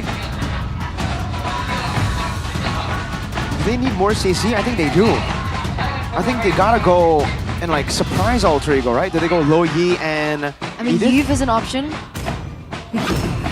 Oh, Hylos. Farsa Hylos. Wow, there's a lot of dive here from Alter Ego. Joy, Badang, Hilda. And then the final pick could be a Valentina, and then it could round things up really well. Again, stealing the Feather Airstrike, having the Glorious Pathway, being able to dive with the rest of the team. Being able to avoid the dive coming in from the Suyo, the Irithel, and the Jawhead. I agree. It's not a bad pick at all here. It's either that or Lo Yi, right? Yes. Do they want comfort and fighting prowess, or do they want macro? And if you know Alter Ego, usually fighting comes first, but I agree. You never know. This is a different Alter Ego. What's the choice? What's Go Valen, the decision? Just go Valen. Go Valen. There you Yep. go. They're gonna fight fire with fire here. Alter Ego. Woo! All right. The fans sure still seem very confident, but this is quite the tense moment. What do you think about the early game composition? Who do you think is stronger, RRQ or Alter Ego? I think purely because of the Jawhead, I feel like in the early game, RRQ will have a bit of an edge here. RQ, with the Suyo and Jawhead, they should have the edge, but I don't know, man. This is a signature pick for Alter Ego to the Joy. Yeah, they're gonna have to concede Turtle 1, I think. Concede Turtle 1, play for Turtle 2 for Alter Ego. All right, there it is, ladies and gentlemen. Will this be a clean sweep? Will this be a stop to yet another team's win streak here at MPL ID Season 15? Will it be another team falling into the hands of the chaos of Alter Ego? Let's get into the Land of Dawn. Let's get into game number 2 of this matchup. All right. Looking at the emblems again. Focusing Mark Badang, by the way, with And the Jawhead. killing spree on Highs and on Jawhead as well. So Takeoff seems to be something that both teams have some interest in. But for RRQ, they shouldn't have more tools, more flexible tools to try and do that. Early on though, no wave clear assistance coming in from Edok. It's all about leashing the camps, trying to get an EXP advantage for Hazel. So let's see what the response is for Alter Ego for this lethal fight.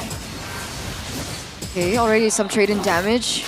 Remember, looking back to game number 1, it was RQ with First Blood. It doesn't look like Alter Ego are going to be too aggressive in the mid lane. As we now take a look into the emblems. Inspire for both Hijime and Dream. So cooldown is the name of the game for them.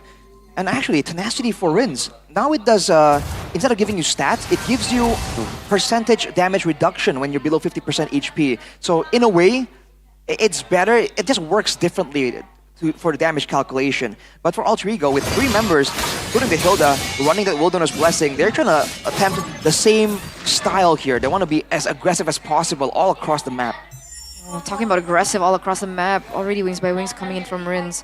And I think he's also respecting the amount of dive that Alter Ego will later have. That's why he went for something a little bit safer in his sub-emblems. A little rotation back into the mid lane by RRQ as they were unable to find anything in the top lane. Look at the movement of RRQ though. They're just hanging around in the same spot. It's almost like they're a bit concerned about a potential gank or all-in coming in from the side of Alter Ego. Double stun. Whoa, a lot of poke onto Hijime. That was technically just an all-in Rins and Dyren. Free Turtle. Turtle 1 going to RRQ. Yeah, Rin won't be on the hand zone. No chance for him to get in there. Go for the steal like he did in game number 1. Now with that advantage, RRQ, I thought they were going to go in for more, but they're trying to get out. Alter Ego are the ones trying to find something in exchange. Yeah, they couldn't find it though. Edok's still lurking into the bush. So it's going as predicted, right? You said that the Turtle 1 would have to be conceded by Alter Ego, and that's exactly what they do. There's some trade-in damage into the gold lane. Toy is actually going to be able to get that gold crab, so that's a little bit of an advantage that Toy has now over Highs. I wonder what the plan is for Toy here in this game. Dreams just reached level 4, and Toy will be able to actually participate. Ejector Surge, oh, everything well played, very well coordinated. RRQ get their first kill in the game, and it's Dreams. That's a pick-off that we were waiting for, right? Level 4, Rins with the Feather Airstrike, Unstoppable Force as well, coming from Edok. That's exactly what we were anticipating. Let's see if they're able to build on top of it. It looks like they're now rotating onto Highs. With no resources yet, I don't think they can actually pull the trigger. Dreams is also back into the vicinity, knows exactly what's up. No information as to their whereabouts. Ooh, Look at the cut though from Dyron. Immediately understanding, recognizing that Nino is in the area, but look at that. First crack coming down, they want to get Edo, and they do. Blade Surge coming down as well. Dreams deleted by the Soul Sever. Heavy crossbow almost taking Rin down. Hijime running away, flickers out of Rin's possible son. Hazel going for the purple buff. Rin, risky move. Oh, he tried to go for it. Used the red tree, but Hazel was too quick for him. That's a risky move, and now Alter Ego will be forced to leave that purple buff. Not responding for a while now. Rin trying to find something on the other side of the map. But this is a great start by RRQ. Can they maintain this pressure though? Because so far, Alter Ego, they're not really winning it out, but they're not really falling too far behind either. So it's still anyone's game. Yeah, but Hazel didn't use his Retribution earlier on, and I think Alter Ego needs a few more seconds for that Retribution to spawn up. Dreams, however. This crack again. TCMU Blade Surge coming out. Oh! That stun for Hazel. Hijime stealing the Queller just for the dash. But RRQ got what they wanted. Oh boy, that's a lot of damage. It's gonna force a recall to at least one member. And that's enough space for them to pick up this turtle uncontested. Nino? Gonna hold that position. Oh, Ring gonna be caught. And the unstoppable force. Hazel gets his third kill of the game. Nino is still waiting in that bush. Toy hasn't spotted them out. Eyes and Dreams hovering over. Nino walking up now, going over to Edo. Ejector flicker. Nino brought back Toy, getting the kill. Dreams falling next. Rins gets the kill, and now he wants more. Hijime stun. Feather airstrike stolen, but for nothing. It's RRQ with a turret down below. That's the Edoc special. The kill pressure, the pickoff potential, the Jawhead, the Francos. If he's given space enough to look for these opportunities, this is exactly the kind of impact we are going to be expecting for the next few moments in the game, and Alter Ego are suffering from it. That's a 4K gold lead now for the Kings of Kings. Oh, not too sure about this battle. I don't think you want to be taking it 2 levels down on Hazel. Queller charge lands as well. Rin poked to half. Edoc's still in the area, man. I think Rin has to be a bit careful here. He seems to be going for it. Unstoppable force, the ejector, and Hazel's just waiting for the 7 Rin! Great dashes. Interesting. Nino. Hijime coming in for the airstrike as well, almost catching Edoc. Red tree from Hazel as he blinks out. Wow, man. I mean, it seemed like there was a guaranteed kill in there, but now Nino. For the airstrike, Nino melted. Dyron just stuns him for Toy. What is that damage, by the way? What? That is the EXP lane. I mean, Nino is 1 level down. He has a Fury Hammer, by the way, so he has some more damage, but he is so squishy right now. Not even one, what do you call it? Like one part of the item, of a defensive item completed for him. That Fury Hammer set him back tankiness-wise, and he hasn't really been able to use that extra damage to do anything. What's his item now? Leather Jerkin, Leather Jerkin. And then the mantle. The mantle. Things are not working out for Nino at all. What's his KDA? 0-0. He's been shut down twice. Looks like Heis is gonna suffer as well from it. He has a Sky Piercer now, so even in a situation where they're 6,000 gold behind, Heis still opts for that Sky Piercer early. Wow! Perfect timing again. Rin getting out of the Unstoppable Force ejector combo one more time. Interesting. You wonder if like RRQ are not really coordinating the exact moment of attempt perfectly there. But Rin is just, he has escaped death twice basically at this point.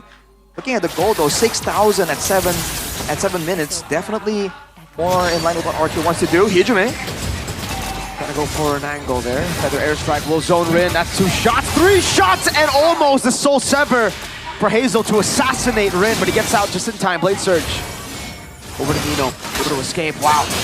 Damage from Toy starts to really hurt now. Heis gets some compensation down below. Not much, but at least it's something.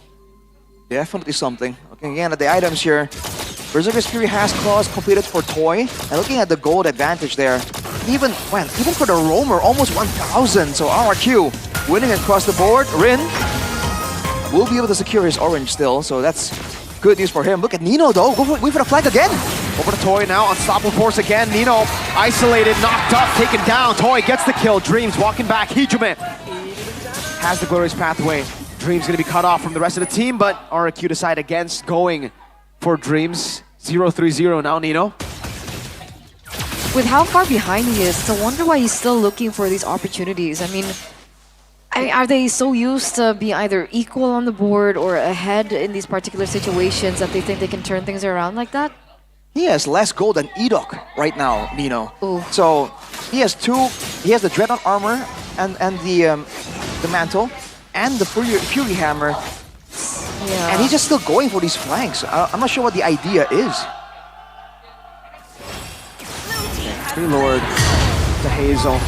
Edok. No, not gonna go for it.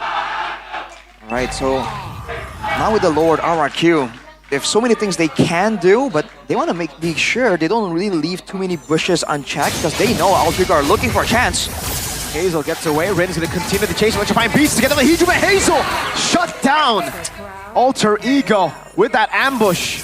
Okay, but that's a lot of resources burnt out. Hijume's in trouble. Wow, Hijime red out. But with Darren and Rins here, the Lord won't be utilized. I think Hijime is doing a good job. Going between the turrets, escaping as well. Hijime bought so much time. He just won't put the turret. No, it's not his turret. The turret is fine. Hijime is going to make a great escape. That's the most anticlimactic great escape. The glorious pathway to slow Dyron down. Oh, man. Quick thinking, and that's actually been able to buy enough time for Alter Ego to safely secure the Lord. It looks like 2 of the shields as well are still intact, aside from the mid lane. So all in all, it's Alter Ego prolonging themselves in this series. I feel like it's definitely a win for Alter Ego. Looking at the gold distribution as well, they were able to get Hazel in that bottom fight. So from 6 to 7k down to 5k, definitely a great move by Alter Ego. And they do scale pretty well. Granger and the Joy both do insane damage in the late game, depending on the items. Rin only at the Holy Crystal at this point, but you know, if Alter Ego give away a couple of more moments here in this game, that could easily change very soon. So how far are we from that power spike to hit for Alter Ego? Echo Proud. I feel like 1 or 2 more items should allow them to at least find the big moments, punish mistakes from RRQ. Looking at Dyron though as the main frontliner for the side of Alter Ego, as far as magic damage goes, he went for the Athena shield. So Rin and Hijime won't be able to burst him down. It has to be Highs to go for him. What's High standing at? Prolific Roar, Hunter Strike, and Sky Piercer. Wait a second! Oh, Nino bursted again. He doesn't stand a chance against the damage of RRQ, the burst damage. Nowhere close to tanking that.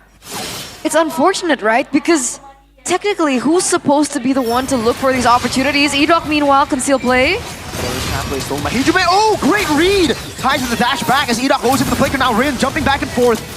Has full stacks. Not the full perfect stacks, but full stacks. They defend the turret in the mid lane. RRQ would have loved to get a base turret before the next Lord, but Alter Ego continue to defend. They back away so suddenly as well, so Alter Ego were able to get the orange buff in the hands of Rin as well. Look at them looking for a moment now. Wow, glorious pathway, the respect given. Big ult though, Darren. Look at the setup by Toy in the bottom lane though. That wave, ever so slightly, will be pushing in favor of RRQ. Look at Dreams. Unstoppable force. Hijime with the flicker out to safety with the glorious pathway. Now plays on Nino, gonna be taken down high. Picks up the kill. Toy looking forward with a heavy crossbow. Nino very low. So able to escape Dreams as well. 1 HP Rin. Electrifying beats. Not enough to take anyone down. That's a lot of damage from the Queller. Both teams back and forth. Edok down. 1-0 Rin. Oh, cancelled. Red out. Can he go for a steal though? It looks like Alter Ego members are quite low. Some of them had to force in a recall, but remember, this is RRQ converging without Edok. The Lord has actually been resetted. Let's see if Nino can look for a moment. Tried. RRQ deny it. They know they gotta wait for Edok, so they wait. And the bottom wave is still pushing in favor of RRQ, so Alter Ego looking quite desperate to try and get a fight, but Rin might show on the bottom lane. Expect Edok to go for something, but no flicker is available just yet. Rin is down below. Yeah, they go for it now. Pinning Dyron down. Lord gonna be taken for free.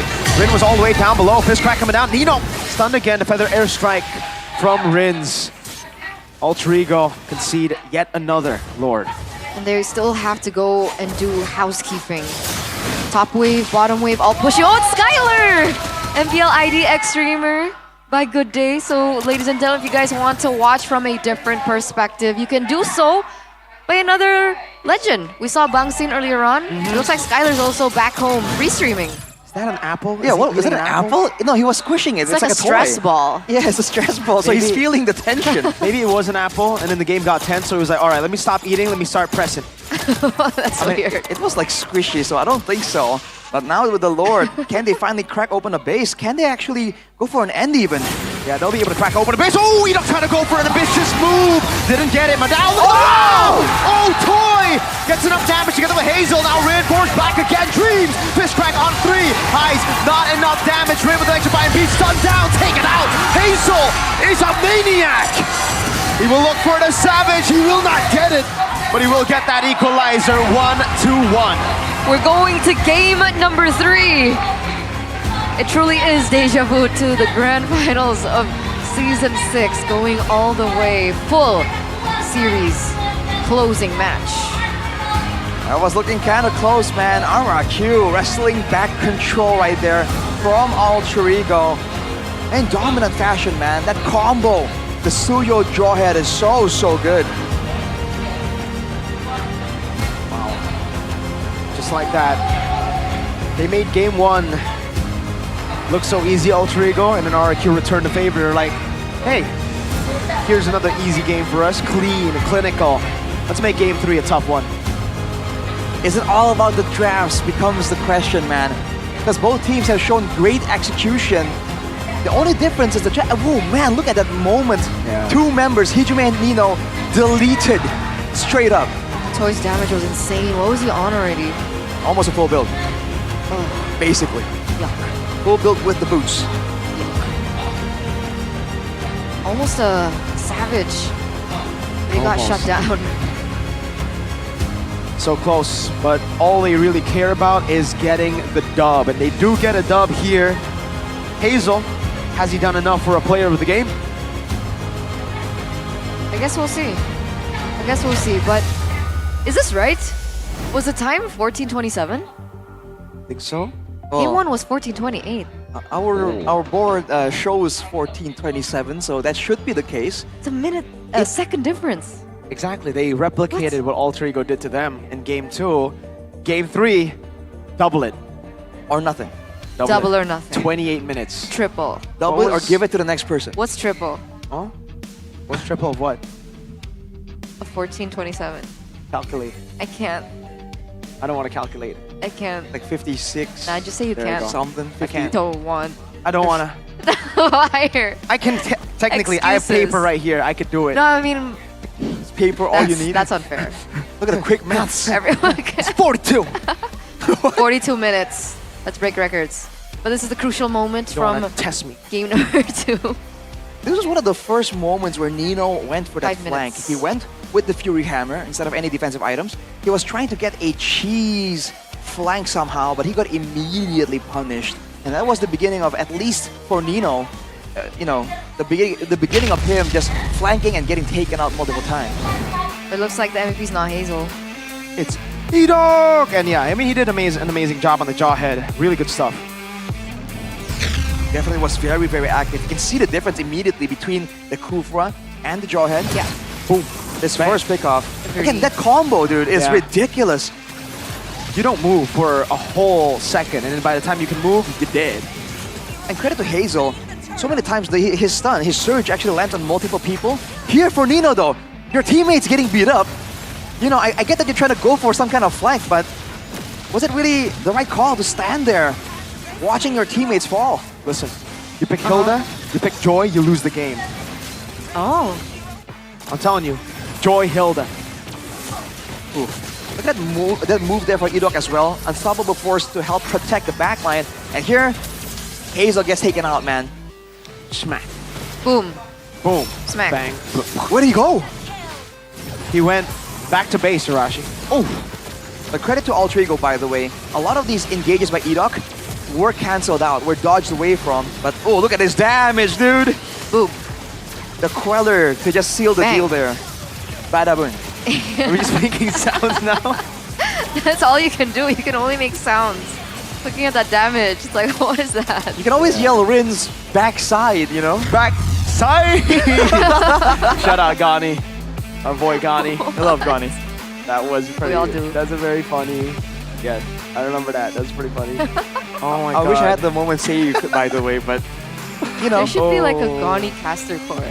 I think so. Oh, yeah, Someone's yeah, gonna yeah. make that. Someone's gonna make that happen. Please. Folks at home, Gani Caster Core. You're gonna have to look through almost seven seasons Why? worth of matches, but it'll be worth it, trust me. If someone wants to make it, by the way, do contact us and we'll help you mention some of these moments, man. The right nows. There's a few that we're gonna keep private for now.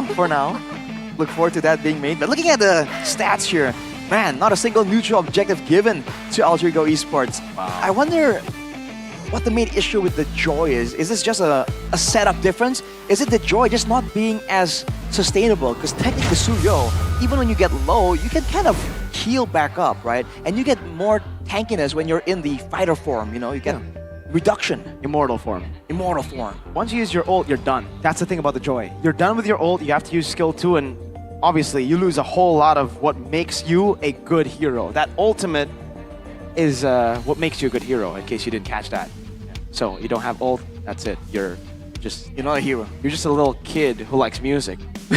Yeah, that's the Joy. She's a little kid just a dancing who likes kid. music. Like at least with the ult, she does damage. But if she doesn't have the damage, then she's just a dancing kid. So it's basically, right, with Likes the music, it's cool, you're dancing to the music. Without the music, you're just like, what are you doing? Yeah, in the middle of the street, like. what are you doing? Stop it, kid. You're up against a guy with a sword and like a beast, like a spiritual beast man. Speaking of dancing, shout out to our PH talents as well. Yeah. Because they had a whole moment where they were They're all dancing. Joy mains. We have no idea why they were doing it, but it's cool. It's alright. Nice, it wasn't dancing. Maybe if he was dancing, it would be cool. That would be a sight to behold, man. A That's dancing never gonna building. happen. Dancing building.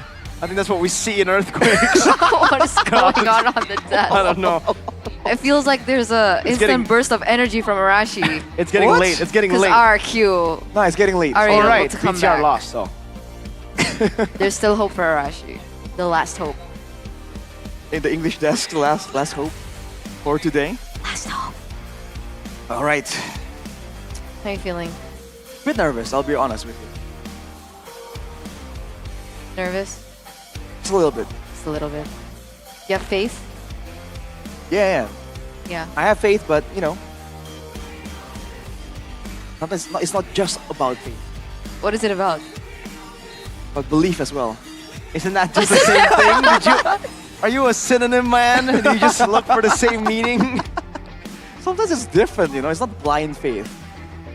Okay. Anyway, let's talk to Bude. I think she's busy doing something important, unlike us. So, Bude. What? Aduh, Zawar, rame banget ya di MPL Arena ya. Iya, daripada kita berdua di sini, mending kita yuk jalan-jalan melihat suasana di MPL Arena.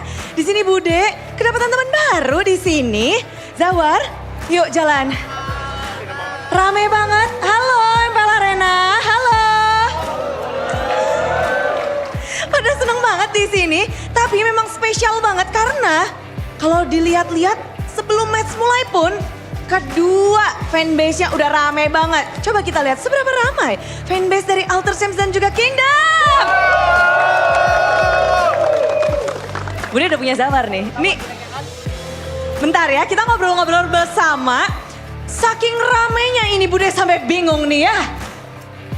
Tuan Flicker, Iya? mana onta ente? Udah dikembaliin ke beliau. Diambil Bude kan? Oh ini si Zawar yang tadi, yang transaksi. Baik-baiknya Bude rawat. Siap, tenang. Mau dipencet nggak flicker? Coba pencet. Beneran? Sorry. Coba sekali lagi. Maaf. Ini ngeflicker-flicker, mending kita ngobrolin bagaimana masa depan Zawar dan siapa ini? Zahwin. Zawar dan Zahwi. Oke. Kenapa mereka berdua ikut-ikutan nih ke MPL Arena? pengen ikut katanya. Oh, dibawa aja yang penting dah. Iya dari Arab ini. Waduh, umurnya bener 2 tahun tadi? 2 abad sih. Aduh, 2 abad, oke. Gimana katanya ngelihat pertandingan pertama dan pertandingan kedua, apa nih kata Kingdom dan juga kata kedua Onda ini? Katanya seru banget, katanya seperti season 6 yang lalu, katanya seru banget, ya bener gak sih? Bener gak? Oh, bener. Bener. Tapi hari ini kalau kita ngelihat kalian tuh temanya bener-bener samaan ya Kingdom ya? Iya betul. Apa nih temanya? Kasih tahu dong ke kita. Kita temanya kan emang Ramadan, apalagi dikit lagi kan menjelang Idul Fitri, ya kan? Kita temanya Lebaran lah. Apalagi kita juga kebetulan nanti bisa pulang ini kita ada syukuran juga. Oh. Ya syukuran. Syukuran apa itu? Syukuran kita selalu diberikan kemenangan, selalu dimudahkan gitu loh. Kita selalu bersyukur. Amin. Itu semuanya langsung pada gini, langsung pada amin. Amin. Langsung jadi anak baik semua di sini ya. Iya betul. Ini Maul aja langsung senyumannya senyuman malaikat itu. Iya. Tapi kalau dari Kingdom ini ada temanya menyambut bulan Ramadan. Alter Champs.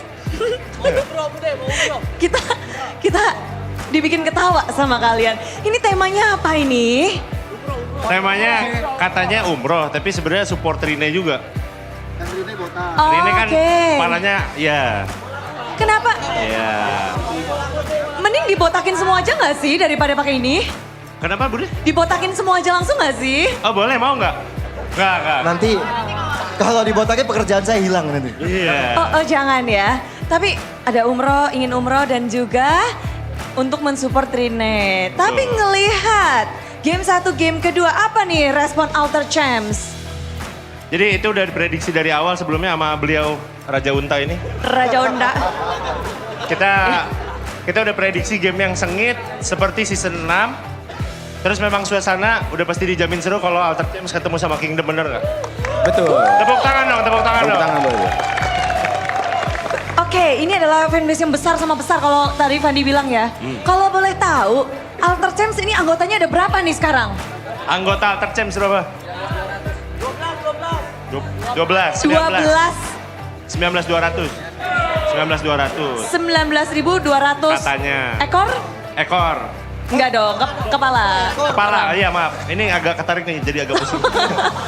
19.000. Betul. Wow, rame banget nih Alter Champs kalau di sini. Kasih tahu dong, Kingdom ada berapa nih sekarang? Mau yang di arena atau yang di Bandung? Tadi kamu itu yang mana? 19.000. Itu sedunia ya? Satu dunia. Oke, mereka satu dunia loh. Satu dunia, kasih juga tahu dong. Satu dunianya Kingdom, berapa nih? Nggak kehitung sih. Waduh, serem. Ontanya jangan dihitung ya? Ya, onta nggak dihitung. Onta nggak dihitung. Berapa kira-kira tuh? Di Bandung kurang lebih ada 10.000 orang kali ya. Di Bandung kali. 10.000. Di sini 1, 2, 3 banyak lah pokoknya kalau di sini ya dihitung 1, 2, 4. Ya banyak lah pokoknya banyak. Banyak ya. Rame juga. Rame bener. Jadi sama-sama rame di sini tapi kita kepengen lihat the real keramaian dari Alter Champs. Ayo. Ini mau adu-adu ini chanting. Adu yell, adu chanting, adu nyanyi, adu lompat-lompat juga boleh. Velocity. Mereka mau velocity bersama coba. Gimana ini? Jadi kita ngumpulin suara Alter Champs. Ya, let's go. Coba kalau Alter Champs gimana nih? MPL, bukan. Itu tugas caster. Oh iya, caster, lupa sorry. Tugas caster. Enggak, Alter Champs mana suaranya gue ngomong. Ya. 1, 2. Alter Champs mana suaranya?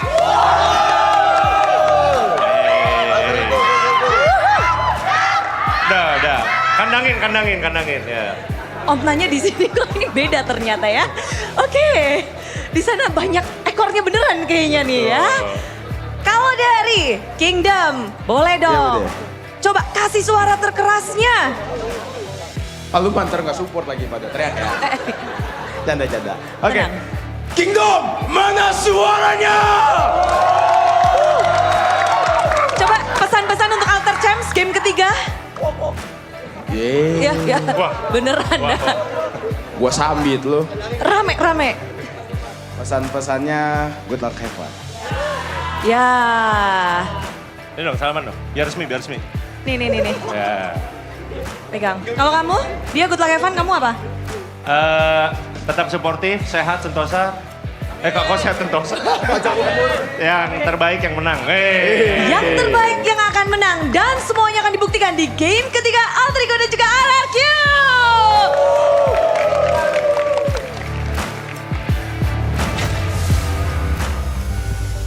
Look, it's chaotic in the game.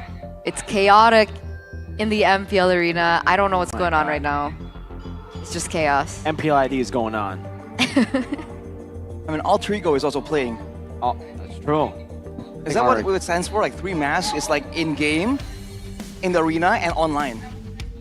What's online? The chaos. What chaos is online? The live chat is always chaotic. It's not. Yes, it is. It's always chaotic. Absolutely not. It's fine. The live chat is fine. What did they just say? What did they just say? I gotta check on my Samsung S75. I can't say it on cam. I gotta check my There's Samsung some S75. wildness going on in the comments. That's for Alright. sure. That's for sure. That makes sense. That makes sense. The timing on that. So what is that guy with the flicker? You know that What is guy? he? What do you mean? No. I don't know him. Is You he know not that an guy. acquaintance? No. Was he dismissed as an acquaintance because of his shenanigans? I think as Because- soon as he put on Retribution, I'm like, all right, that's it for me. So first week, It was the 3-face mask, okay, and then you went to Retri. Retri, and now he's Flicker. Oh, he's flicker. So it takes 120 seconds for him to cool down. Okay. It didn't seem like he was cooling down at all, actually, but Where is he? should be behind us. I don't see him. You see a big face? I'm kind of scared. Do you see a flicker anywhere? I'm scared. I don't see it. I'm I don't scared. see him right now. But you know, meanwhile, Arashi's looking for Mr. Flickerman. Flicker man. You guys can actually log into MLBB right now Log in. because you guys take a look down here. You guys can claim a free phone. Imagine that. Imagine that. And you can also get your hands on a free Ruby skin. And it's time limited, so you can't get it anytime. That's what time limited means. Also, every night from 9 p.m. to 2 a.m., which is right about now, 1 minute, 1 HP. HP stands for hand phone, by the way, will be given away in the game, so you guys don't want to miss out. Don't miss out, guys. Go ahead and check it out right now. Check it. Check it out right now. Check it. Check it out. Don't miss out, brothers. Because you don't want to miss out. Because if you miss out, then you don't get it. You don't want to be missing out the HP. It's been a long time since I've heard anyone refer to a phone as a HP. Yeah. HP. I don't think... Hand phone. Last time I heard someone, Maybe refer to back an in your H- days. you know. Back in your days. No, That's I'm actually just- true. Fine. That's We'll true. concede that. That's but true, the that's last true. time I heard someone refer to a HP, it's a laptop. Huh? Yeah, it's the brand. It's not even like an actual handphone. So People just say laptop. the printer. man. People just say laptop, no? No, the printer I brand. only know Samsung. You guys don't know the brand? They just no, but they just say printer, laptop. I don't think they say that. I I guess know it's Samsung. just Samsung is just taking over. I guess. For a while now. This is my S25. For a while now. Speaking of taking over, do you think Alter Ego can actually win this? Let me ask the assistant, Google assistant. Okay. Sorry, the Samsung assistant. Okay. But he knows that. Awesome intelligence. Yo, sir, Where's Yaoi? Alright. we're not gonna do it now. You know where Yaoi is. You didn't have to ask that question. The awesome intelligence is only meant for awesome questions. You just asked a lame question because you know where he is. It's like there's one thing to know where somebody is, but also another to want him to be somewhere. Does that make sense? Then go to the Philippines, lady. That's not my point. Anyway, I'll ask you the question then. Yes. Do you... You're gonna be biased and stuff. Never What? mind. You're gonna be like, no, RQ's gonna win this 2-1. Alter No, Ego. of course not. Try ask, it, try it. Ask me. Okay. No, just ask me. Okay. Yeah. Do you think Alter Ego can... Yes. I think Alter Ego can win because BTR beat Alter Ego. So if Alter Ego beat RQ, that means we're still the best team in the world. What a reach, man. Are you Granger? Reach. Trying to Getting reach. late. That's some range, bro. It's too late to handle this right now. So, what would your answer be? As an analyst, just to remind you. I can hear a voice in my head go, do it. Do it. RQ's gonna... No, you're just kidding. Honestly, truthfully, Alter Ego, can't argue with it, has a chance. small chance though. RRQ's gonna take it. Intrusive thoughts. Intrusive thoughts win tonight, ladies and gentlemen. But who will be the team to win? Keskute, man, he adjusted so well, and it looks like RRQ are gonna be on blue side again. Ooh. Wow. Yeah, Rashi. They're trying to improve on the 80%.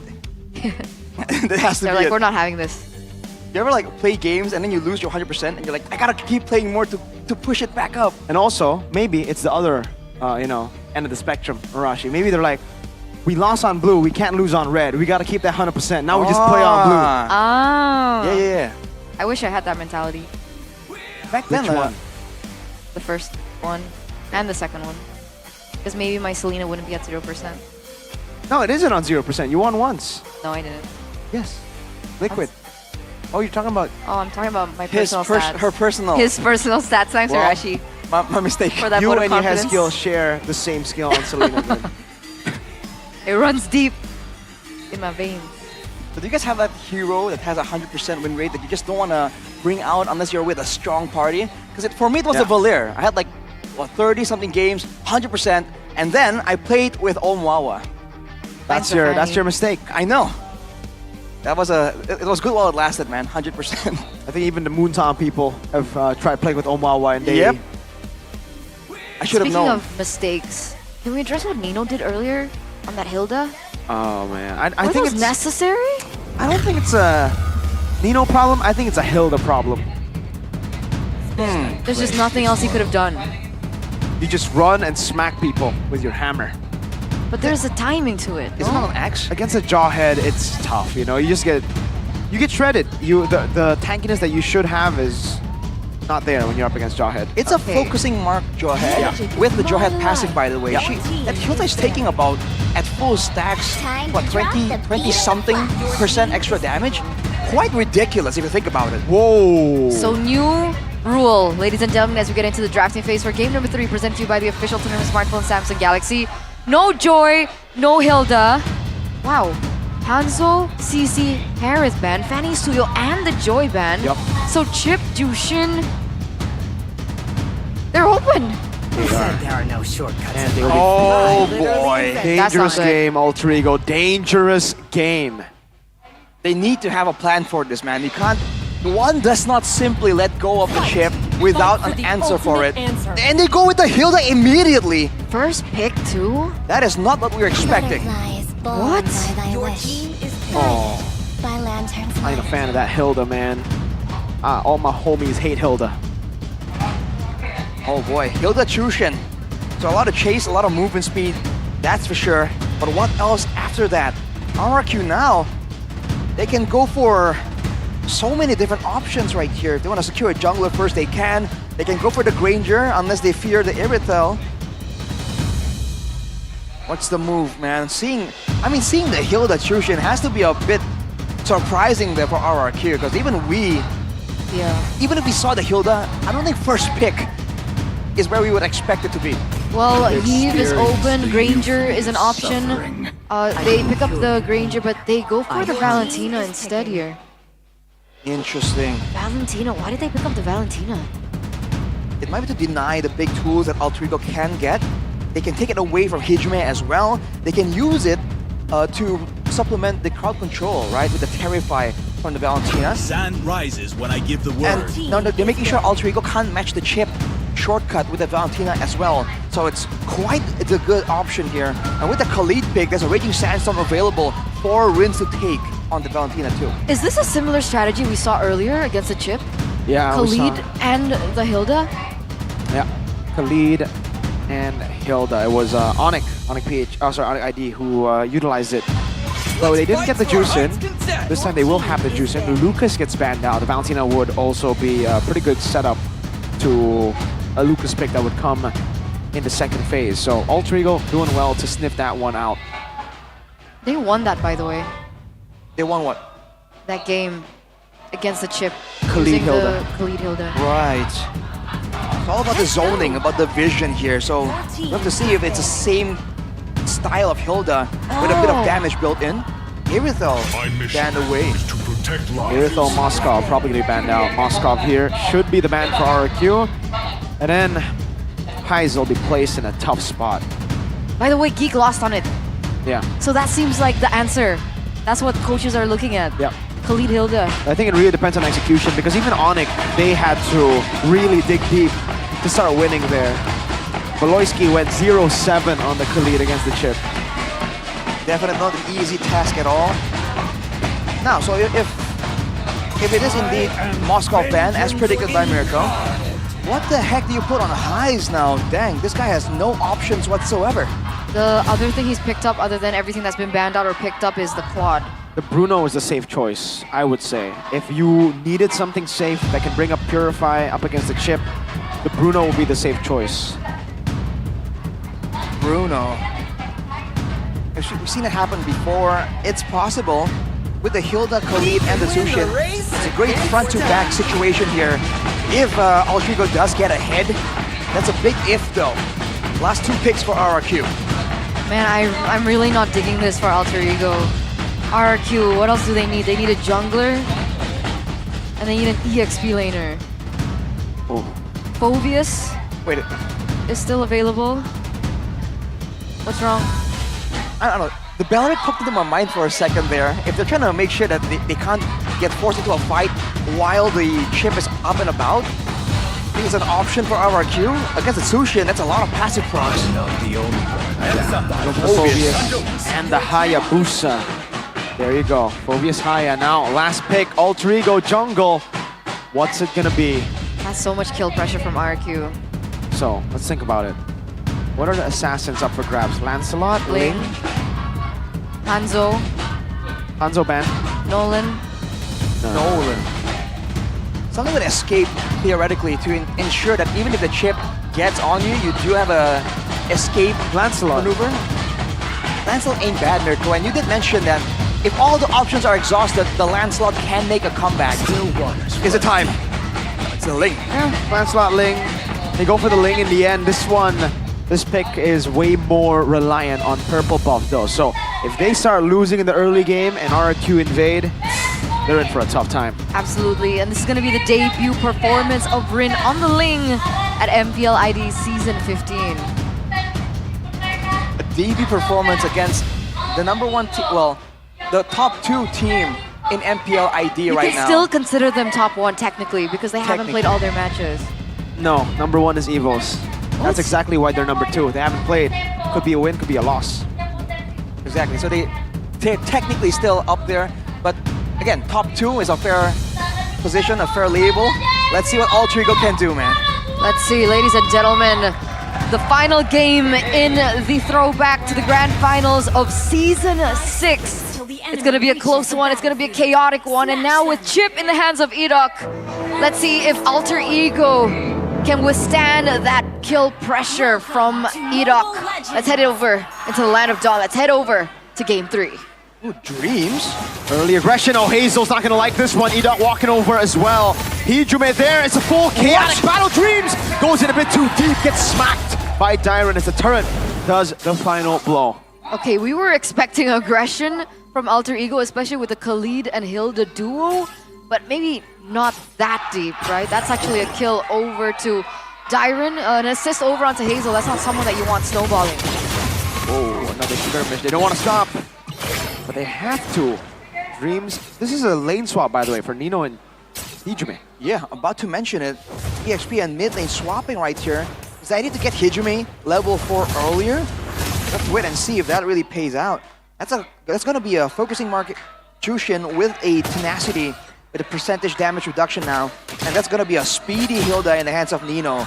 So we'll see how that works there. But it's fire for Rins on the Valentina as well with the Brave Smite. So sustainability is a big portion of what the game plan is here for RRQ.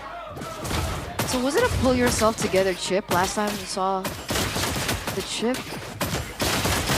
Last time we saw the chip, I don't think it was. I think it was Inspire. But look at this damage. Shadow kill, second death already for Dreams. Hazel gets away quicker from Hijume. Picks up Hazel, time to blaze. Rin looks for the final play, gets it and escapes. Quick beat, now Rin's though hangry about that. Wow, what a play! But Edok comes in with a crash course, saves RRQ with a double. And I don't think Dreams can come back from that, right? Okay, no, he doesn't go for it. But now it's a 4-4-2 in favor of RRQ still. Hidok with a double kill though. Not ideal, not the guy you want to have the kills on, but just a dive setup. Level 4. Hidok has a shortcut. Highs is stuck on a flicker. No Purify. Slide tackle out, but that's Rins for the cleanup. Whoa, whoa. Dreams took it too. Up top now, trying to clear the wave. Stopping Toy from getting more hits on that turret. But still, that's Highs taken down, right? And that's a shutdown onto Highs. For the portion of game number 2, we were talking about how Highs was one of the main factors on how they were able to carry over. But with Highs being shut down early, especially on a Bruno now too, it's not looking too good for Alter Ego as RQ make things worse by picking up the first neutral objective of this game. And the fact that they have their hands on the Phobias there is going to be so difficult for the team to move back. Oh, Hidok though. Purple buff right there. Hidok with a fast course now. Rin, can he go for it? Raging Sandstorm, Retry. Rin wins out the Retry battle. Time to Blade's gonna be used up. Rin trying to go and escape. Jesus Flicker, Shadow kill. Healing away, not enough to get him away. Oh, try Dyron. Walks in forward. Great moves by Hidrome. Crimson Beacon out. Oh man. Alter Ego, even though they're behind, they're still being creative in what they're looking for. But RRQ, they have a target, man. They want him bad. Second time this game. Highs, can you escape? Slide tackle, no shortcut this time, so he's all good. Still survives for now. The Dreams. Just assisting. It looks like they're not going to go for an engage this time. Dreams trying to exert his pressure here, use the early game damage from the Khalid. But RRQ are just a lot faster across the map. Rin though. We'll jump onto Rin. Focusing mark on him. Hidrome takes the kill. Toy rotating, but only really to poke Dreams and to soak in that mid wave. Great move by Alter Ego, punishing Rin's aggression. He's been trying to use that Valentina to bully the Hidrome actually, going for the short trades in and out, making sure that he does not get lifted. But after that engagement there, Rin saw an opportunity. And Nino still trying to be active here. But again, it's the same situation that RRQ was in game number 1. Whenever this Hilda tries to go past, look for something in the jungles of RRQ. In game 1 for Alter Ego, it was the Lucas. Now it's the Phobias, right? It's gonna force you, stop you, and just force you into a brawl that you do not win. Which is why I think they have that second layer, right? They have that Khalid, but so far they haven't been able to find anything of value. Sure, they've been able to trade 3 kills on the board, but other than that, no neutral objectives, not the aggression that we were expecting it to have. So I don't know, this Hilda Khalid strategy hasn't worked out for a lot of these teams, and right now it's also still not looking good for Alter Ego. Rin though is still doing a very decent job, just farming out, getting 2 kills, looking for those opportunities across the map here. So this is a patient Alter Ego when you come to think of it. But look at Nino, already in position. Will it work this time though? Let's see. Rin's on it. Nino trying to grab some space. It's Nino who claims it. Shadow kill over to Nino. Very, very low. Able to escape. Wow! The combo as Rin dropped down. Dreams the flicker back, but he gets chased down. Gunned down by Toy. One last shot to find Hidrome, but he's got no more bullets, but he's got enough. 2 kills, a turtle. Unfortunately taken by Nino, but they'll get a turret. So it is a trade at the end of it, but RQ pick up another trade, so it's technically a 3-4-1. And Toy, I think he picked up the Sky Piercer, I believe, earlier on, Arashi, and that's a kill over after the Sky Piercer, so is that 1 stack? Should be 1 stack. Now RQ trying to pressure for the purple, but Alter Ego immediately try and back Rin up. They know the importance of the purple buff for him, and Highs forced to just stay in the back, do something else, because the lane is not safe with Hidok on duty. Absolutely. Rin also still looking for some opportunities. Technically, as the Ling, we used to talk about this a lot when Ling was meta, but the plan Z for Ling is that global pressure, that global presence, because he's able to mobilize around the map. So that's what he's trying to replicate. We see him trying to push in that bottom lane, but unfortunately Hazel is there.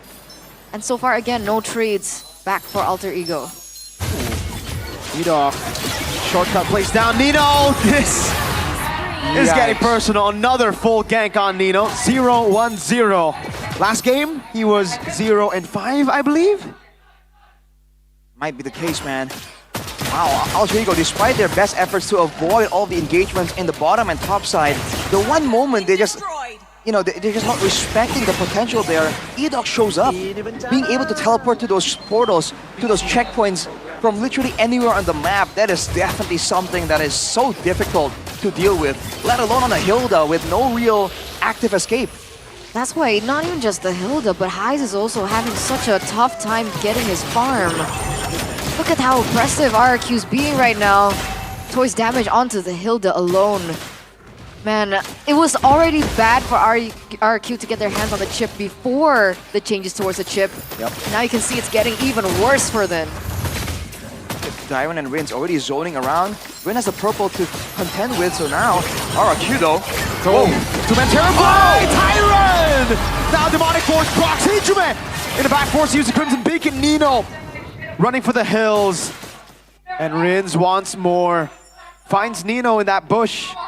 Makes him walk back to base. Man, that's a lot of damage, and that's a surprising amount of reach that Dairon has on the Phobius. I don't think all Chico were expecting Dairon to just dive in that deep out of nowhere. Oh, look at this. Hazel, oh, very quick with the shadows. Signature pick when he won Liga Nacional, by the way. Rin again trying to do his part here. Is he gonna be snuffed out? He stopped. Uh-oh. Dairon can catch him on the wall. Hazel has him! Catches it. Oh, no one saw that, Mr. Hazel. It's okay. It's okay, Hazel. You want to farm, right? Look, Dairon. Okay. Whoa, Rins. Crimson Beacon, Rin able to steal the purple buff because of that blunder.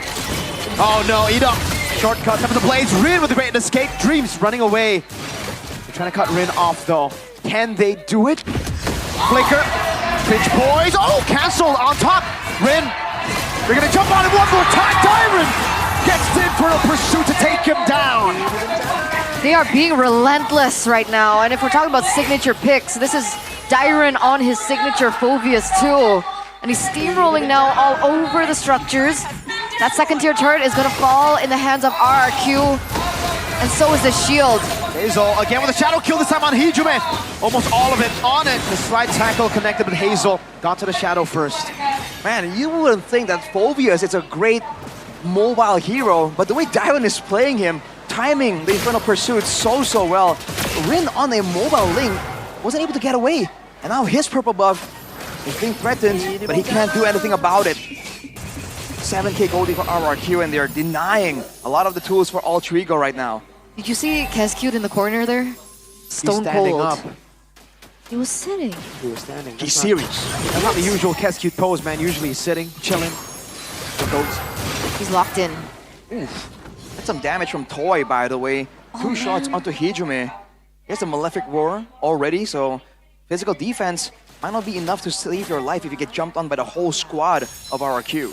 It's definitely not looking good. Hazel level 14, Rin level 12. He's 2 levels below. There should be no chance that they can steal this turtle. Sorry, this Lord rather. 10 minutes in, away from RRQ. I wonder what the plan is for Alter Ego here. You have to be careful about E-Dog, because E-Dog is not showing on the map. They have no idea where this man is. Look at the Hazel. He rotated to the top side because they didn't want to show where E-Dog is. They're all rotating there.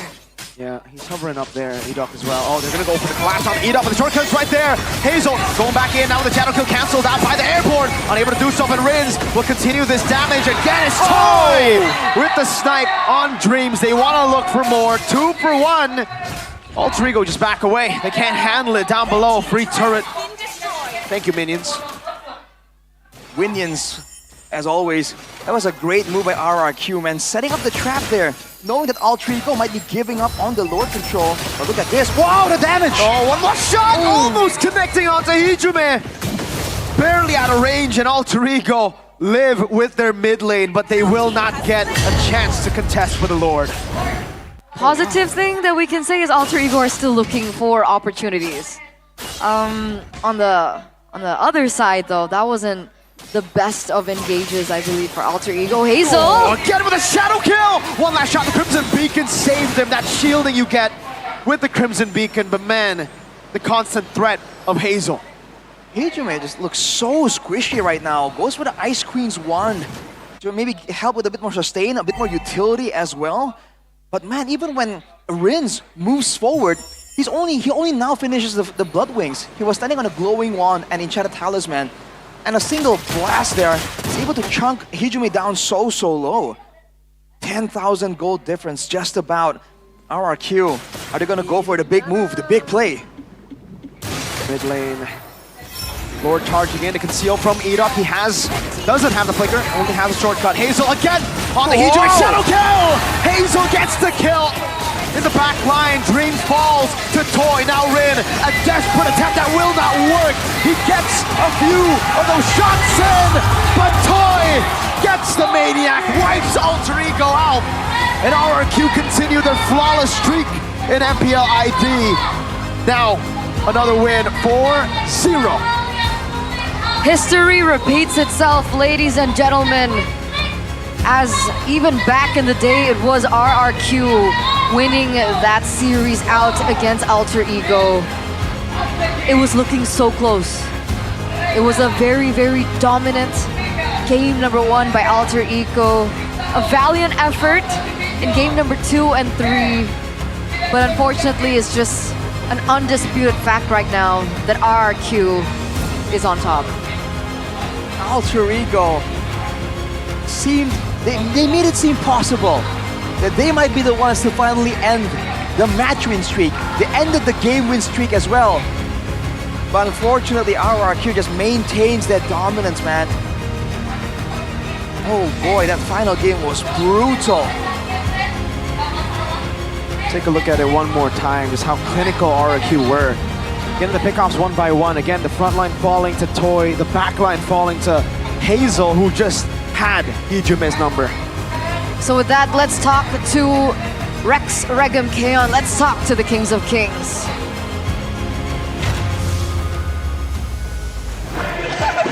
Inilah dia kemenangan dari tim RRQ Hoshi. 2-1, match yang begitu intens. Seperti halnya Deja Vu, Grand Final waktu season 6. Prime RRQ dan juga Alter Ego. Dan Hazel ketemu Rin di panggung ini dan di dalam Land of Dawn. Gimana kamu pada akhirnya bertemu dengan Rin secara langsung? Ya seru sih, itu juga Rin kan jago juga, jadi ngelawan lah gitu. Ngelawan, tapi adu assassin pun. Tadi kita lihat bisa rame seperti ini juga dengan adu assassinmu. Beradu assassin dengan Rin, seberapa seru? Seru sih, seru banget, tapi nggak tahu kayak nggak ketemu aja di samping tadi kan. Nyamping ya. Jadi kurang nih ya, butuh nanti leg kedua ketemu lagi. Boleh. Boleh. Kembali ketemu. Tapi kemenangan 2-1 ini hanya kan harusnya Hanzo untuk Hazel ya. Tapi di game pertama, ya nggak kamu kalau dari Rin yang pakai dari Hanzo itu. Hero Hazel deh Bu deh. Hero Hazel nih boleh. Jadi memang dari Hazel sendiri ngelihat Hanzo udah tahu aman aja. Dan performa Hazel hari ini gimana Hazel? Ngedapetin 2-1 untuk Alter Ego. Sudah cukup puas? Puas sih Bu deh. Puas. Cuman kayaknya bagusan 2-0 sih, cuman emang harus kalah aja mungkin tadi buat kita belajar. Buat belajar, bener juga ya. Tapi Diren, ngelihat dari performa tim RRQ nih, mungkin Rin juga bisa jawab. Rins, ini dari tim kalian baru 1 kali kalah dari gamenya. Ngedapetin kekalahan dari game, apa kalian menyangka bahwa Alter Ego lah yang memecahkan game kalian? Mungkin nggak expect juga ya bisa kalah juga sama Alter Ego di game 1. Mungkin kita juga kaget lah dia bisa main Hanzo kayak gitu. Jadi Hanzo-nya ngagetin juga ya? Ya, tapi ngagetin Hanzo-nya Hazel. Wih, hanya tetap Hanzo-nya Hazel. Tapi mengingat kalian tuh kalah di game 1, gimana cara kalian untuk bounce back di game kedua, lalu game ketiga? Kayaknya makin solid tuh di game 2 dan 3. Mungkin kita riset lah berlima, terus dari coaching staff juga kayak ngasih strat yang baru gitu. Mungkin dari belakang juga. Kalian cepat beradaptasi.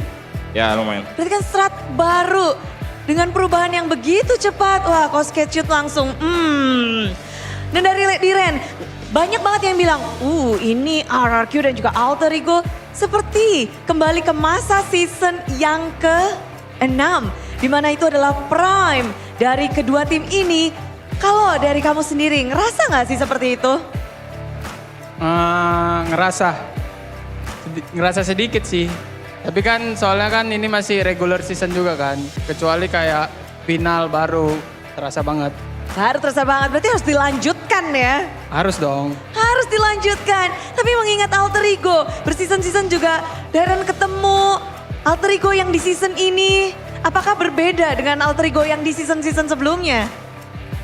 Pastinya berbeda sih Bude, karena kan ya mereka kayak trio mate-nya baru gitu-gitu. Jadi ya kita kayak sering nonton-nonton mereka juga lah, kita adaptasi juga kayak nggak template gitu. Nggak template, mereka terus menerus berkembang, beradaptasi. Dan bener aja, kita ngelihat bahkan ada Toy tadi yang nggak tumbang sama sekali. Tadi ada 2 player, bahkan Toy, banyak banget. Kamu harus berhadapan langsung dengan Alter Ego dan kamu bisa memanage untuk bahkan tanpa tumbang. Di game yang terakhir, bagaimana kamu bisa tetap tenang walaupun gamenya pecah? Tahu sih oke Bude tadi. Oh, oke aja. Semakin ya di sini. Tapi Bude penasaran, sebagai player kamu belum pernah merasakan kekalahan di panggung ini. Menerima kekalahan pertamamu tadi di dalam gamenya, apa tuh yang kamu mungkin rasakan? Yang dirasain sih kagak ada sih Bude. Soalnya kan di belakang stage kan kita dikasih motivasi kan sama coaching staff. Jadi biasa aja. Jadi menerima kekalahan pertama di panggung ini oke aja? Oke aja, gentar dikit nggak? Apa? Ada gentar dikit gitu nggak? Waduh kok kita kalah Oh gitu? nggak ada. Nggak ada? Nggak ada, aman. Aman aja? Aman. Percaya diri bisa bounce back game kedua, game ketiga berarti? Banget. Banget! Nextnya ini menarik karena Toy, lawanmu besok adalah Geek Fam di mana mereka memiliki 2 gold laner. Rekensiski dan juga Cadera. Menurut Toy sendiri, mana nih yang kepengen Toy temui di Land of Down? Kayaknya Cadera sih Bude. Kenapa? Tadi habis menang lawan Liquid kan dia. Jadi mau lawan dia aja. Wah, Toy suka yang menantang ya? Kayaknya. Jadi kita bakal nantiin banget nih pastinya untuk pertemuan Toy dengan Cadera yang akan bermain. Karena baru saja menang mungkin menjadi salah satu motivasi juga untuk melawan. Dan Dok, besok lawan Geek Fam. Lawan yang bisa kita bilang banyak yang ngomong di saat patch berlangsung. Tim Geek Fam dengan adanya Baloiski memiliki keuntungan. Kalau dari Idok melihatnya gimana sih? Untuk lawan Baloy dan juga Geek Fam ditambah patchnya. Ya kita harus siap aja lah apapun hero dia. Harus siap. Tapi kalau dari Idok sendiri patch kali ini gimana? Sama aja sih Bude. Sama aja? Ya sama aja. Gerakannya nggak ada yang berubah? Ya paling cuma emblem-emblemnya dikit. Emblem santai aja ya, perubahan ini nggak bikin pusing berarti Idok? Nggak ada. Anteng aja, semuanya tenang. Dan ada yang spesial juga nih, Kingdom. Dengan 2 ondanya. Dan semua Kingdom juga pastinya udah penasaran. Ada yang spesial untuk tim RRQ dengan kemenangan 2-1 barusan. Apakah itu? Kita akan cek lihat bersama-sama. Sesaat lagi inilah dia yang terbaru untuk tim RRQ Hoshi. Nyaris saja nggak bisa berada di pucuk, tapi RRQ berada di nomor 1. Menurunkan EVOS untuk nomor 2 dan Alter Ego masih berada di posisi yang ketiga. Kemenangan ini membuat kalian berada di pucuk lagi. Walaupun kalah 1, Lady Ren perjuangan dari minggu 1 sampai minggu ketiga ada di atas, Le. Bagaimana, Le? Alhamdulillah Bude. Alhamdulillah. Harus banyak bersyukur karena di bulan puasa ini ya. Di bulan puasa ini tantangannya banyak gak sih?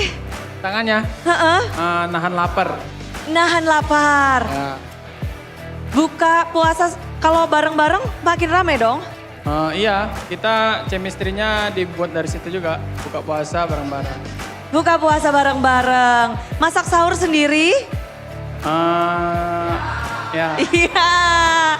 Tapi memang di sini juga rame banget untuk mempertahankan. Berarti kan ada di pucuk nih. Semua tim akan memandang ke kalian dari Idok untuk esok hari. Ada yang ingin kamu sampaikan? Good luck Evan. Good luck Evan. Hazel, tunjukin ototmu dong buat besok. Hazel, untuk besok untuk Geek Fam. Dia nunjukin otot beneran. Keren banget. Hazel, setelah mengangkat banyak beban gak hanya di tempat gym, besok melawan Geek Fam. Lebih berat ngangkat tiren Bunda daripada ngangkat beban gym. Tapi bener ngangkat Diren. Tapi untuk besok siap Diren? Dari Hazel? Siap. Siap. Kata-kata hari ini untuk besok dari Toy. Serius ya Toy? Ini beneran loh Toy. Kamu harus loh Toy. Kata-kata dari Toy. Apa yang bagus? Pamos. Pamos. Hamas. Kingdom, sambutlah kemenangan yang pertama dan 2-1. Langsung saja inilah dia, RRQ Hosi.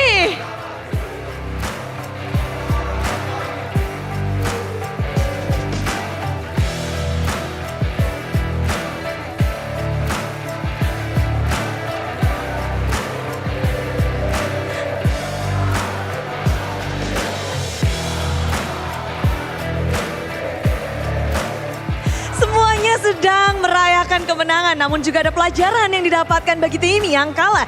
Dan kalau untuk kita semua super fans, kita akan menang bersama GoPay hadiah GG.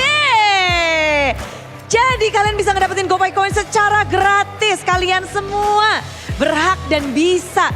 Caranya itu gampang banget. Bude akan tunjukin caranya dengan mudah. Karena di match ini GoPay akan bagi-bagi GoPay Coin untuk kalian semua yang beruntung. Pokoknya yang penting punya aplikasi GoPay. Udah pada punya? Udah pada download? Udah yakin sih kalian punya ya? Ini untuk menyemangati juga ini. Semuanya udah datang sampai malam-malam.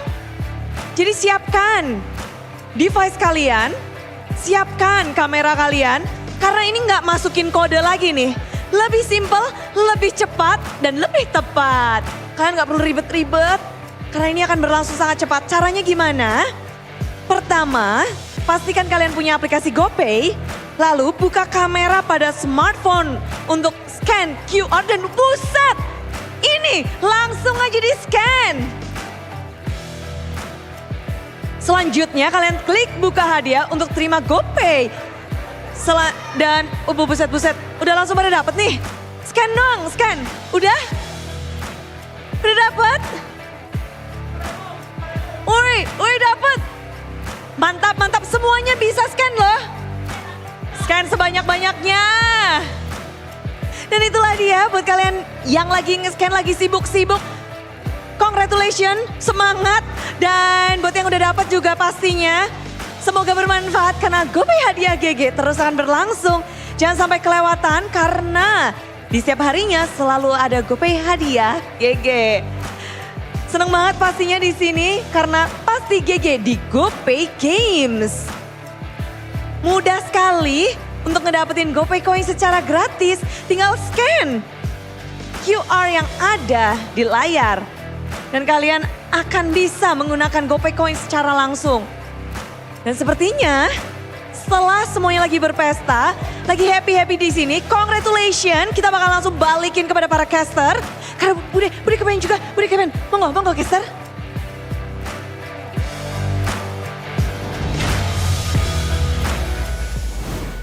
RQ are now officially back on top. Numero uno on the standings. Number one. Number one. Currently number one. 4-0, 8-1. He's smiling ear to ear, man. Oh man, that was a tense one though. I'll be real with you.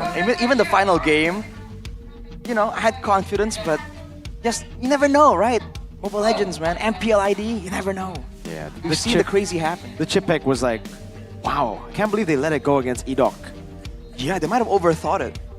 Fanjoy, Fanny, Suyo, right?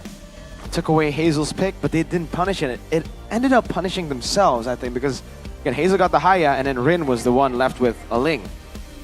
And to be fair, Rin was able to get some moments right here, but overall, man, I mean, it was just so difficult. Because you never know, you're an assassin that is quite vulnerable, and yet, you know, your opponents can kind of just go anywhere whenever they want. Just look at that, right? I mean, so many times it looks so messy in the end, but RQ, they know how to play both games, it seems.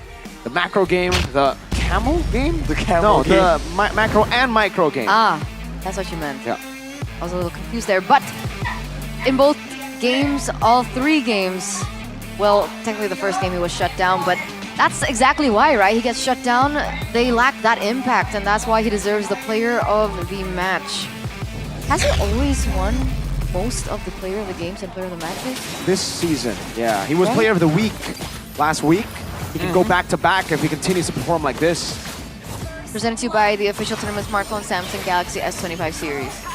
I really felt like the damage was kind of insane coming out of the members of RRQ. Because there were moments like this where you thought that there wasn't going to be enough damage coming out of Edok and Rins here.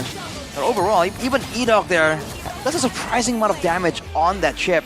And once they really get the ball rolling with the shortcuts, it's just rough, man, for everyone on the side of Altrigo. Always getting outnumbered. And the punishes, even from the beginning, when they did send Dreams to try and really go for the solo kill on the Hayabusa, every moment where Altrigo really overextended gets absolutely punished. Right here, there was a turtle taken by the members of Altrigo. Right afterwards, the chase comes in, the flickers come in.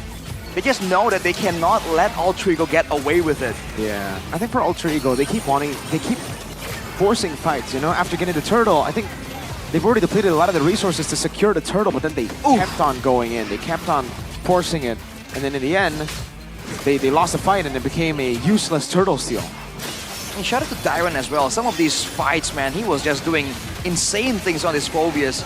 Bit of a signature pick, but he was just doing great as the main frontliner, as the main zoning tool. And Altrigo know that whenever they move forward, there's always the chance that Dyron just might jump on them. That's before Edok is even in the equation. Just makes it all worse, and even at this point, there was nothing that Rin could do. He tried to clear in the wave, but it's a little too late. Unfortunately, 12 minutes and 24 seconds was the final game duration, so it was a lot quicker.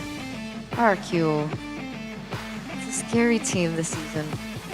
They're doing amazing. And initially, everyone, including myself, we have to keep reminding people that initially, in week 1, week 2, everyone was thinking, hey, you know, without Skylar, who knows, right? Yeah. It might take time. They might not be as good as they were. But turns out the Warriors were unfounded, man. They're really proving everyone wrong. And Hazel is performing incredibly well too. It's paying off. It Investing is. in this kid. It was a weird choice, I think, for RQ and a lot of their fans when they saw Hazel in the lineup last season. Because again, the main problem he had when he was in Geek Fam was that he can't play as much because he's still studying. He's still in school. Right. But yeah, Keskute. He was the coach of Hazel, even in the Liga Nacional team together when they won. So he knows the potential. He sees the vision. Keskute, king of regular season. So far, yeah. And Wait a unfortunately, minute. they haven't been able to win You're in the right. playoffs. That's true. That's true. Keskute right And now NMM. is the king of regular, King NMM and King Keskute. Okay, so Regular season. first to fourth, first to second. So next one, first to first Let's hope. I think he deserves for it. my goat Keskute. Looking good Come so back far. to BTR. What? What? Yes, it is looking good for them so far. Because again, they've shown like they have adaptability. We were a bit concerned, wanted to see some proof on whether or not they can kind of adapt to the current meta, the new heroes, and the speed on how they can do it. And I think with this match, they kind of shown that, right? They initially struggled to keep up with the Hanzo, didn't lose their cool, struck back even harder game 2, found a better solution game 3. So that's what it is. It is what it is, and it is RRQ number 1 on the standings. Once again, ladies and gentlemen, presented to you by the official tournament smartphone Samsung Galaxy. Evos dropping down to number 2. Wait, Onyx climbing back up in the ranks. They're number 6 now. Yeah. Geek Fam falling to 8. Oh. Yikes. Bigatron gonna win their next match. It's up against Na'Vi. Oh, interesting match there. A team like ID also going down, Eterna. Yeah, I didn't want to highlight Yeah. Oh, it's Geek just Fam like- 8th! Jeffin! Was in the building. With that win, that's crazy. They won today. And It doesn't matter. Oh my lord. That game win is, too bad for them to actually, hold their 7th place or even go up despite the win. It's okay. The only way forward is up for Geek Fam. That's what Mr. Shepard said, right? Yeah, he did say that actually. Oh, And it makes sense. ooh. Oh, man. Speaking of up, Sheffin, we might want to prolong that notion. Wait, for what? Maybe to week 4? These are the Kingslayers, sir. What, Geek Fam are the that curse Kingslayers. was broken last season, no? Yeah, but they're still the Kingslayers. They just slayed a king earlier today, another king yesterday. Oh, not yesterday. Oh, True. last week against Onyx Liquid. Don't Onyx count not them the out. best Don't count them out. benchmark I didn't say anything. right now. They are with Ryota. But we do And have Salvera. tomorrow's schedule from MPL PH. We have Twisted Minds versus Onyx PH That second and match. Team Falcons And versus Aurora.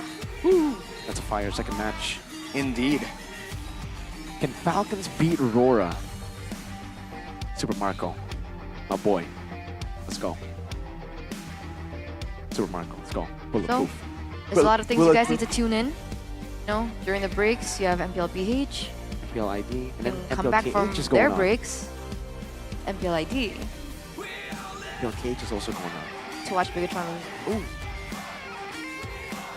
You want to see your ranking on the standings You again? hear something? Where'd that come Speaking from? of losses, I think What? Liquid know a lot about losses this season. But hey, If you want to watch Bigatron's losses in person, you guys can come over to MPL ID Season see Bigatron win 15 in the tomorrow. MPL Arena because tickets are still available. So don't forget to get your hands on it on the GoPay app or the official MPL ID website and get free diamonds. Free diamonds. Go ahead. Check it out right now because this is the best way, safest way to go and buy yourself some Safety tickets. can be fun. Unluckily, a lot of them are sold out already. Maybe you're one of the lucky ones that have already bought tickets during the pre-sale. But if you're hoping to buy an RRQ ticket, You gotta move quick. I don't think you can anymore. They have sold out all their tickets. Really? That's the power Even of the kingdom. before the All season of them? begun. Pre-sale, yeah. That's the kingdom for you. Yikes. That's Should why have been faster. Should have been faster. in the Should've known. interview they said they have a lot of people in the kingdom. There was 19,200 people in the Alter Ego family, but there's 10,000 in Bandung for the They were kingdom. In Bandung alone. outnumbered. They were Bandung alone. outnumbered. Alter Ego were outnumbered. To be fair, I think most teams would be outnumbered if the RRQ is in the That's true. opposition. I think it'd be 10 to 1. Even with Evos? Depends on how they do this season, Evos. They might climb back. Okay. Okay. Well, we'll see. Fun So matches tomorrow, man. exciting games today, and I'm hoping for mind-boggling, earth-shattering games tomorrow. Did we get the schedule for tomorrow? Yes.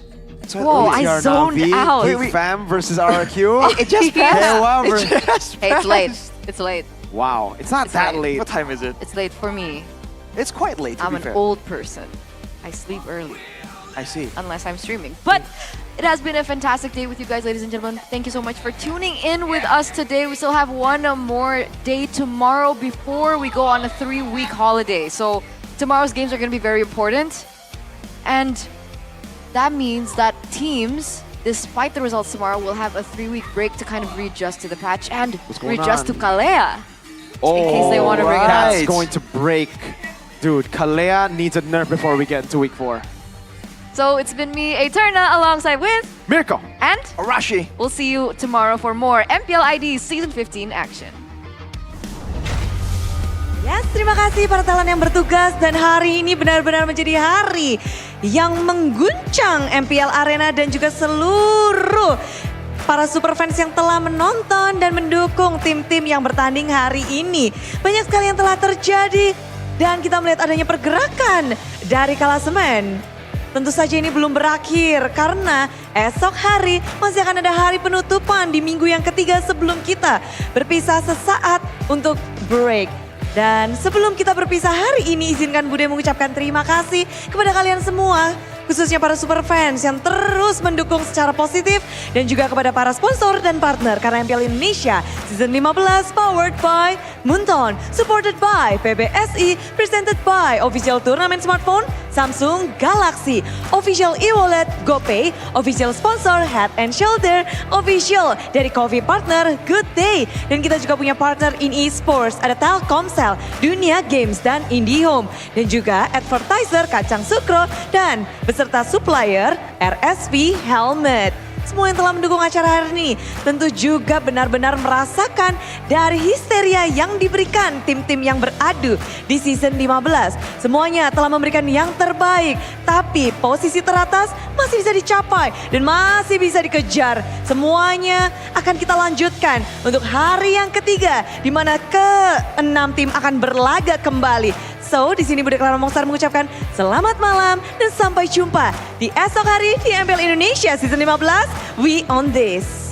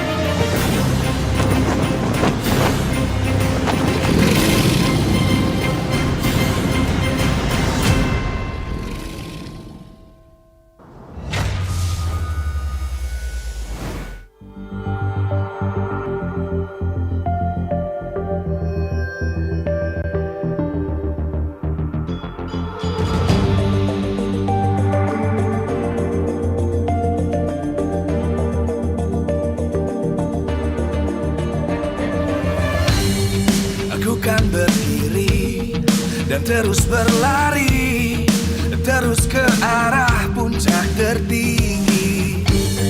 Ku takkan berhenti, hanya sampai di sini.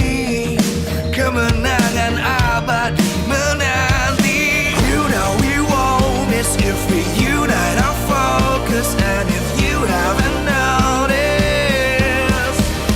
we all live. Nyalakan apimu, hadapi semua tantangan, hadang semua serangan, jatuh bukan halangan.